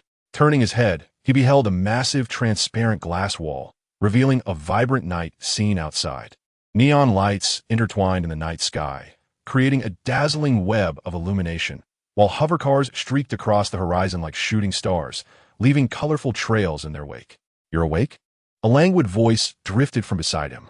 Fang Bai turned to see the youth reclining in a swivel chair, which slowly rotated to face him. The young man casually crossed his legs, holding a steaming cup, his gaze fixed intently on Fang Bai. I've never served anyone before. You are my first. His tone carried a hint of jest, yet there was a scrutinizing glimmer in his eyes. The wild man that Su Xiaotang brought back from Jiuzhou, he muttered softly, almost to himself, she seems quite concerned about you. Fang Bai gazed back at him, perplexed by his meaning, and simply inquired, where is this? Junlin Jitian. The youth replied lazily, Qixing Hotel in Tianqi City, a place where ordinary folks toil a lifetime, yet cannot reside. After he spoke, his gaze remained fixed on Fang Bai, laden with an inscrutable significance. Could you share your experiences in Jiuzhou with me? I'm quite curious. The youth's tone bore an undertone of menace. It was then that Fang Bai scrutinized this young man, who appeared only slightly older than himself. In Jiuzhou, this type would undoubtedly be his first choice for scam. I was admitted to the Guang Shengtang University. My senior and her friends passed by and brought me back. Fang Bai recounted the simplest of processes. Is that all? The youth's expression turned skeptical, clearly unconvinced. Yes, Fang Bai nodded, feeling a slight throb in his head. He turned to the large screen opposite the window, where a seductive woman adorned in scant attire displayed her long legs. Fang Bai noticed such advertisements were ubiquitous throughout Tianqi City. Do you know what that building across is for? The youth suddenly rose, walking to the window and pointing at a structure glowing with a soft pink hue. What is it for? Fang Bai asked with curiosity. They sell people, the youth responded. People can be sold? Fang Bai's eyes widened in disbelief. In Tianqi City, everything has a price, the youth declared with a cocky grin. The new era is divided, half under the control of powerful, extraordinary beings, and the other half in the hands of wealthy capitalists. Tianqi City is, after all, a capitalist city. He turned back to Fang Bai, a glint of cunning flashing in his eyes. Would you like to take a look? The new era. Yes, Fang Bai nodded without hesitation. The youth displayed a triumphant smile. Let us go. The entrance to the Huan Yuan building was opulent and grand. Fang Bai followed the youth inside. His curiosity piqued as he yearned to explore this world. Moreover, he trusted that Su Xiaodang's acquaintance would harbor no ill intentions. Though the situation felt peculiar, his curiosity outweighed his caution. In the lobby, a massive crystal chandelier hung from the ceiling. The youth led Fang Bai to the front desk, addressing the receptionist. Arrange a high-end service for him. No special requests. Just someone to attend to him. Certainly, please proceed to room 105. To ensure privacy, only one person may enter a room. Would you like to book another? The receptionist inquired with a smile. No need, I will wait outside. The youth waved his hand, placing a tag on Fang Bai's wrist. At that moment, a young woman with a delicate appearance approached, softly stating, Please follow me. They took the elevator to the 11th floor and walked for a while until they arrived at the door marked 105. You may enter, the woman smiled. Oh, and wear this. The youth suddenly slipped a button-like object into Fang Bai's pocket. It will protect you. With that, he opened the door and pushed Fang Bai inside. Leaning against the wall beside the door, the youth wore a sly, victorious smile. He swiftly connected to Su Xiaodong's communication. What's wrong? How is Fang Bai? Su Xiaodong's voice came from the other end. I was just about to tell you. You know what's across from Junlin Jitian, right? The youth feigned indignation. Su Xiaodong pondered for a moment, replying, Huan Yuan building? Exactly. Your junior saw the holographic sign for Huan Yuan building and insisted on going inside. I told him it wasn't a place for children, but he was adamant, and I couldn't stop him. Reluctantly, I had to bring him here. The youth spoke with a hint of exasperation. He is currently in room 105. I'll broadcast the audio to you. Before he could finish, the communication was abruptly severed. He leaned against the wall, clenching his fist. Threats successfully eliminated. Upon entering the room, Fang Bai discovered the decor was bathed in a pink hue. At the center stood a vast circular bed adorned with soft silk bedding. On the opposite side was a large transparent glass wall, through which he could see the building where he resided. Neon lights flickered outside, casting reflections within the room. Seated on the bed was a young girl who appeared to be no more than 18 or 19 years old, clad in a somewhat sheer white gown. Greetings. I am here to serve you in room 105. She spoke softly, her voice melodious like a clear spring. Is your name 105? Fang Bai asked, puzzled. Didn't you request me, guest? The girl tilted her head slightly, her eyes reflecting a hint of confusion. What services do you offer? She inquired again, her tone gentle. Services? What kind of services? Fang Bai was increasingly bewildered. Any service you desire. Our mission as replicants is to serve each guest well, the girl replied softly. Fang Bai was taken aback, captivated by her eyes. He had never encountered such purity in someone's gaze. Chapter 55. Name, is it truly any service you can provide? Fang Bai confirmed once more.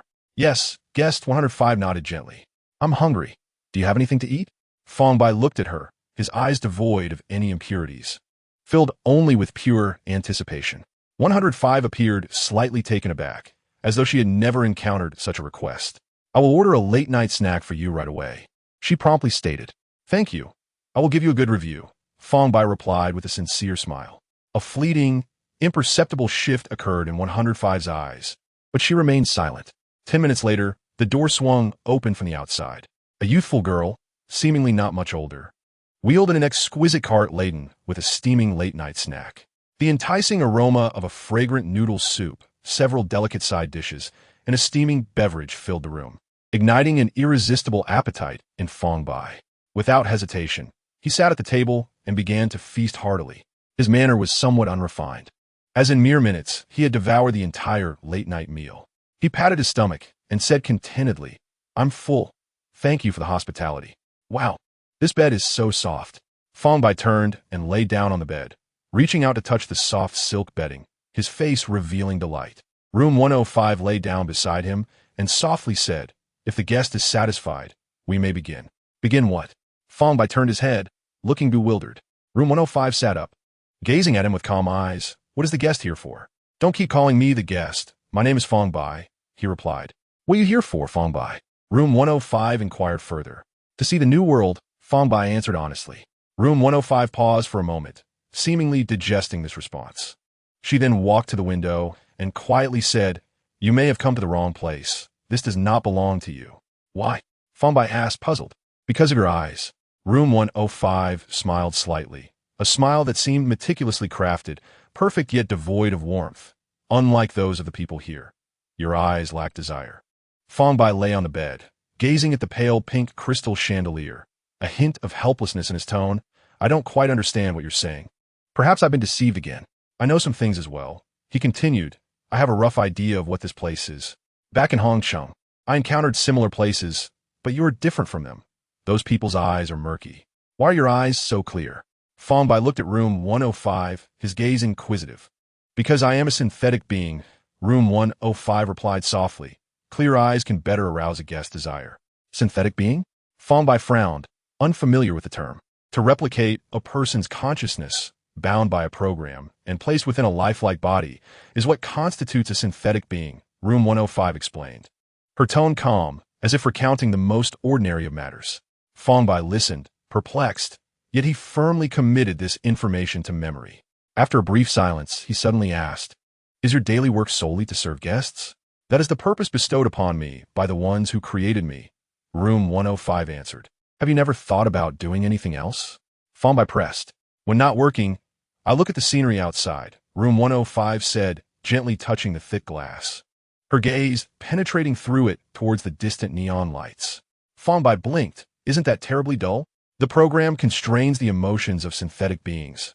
I do not experience boredom," room 105 replied, her tone still steady. "Guest, you only have 2 hours. Are you certain you wish to spend it all idly chatting with me?" She suddenly turned her head to look at Fang Bai. "This is a kind reminder based on the program. Guests spend money, and we must ensure they feel satisfied. In every sense." Fang Bai remained unfazed, still lying on the bed. "You seem to know a lot. I have just arrived in the new world. Could you tell me what kind of place it truly is?" He tilted his head towards the window, the prosperous scene seeming entirely unrelated to him. He suddenly felt that he and the synthetic girl trapped in the room had no essential difference. The only distinction was that he could leave this room, while she could not. "Where do you come from, guest?" room 105 asked.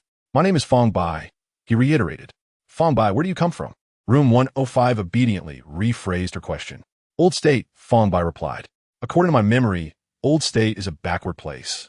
Yet the people living there seem much happier than the average citizens of the New World," room 105 stated. "The New World is the place countless Old State residents yearn for," Fang Bai murmured, "but I did not feel happiness in Old State either." "This is merely my answer based on memory," room 105 softly replied, "and it may not be accurate. Everything should be judged by your own standards." "Then tell me about the New World. What kind of place is it?" Fang Bai looked at her. "The New World is prosperous and powerful, boasting technology that connects the world and extraordinary individuals like the End Sword. It is a land of miracles, a place where anything is possible," room 105 responded. "And for you?" Fang Bai was dissatisfied with this answer. "What is your view of the New World?" Room 105 fell silent, seemingly contemplating how to respond. "For me, the New World is a large box, the Joy Mansion is a smaller box, and room 105 is an even smaller box. I am trapped within this box." "Do you wish to go outside?" Fang Bai asked. "I do not wish to." Room 105 shook her head, her tone calm. "I cannot entertain such thoughts. My purpose is to serve every guest who enters this room." Fang Bai fell silent. He gazed into room 105's clear yet hollow eyes, suddenly feeling an inexplicable sorrow. He realized that although the girl before him possessed a flawless appearance and gentle voice, she lacked freedom and even her own will. "Have you ever thought," Fang Bai pondered, "if one day you were no longer bound by the program, what would you wish to do?" A subtle shift appeared in room 105's eyes. She slowly shook her head. "I do not know. My program does not permit me to contemplate such questions." Fang Bai ceased speaking. "Time is running out. Room 105 gently reminded him. Do you require anything else? Fang Bai shook his head and slowly stood up. Thank you, Room 105, he said softly. You have given me some insight into the new world. As a token of gratitude, I will give you a name. What do you think of Weila? Fang Bai looked out the window, feeling that it was rather pitiable for a person to lack a name. The name Fang Bai was one he had chosen for himself. In his view, a name is the starting point of meaning in existence. Room 105 did not respond, merely standing quietly behind him. Her gaze penetrated the glass, staring at that distant, unattainable world. In an unnoticed corner, a shadow, which should not exist in the room's darkness, quietly emerged like a ghost birthed from the void. The shadow danced gracefully in the dark, its movements light and elegant. Each spin and leap carried an indescribable sense of freedom and abandon. Both seemed captivated by the prosperity outside, completely oblivious to the changes behind them. Time passed, and Room 105 noticed that the night view she had observed for many years outside seemed to have gained a touch of color. Thank you. Chapter 56, Strolling in the Court of the Monarch. The young man slammed the hotel room doors shut in a fit of rage.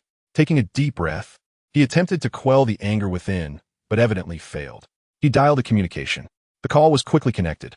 Before the other party could speak, the young man impatiently exclaimed, Zhang Mingming, do you know what I saw today? What? A surprised voice came from the other end, clearly caught off guard by the young man's fervor. I took a country bumpkin from Old State to the Joy Mansion, and guess what he did? The young man's voice was tinged with an indescribable sense of collapse. What else could he do? Going to the Joy Mansion is all about that. Zhang Mingming's tone was teasing, clearly accustomed to such topics. You might not believe it. The young man's voice rose again, as if announcing a shocking secret. That bizarre guy talked about life ideals with a synthetic being for over 2 hours. He even asked the synthetic being if she wanted to go out and see the world. Damn! Zhang Mingming's voice shifted instantly from casual to astonished. Is that so explosive? Is there really such a weirdo in this world? You're not pulling my leg, are you? What would I gain by lying to you? I feel like I gained some insight today. The young man's voice was a blend of anger and helplessness. Is it really necessary for you to be this angry over such trivial matters? What else has transpired? Zhang Ming evidently yearned to continue gossiping. Without hesitation, the young man terminated the communication. In the room, Fang Bai stood before the expansive floor-to-ceiling window, his gaze traversing the transparent glass towards the joyous tower across the street. After a moment as contemplation, he turned and returned to his bed, swiftly succumbing to slumber. He fell into a deep sleep, not rousing until midday. Sunlight streamed through the glass, illuminating the room with a brilliant glow. Rubbing his eyes, Fang Bai sluggishly rose and made his way to the bathroom. There, he discovered a tube of toothpaste on the sink, squeezed a bit onto his finger, and carelessly applied it to his teeth before rinsing with water. Though such items were not widespread in Zhuzhou, he was still able to use them. He glanced at his reflection in the mirror, noticing his face was somewhat unkempt. After washing his face thoroughly, he felt that perhaps he could present himself like a person from the new era. Recalling his memories, Fang Bai pressed the elevator button and stepped into the spacious, opulent lift. The doors closed slowly, and the elevator began its rapid descent. Moments later, he stood at the entrance of the Junlin Jiqian Hotel. The daylight in Qinshi City was starkly different from its nocturnal visage. The streets bustled with people, and hovering vehicles darted through the air, infusing the city with vibrancy and vitality. Room 105 of the Joyous Tower. Inside, a woman lay on the bed, pinned beneath the weight of a corpulent man. His movements were rough and indifferent, treating her as nothing more than a lifeless object. After a few minutes, the man rose, donned a splendid suit, adjusted his tie, and swaggered out the door without casting her glance. The woman slowly sat up, dressed hastily, and pressed the button to summon assistance for her injuries. Bruises and scars marred her body, yet she had long grown accustomed to such afflictions. Dragging her weary frame to the window, she reached out to touch the cold glass. Her gaze swept through the densely packed throngs below, and suddenly, she spotted a familiar figure. He stood below, akin to a fledgling bird newly released from its cage, filled with curiosity about the world around him. Room 105 observed him in silence, her programming conducting countless computations in an instant, yet failing to elucidate the strange sensation that enveloped her. Unbeknownst to Fang Bai, a pair of eyes was fixed upon him from several floors above. Standing on the street, he clutched a previously unused phalange, hesitating on which direction to take. Ultimately, He chose a random path and set forth. Approaching a shop, he gazed upwards. The seemingly ordinary store from below towered with hundreds of floors above. The display window showcased an array of unfamiliar items, and Fang Bai found himself enraptured, unable to resist the temptation to stop and scrutinize. Care to step inside and take a look?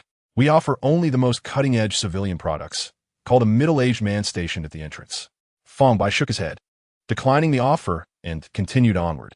Arriving at a plaza, he beheld a colossal statue at its center, a warrior brandishing a long sword, its tip aimed skyward. Inscribed at the base of the statue were the words, "The Sword of the End Epic, crafted by the heavens." Fang Bai gazed up at the towering figure that loomed at least 300 meters high. As he became engrossed in the sight, a sudden commotion erupted behind him. Turning to investigate, he noticed a crowd forming nearby. Their murmurs mingled with gasps and hushed discussions.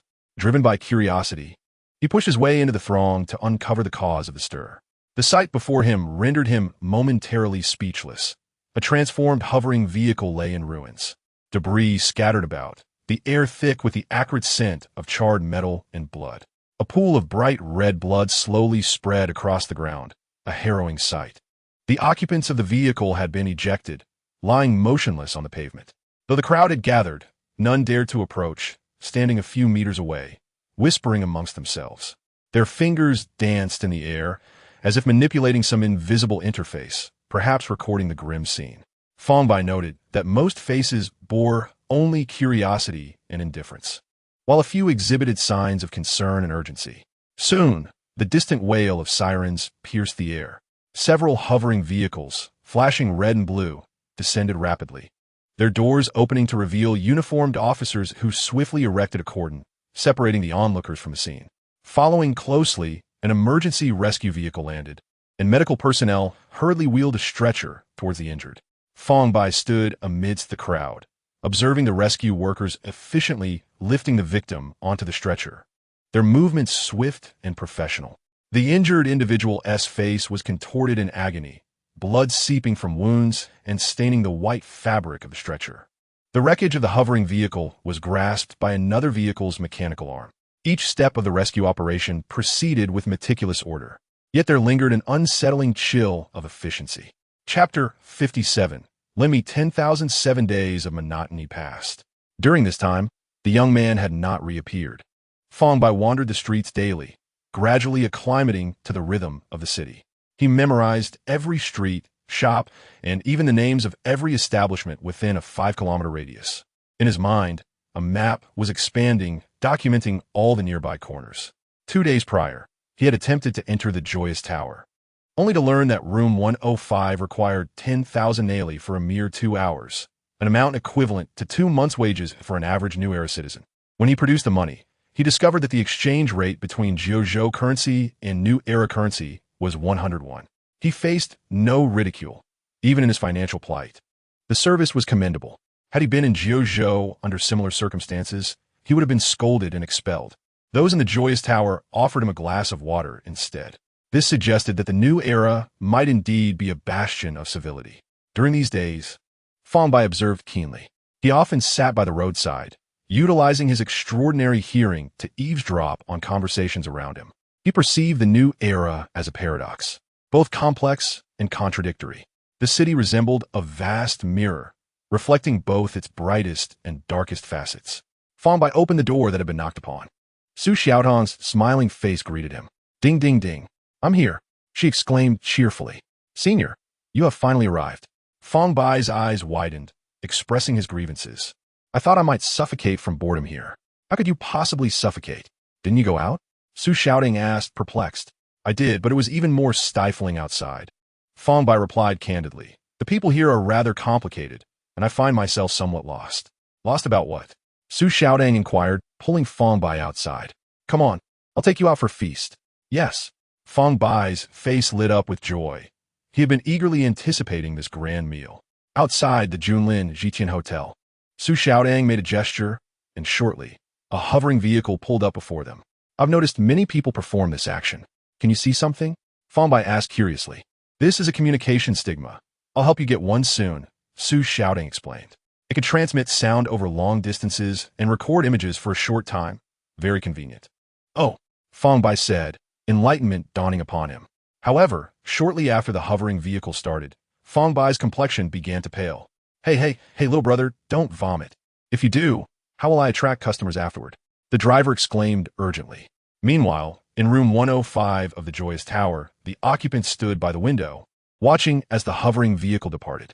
In recent days, she had taken to standing there whenever she had the chance, hoping that the young man would come again. She was aware of his previous visit. Perhaps he did not signal her, or there were other reasons for his reticence. All she could do was await his return. At the Kongzhong Huayuan restaurant, Fang Bai gazed in awe at the spread of delectable dishes before him, his eyes wide with disbelief. Are all these edible? He swallowed hard, incredulous. Of course, Su Xiaodong replied with a smile. What about the large bottle of cola? Fang Bai inquired. That is the large bottle of cola. Su Xiaodong pointed to the dark beverage on the table. The attentive waiter poured him a glass. After taking a sip, Fang Bai was utterly astonished. How can it taste so good? He exclaimed, his eyes widening in amazement. If you enjoy it, feel free to have more, Su Xiaodong encouraged with a grin. Hey, don't just drink cola. What about all these dishes? She reminded him, observing Fang Bai engrossed in his drink. The food is quite expensive. After indulging in their meal, Su Xiaodong led Fang Bai into a spacious mall. Displayed on the counter were shimmering crystal orbs. What can I assist you with? The staff inquired, their demeanor respectful despite the youth of the two.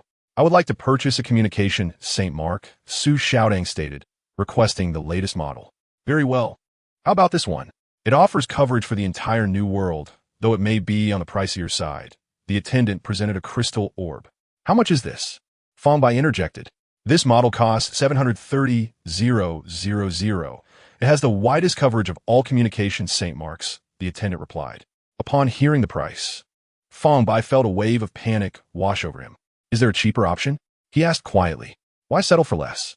Su Xiaodong said, slightly displeased. We'll take this one. Consider it your enrollment gift. Fang Bai hesitated momentarily, but soon acquiesced. Since the senior was affluent, he thought, why not indulge? Thank you, senior. I promise to repay you when I have the means, he said earnestly. I shall await that day, Su Xiaodong replied, clearly skeptical, as she handed the crystal to him. Just swallow it. The communication St. Mark is a variant of the injury St. Mark but does not occupy a slot. On the way back, Fang Bai, captivated by the radiant Su Xiaodong, asked, Senior, is your family quite wealthy? Perhaps a little, she nodded gently, glancing at him. Why do you ask? Oh, it's nothing. Fang Bai opened his mouth, but ultimately said nothing. Remarkably, despite the emotional turmoil, he did not experience motion sickness during the ride. Once they disembarked, he stammered, Senior, could you? That's enough? I can't be away too long. I'll come find you when school starts. Su Xiaodong waved her hand as the hovercar sped away. Fang Bai stood still, watching the vehicle disappear, thinking, could you lend me 10,000? Chapter 58. Enrollment. Although he glanced at the Huanyuan building every day, Fang Bai ultimately refrained from broaching the subject of borrowing money. Asking a girl for money to see another girl felt awkward to him. He decided to wait until he earned his own money. 3 days later, the day of school arrived. Fang Bai packed his belongings early.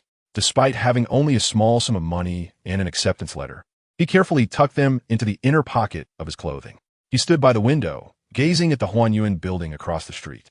Due to his financial constraints, he had not visited the Huanyuan building in the past 3 days. Instead, he spent most of that time contemplating the communications St. Mark. After numerous attempts, he had grasped some of its basic functions. The crystal he had purchased was a form of solidified elixir. Upon swallowing it, a complex marking appeared on his arm, akin to a scratch yet imbued with mystery. This mark granted him a capability known as communication. The primary functions of communication were fourfold. First, by inputting the corresponding number, he could chat remotely with another individual, though only sound could be transmitted, which required a continuous expenditure of mental energy, but the consumption was minimal, allowing Fang Bai to sustain it for about an hour. Second, he could record images and videos within his line of sight for storage or transmission. Third, he could convert money into digital currency at the Federal Central Bank, storing it within the St. Mark for easy transport and payment. Fourth, he could combine it with other compatible St. Marks for additional functions, such as sending text or summoning hovercars. However, these additional St. Marks would require separate purchases. After waiting for half an hour, Su Xiaodong still had not arrived, and Fang Bai began to grow impatient. He raised his hand. swiping gently in front of him to summon a translucent screen visible only to him. He lightly tapped the sound wave-like icon, and Su Xiaodong's name appeared. Tapping her name again, a series of vertical wave patterns emerged, pulsating rhythmically. Moments later, he heard Su Xiaodong's exasperated voice. "You've already contacted me 200 times in the past 2 days. I'll be there shortly, just wait. My family insists on seeing me off. I'm trying to find a way to escape them." "Oh," he replied. Another half-hour passed before an urgent knock echoed from outside the door. Fang Bai hurried to open it, revealing Su Xiaodong, who was breathless and clad in a light blue dress. Let us go, let us go. I'll take you to enroll and collect your acceptance letter." She panted, clearly exhausted. They exited the hotel, and soon a hover car descended gently. Once inside, Su Xiaodong leaned back in her seat and let out a sigh of relief. Finally free from them. What a hassle. "What are you doing? Don't come over. Stick your head out the window." Fang Bai, stunned, extended his head out, suppressing the urge to vomit. He seemed to have developed a slight resistance to car rides. During the journey, the driver struck up a conversation with Su Xiaodong. "Is today the day school starts? Are you students of 2A Guang Sheng Tang University?" While steering, the driver inquired with a smile. "Indeed," Su Xiaodong replied, nodding while keeping a watchful eye on Fang Bai. "How impressive," the driver remarked. 2A Guang Sheng Tang University is renowned for cultivating extraordinary individuals. Half of the swordsmen in Tianqi City graduated from there. "You know about that?" Su Xiaodong asked, somewhat surprised. "Ha, don't let my current profession fool you. I once aspired to attend Shen Guang 2A Tang University." The driver chuckled, nostalgia lacing his tone. "Unfortunately, I ended up at a regular university, studying a bit of mechanical veins, and worked as a mechanic for several years. I eventually sought freedom and now drive for rideshare services." "Rideshare services?" Fang Bai weakly interjected. "What is that?" "It's just a term," the driver explained. "About 10 years ago, there was a form of entertainment called the internet where everyone could express themselves freely, like a virtual web connecting people. However, the internet accumulated a lot of malice, leading to catastrophic pollution." Su Xiaodong picked up the thread, her tone turning serious. "That incident resulted in many casualties. It was the greatest disaster for the New World in the last decade." The driver sighed, a hint of melancholy in his voice. "Indeed, subsequently, the Federation shut down all St. Mark stations related to the internet. Now, the communications St. Mark only has basic communication and payment verification functions. Back in the day, I was quite the internet whiz." The driver chuckled bitterly, shaking his head. "Sadly, the internet was rife with malice. Fortunately, it was shut down early. Otherwise, we might have seen horrors worse than the source of catastrophe." "I didn't expect you to know so much," Su Xiaodong remarked, surprised. "Ha!"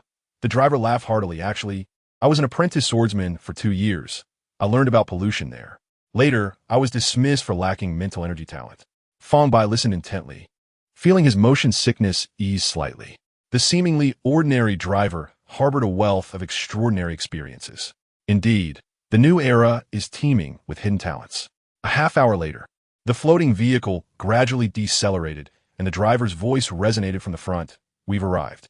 The floating vehicle descended vertically and came to a steady halt in a spacious plaza, designated specifically for parking, where floating vehicles continuously ascended and descended. From this point onward, one must proceed on foot. Fang Bai looked ahead, and the first sight that greeted him was a broad jade avenue, nearly 100 meters wide. This avenue was paved with enormous slabs of white jade, each intricately engraved with delicate patterns. Flanking the avenue were tall trees standing in neat rows, their canopies resembling umbrellas that shielded parts of the sunlight, casting dappled shadows. Along the avenue, numerous youths of similar age ambled, some in small groups while others walked alone, their faces mostly adorned with excitement and anticipation. The area ahead lacked the typical skyscrapers. The tallest buildings barely reached 10 stories. "Let us go. I'll take you to register first, and then it will be up to you," Su Xiaodong said, her tone light and buoyant. Fang Bai nodded gently, his body trembling, not from a chill, but from exhilaration. He inhaled deeply, as if he could sense the essence of knowledge in the air. Upon entering the campus area, Fang Bai felt an inexplicable solemnity enveloping him. Occasionally, voices could be heard whispering along the avenue, subdued as if afraid to disturb the sanctity of the place. Chapter 59. Enrollment. Su Xiaodong led Fang Bai across the expansive Jade Avenue, finally halting before a square, tower-like structure. From a distance, this edifice resembled a grand cathedral. However, upon closer inspection, it appeared peculiar yet distinctive. Its main body resembled a colossal square box, standing 40 to 50 meters tall, exuding a sense of cold austerity. The main entrance was imposing, flanked by a lengthy banner inscribed in golden letters, "New Student Registration." A number of senior students stood at the entrance, their faces radiating warm smiles. Whenever a new student approached, they would eagerly step forward to assist with luggage and kindly inquire, "Which academy are you from?" Fang Bai gazed at the scene before him, feeling both anxious and expectant. He turned to Su Xiaodang and asked, "Which academy are you from?" "The main academy," she replied. "The main academy? How many academies are there in total?" Fang Bai inquired further. Upon hearing this question, Su Xiaodang surveyed the youthful faces surrounding them, instantly adopting a demeanor of an experienced senior. She slightly raised her chin, her tone bearing a hint of profundity. "The 2A Guang Shengtang University comprises 1 main academy, 9 subsidiary academies, and 1 affiliated college." She continued, "The main academy focuses on the resonance talent, supplemented by secret structure studies, specializing in combat. Graduates from this academy are highly likely to become sword-bearers and investigators, tasked with the duty of safeguarding the Federation. The 9 subsidiary academies correspond to the 9 major secret structure studies, each with numerous branches. For instance, the Harmonization Academy encompasses divisions like Apothecary, Nature Affinity, and Taming, among others.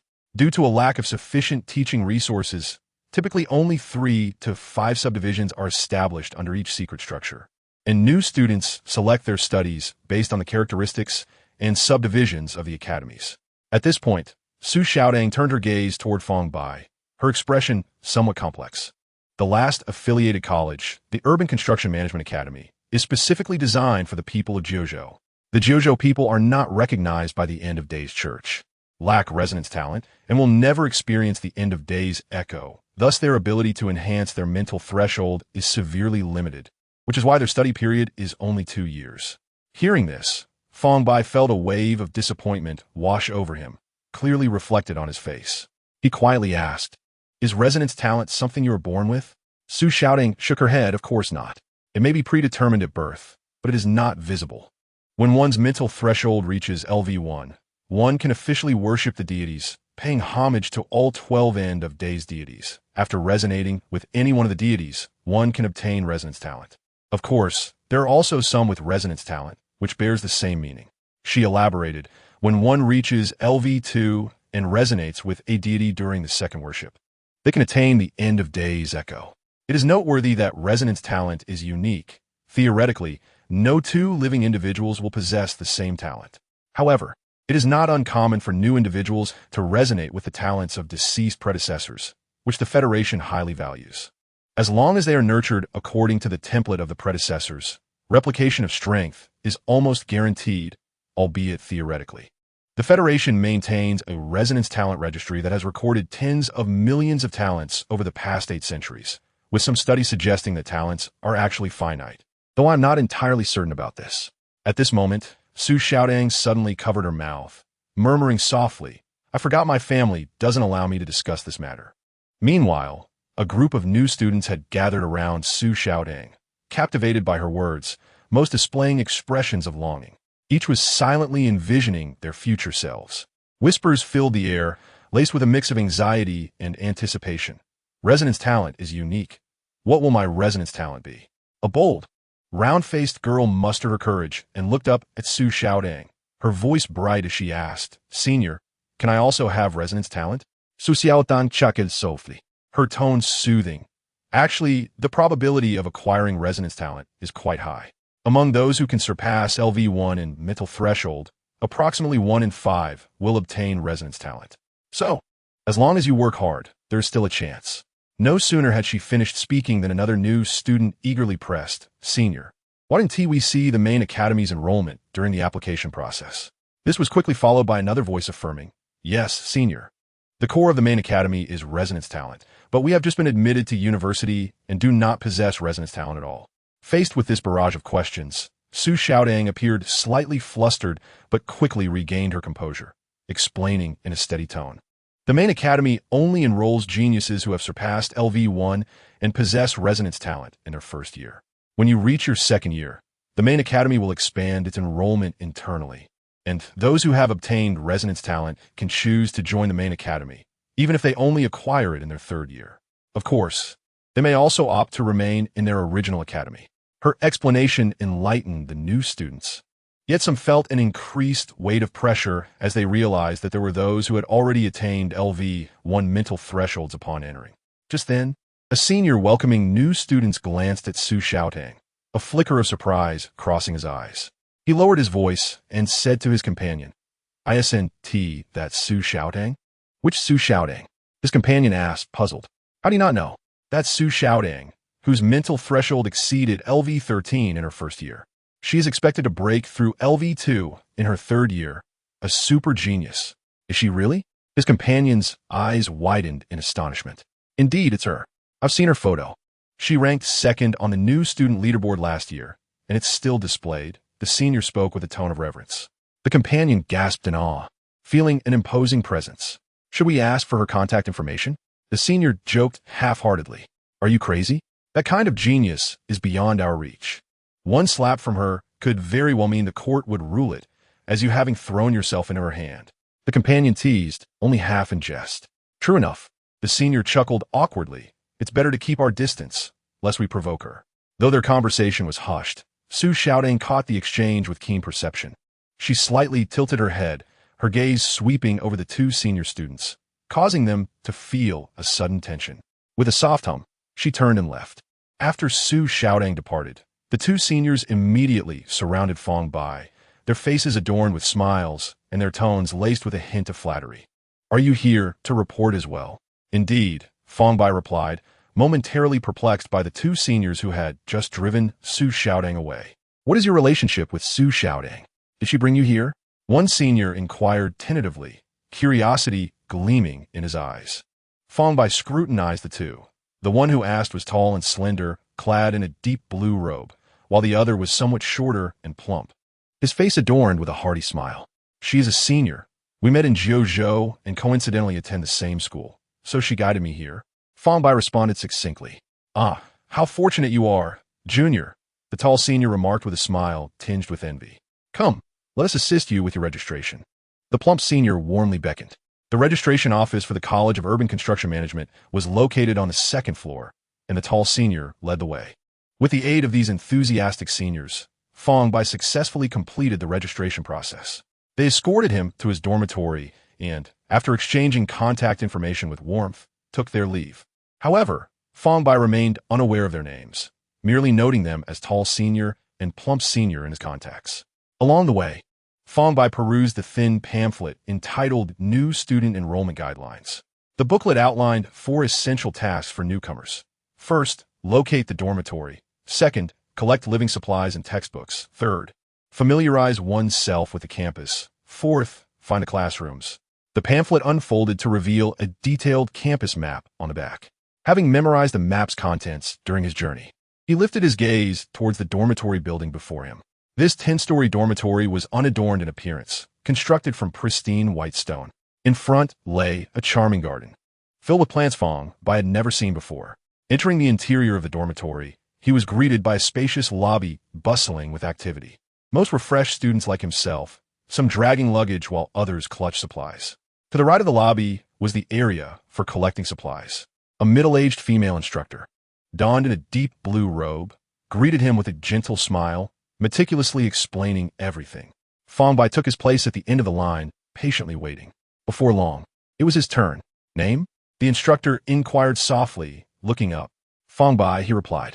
The instructor checked the roster before retrieving a pile of supplies from shelf behind her and handing them to him.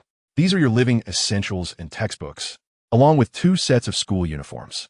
Additionally, here is your living allowance. Be sure to keep it safe." Fang Bai accepted the supplies, astonished by their volume, higher than himself, comprising 2 soft blankets, several bags of living necessities, a stack of brand new federal currency, and, most importantly, 3 hefty textbooks. Furthermore, there were 2 delicate silk garments, smooth to the touch. Just as Fang Bai began to shuffle towards the elevator with his supplies, The top blanket unexpectedly slipped from his grasp. Before he could react, a long hand had already caught it. "Classmate, which floor are you on? Let me assist you." A cheerful male voice called out. Fang Bai looked up to see a youth beaming at him. The boy was dressed in a simple yet clean outfit made of burlap with holes, his earnest smile evoking a sense of inexplicable warmth. "The third floor." "I can manage on my own," Fang Bai replied. "What a coincidence. I'm also on the third floor." "Allow me to share the burden," the boy said, taking a portion of the supplies from Fang Bai's hands. "What dormitory are you in?" the boy inquired as they walked. 301, Fang Bai answered. "What a stroke of luck." "I'm in 302, right across from you," the boy exclaimed, his tone laced with surprise. Fang Bai too felt a sense of astonishment. It was indeed unusual to encounter a neighbor from across the hall in such a large building. They descended the elevator to the third floor and walked down a wide corridor adorned with numerous closed dormitory doors, each featuring a card-like key. Upon reaching door 301, Fang Bai retrieved the key and pushed the door open. After depositing the supplies in Fang Bai's room, the boy suggested, "I was just about to explore the campus and locate my classes. Would you like to join me?" Fang Bai pondered briefly before nodding gently. "All right, give me a moment to tidy up. Let me help you with that," the boy offered with a smile. In a whirlwind, they organized the room, and soon a meticulously arranged space emerged. The various items were neatly positioned. The boy chuckled, his voice tinged with nostalgia. "No matter how many times I see it, it's still breathtaking. I never imagined I would reside in such a splendid place." Fang Bai nodded in agreement, acknowledging his own disbelief at this new life. The dormitory spanned approximately 40 square meters, utilizing space remarkably well. It featured 2 levels. The lower level served as a small living room, with a staircase leading to the upper level where the bedroom was situated. The bedroom contained ample storage cabinets and drawers. Adjacent to the living room was a private bathroom, and in front lay a spacious balcony equipped with a mechanical device Fang Bai did not comprehend, and a small kitchen, providing all necessary amenities. "Thank you. Without your assistance, I would not have been able to tidy up so quickly or so neatly." Fang Bai sincerely expressed his gratitude. He truly lacked the experience to organize, and had he done it alone, the supplies would likely still be in disarray on the floor. "We will be neighbors now, so there's no need to be so formal." The boy laughed heartily, his tone casual and friendly. "Let us go explore the school." The boy patted Fang Bai on the shoulder, his smile radiant. Fang Bai nodded, following him out of the dormitory, eager to see the locations of his classes. Before leaving, he casually pulled a book titled Pollution and Mental Thresholds Explained from the stack of supplies, glancing at it as they walked. "You are quite studious. Starting your reading already?" "The instructors will cover this material in class," the boy remarked, casting a curious glance at Fang Bai. "By the way, what is your name?" "I am Fang Bai," he replied without looking up, trailing behind the boy. The instructor during registration had mentioned that the learning of extraordinary individuals primarily relied on self-study, as the knowledge imparted by instructors was limited. Truly profound knowledge must be exchanged for credits, and esteemed courses require credits as well. The free offerings were merely foundational. At this point, he turned to the boy. "And you? What is your name?" The boy revealed a set of perfectly aligned white teeth. "I am Muhong, hailing from Jiuzhou, Qingxian Prefecture." He added, "People from Jiuzhou have insufficient mental thresholds. Studying advanced knowledge would be futile. Over the next 2 years, I plan to complete the free foundational knowledge and learn a couple of practical matrices. That should suffice." Fang Bai did not dispute this, merely nodding lightly. Acquiring more knowledge was always beneficial. "You are quite the eager learner," Muhong remarked, observing the somewhat peculiar boy before him with a hint of admiration. He pulled out the new student enrollment guidelines, flipping through it. "Let me see which way to go."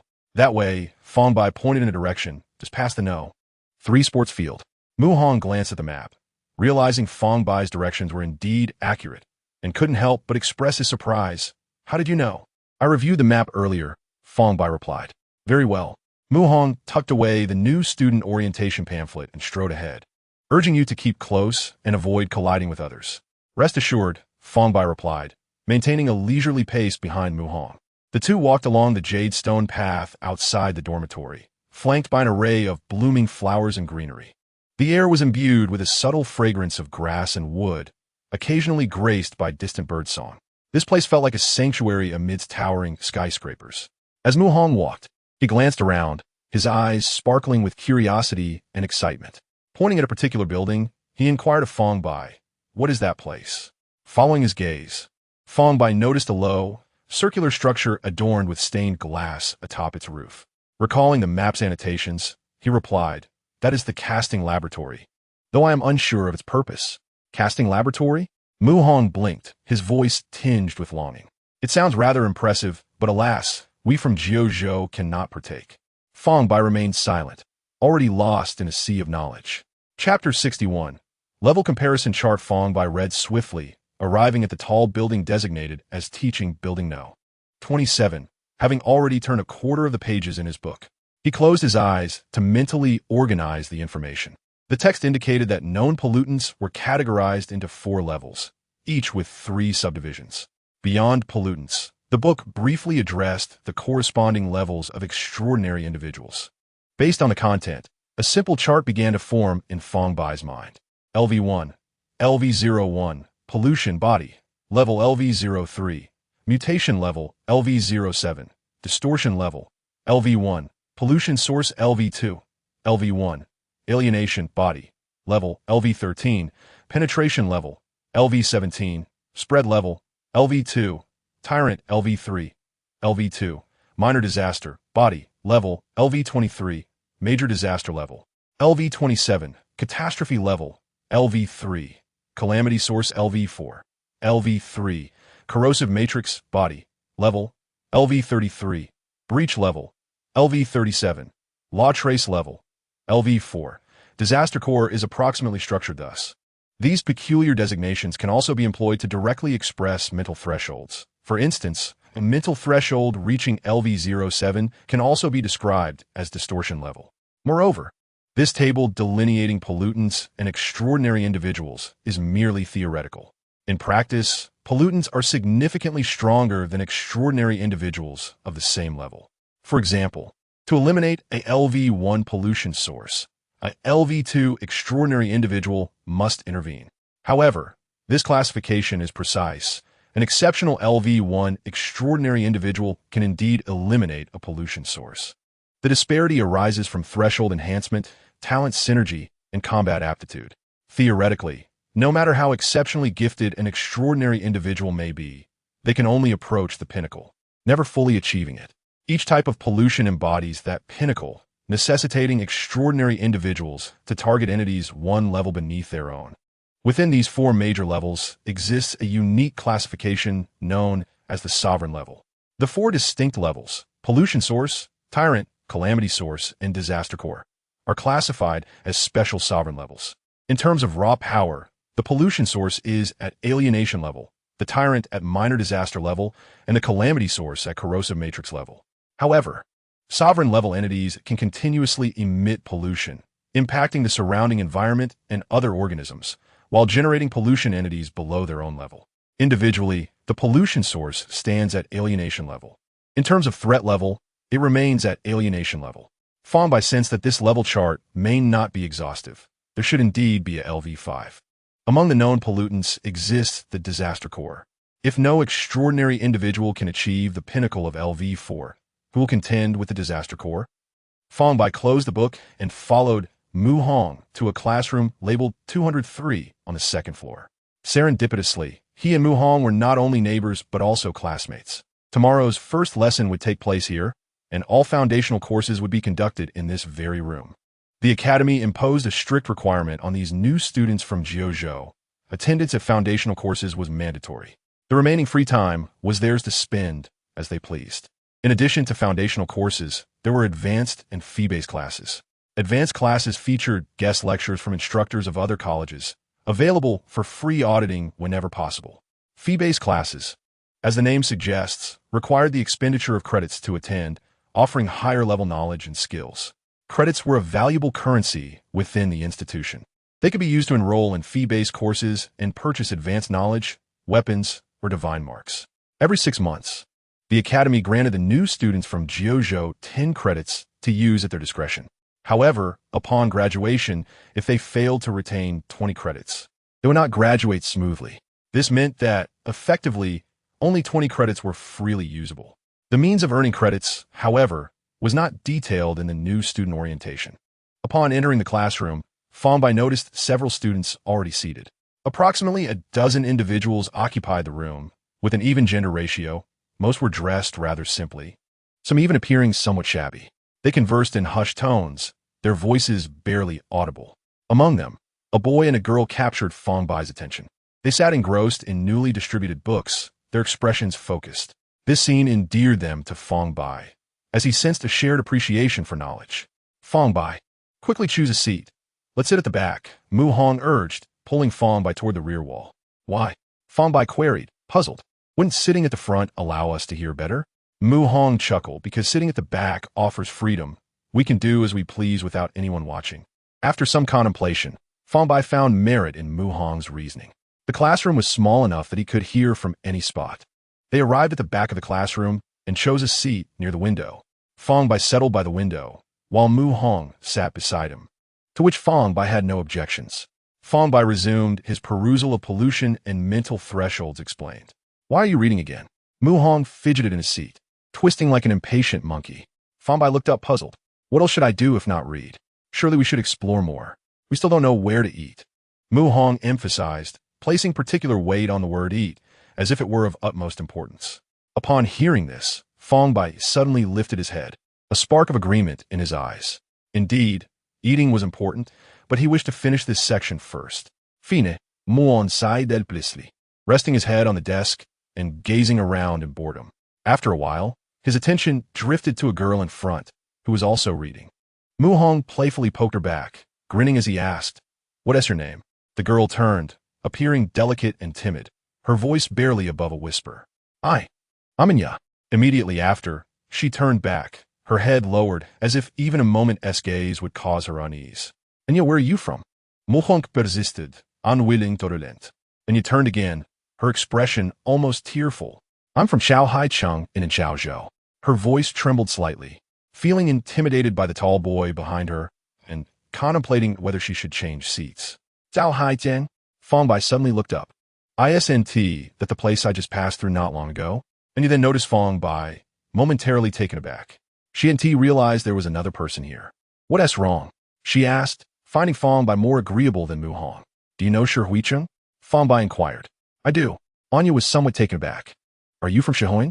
I have heard that there is an epidemic there, and many have perished." "No, I merely passed through," Fang Bai replied, shaking his head as he resumed his reading, the earlier conversation merely a casual remark. Anya curiously scrutinized Fang Bai for a moment, beginning to comprehend why she had initially overlooked him. This young man was so quiet that his very presence seemed diminished. "How old are you, Anya?" As she turned her head, Mu Hong poked her again. Anya turned back with a look of mild reproach, her tone tinged with exasperation. "Brother, could you please refrain from poking me?" My apologies," Mu Hong chuckled awkwardly, scratching his head. "I am 17, Anya promptly responded before turning back. Mu Hong, feeling bored, rested his head on the table, and it was not long before he slipped into a deep slumber. His breathing gradually became steady, occasionally punctuated by soft snoring. Meanwhile, Fang Bai remained engrossed in his book, the sunlight streaming in through the window, casting a gentle glow on the pages. Time in the classroom began to slow down. Chapter 62. Incremental Levels. Pollution in the school. As Fang Bai had surmised, there were 5 levels of the extraordinary, from LV1 to LV5. It could be said there were 6 levels in total. Before LV1, there was also a threshold, and he currently resided within this stage. Only upon reaching LV1 could one truly be deemed a qualified, extraordinary individual. From LV1 onward, the threshold of mental capacity became increasingly difficult to elevate. Each increment of 1 in mental capacity was the sum of the thresholds of the previous level. Progressing from LV1 to LV11 necessitated traversing the journey from LV0 to LV1. Similarly, advancing from LV2 to LV21 required the experience of moving from LV1 to LV2. In summary, the advancement was exceedingly slow, yet the enhancements were substantial. The text further elucidated that, without augmenting the capacity of the threshold, a standard LV1 would possess 100 units of mental power. The term unit is utilized to denote the quantity of mental power. LV11 corresponds to 200 units, and so forth, with LV19 reaching 1,000 units. From LV19 to LV2, there was no increase in the number of mental power units. All subsequent increments from LV1 would merely enhance the size of the threshold socket without increasing the count of units. A larger threshold socket was necessary to accommodate more potent matrices and sacred marks. Upon reaching LV21, the mental power unit count would escalate to 2,000. Although it appeared somewhat intricate, it was fundamentally a process of progression. This reminded Fang Bai the previous discussions he had overheard regarding Su Xiaodang. He recalled Su Xiaodang mentioning that her current mental threshold was LV-137. If one were to apply this theory of incremental growth, it was evident that Su Xiaodang was indeed a prodigious talent. Typically, individuals of her age had not even reached LV1, yet she had already undergone nearly 4 transitions from 0 to 1. The final segment of the level explanation thoughtfully noted that students from Jiuzhou merely needed to grasp the extraordinary level system without delving deeply into it. For those from Jiuzhou, understanding the threshold's elevation was indeed unnecessary. However, he was different. Although he hailed from Jiuzhou, he could enhance his abilities through shadows. After assimilating the ashes of a tyrant, he had progressed to 099, just one step away from a breakthrough. Yet, this final step seemed obstructed by some unseen force. His instincts hinted that he required something else, and once acquired, he would achieve his breakthrough. What that something was, Fang Bai could not ascertain. Just as Fang Bai's thoughts wandered, a sudden exclamation jolted him back to reality, awakening Mu Hong from his slumber. What happened? Mu Hong asked groggily, his voice thick with sleep. He rubbed his eyes in an attempt to rouse himself. In the classroom, some students had exited, drawn by the commotion outside. Shortly thereafter, a sharper cry echoed, laced with fear and incredulity. Humans are innately curious creatures. Upon hearing the sound, more individuals could no longer contain their intrigue and began to rise, making their way toward the door. Fang Bai was no exception. He closed his book, stood, and followed the throng outside. In the corridor, a crowd had already gathered, murmuring in hushed tones, their voices tinged with anxiety and terror. Fang Bai struggled to push through the crowd, seeking to discern what had transpired. When he finally reached the front, the sight before him rendered him breathless. A figure lay in a pool of blood, the water not of ordinary clarity, but a bizarre deep blue. The person's spine had been brutally opened, revealing stark white bones and flesh within. More chillingly, their spine was infested with peculiar creatures, elongated, semi-transparent beings resembling deep-sea parasites. Several slender tendrils emerged from the individual's mouth, coated in a viscous liquid, the tips adorned with tiny suckers. In the deep blue water, strange creatures swam, appearing fish-like yet grotesquely distorted, their skin a sickly gray-white, eyes disproportionately large, nearly consuming half their heads, with pupils as dark as obsidian. The air was saturated with a strong metallic scent, mingled with the briny aroma of seawater and decay. Fang Bai's heart raced, his throat constricted. Was this pollution? Yet the scent seemed distinctly different. What in the world were these abominations? Mu Hong's voice quivered beside him, clearly shaken. His complexion was pallid, beads of cold sweat forming on his forehead, the drowsiness he had felt earlier obliterated by the horrifying scene before them. No one responded to him. Everyone was paralyzed by the macabre and terrifying sight, their gazes fixated on the corpse, yet too fearful to draw closer. Suddenly, the corpse twitched. The translucent creatures within the spine began to writhe frantically, as if provoked by some invisible force. The tendrils extending from its mouth shot forward, as if sensing the presence of prey, lunging toward the onlookers. "Run!" Someone screamed, the voice sharp and urgent, slicing through the still air. The crowd erupted into chaos, everyone scrambling to flee, the sounds of footsteps, gasps, and collisions blending together. Fang Bai too was swept up in the tide of panic, turning to flee. His heart thundered in his chest, the only sounds in his ears being his rapid breaths and the pounding of his feet against the ground. At that moment, a figure clad in a mentor's robe hurried toward them. He appeared somewhat portly, wearing round spectacles, and the intricate light patterns embroidered on his robe shimmered subtly with his movements. "Zero domain," the stout mentor intoned, raising his hand and pushing forward. Instantly, the tendrils reaching toward the crowd seemed to be frozen by an unseen force, suspended in midair.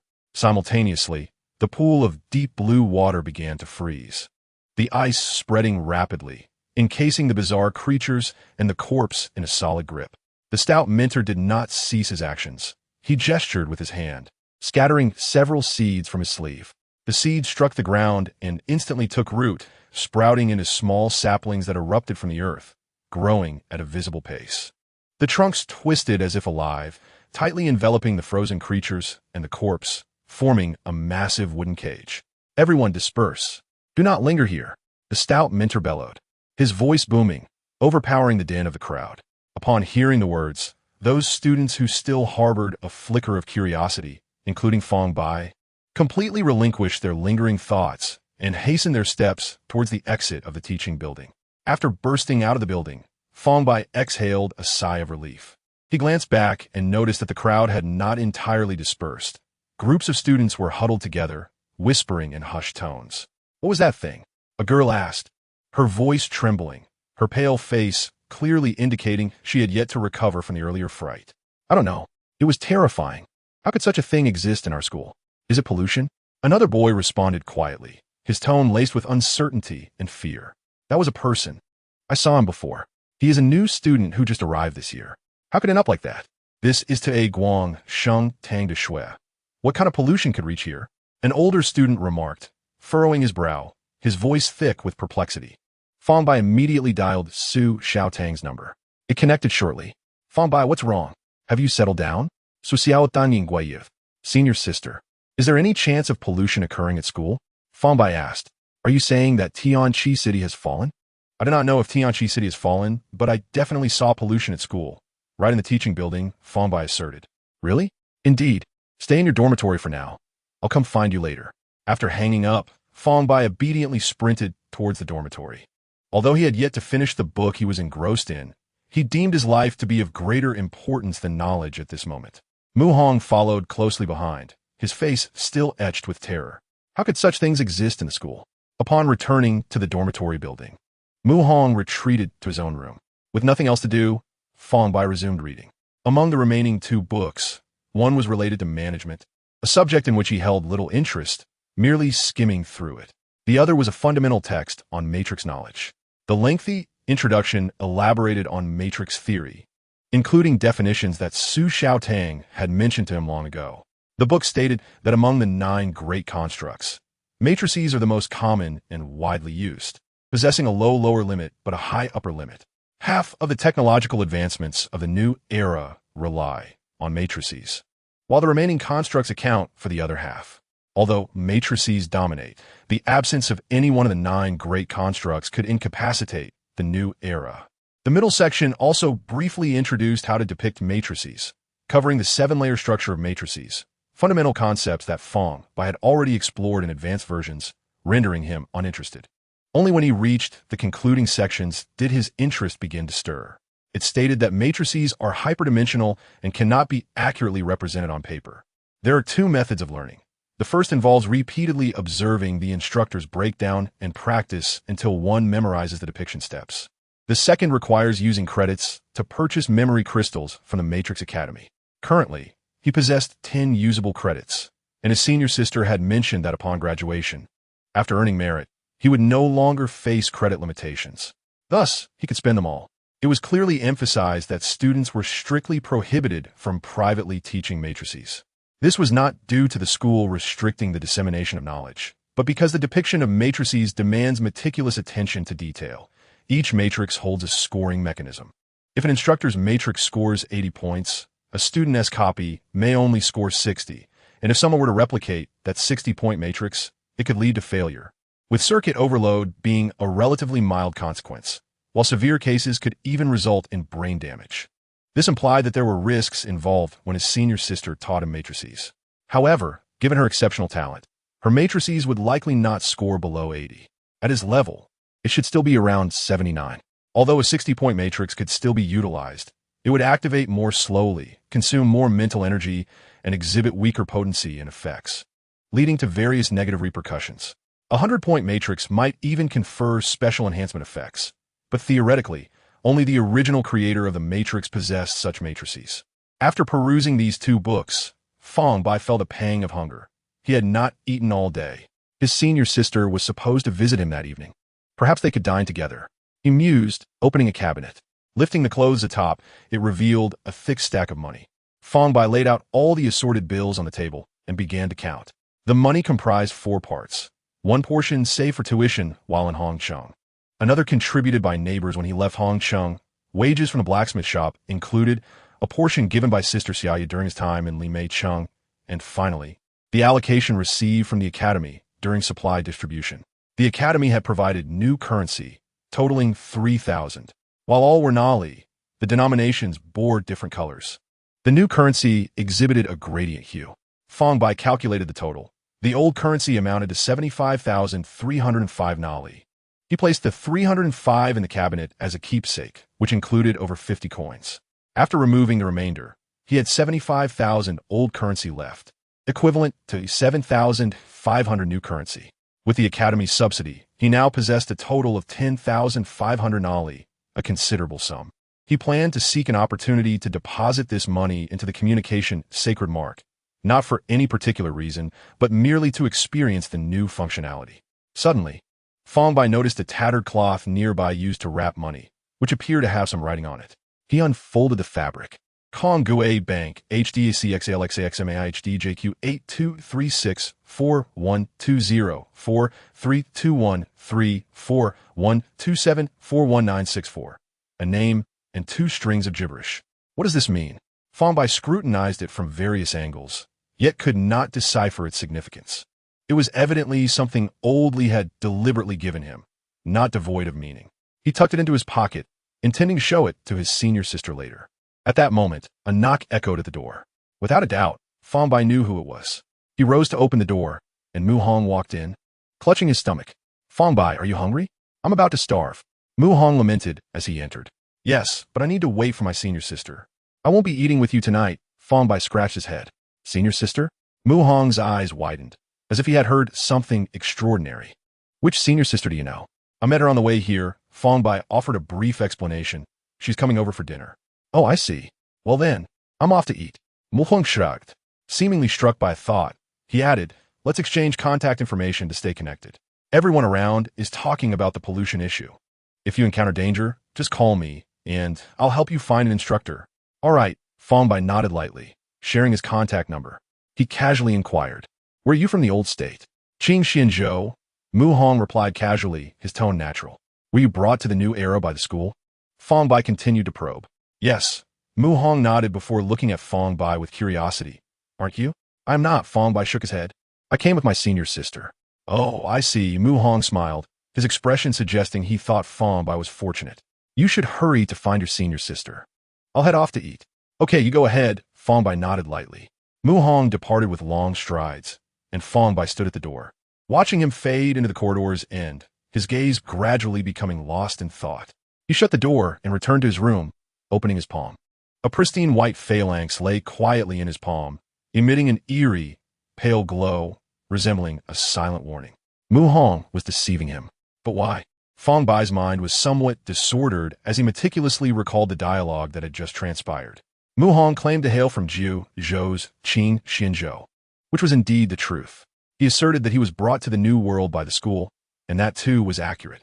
However, the crux of the matter lies in the fact that, to Fang Bai's knowledge, students summoned from Jiuzhou typically arrived at the school only the day before the term commenced and were directly escorted to the institution. At this juncture, if Mu Hong wished to grasp the intricacies of the communication Saint Mark, he would have had to be aware of its existence from the very first day of his arrival, possess the means to acquire it, and also familiarize himself with certain regulations of the New World. Moreover, judging by Mu Hong's adeptness in utilizing the communication Saint Mark, it was evident that he had been experimenting with it for some time. Yet, without external assistance, it seemed nearly impossible for someone who had just arrived from Jiuzhou to attain such knowledge. Even Fang Bai, in his current state, would find it challenging to venture out and procure a communication Saint Mark. First and foremost, summoning a hovering vehicle posed a significant challenge. Additionally, understanding the locations of sales points, the variety of choices, and so forth, necessitated a certain familiarity with the New World. Lastly, sufficient funds had to be available, and they needed to be converted into new currency. For Mu Hong's attire, he did not appear to belong to a wealthy family. If Mu Hong was merely concealing something, Fang Bai would not hold it against him. Everyone harbors secrets, and such matters pertain to personal privacy, which Fang Bai would not pry into. However, Mu Hong's immediate request for his communication number elicited a profound sense of scrutiny within Fang Bai. How could Mu Hong be so certain that he possessed a communication number? It seemed as though Mu Hong was intentionally targeting him. Their serendipitous encounter on the first day of school, coupled with his residence directly across the hall, and his evident desire to cultivate a favorable relationship with Fang Bai, all appeared excessively coincidental. Fang Bai cast his gaze downwards at the finger bone in his hand. He murmured softly, almost inaudibly, "Xiao Yijia, there are so many deceivers in this world." His tone was devoid of anger or disappointment, merely imbued with a subtle sense of helplessness. Chapter 64. Lao Li's treasury. Fang Bai lay in bed, tossing and turning. He could not comprehend what made him worthy of other scrutiny. Mu Hong's situation was glaringly evident. Upon arriving in the new world, he must have encountered certain individuals. It was likely someone behind the scenes who had instructed him to monitor Fang Bai. Yet, Mu Hong's carefree demeanor suggested he had little understanding of the concept of concealment. And as such, he had unwittingly exposed himself. Who could this person be? They must wield considerable power. They either knew in advance about Mu Hong's accommodations or had directly orchestrated his lodging arrangements. Was it perhaps related to merit? This was the most plausible explanation Fang Bai could conceive. According to the senior sister, the merits they had received were extraordinary, far surpassing their current capabilities. However, merits should be tied to identity information, making it improbable that they could be seized. Could it be the senior sister's family? Another possibility crossed Fang Bai's mind. The senior sister was affluent, suggesting her family held significant influence. Perhaps they had noticed Fang Bai's frequent companionship with her. The senior sister had previously mentioned that her father would be furious if he discovered them together. Alternatively, could it be the young man who had deceived him into venturing to the joyous building? All these scenarios seemed plausible. A wave of melancholy washed over Fang Bai. He merely wished to diligently pursue knowledge, rather than entangle himself in such chaotic matters. As he pondered, a vibrant ripple suddenly caught his attention. He raised his hand to answer, and Su Xiaotang's voice immediately resonated, bright and tinged with urgency. "Fang Bai, hurry down. I'm waiting for you downstairs." Without delay, Fang Bai descended the stairs. Upon exiting the dormitory, he spotted Su Xiaotang standing by the roadside. She had donned a new outfit, transforming into a light blue academy uniform, her long hair cascading casually over her shoulders. "Over here, Su Xiaotang ve Fang Bai." He jogged over to her, and together they walked towards the cafeteria. The setting sun cast its warm glow upon them, elongating their shadows. As they walked, Su Xiaotang remarked, "I inquired about the incident at Teaching Building 27. It indeed involved contamination. A new student from Jiuzhou perished. The contamination level is not high, only at the distortion tier, yet for a newcomer from Jiuzhou, it is nearly an insurmountable adversary." Fang Bai turned to Su Xiaotang and asked, "Senior sister, do you think I could defeat it?" Su Xiaotang glanced at him. Contaminations below LV1 are not considered formidable, although contamination signifies the utmost threshold of mental strain. The extremity below 1 leaves little room for maneuver. You possess 2 matrices, so encountering distortion-level contamination should not pose a lethal threat. In fact, a counterattack is possible. She paused, her tone growing more serious. However, once contamination reaches LV1, it begins to amplify significantly. Entities like aberrations and sources of contamination that barely reach LV1 require LV2 individuals to eliminate. Fang Bai nodded thoughtfully, then inquired, "Can you not defeat a source of contamination either?" "I don't know." Su Xiaotang shook her head. "Most likely, I cannot. But the source of contamination cannot deal with me either. The intensity of contamination crossing a significant tier is common knowledge. I, as a prodigy, do not fall within that category." Su Xiaotang continued, "Currently, our mentors have yet to ascertain the cause of the contamination, and it cannot be ruled out that further incidents may arise. Be cautious, and if you encounter it, it is best to flee immediately." "Understood," Fang Bai replied. The two soon arrived at the cafeteria, bustling with activity across its 5 floors. The air was thick with the aroma of various delectable dishes. In front of each window, steaming food tempted the senses. Fang Bai glanced up at the prices displayed, discovering them to be quite reasonable. A meal cost approximately 510 nali, comfortably within his budget. "This sweet noodles dish is delicious," Su Xiaotang exclaimed, pointing at one of the windows, her tone laced with excitement. "I often eat this." Fang Bai followed her gaze and saw a large bowl of noodles depicted at the window, its rich broth enticingly adorned with an array of toppings, indeed stirring one's appetite. The lady at the window recognized Su Xiaotang, her face instantly brightening with a smile. "Xiaotang, you're back. The usual?" "Yes, the usual." Su Xiaotang replied with a smile, then pointed to Fang Bai. "Give him a bowl too." "Of course." The ladies swiftly began preparing their order. The two found a seat, and Su Xiaotang rummaged through her pocket, producing a lollipop which she handed to Fang Bai. "This is for you." Fang Bai looked at the lollipop, having often seen the senior sister enjoy it, and had long wished to taste it. "Thank you," he expressed his gratitude, swiftly taking the candy from her hand. However, he did not consume it immediately. Instead, he tucked it into his pocket, planning to savor it later in the dormitory. Fang Bai then pulled out the piece of tattered cloth inscribed with jumbled characters and offered it to Su Xiaotang. "Senior sister, do you recognize this?" Su Xiaotang took the cloth, glancing at it, her expression shifting to one of intrigue. "Where did you acquire this?"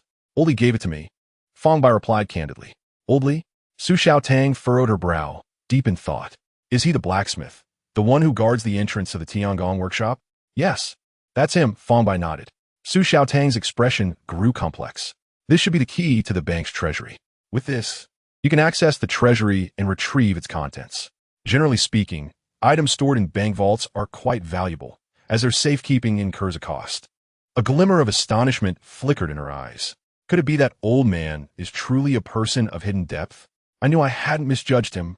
That deceitful Fei Weijie, to have tricked me into thinking he was merely a gatekeeper. The treasury? Fang Bai was taken aback. This place sounded like a treasure trove. "I may not have time in the next few days, but when I am free, I will take you to retrieve it." Su Xiaotang returned the cloth to Fang Bai, her tone tinged with excitement. "I too am quite curious about what lies within. You don't mind if I take a look, do you?" Fang Bai took the rag with a serious expression and replied, "If it's money, I can spare you a bit, but I prefer it not to be money." Su Xiaotang waved her hand dismissively, feigning disinterest in finances. Speaking of money, Fang Bai had something on his mind. He turned to Su Xiaotang and inquired, "I have some funds I wish to deposit into the Tongshu in Shengyan. How should I proceed?" "You could deposit it at school." Su Xiaotang got marked. Their essay machine in the lobby on the first floor of Building 27. You can ask the instructor on duty nearby, and they will guide you. "So it's that simple," Fang Bai nodded lightly, having expected a more complicated process. At that moment, noodles were served. The strands gleamed golden, adorned with a variety of toppings, wafting an enticing aroma. Fang Bai couldn't resist and took a hearty slurp. He froze. "Is it delicious?" Su Xiaotang asked eagerly, her gaze fixed on him. Fang Bai swallowed that mouthful of noodles. "It's good." In truth, Fang Bai felt as though he was indulging in a mouthful of saccharine sweetness rather than mere noodles. Su Xiaotang chuckled. "I knew you would like it." She then began to eat slowly, savoring each bite. Although it was quite sweet, Fang Bai found it acceptable. It was indeed far more delectable than leaves. After a few generous bites, Fang Bai suddenly asked, "Senior, is there any chance your family might send someone to keep an eye on me?" "What?" Su Xiaotang blinked, taken aback by Fang Bai's peculiar question. What a strange inquiry. Just answer whether it's a possibility. Fang Bai understood that Su Xiaotang would likely struggle with such a question, just as he did. "Probably not." Su Xiaotang tilted her head thoughtfully. "What they want to monitor. Besides, the academy is quite strict in this regard. Few can intervene, even with wealth." "Oh," Fang Bai responded softly, falling silent as he resumed his rapid consumption of noodles. However, Su Xiaotang continued to ponder his question, unable to restrain her curiosity. "Did something happen to you?" "It's nothing," Fang Bai shook his head. The potential threat seemed directed at him. It was better to keep Su Xiaotang uninvolved, even though he could not comprehend what made him a target. He was devoid of wealth and possessions.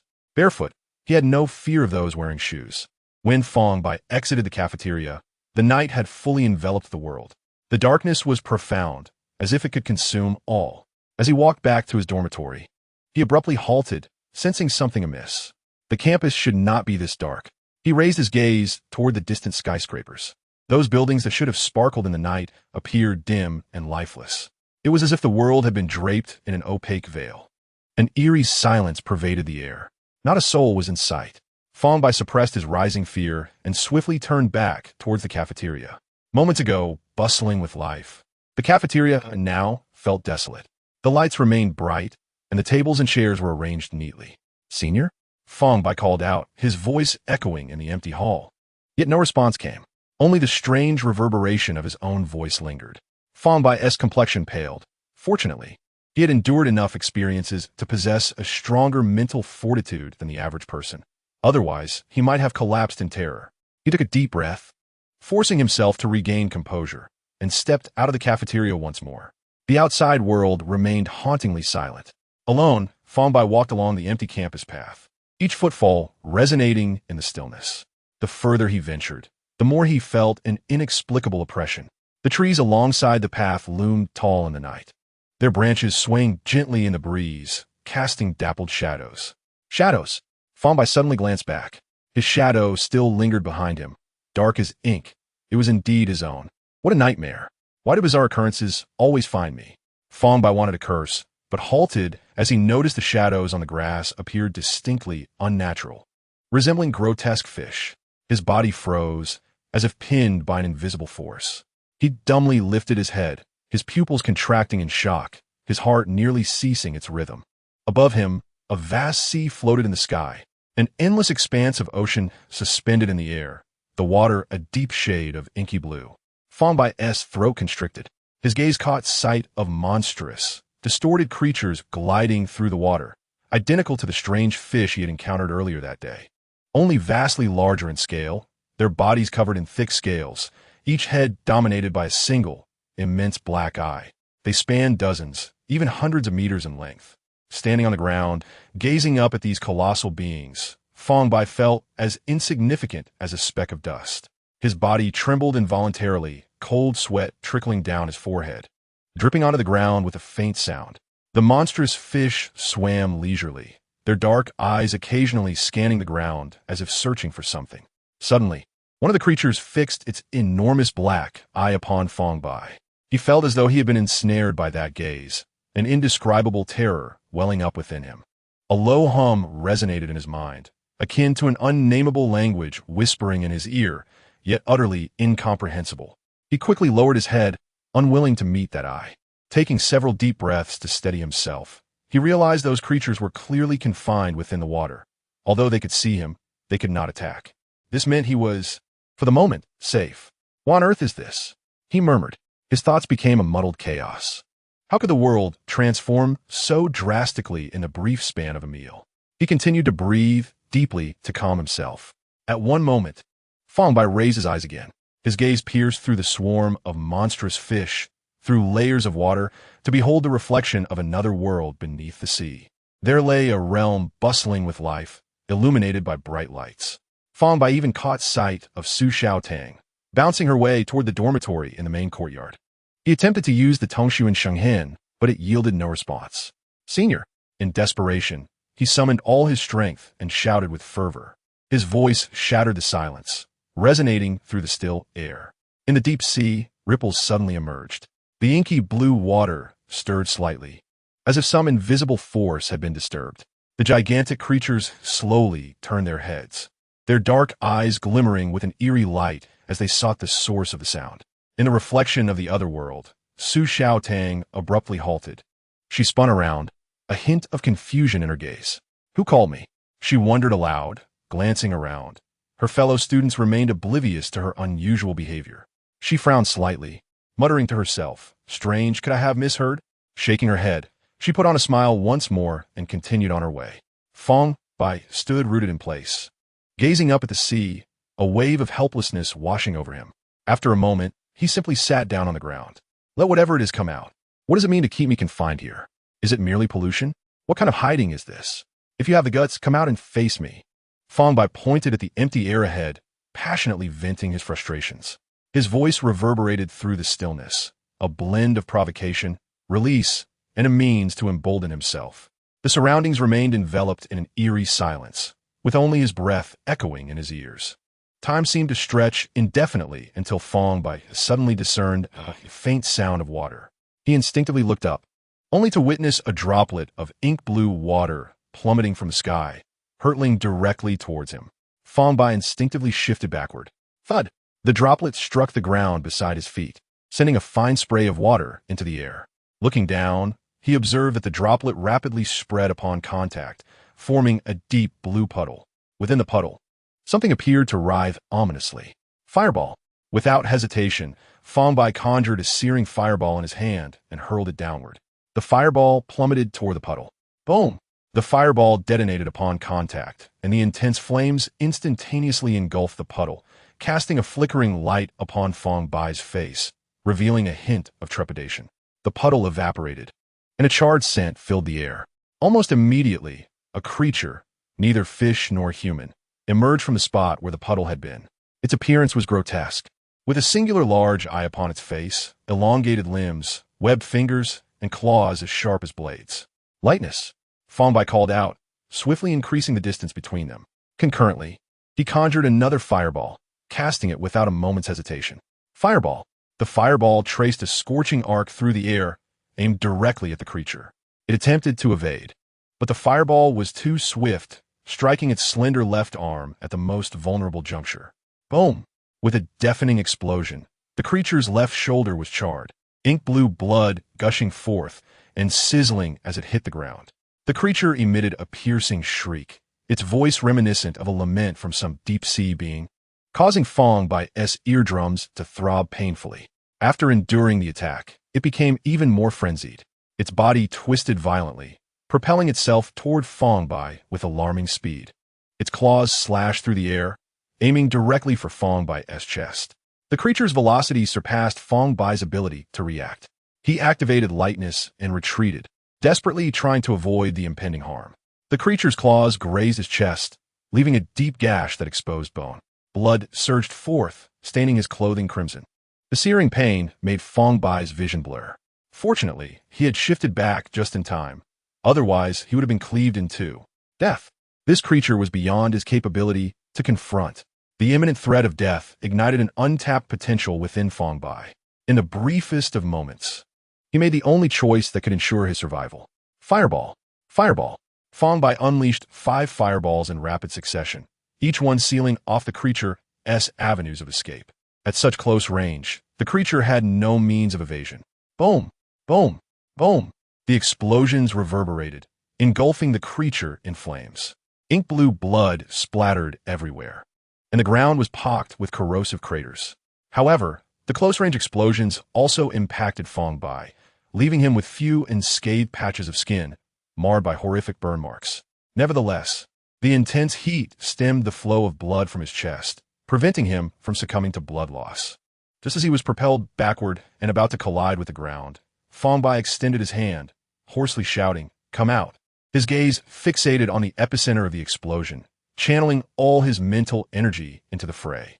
As the remnants of the explosion dissipated, the creature reemerged in Fang Bai's sight. Its body was in tatters, thick scales having shed in large patches, revealing a mangled flesh beneath. One of its arms was severed, ink-blue blood gushing from the wound and pooling on the ground. A pungent, acrid stench filled the air. The creature fixated its singular large eye on Fang Bai, its pupil reflecting a semblance of human emotion, perhaps resentment. Its body swayed unsteadily as it advanced toward Fang Bai, each step laden with an overwhelming sense of dread. Fang Bai lay on the ground, watching the approaching creature, his chest heaving violently. Having narrowly escaped being cleaved in two and then caught in the blasts of 5 fireballs, he was fortunate to still be alive. With his mental energy nearly depleted, he could no longer move, not even muster the strength to raise his hand.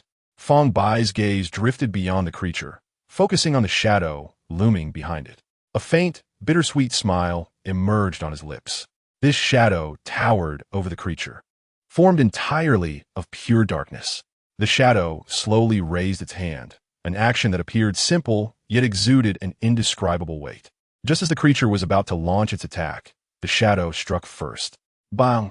Its fist sliced through the air, accompanied by a low rumble. Dark energy coiled around its fist, resembling an invisible flame, distorting the air in its wake. The fist pierced through the creature's body, the ink-blue blood and viscera instantly obliterated by the immense force. The creature lowered its head, staring at the fist that had penetrated its chest. The dark eye lost its luster, its body seemingly drained of all strength, collapsing lifelessly to the ground. The ink-blue blood splattered, emitting a sharp corrosive sound as it pulled. The creature S remains rapidly decayed, transforming into a deep blue liquid that ultimately evaporated into the air, leaving behind a potent scent of brine. The shadow gradually faded away. Fang Bai lay on the ground, a sense of resignation washing over him. Was this truly the end? Just as he believed his life was slipping away. The profound silence was shattered by a series of intermittent sounds, growing clearer. A powerful instinct to survive compelled him to open his eyes abruptly. The blinding light made him squint instinctively. As his vision focused, he realized he was lying on the path to the dormitory, surrounded by a crowd of people. There's another one, covered in blood. It's horrific. What on earth happened? This was already the 5th such incident today. Who would have thought that 5 individuals would perish so soon after the semester began? This university is far less safe than my home. Why isn't the school offering any explanations? Fang Bai's ears buzzed, the surrounding voices muffled as if filtered through a veil. His consciousness teetered between clarity and haze. He attempted to move his fingers, feeling them tremble slightly. Although his body felt heavy, he could still exert some control. Gritting his teeth, he summoned all his strength to roll over. This action elicited gasps of surprise from the onlookers. He moved. Run. The students, previously observing, scattered in all directions, driven by an invisible fear. The cacophony of hurried footsteps filled the air. Fang Bai raised his hand, yearning to grasp something, yet the surroundings had become desolate, leaving him alone on the ground. He felt that if he did not receive help soon, he might truly perish. The wound on his chest, while cauterized by heat, likely concealed broken bones and grievously damaged organs. His vision began to blur, and all that remained was the sound of his own rapid breathing. An overwhelming darkness commenced its insidious encroachment upon his will. The hand he had raised finally fell limply to the ground. Time passed, though how much was unclear. In his final moments, Fang Bai heard a few fragmented voices. "He is not dead. He is alive," a youthful voice exclaimed, laced with surprise and disbelief. "Hey, are you all right?" Another voice called out, laced with concern. "Quick, take him to the infirmary. He is the second survivor. We must ensure his safety," a more composed voice commanded. No one noticed the slight upward curve of Fang Bai's lips. A smile imbued with relief and gratitude graced his features. He had survived once more. The things needed seemed to have been found. Chapter 66. The grievance of the resonant abyss. Fang Bai lay on the bed, teetering between life and death. "Have the bones been mended?" A pharmacist clad in a white coat inquired softly, wielding a gleaming crystal that flickered with a soft light, gently tracing it above Fang Bai's chest. "They have been mended." Another pharmacist nodded affirmatively. "The wounds have been repaired, and an attempt is being made to awaken the brain. Vital signs are stable, and the perilous phase has been navigated." Suddenly, Fang Bai opened his eyes wide, as if roused from a protracted nightmare. He instantly sat up in bed, his chest heaving violently. "Where am I?" Fang Bai glanced down at himself, realizing his upper body was bare, adorned with various lines protruding from him, each connected to several flickering instruments, their screens displaying intricate characters. He surveyed his surroundings, finding himself in a spacious and well-lit room. Fang Bai's gaze fell upon another bed beside him. A girl lay there, appearing to be around 17 or 18. Her features exquisite, as if she had stepped straight out of a painting. She wore a loose-fitting tracksuit, now soaked in blood, rendering her somewhat disheveled. The girl seemed to sense Fang Bai's gaze, turned her head, and glanced at him coolly before commenting, "Your physique still has room for development." Fang Bai's temper flared instantly. He glared at the girl and retorted, "And you? Have you developed well?" The girl frowned slightly, evidently displeased by his address. Yet, she merely huffed softly and turned away, closing her eyes to rest. Not long after, a group of pharmacists entered, meticulously examining the data on the instruments.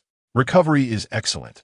It won't hinder tomorrow's classes," the lead pharmacist remarked, satisfaction evident in his tone. "Please wait a moment. Dean Qian has questions for you." Another pharmacist exited the ward, and soon returned with a middle-aged man. Clad in a robe trimmed with gold, the man bore a serious countenance, yet his eyes held a touch of warmth. "I am the Dean of the Urban Construction Management Institute. You may call me Dean Qian or Uncle Qian," he said in a deep voice. "I need to understand what transpired 3 hours ago." Dean Qian seated himself between the two and inquired, "What did you see?" "The sea, a sea floating in the sky." The girl replied softly. There was not a single soul in that world. Upon hearing this, Fang Bai turned in astonishment. Did she also enter that realm? What about you?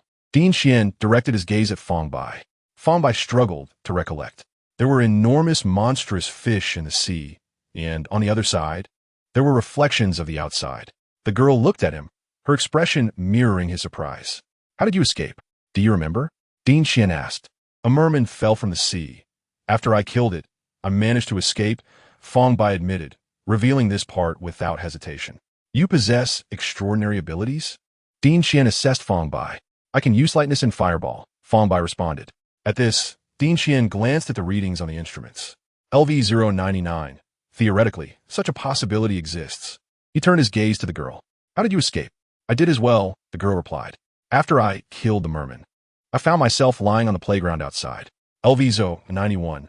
Dean Xian noted as he observed the readings beside her. I have grasped the particulars. You may return to rest now. With that, he hurriedly departed. Your previous clothes were torn.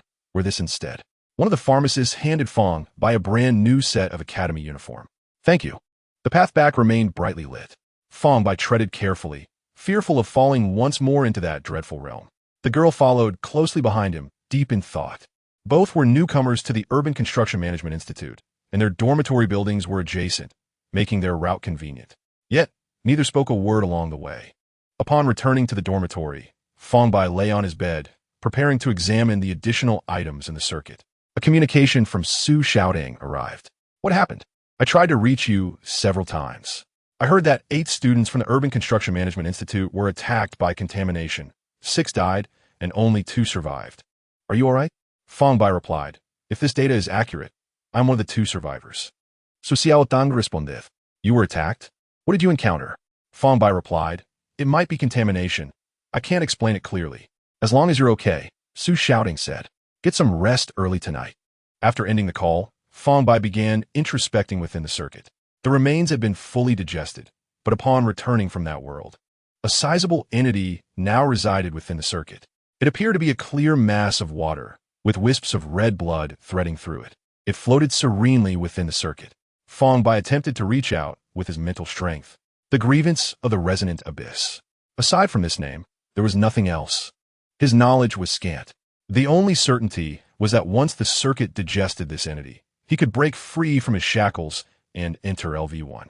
Within a grand and resplendent cathedral, countless shimmering patterns adorned the soaring dome, resembling a starry sky indoors.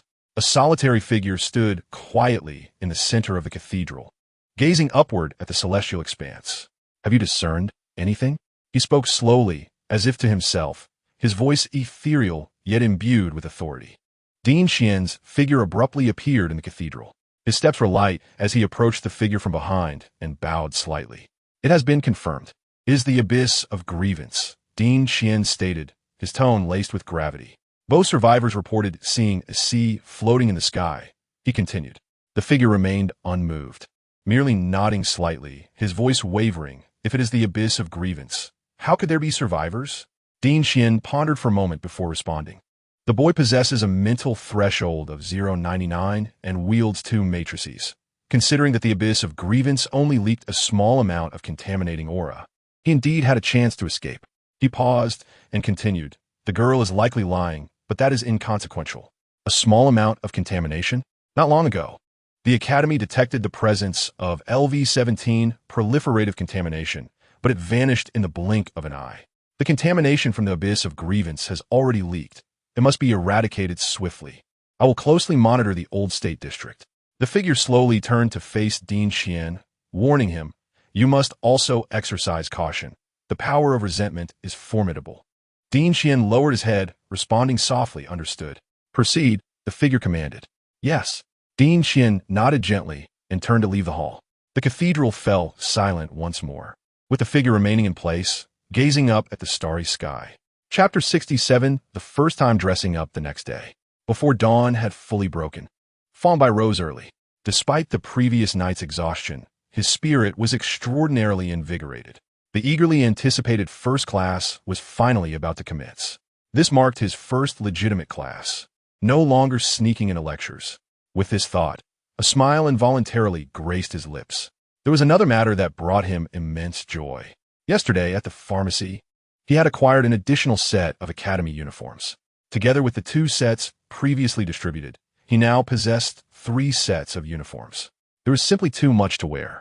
The quality of these uniforms was exceptional, feeling almost weightless against his skin.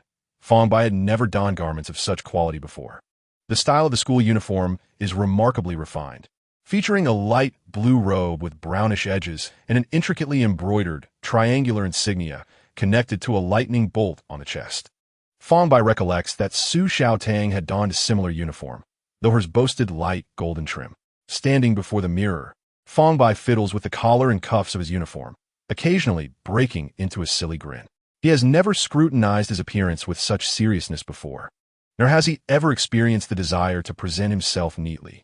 He ambles to the bathroom and embarks on the slowest grooming routine of his life. He begins with a shower, washing away all the dry blood from his body. Although the inner side of the uniform bears numerous bloodstains, it is astonishing that the stains only slightly mar the surface and can be easily rubbed off, as if the fabric possesses some innate cleaning properties. After his shower, Fang Bai dries his hair with a towel and meticulously combs it while gazing into the mirror. The youth reflected in the glass has delicate features and fair skin, although his eyes still exhibit a hint of childish innocence. Fang Bai blinks, scarcely believing that he could appear so handsome. He seldom has the opportunity to observe his true self. Most of the time, his face is smudged and his hair disheveled. Now, having cleaned himself up, despite his hair being somewhat long, his appearance has transformed remarkably, to the point where he barely recognizes himself. Feeling refreshed, Fang Bai glances at the clock hanging on the wall. The first class begins at 9 o'clock, and it is currently 7:50. After breakfast, he will still have time to explore the school. Fang Bai opens his cabinet and stows a bundle of money into the inner pocket of his uniform. Just then, a ripple suddenly appears in his line of sight. He chooses to answer, and Mu Hong's voice comes through. Fang Bai, would you like to have breakfast together? After a moment's contemplation, Fang Bai returns the bundle of money to its place, extracting only a single $100 bill to tuck into his pocket, responding succinctly, all right. The two of them nearly open their doors simultaneously.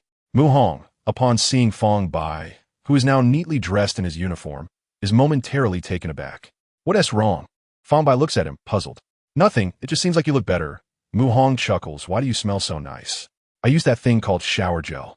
Fang Bai explains. He actually dislikes this fragrance, believing it might impair his sense of smell. Is that something you apply to your body? Mu Hong scratches his head, appearing somewhat embarrassed. I thought, Fang Bai gazes at him curiously. What did you think it was for? ISNT written on the label? You apply it to your body. There are similar products in Jiuzhou. You must have seen them at least, right? It's nothing.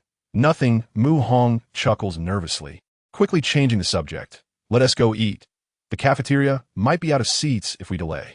The two walk side by side toward the cafeteria. The morning campus is still shrouded in a thin mist, and the air is filled with a faint aroma of grass and trees. The cafeteria is already bustling with people. They simply consume 2 buns and a bowl of soy milk, spending only 3 nai li, and they feel quite full. After their meal, they head toward the classroom. The corridor is already bustling with foot traffic. Although the news of 7 deaths circulated wildly among the newcomers yesterday, it has not deterred anyone from attending class on time.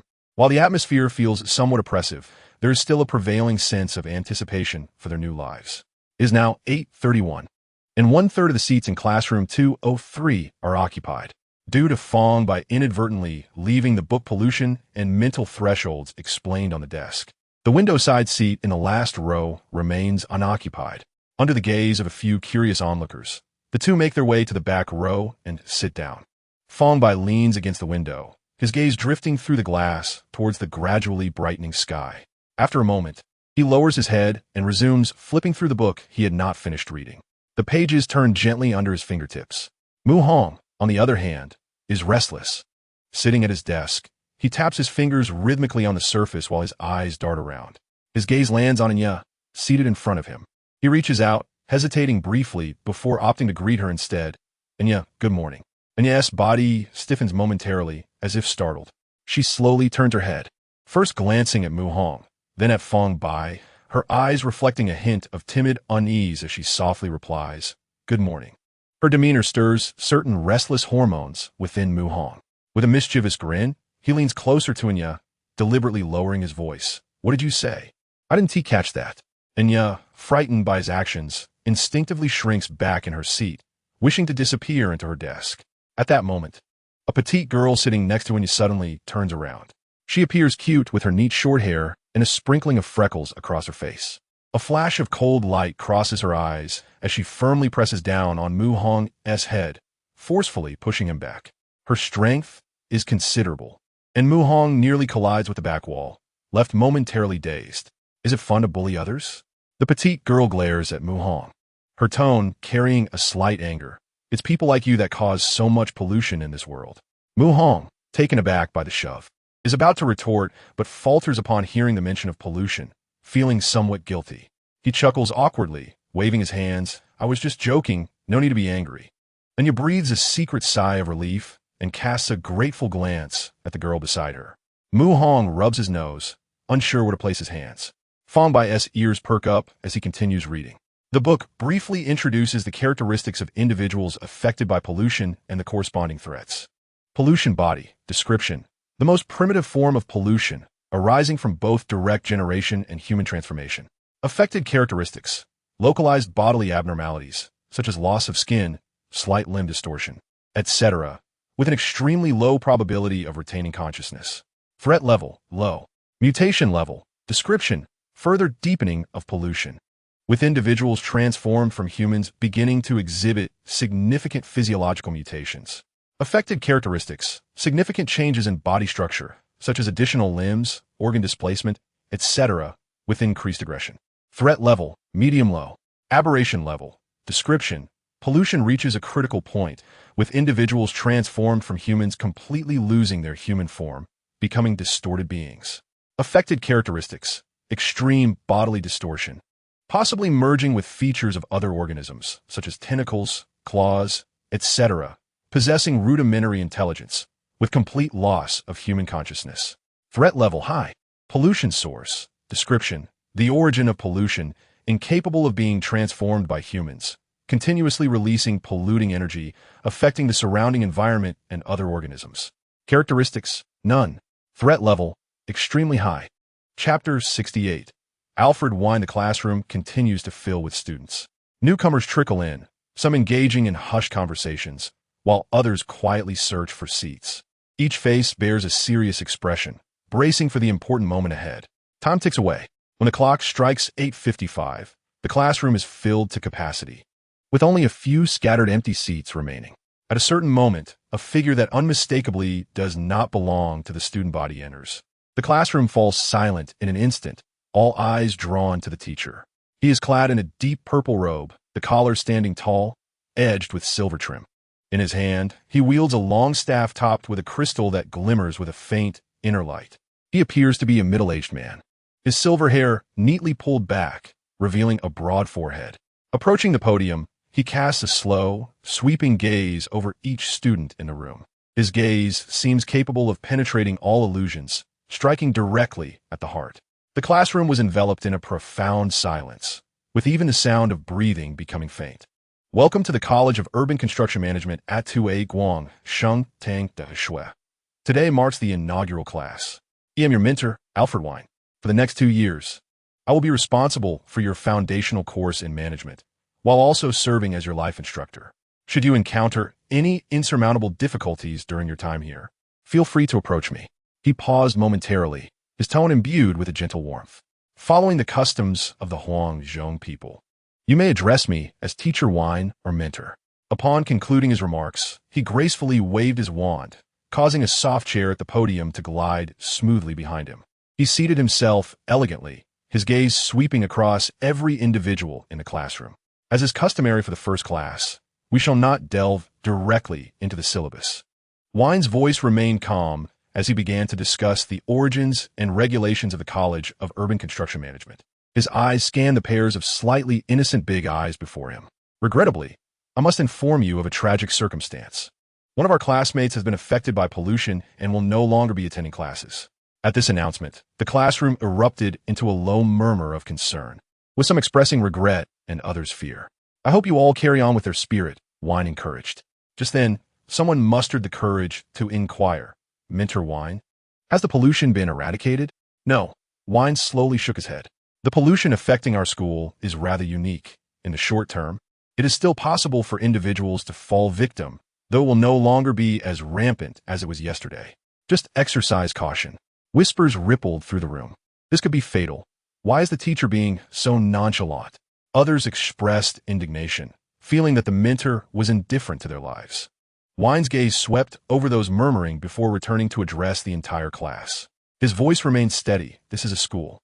Because you are students, and I am your teacher. I am here speaking to you. Outside of this institution, you would not even have the privilege of encountering me. Why should I prioritize your lives? A heavy silence fell over the room, everyone stunned by his words. Every day, lives are lost in this world, and those perishing due to pollution far exceed the natural death toll by 10-fold, 100-fold, or even more.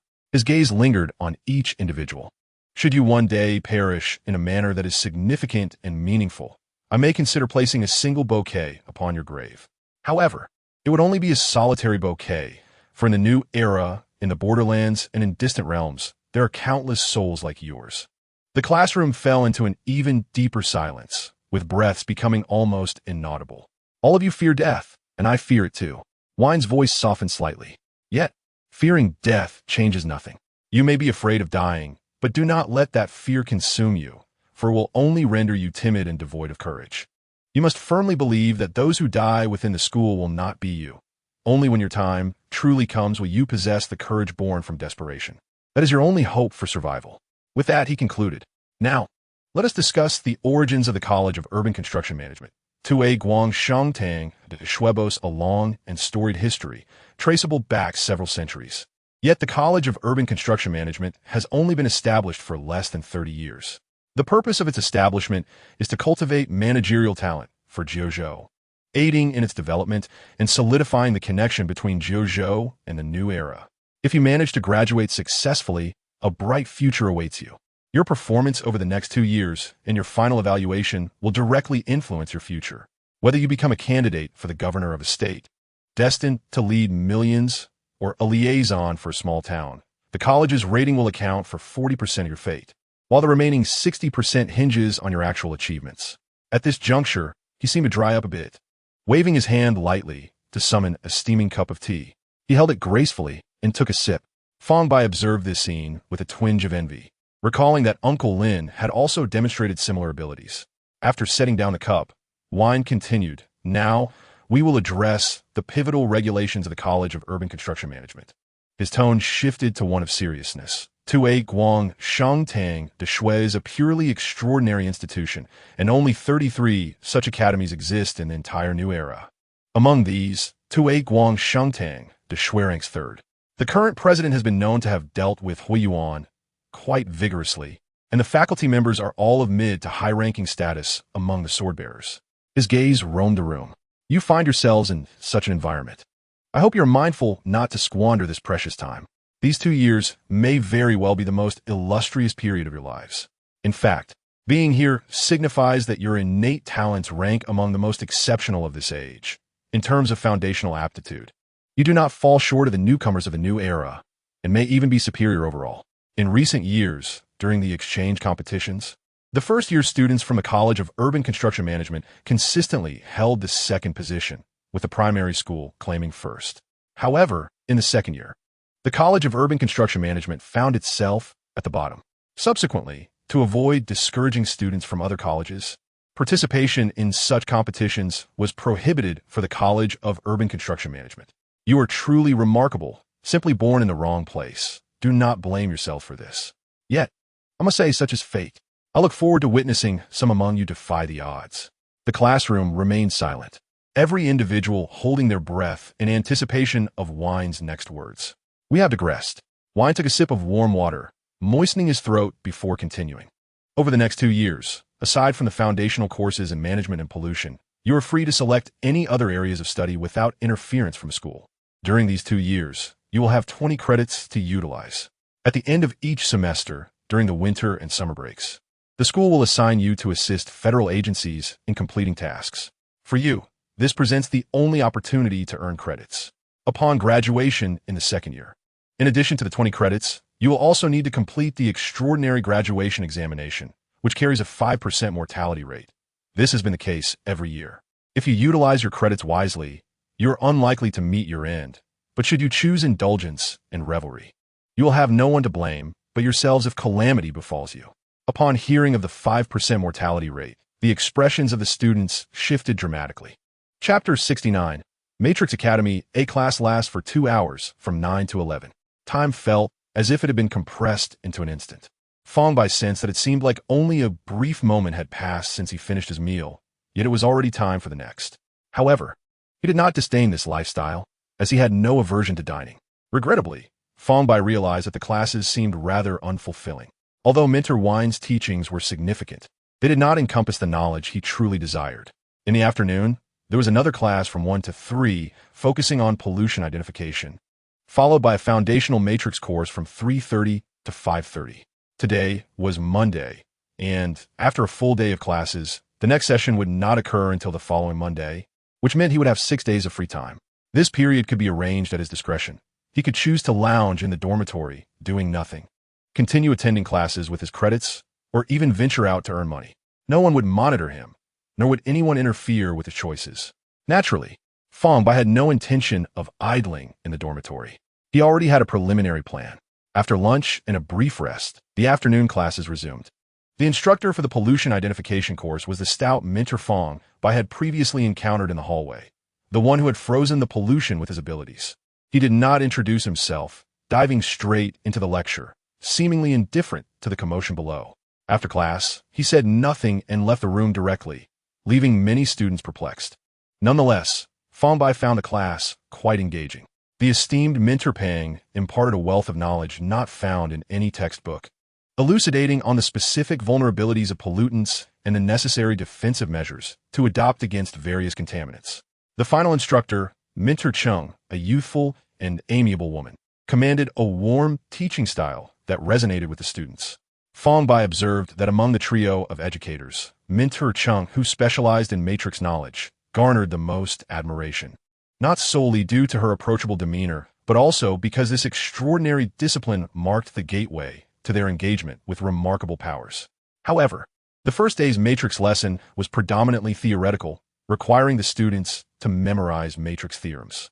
Fang Bai found himself utterly bored, to the point of contemplating resting his head on the desk to sleep. Halfway through the class, he succumbed to slumber, dozing lightly as he worried about missing crucial information. In stark contrast to Fang Bai was Mu Hong, who upon the commencement of the lesson seemed to transition into an entirely different mode. He sat upright, his gaze fixed on the instructor, occasionally pondering, manifesting an unwavering focus that rendered him oblivious to Fang Bai's nap. As the class drew to a close, Mentor Chung continued discussing theoretical concepts without delving into practical applications or deeper insights. Most students were attentively engaged, a few murmuring amongst themselves, while Fang Bai remained the sole slumberer. Despite passing by him multiple times, Mentor Chung made no move to rouse Fang Bai. The day's lessons concluded swiftly, leaving Fang Bai with a complex array of emotions, tinged with disappointment, as the experience diverged from his expectations. After class, he returned to the dormitory alongside Mu Hong. He stowed away a sum of 10,400 na in his pocket, intending to deposit it. Although Mu Hong wished to join Fang Bai for dinner, he politely declined, citing prior commitments. Uncertain of Mu Hong's true intentions, Fang Bai resolved to minimize their interaction for the time being, planning to glean information gradually when he had more time. He, Fang Bai, was on the brink of becoming preoccupied. After securing the funds, Fang Bai promptly returned to the teaching building, aided by a residential mentor in depositing the money into the communications sacred mark. With exhilaration coursing through him, he made his way towards the Matrix Academy. The entire institution was expansive. It took him a full 20 minutes of brisk running to traverse the distance from the Urban Construction Management Academy to the Matrix Academy. Along the way, Fang Bai noticed numerous individuals gliding swiftly on peculiar boards that hovered just above the ground. Others pedaled antiquated bicycles, clumsy in appearance, yet far swifter than running. Such bicycles were commonplace in Hongcheng, priced comparably to a horse. Fang Bai mentally resolved to purchase a bicycle in a couple of days, as it would greatly facilitate his travel within the campus. As for the floating boards, he knew they were beyond his financial reach. The architecture of the Matrix Academy was entirely distinct from that of the Urban Construction Management Academy, differing in both style and color scheme. with even the greenery lining the pathways being uniquely categorized. Fang Bai entered the designated credit exchange area marked on the map, arriving before a grand circular building. This edifice sprawled across a vast area, towering 6 to 7 stories high, its outer walls crafted from a shimmering metallic material. He retrieved a card from his pocket, embossed with his photograph and basic identity information.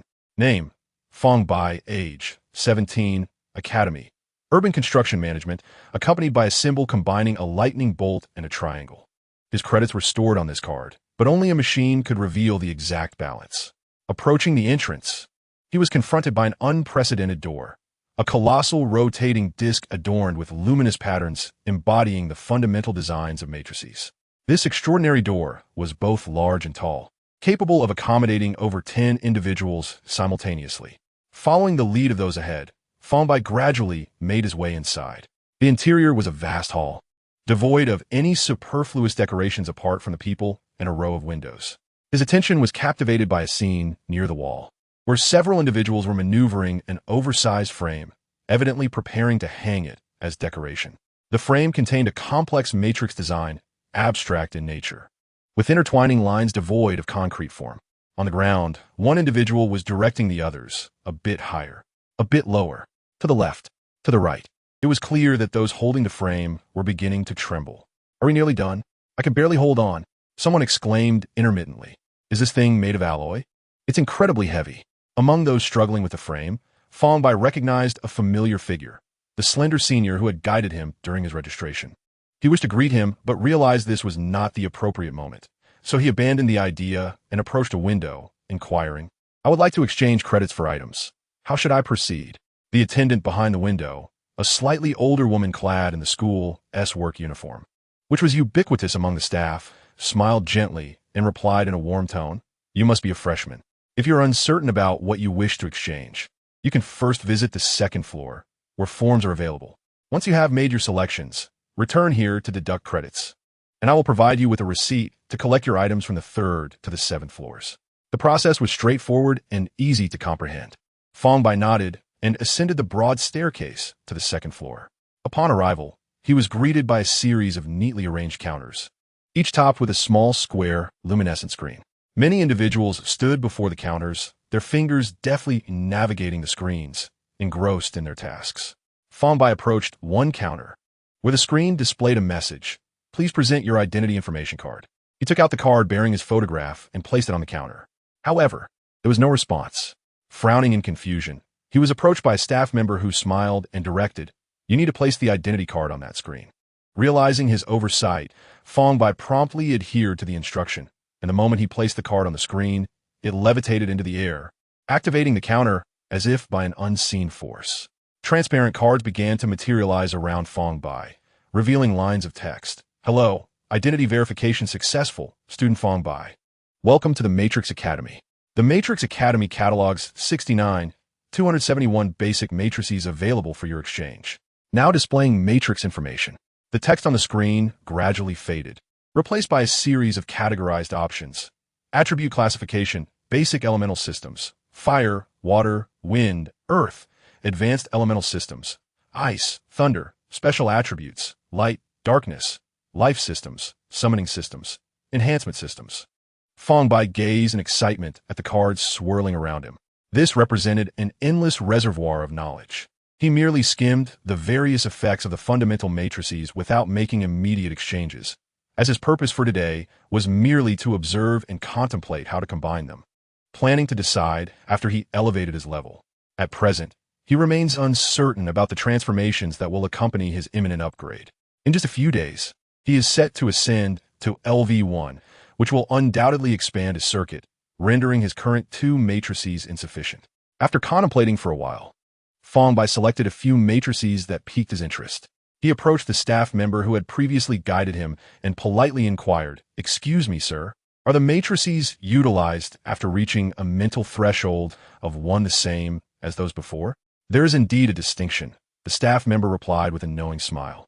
Accustomed to such inquiries, below LV1, one employs only basic matrices, which typically require just a single valve slot for embedding, allowing for flexible usage during combat. However, upon reaching LV1, One may consider first-order matrices, which occupy 2 to 3 valve slots and possess significantly greater power and efficacy.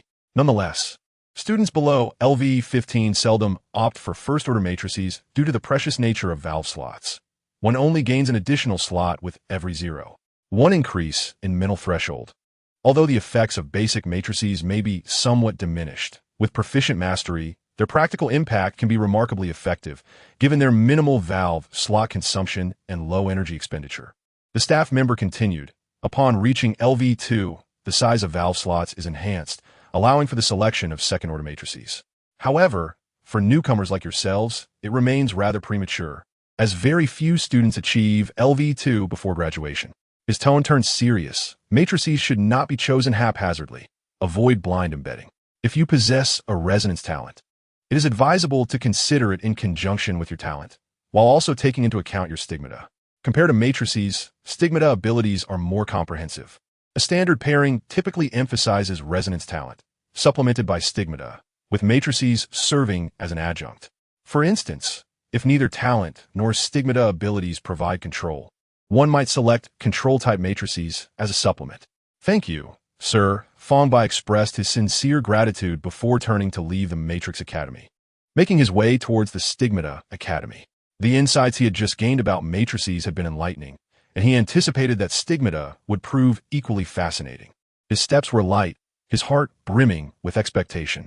In truth, Fang Bai harbored another thought. Matrices could be acquired not only through purchasing memory crystals, but also via advanced and fee-based courses.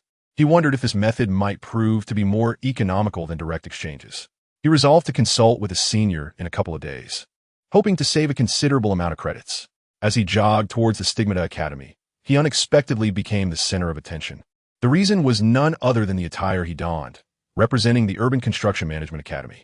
Isn't that the uniform of the Urban Construction Management Academy? A girl whispered to her companion, her eyes filled with curiosity. Is he from Jiuzhou? Another girl replied, her tone tinged with surprise. What's he doing here? Someone muttered in confusion. He's quite handsome, but too bad he's from Jiuzhou. Otherwise, I would have asked for his contact information, one girl jested, a hint of regret in her gaze. You must be joking. They likely lack communication stigmata, her companion teased. It's fine with looks like that. I wouldn't mind him depending on me, the girl responded playfully. If he really does, you wouldn't be pleased, her companion rolled her eyes, infused with mockery. They believed their voices were hushed, but to Fang Bai, it felt as if they were speaking directly to him. He halted, turned, and approached the two girls who had been gossiping. Under their astonished gazes, Fang Bai earnestly asked, Seniors, is it really possible to depend on someone? His eyes sparkled with anticipation. The two girls were momentarily taken aback, their smiles frozen, as if struck by lightning. One girl opened her mouth, seemingly about to say something, but before she could utter a word, her face flushed crimson, reminiscent of a ripe apple. Before Fang Bai could continue, another girl suddenly exclaimed, as if she had stepped on a cat's tail, gripping her companion's hand and fleeing the scene. They dashed away as though pursued by some monstrous entity, leaving the bewildered Fang Bai behind. Surely, this is a deception. Chapter 71. A reunion. An hour later, Fang Bai emerged from the exchange center of the Stigmata Academy, treading under the veil of night towards his dormitory. In contrast to matrices, the myriad effects of stigmata had left him utterly dazzled. Previously, Uncle Lin had explained that matrices are skills, while stigmata are abilities. At the time, he had not fully comprehended the distinction, but after his visit, he had gained a profound understanding. Indeed, one must personally witness events to truly grasp their intricacies. In comparison to matrices, embedding basic stigmata requires a greater number of valve slots, often demanding 4 to 5 slots. Moreover, as stigmata are akin to accessories, they require regular maintenance. If damaged, they must be repaired, which incurs additional costs. While wound stigmata do not require repairs, they occupy an extra valve slot for the same ability, and their price starts at 10 times that of ordinary accessories. Both have their merits and drawbacks, yet stigmata, occupying more slots, possess significantly greater power. For instance, the commonly used fire control not only allows for the launch of fireballs, but also enables the creation of firewalls and the ability to generate an array of fire-related skills. Mastering a stigmata imbued with fire control equates to simultaneously mastering numerous matrix skills associated with flames. Most importantly, stigmata have their own cycle and do not deplete the mental energy within the circuit. However, this also presents a disadvantage, as one cannot quickly replenish or recover during critical moments. Having gathered ample knowledge, he now awaited the acquisition of his resonance talent to begin formulating his own system. The night had fully enveloped the campus, yet the grounds remained brilliantly illuminated. Fang Bai proceeded cautiously, deliberately choosing well-populated paths to avoid stumbling into that peculiar world once more. Fortunately, his journey was uneventful, and he arrived safely at his dormitory. Upon returning to his room, Fang Bai began to assess his circuit. The viscous substance tinged with blood had been digested by 1/3. In 2 days, he would completely assimilate it. He lay on his bed, his thoughts racing. Unable to find slumber, he pondered that to ascend further post-upgrade, he would need to consume pollutants. Yet, where in the school could he find pollutants to consume? The entirety of Tianqi City seemed devoid of such substances. It appeared he was trapped in a vicious cycle. In this safe haven of the academy, his progress felt stifled. However, Tianqi City was vast. Surely, there must be pollutants somewhere. Yet, once they appeared, they would swiftly be eradicated. If only he could detect pollutants ahead of time. But that seemed improbable. He would never outpace the sword-bearers. Perhaps he should consult a senior. Whenever he faced uncertainty, he instinctively sought the guidance of seniors, which had become his underlying logic. He began to compile a list of questions for the senior. 1. Where can I find pollutants? 2. What is the most economical way to learn matrices? 3. Where can I purchase a bicycle? 4. What is the quickest way to earn money? Just as he was about to drift in his sleep, a sudden realization jolted him awake. He recalled that he was from Jiuzhou. Jiuzhou individuals could not elevate their mental thresholds. What would happen if his mental threshold reached LV1 and it was discovered? Would he be regarded as an anomaly? He resolved to ask a senior about it, murmuring to himself before finally closing his eyes. The next day, Fang Bai rose early, completed a quick wash, and then headed to breakfast with Mu Hong. With 2 days of free time before his upgrade, he found himself at a standstill. As he perused the map, he noted a location marked as the library. He held a keen interest in this place. However, Mu Hong wished to invite him to explore Tianqi Shirzhu, accompanied by another young man. Without a moment's hesitation, Fang Bai outright declined the invitation. What if they had sinister intentions of leading him away to do him harm? Who would he turn to for justice? Fang Bai made his way to the library alone. Upon arrival, he immediately sensed he had come to the right place. It was a sanctuary filled with books, densely packed and seemingly endless. To him, this place was akin to paradise. He picked one book after another, soon amassing a towering stack of dozens of volumes on his table.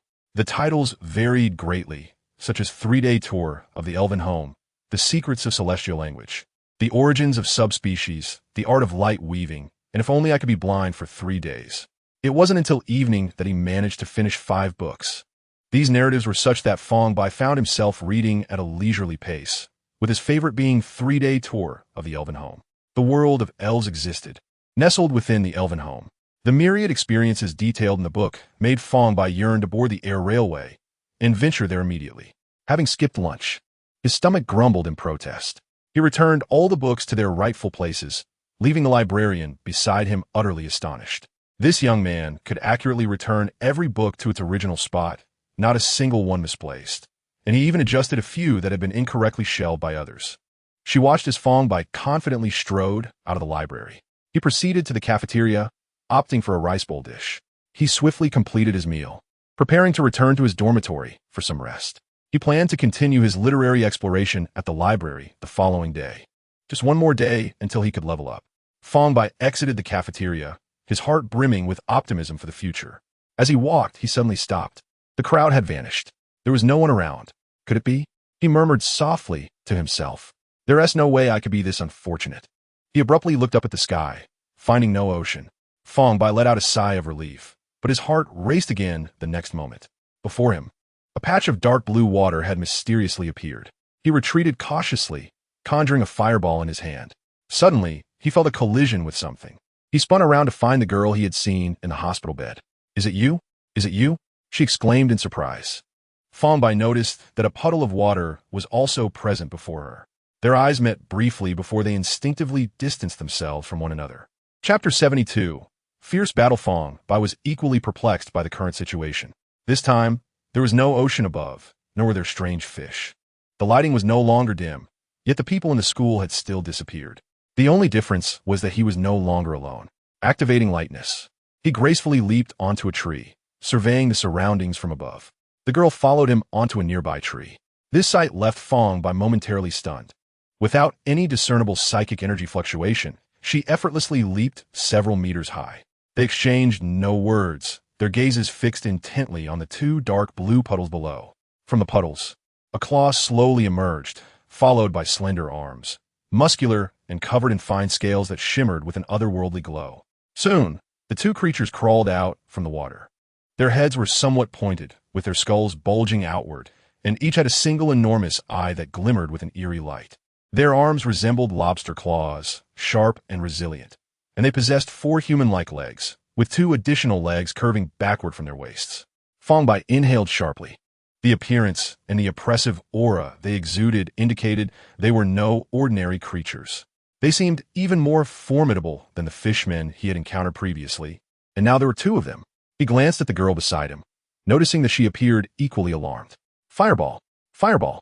Fang Bai summoned 2 fireballs that arced through the air in blazing trajectories, circumventing the 2 monsters and hurtling toward the puddles behind them. Boom! Boom! The puddles evaporated, filling the air with a charred scent. Based on previous experience, obliterating the puddles would not prevent the first monster from emerging. Yet, their presence on the ground felt like 2 ominous doors, instilling unease within Fang Bai.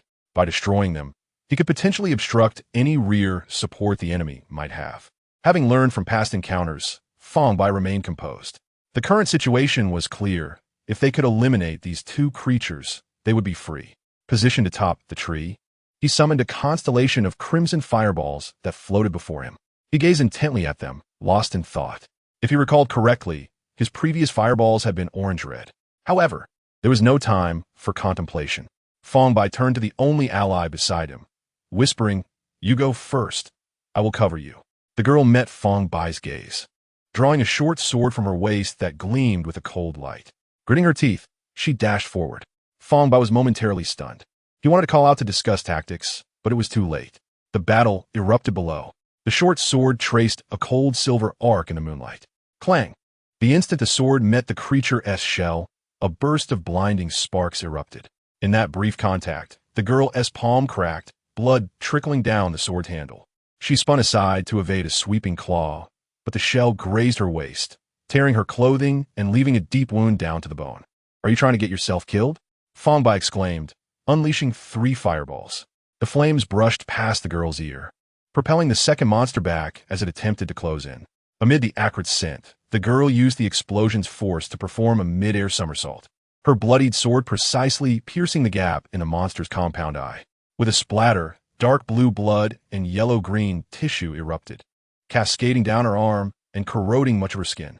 She stifled a pained gasp but twisted the sword's hilt with even greater ferocity. The blade carved a gaping wound into the creature's eye, tearing through its net-like nervous tissue. The monster emitted a deafening shriek, its hind legs thrashing violently against the ground. The ground cracked, and the debris flew up, leaving numerous lacerations on the girl's back. Yet, the blood from those wounds hovered in the air, gradually forming crimson light patterns. With a fierce shout from the girl, the light patterns detonated. The violent gusts of wind sent Fang Bai tumbling to the ground. And as he looked up, he beheld a torrential rain of blood, transforming into countless blades. The monster's shell shed in layers amidst the scarlet storm, revealing its writhing, pale flesh beneath. Each swirling blood blade precisely severed tendons and joints, creating a rain of mixed shell fragments and blood within a 10-meter radius. The girl staggered, propping herself up with her sword. Her right arm had twisted unnaturally, the bone protruding through her blood-stained sleeve. More horrifying was the left side of her face, where corrosive fluid had splashed, causing the skin to emit smoke, revealing the pulsating muscle fibers beneath. Yet, even the creature that seemed most grievously injured remained vigorous, as if merely suffering from superficial wounds. "Where's the cover?" The girl snarled, her teeth clenched in frustration. Fang Bai, disoriented on the ground, could only stare blankly. The girl lunged forward again, her short sword slicing through the air, trailing a stream of light.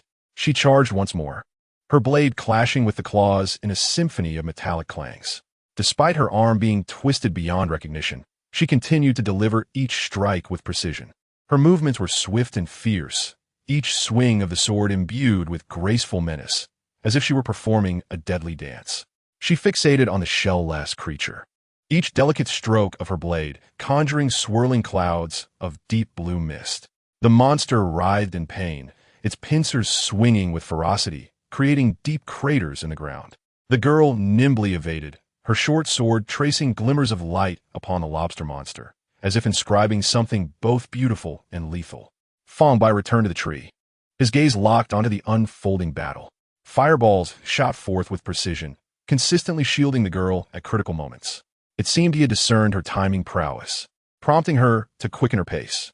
She shifted to a strategy of trading injury for injury, disregarding the incoming pincers, and thrust her short sword directly at the creature's vulnerable eye.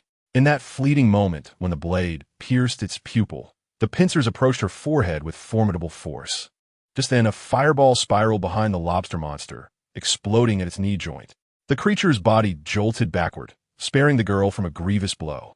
With a rapid flick of her wrist, she unleashed a flurry of dazzling movements, rendering the monster's eye mere pulp. "Watch out behind you!" Fang Bai shouted from the tree. The girl capitalized on her petite frame, always positioning herself in front of the shell-less lobster monster to avoid being flanked by both. Yet the creature appeared to possess a semblance of intelligence. When it could not reach the girl, it stood still, its four hind limbs rippling with eerie blue waves.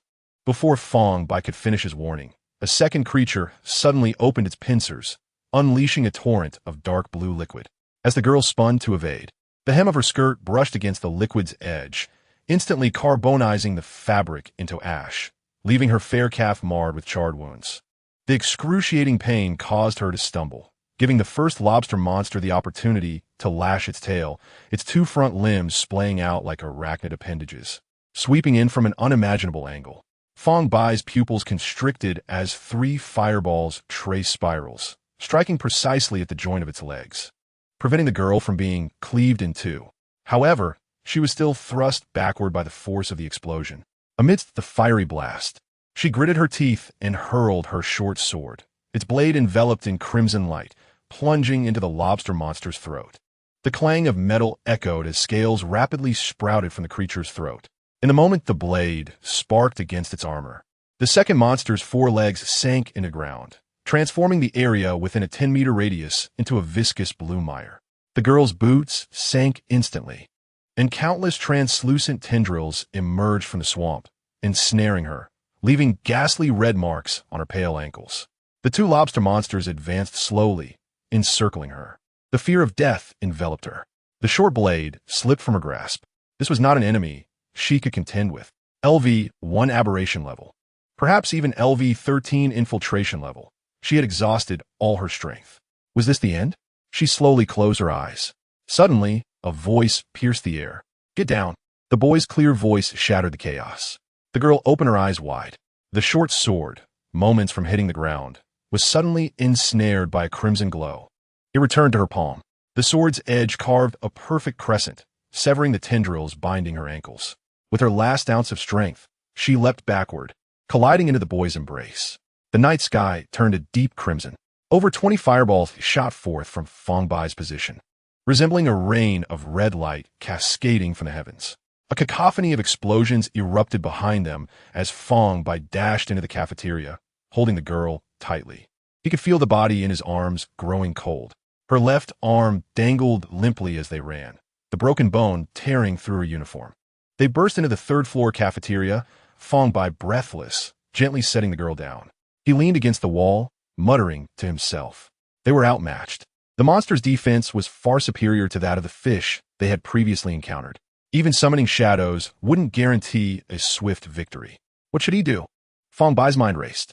The enemy was vastly more powerful, inflicting injury with mere proximity. He lacked the girl's reflexes. If they confronted them directly, he feared the outcome would be even more disastrous. He turned his head to glance at the girl beside him. Her arms were grotesquely contorted, her body marred with wounds. and half of her once delicate face was corroded by the monster's blood, revealing horrific muscle beneath. If it were him, he would have screamed in agony. Yet this girl remained silent. More remarkably, she could still fight in such a state. Fang Bai felt a surge of admiration for such resilience. He thought, someone like her should not perish so easily here. Yet, given the circumstances, it seemed her fate was sealed. Chapter 73. Preparation. Fang Bai sat cross-legged on the ground, closing his eyes to meditate. After half an hour, he slowly opened them, his mental energy restored to overflowing. The resentment of Yushui's Ji Yuan had been largely digested. He contemplated the situation. If he could buy some time until he acquired the resonance talent, perhaps there would be a glimmer of hope. At that moment, he suddenly noticed something unusual beside him. The girl's body was enveloped in crimson flames. Her wounds gradually healed in the warmth of the fire. Her twisted arms slowly returning to their original form, and the flesh on her face began to regenerate. The flames did not burn. Instead, they exuded an oddly comforting warmth. Sensing Fang Bai's gaze, the girl slowly opened her eyes, her amber pupils reflecting a scarlet glow. She looked at Fang Bai. "Thank you." Fang Bai regarded her. "Is the fire on your power?" The girl furrowed her brow slightly. "Do not pry into other secrets without permission." She struggled to stand, her movement slow but regaining basic mobility. "If we survive, I hope you will keep this to yourself." "Is this a secret?" Fang Bai pondered. The girl paused for a moment, then nodded gently, her voice barely audible. "It's a secret." She turned away, gazing out the window, her tone returning to calm. "Let's think of a way to escape." Fang Bai approached the window, peering through the glass below. The battlefield where they had fought had turned desolate. The lobster monsters vanished without a trace. Only blackened markings and shattered shell fragments remained as testament to the fierce battle. "We can only exit after defeating those 2 lobster monsters," Fang Bai stated. "That is impossible." The girl slowly shook her head, a hint of resignation in her voice. "They're not adversaries we can handle." "Are there other ways to escape?" Fang Bai inquired. "Didn't you find a way out last time?" "Yes," the girl nodded, then added, "but the one we encountered last time was a pollution source. These 2 might possess a LV11 mental threshold. Although the increase is minimal, their overall strength has doubled. Under normal circumstances, only LV2 extraordinary beings could contend with them." She leaned against the wall, fatigue lacing her voice. "We are not even LV1. There is no hope." Fang Bai fell silent, a wave of helplessness washing over him. He had initially planned to visit the library tomorrow. "So what you're saying is, we cannot escape?" Fang Bai sat on the ground, leaning against the wall. "I do not know." The girl continued to shake her head, her gaze fixed outside. "After all this time, those 2 monsters have not approached. Perhaps because they cannot enter the building.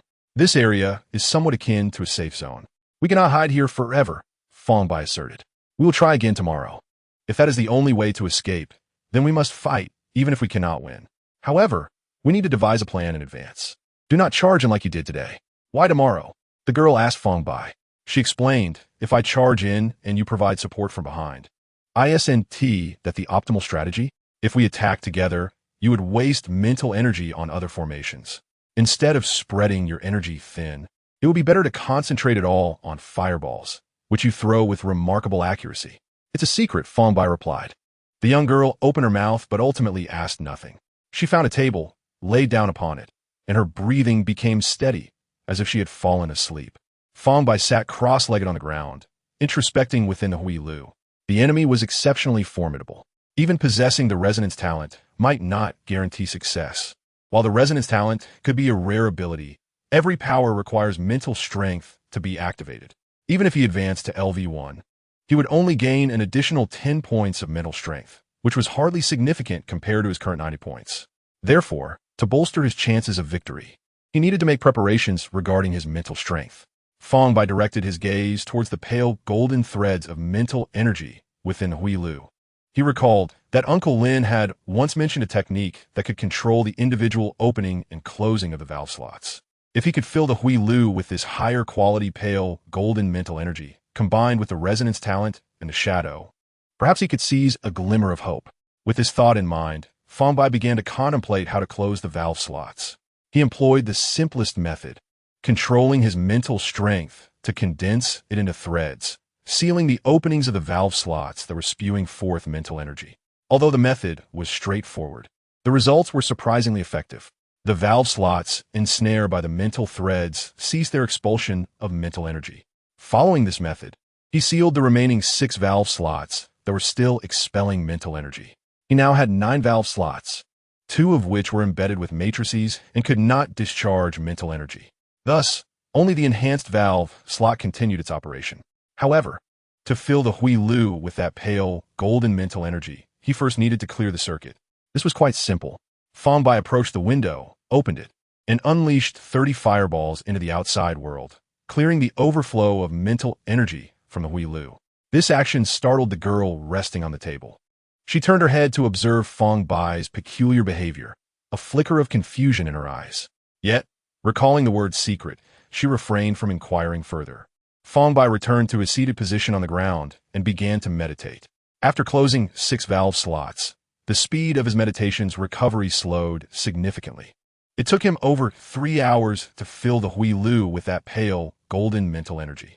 When he finally opened his eyes again, he found the girl's injuries had completely vanished. Her skin had regained its smoothness, and the lesions on her face had healed as if they had never existed. "Is it done?"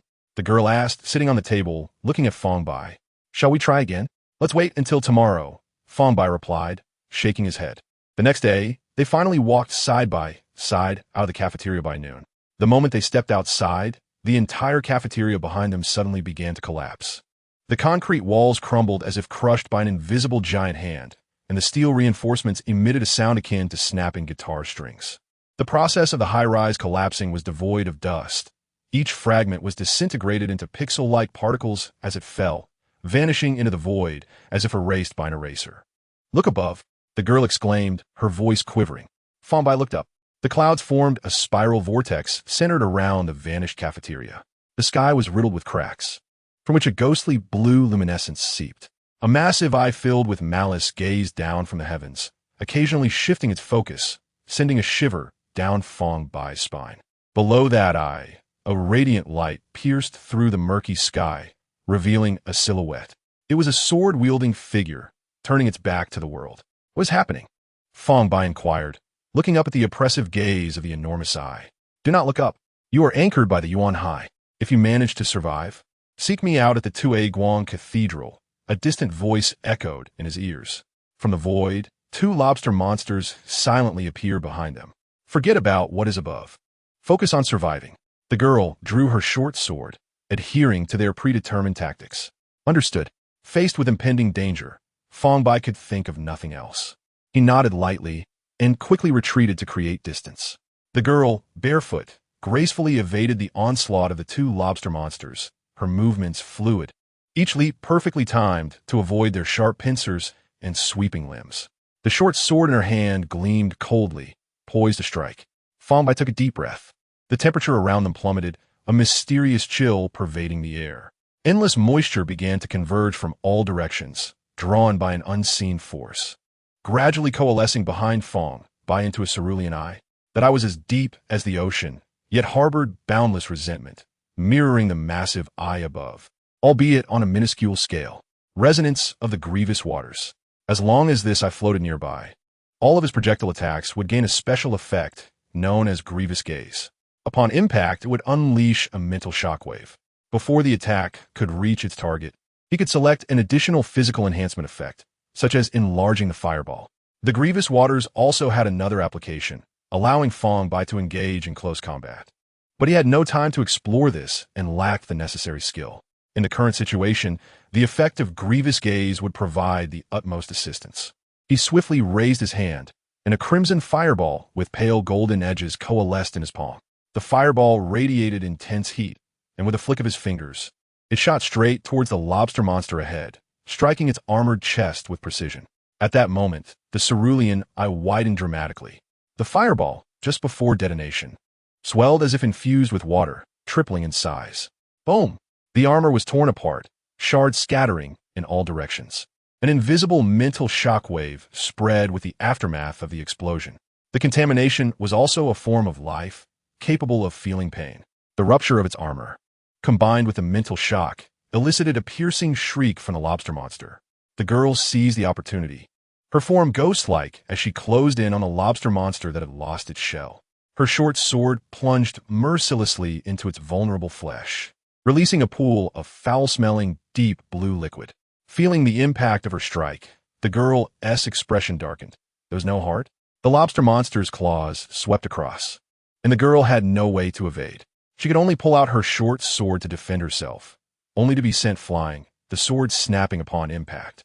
The other lobster monster's hind limb glimmered with a deep blue sheen as it extended its claw, unleashing a highly corrosive jet of water. Fang Bai dashed in front of the girl and tackled her down, thus averting a disastrous fate. The weak point is at the back of the head. The bloodied girl set in fragments, rolling on the ground to retrieve the broken sword handle. She gripped it tightly in her hand. Indifferent to the deep gash on her palm, her brows furrowed. Upon hearing her words, Fang Bai summoned the fireball once more, 3 of them, aiming for the back of one lobster monster's head. The armor at the back of the head was the thickest. Instinctively, Fang Bai would avoid attacking there. He did not know how the girl discerned the weak point, but in moments like this, he had no choice but to trust her. As the fireballs reached their target, the girl surged forward, leaping into the air. The 3 fireballs suddenly grew larger and detonated. The 3 enhanced fireballs exploded simultaneously, barely managing to breach the armor at the back of the head. Fang Bai did not pause. He conjured another fireball to shield the girl, obstructing the other lobster monster that sought to close in. A primal roar erupted from the girl's throat as she gripped the broken sword with both hands, mounting the lobster monster's neck and driving the sword deep into the back of its head. Deep blue blood gushed forth, splattering across her face. The lobster monster let out a thunderous roar, its massive claws furiously pummeling the girl's back. Each strike resonated like a hammer crashing against a fragile skeleton, producing a dull thud. The young girl's body trembled violently with each blow, blood oozing from the corners of her mouth, dripping onto the ground. Her insides shattered under the relentless assault, and a mixture of blood and bile erupted from her lips. Yet, she persisted undeterred. Suddenly, crimson flames ignited around her, spreading from her arms to the blade of her sword, vaporizing the deep blue blood into acrid smoke. In the midst of the flames, her figure appeared remarkably slender, yet carried an almost frenzied determination. The broken sword stirred wildly within the creature's brain as deep blue blood flowed down her arms, eroding her skin with a hissing sound. Her palms began to dissolve under the corrosive liquid, flesh peeling away to reveal stark white bones. Yet she clung fiercely to the hilt, as if the sword had become an integral part of her being. At last, the creature's movement slowed, its claws striking feebly. Its roars diminished, ultimately transforming into a despairing wail. The massive body swayed and then collapsed with a thunderous crash, stirring up clouds of dust. The girl relinquished her grip on the sword, her body falling back heavily to the ground. Her palms were reduced to bone, her arms marred with corrosive wounds, blood continuously spilling from her lips. Though her breath was faint, her gaze remained bright. The creature's carcass lay beside her, deep blue blood spreading across the ground, merging with her own, creating a scene both brutal and poignant. Yet the battle was far from over. Another creature, witnessing its companion's fall, grew even more ferocious. It brandished its colossal claws and charged wildly at the girl, who stood motionless, clearly at her limit. She glanced at Fang Bai, as if to say that according to their plan, it was his turn. Ching, shun. Fang Bai stepped in front of the girl. At such close range, releasing a fireball would likely incinerate both of them, so he had no choice but to take a risk. He felt that less than a third of his mental energy remained. Fang Bai too felt a surge of resolve. Though the enhanced fireball was exhilarating, its destructive capacity was thrice that of a regular fireball, yet it consumed double the mental energy. He needed to conserve some energy to summon the shadow as a final resort. The deadly claws of the creature were about to make contact with him. A massive fireball coalesced before Fang Bai, then abruptly detonated. He shielded most of the force with his back, propelling himself and the girl away. The creature staggered backward under the impact. Come out. Feeling his mental energy plummet, Fang Bai let out a low growl. The shadow had to be summoned as a last resort. Regardless of how much mental energy he had left, it would drain him completely upon its emergence. If he failed to secure the killing blow then, it would truly be the end. The shadow silently materialized behind the creature, like a wisp birthed from the void. Its movements were simple yet direct, a punch that seemed to encapsulate all the darkness and silence of the world. carrying an aura of destruction as it struck the creature's thick forehead. However, this blow did not penetrate as effortlessly as before. The creature's rear carapace was exceptionally hard, halting the shadow's fist as if obstructed by an invisible barrier. If it persisted, perhaps the shadow could breach its defenses. But Fang Bai was already on the brink of unconsciousness. Just at that critical moment, a brilliant light suddenly illuminated the sky. A fireball, drifting through the air, plummeted like a meteor, crashing onto the creature's forehead. At the moment of the explosion, searing flames and violent shockwaves engulfed the area, filling the air with a charred scent. The creature's skull finally cracked under the impact, and in that instant, the shadow unleashed its full force, its fist penetrating through the fissure. Fang Bai witnessed it all, his tense nerves finally relaxing. It was over. He had sensed the vast difference in power before summoning the shadow, knowing that even it could not break through the defenses in one blow. Hence he had reserved the fireball. The explosive power of the fireball was not the key. It was the accompanying mental shock that proved crucial in breaching the defenses. Did we win? The girl, trembling, attempted to rise, but her remaining strength could not support her, and she sank to her knees. Fang Bai laboriously lifted his head, a faint smile breaking across his lips. We won. What is your name? Fang Bai. And you? Ji Lian. Chapter 75. The Divine Revelation. Yao Shi Yuan. Fang Bai opened his eyes, his vision gradually focusing. It was still that familiar hospital room, the air filled with a faint herbal aroma. Turning his head, he noticed that Lian was awake in the adjacent bed, quietly gazing out the window. Fang Bai felt a sense of disorientation, as if everything he had experienced was but a surreal dream. The shattered cafeteria, the enormous eyes, the grotesque creature. Suddenly, Ji Lian spoke, her voice as gentle as a whispering breeze. Fang Bai blinked in surprise, turning to look at her, his confusion deepening. Could it truly have been a dream? Or perhaps a prophetic vision of the future? It can still be done. Lian managed a weak smile, a glint of mischief flashing in her eyes. Fang Bai exhaled deeply, his taut nerves finally relaxing. It was not a dream. All of it had been real. They had indeed survived that bizarre world. So exhausting, I nearly died. Fang Bai gazed up at the ceiling, murmuring to himself, what on earth was that? We'll find out at the 2A Guang Cathedral, Lian replied, struggling to sit up, attempting to rise from the bed.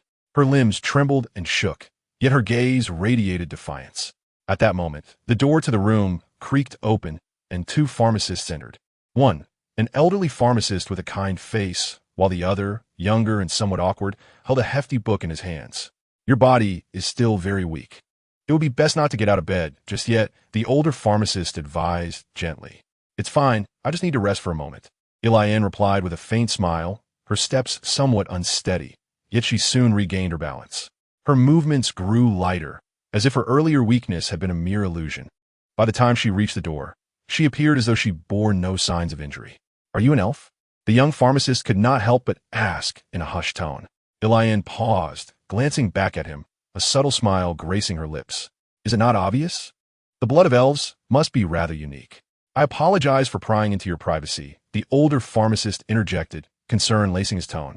However, within your bloodline, there is a half belonging to the yellow race. You are a half-elf, and the genes within you are extremely unstable. If you continue to sustain injuries like this, although your body can endure, your genes may very well collapse. I hope you take this seriously. Yes, I understand, Lian replied softly, a complex emotion flickering in her eyes. Thank you, I am fine now. An elf. Fang Bai sat up in bed, his eyes wide with disbelief as he regarded Lian. He recalled the descriptions of elves in books, their most distinctive feature being pointed ears. Yet, Lian's ears seemed no different from those of ordinary humans. Could it be due to her half-elf lineage? Have you recovered? Lian asked Fang Bai. We must go to the 2A Guang Cathedral now. If we get drawn back into that world, we may truly lose our lives. Upon hearing this, Fang Bai immediately sprang from the bed. Let us go. He had no desire to relive that harrowing brush with death. He glanced at the clock on the wall. It was 6 in the evening. They had spent an entire day and night in that strange world. As Fang Bai and Lian were about to depart, the young apothecary instinctively attempted to intervene, only to be halted by the elder apothecary's raised hand. The Lord's command is to not accept any payment, the elder apothecary whispered. The young apothecary inhaled sharply, realizing that it was the Lord himself who had issued the order. No wonder the dean came in person, he murmured in astonishment. Indeed, these two youngsters are quite peculiar. The apothecary dean squinted, his gaze profound. Aside from the elven bloodline, there's a familiar power within the girl, though I cannot recall where I have encountered it before. He paused before continuing. That boy bypassed the divine and directly acquired the resonance talent. His mental threshold has already reached LV1. In the past, there have been individuals who circumvented the divine to gain talents, but such occurrences shouldn't warrant the attention of that lord, should they?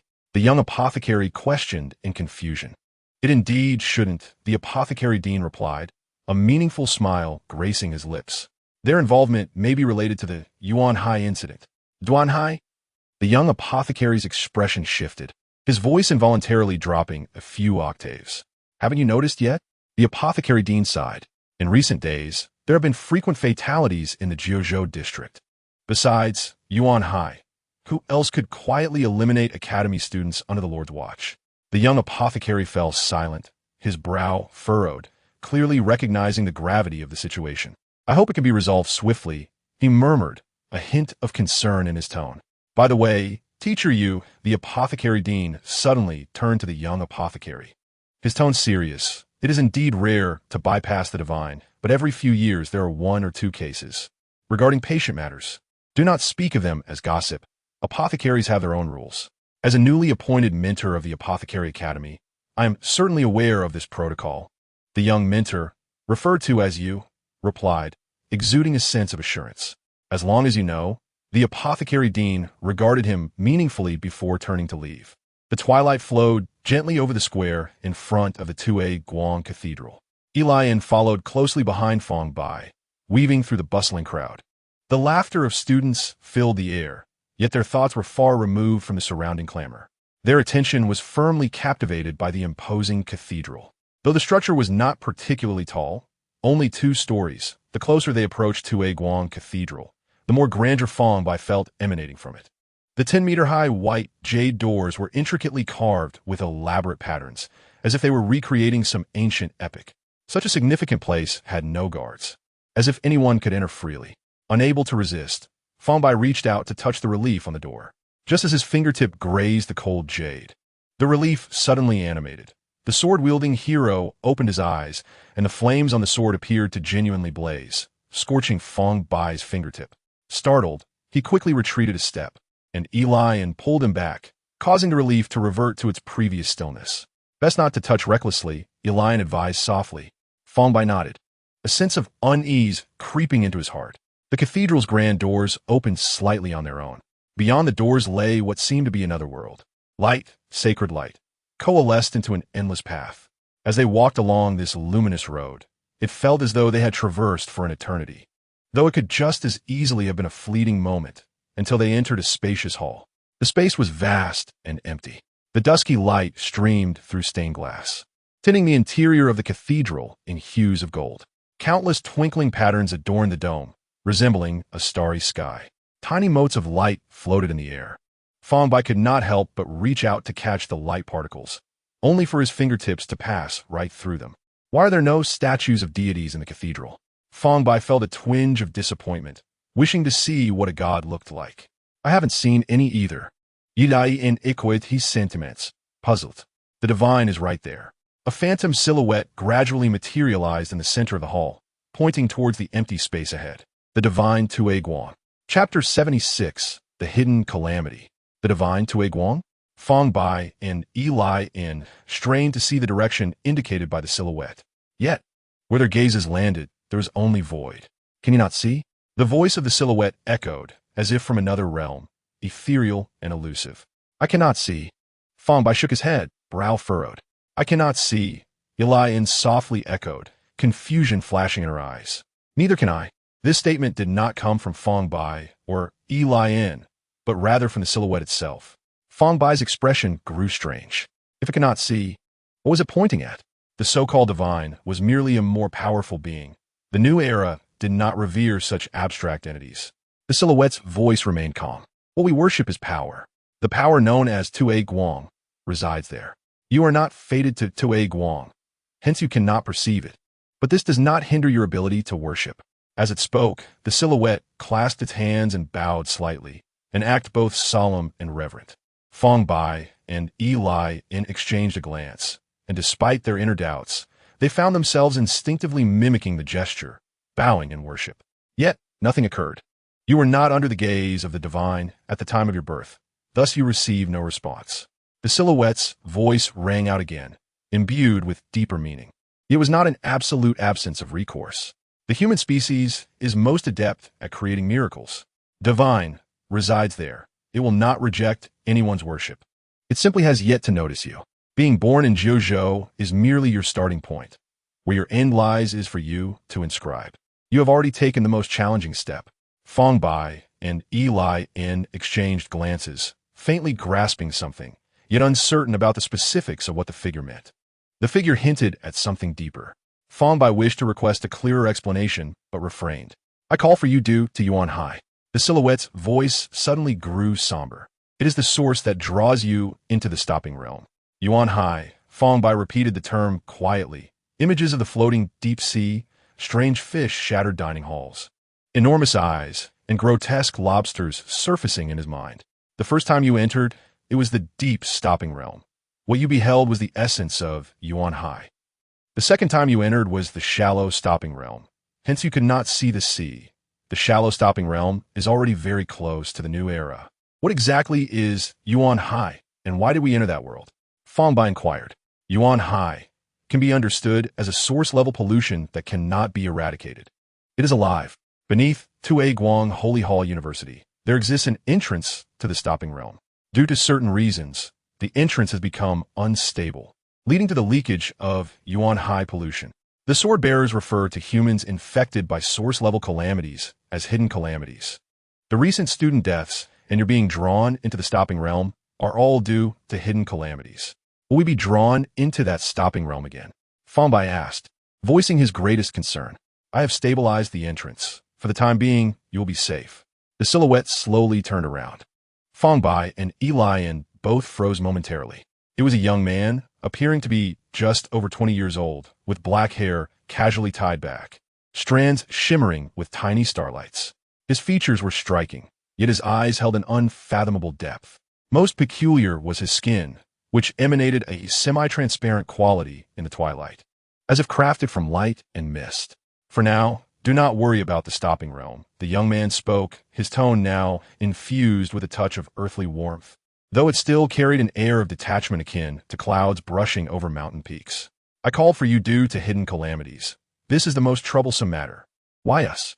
Eli gazed at the young man, aware that if her gaze lingered on him for more than 3 seconds, her eyes would experience an unusual burning sensation. There's so many in the Jiuzhou district. It was not my choice to summon you. The young man slowly shook his head. To me, this is not a matter of great significance, but for you, it concerns your very survival. The pollution of Yuan Hai incites human hatred, amplifying it tenfold, 100-fold, or even more, until the polluted individuals completely lose their sanity, becoming hidden calamities driven by malice. In recent days, over a dozen individuals have perished, all from the old state school district, and among them, 9 were freshmen. These affected students share a common trait, exceptional talent, with mental thresholds exceeding 0.9. You two are the only survivors. It can be inferred that the hidden calamity harbors vehement hatred towards the old state, particularly against the talented freshmen. He, or they, will undoubtedly seek you out. Your task is to identify who the hidden calamity is by any means necessary. The connection between the new world and the end has been severed by me, and the hidden calamity can no longer draw you into the end through Yuan Hai. They will come personally to pursue you. The hidden calamity could be a student or perhaps a mentor possessing complete intelligence while simultaneously wielding the power of pollution. A mentor? Fang Bai exclaimed in surprise. If it's a mentor, we certainly stand no chance. At that point, it won't just be about testifying. Our very lives may be at stake. Should you provide us with something to ensure our survival? Fang Bai blinked. The array, the stigmata, weapons. What you refer to as life-saving items is nothing more than these, the young man replied as he turned away. I will grant you 15 credits, which you may use to procure some items for your protection. Should you successfully identify the hidden calamity, I will award you an additional 15 credits as a reward, along with a special bonus. This is a perilous undertaking. The hidden calamity may be a mentor far more powerful than you. Will he confront us openly? Elaine inquired. No. The young man slowly shook his head. He will certainly devise a way to evade my scrutiny, striking from the shadows. Will someone protect us from the dark? Fang Bai pressed. No. Since I have granted you credits, this is a trial for you. I have already left contingencies on you. Should the hidden calamity kill you, it will equally expose them. Your mission, or trial, is divided into two parts, to protect yourselves and to find the hidden calamity. Remember, it is to find, not to eliminate, the young man stated. What if we refuse this task? Fang Bai asked. Nothing will happen. According to the patterns of the hidden calamity, you will be the first they seek. Isn't Can't he deduce that we might seek him out in return? Elaine questioned. The young man replied, humans possess wisdom, but hatred does not. Fang Bai nodded gently, understanding the task they were accepting. He turned to the young man and asked, when will the credits be available? Now.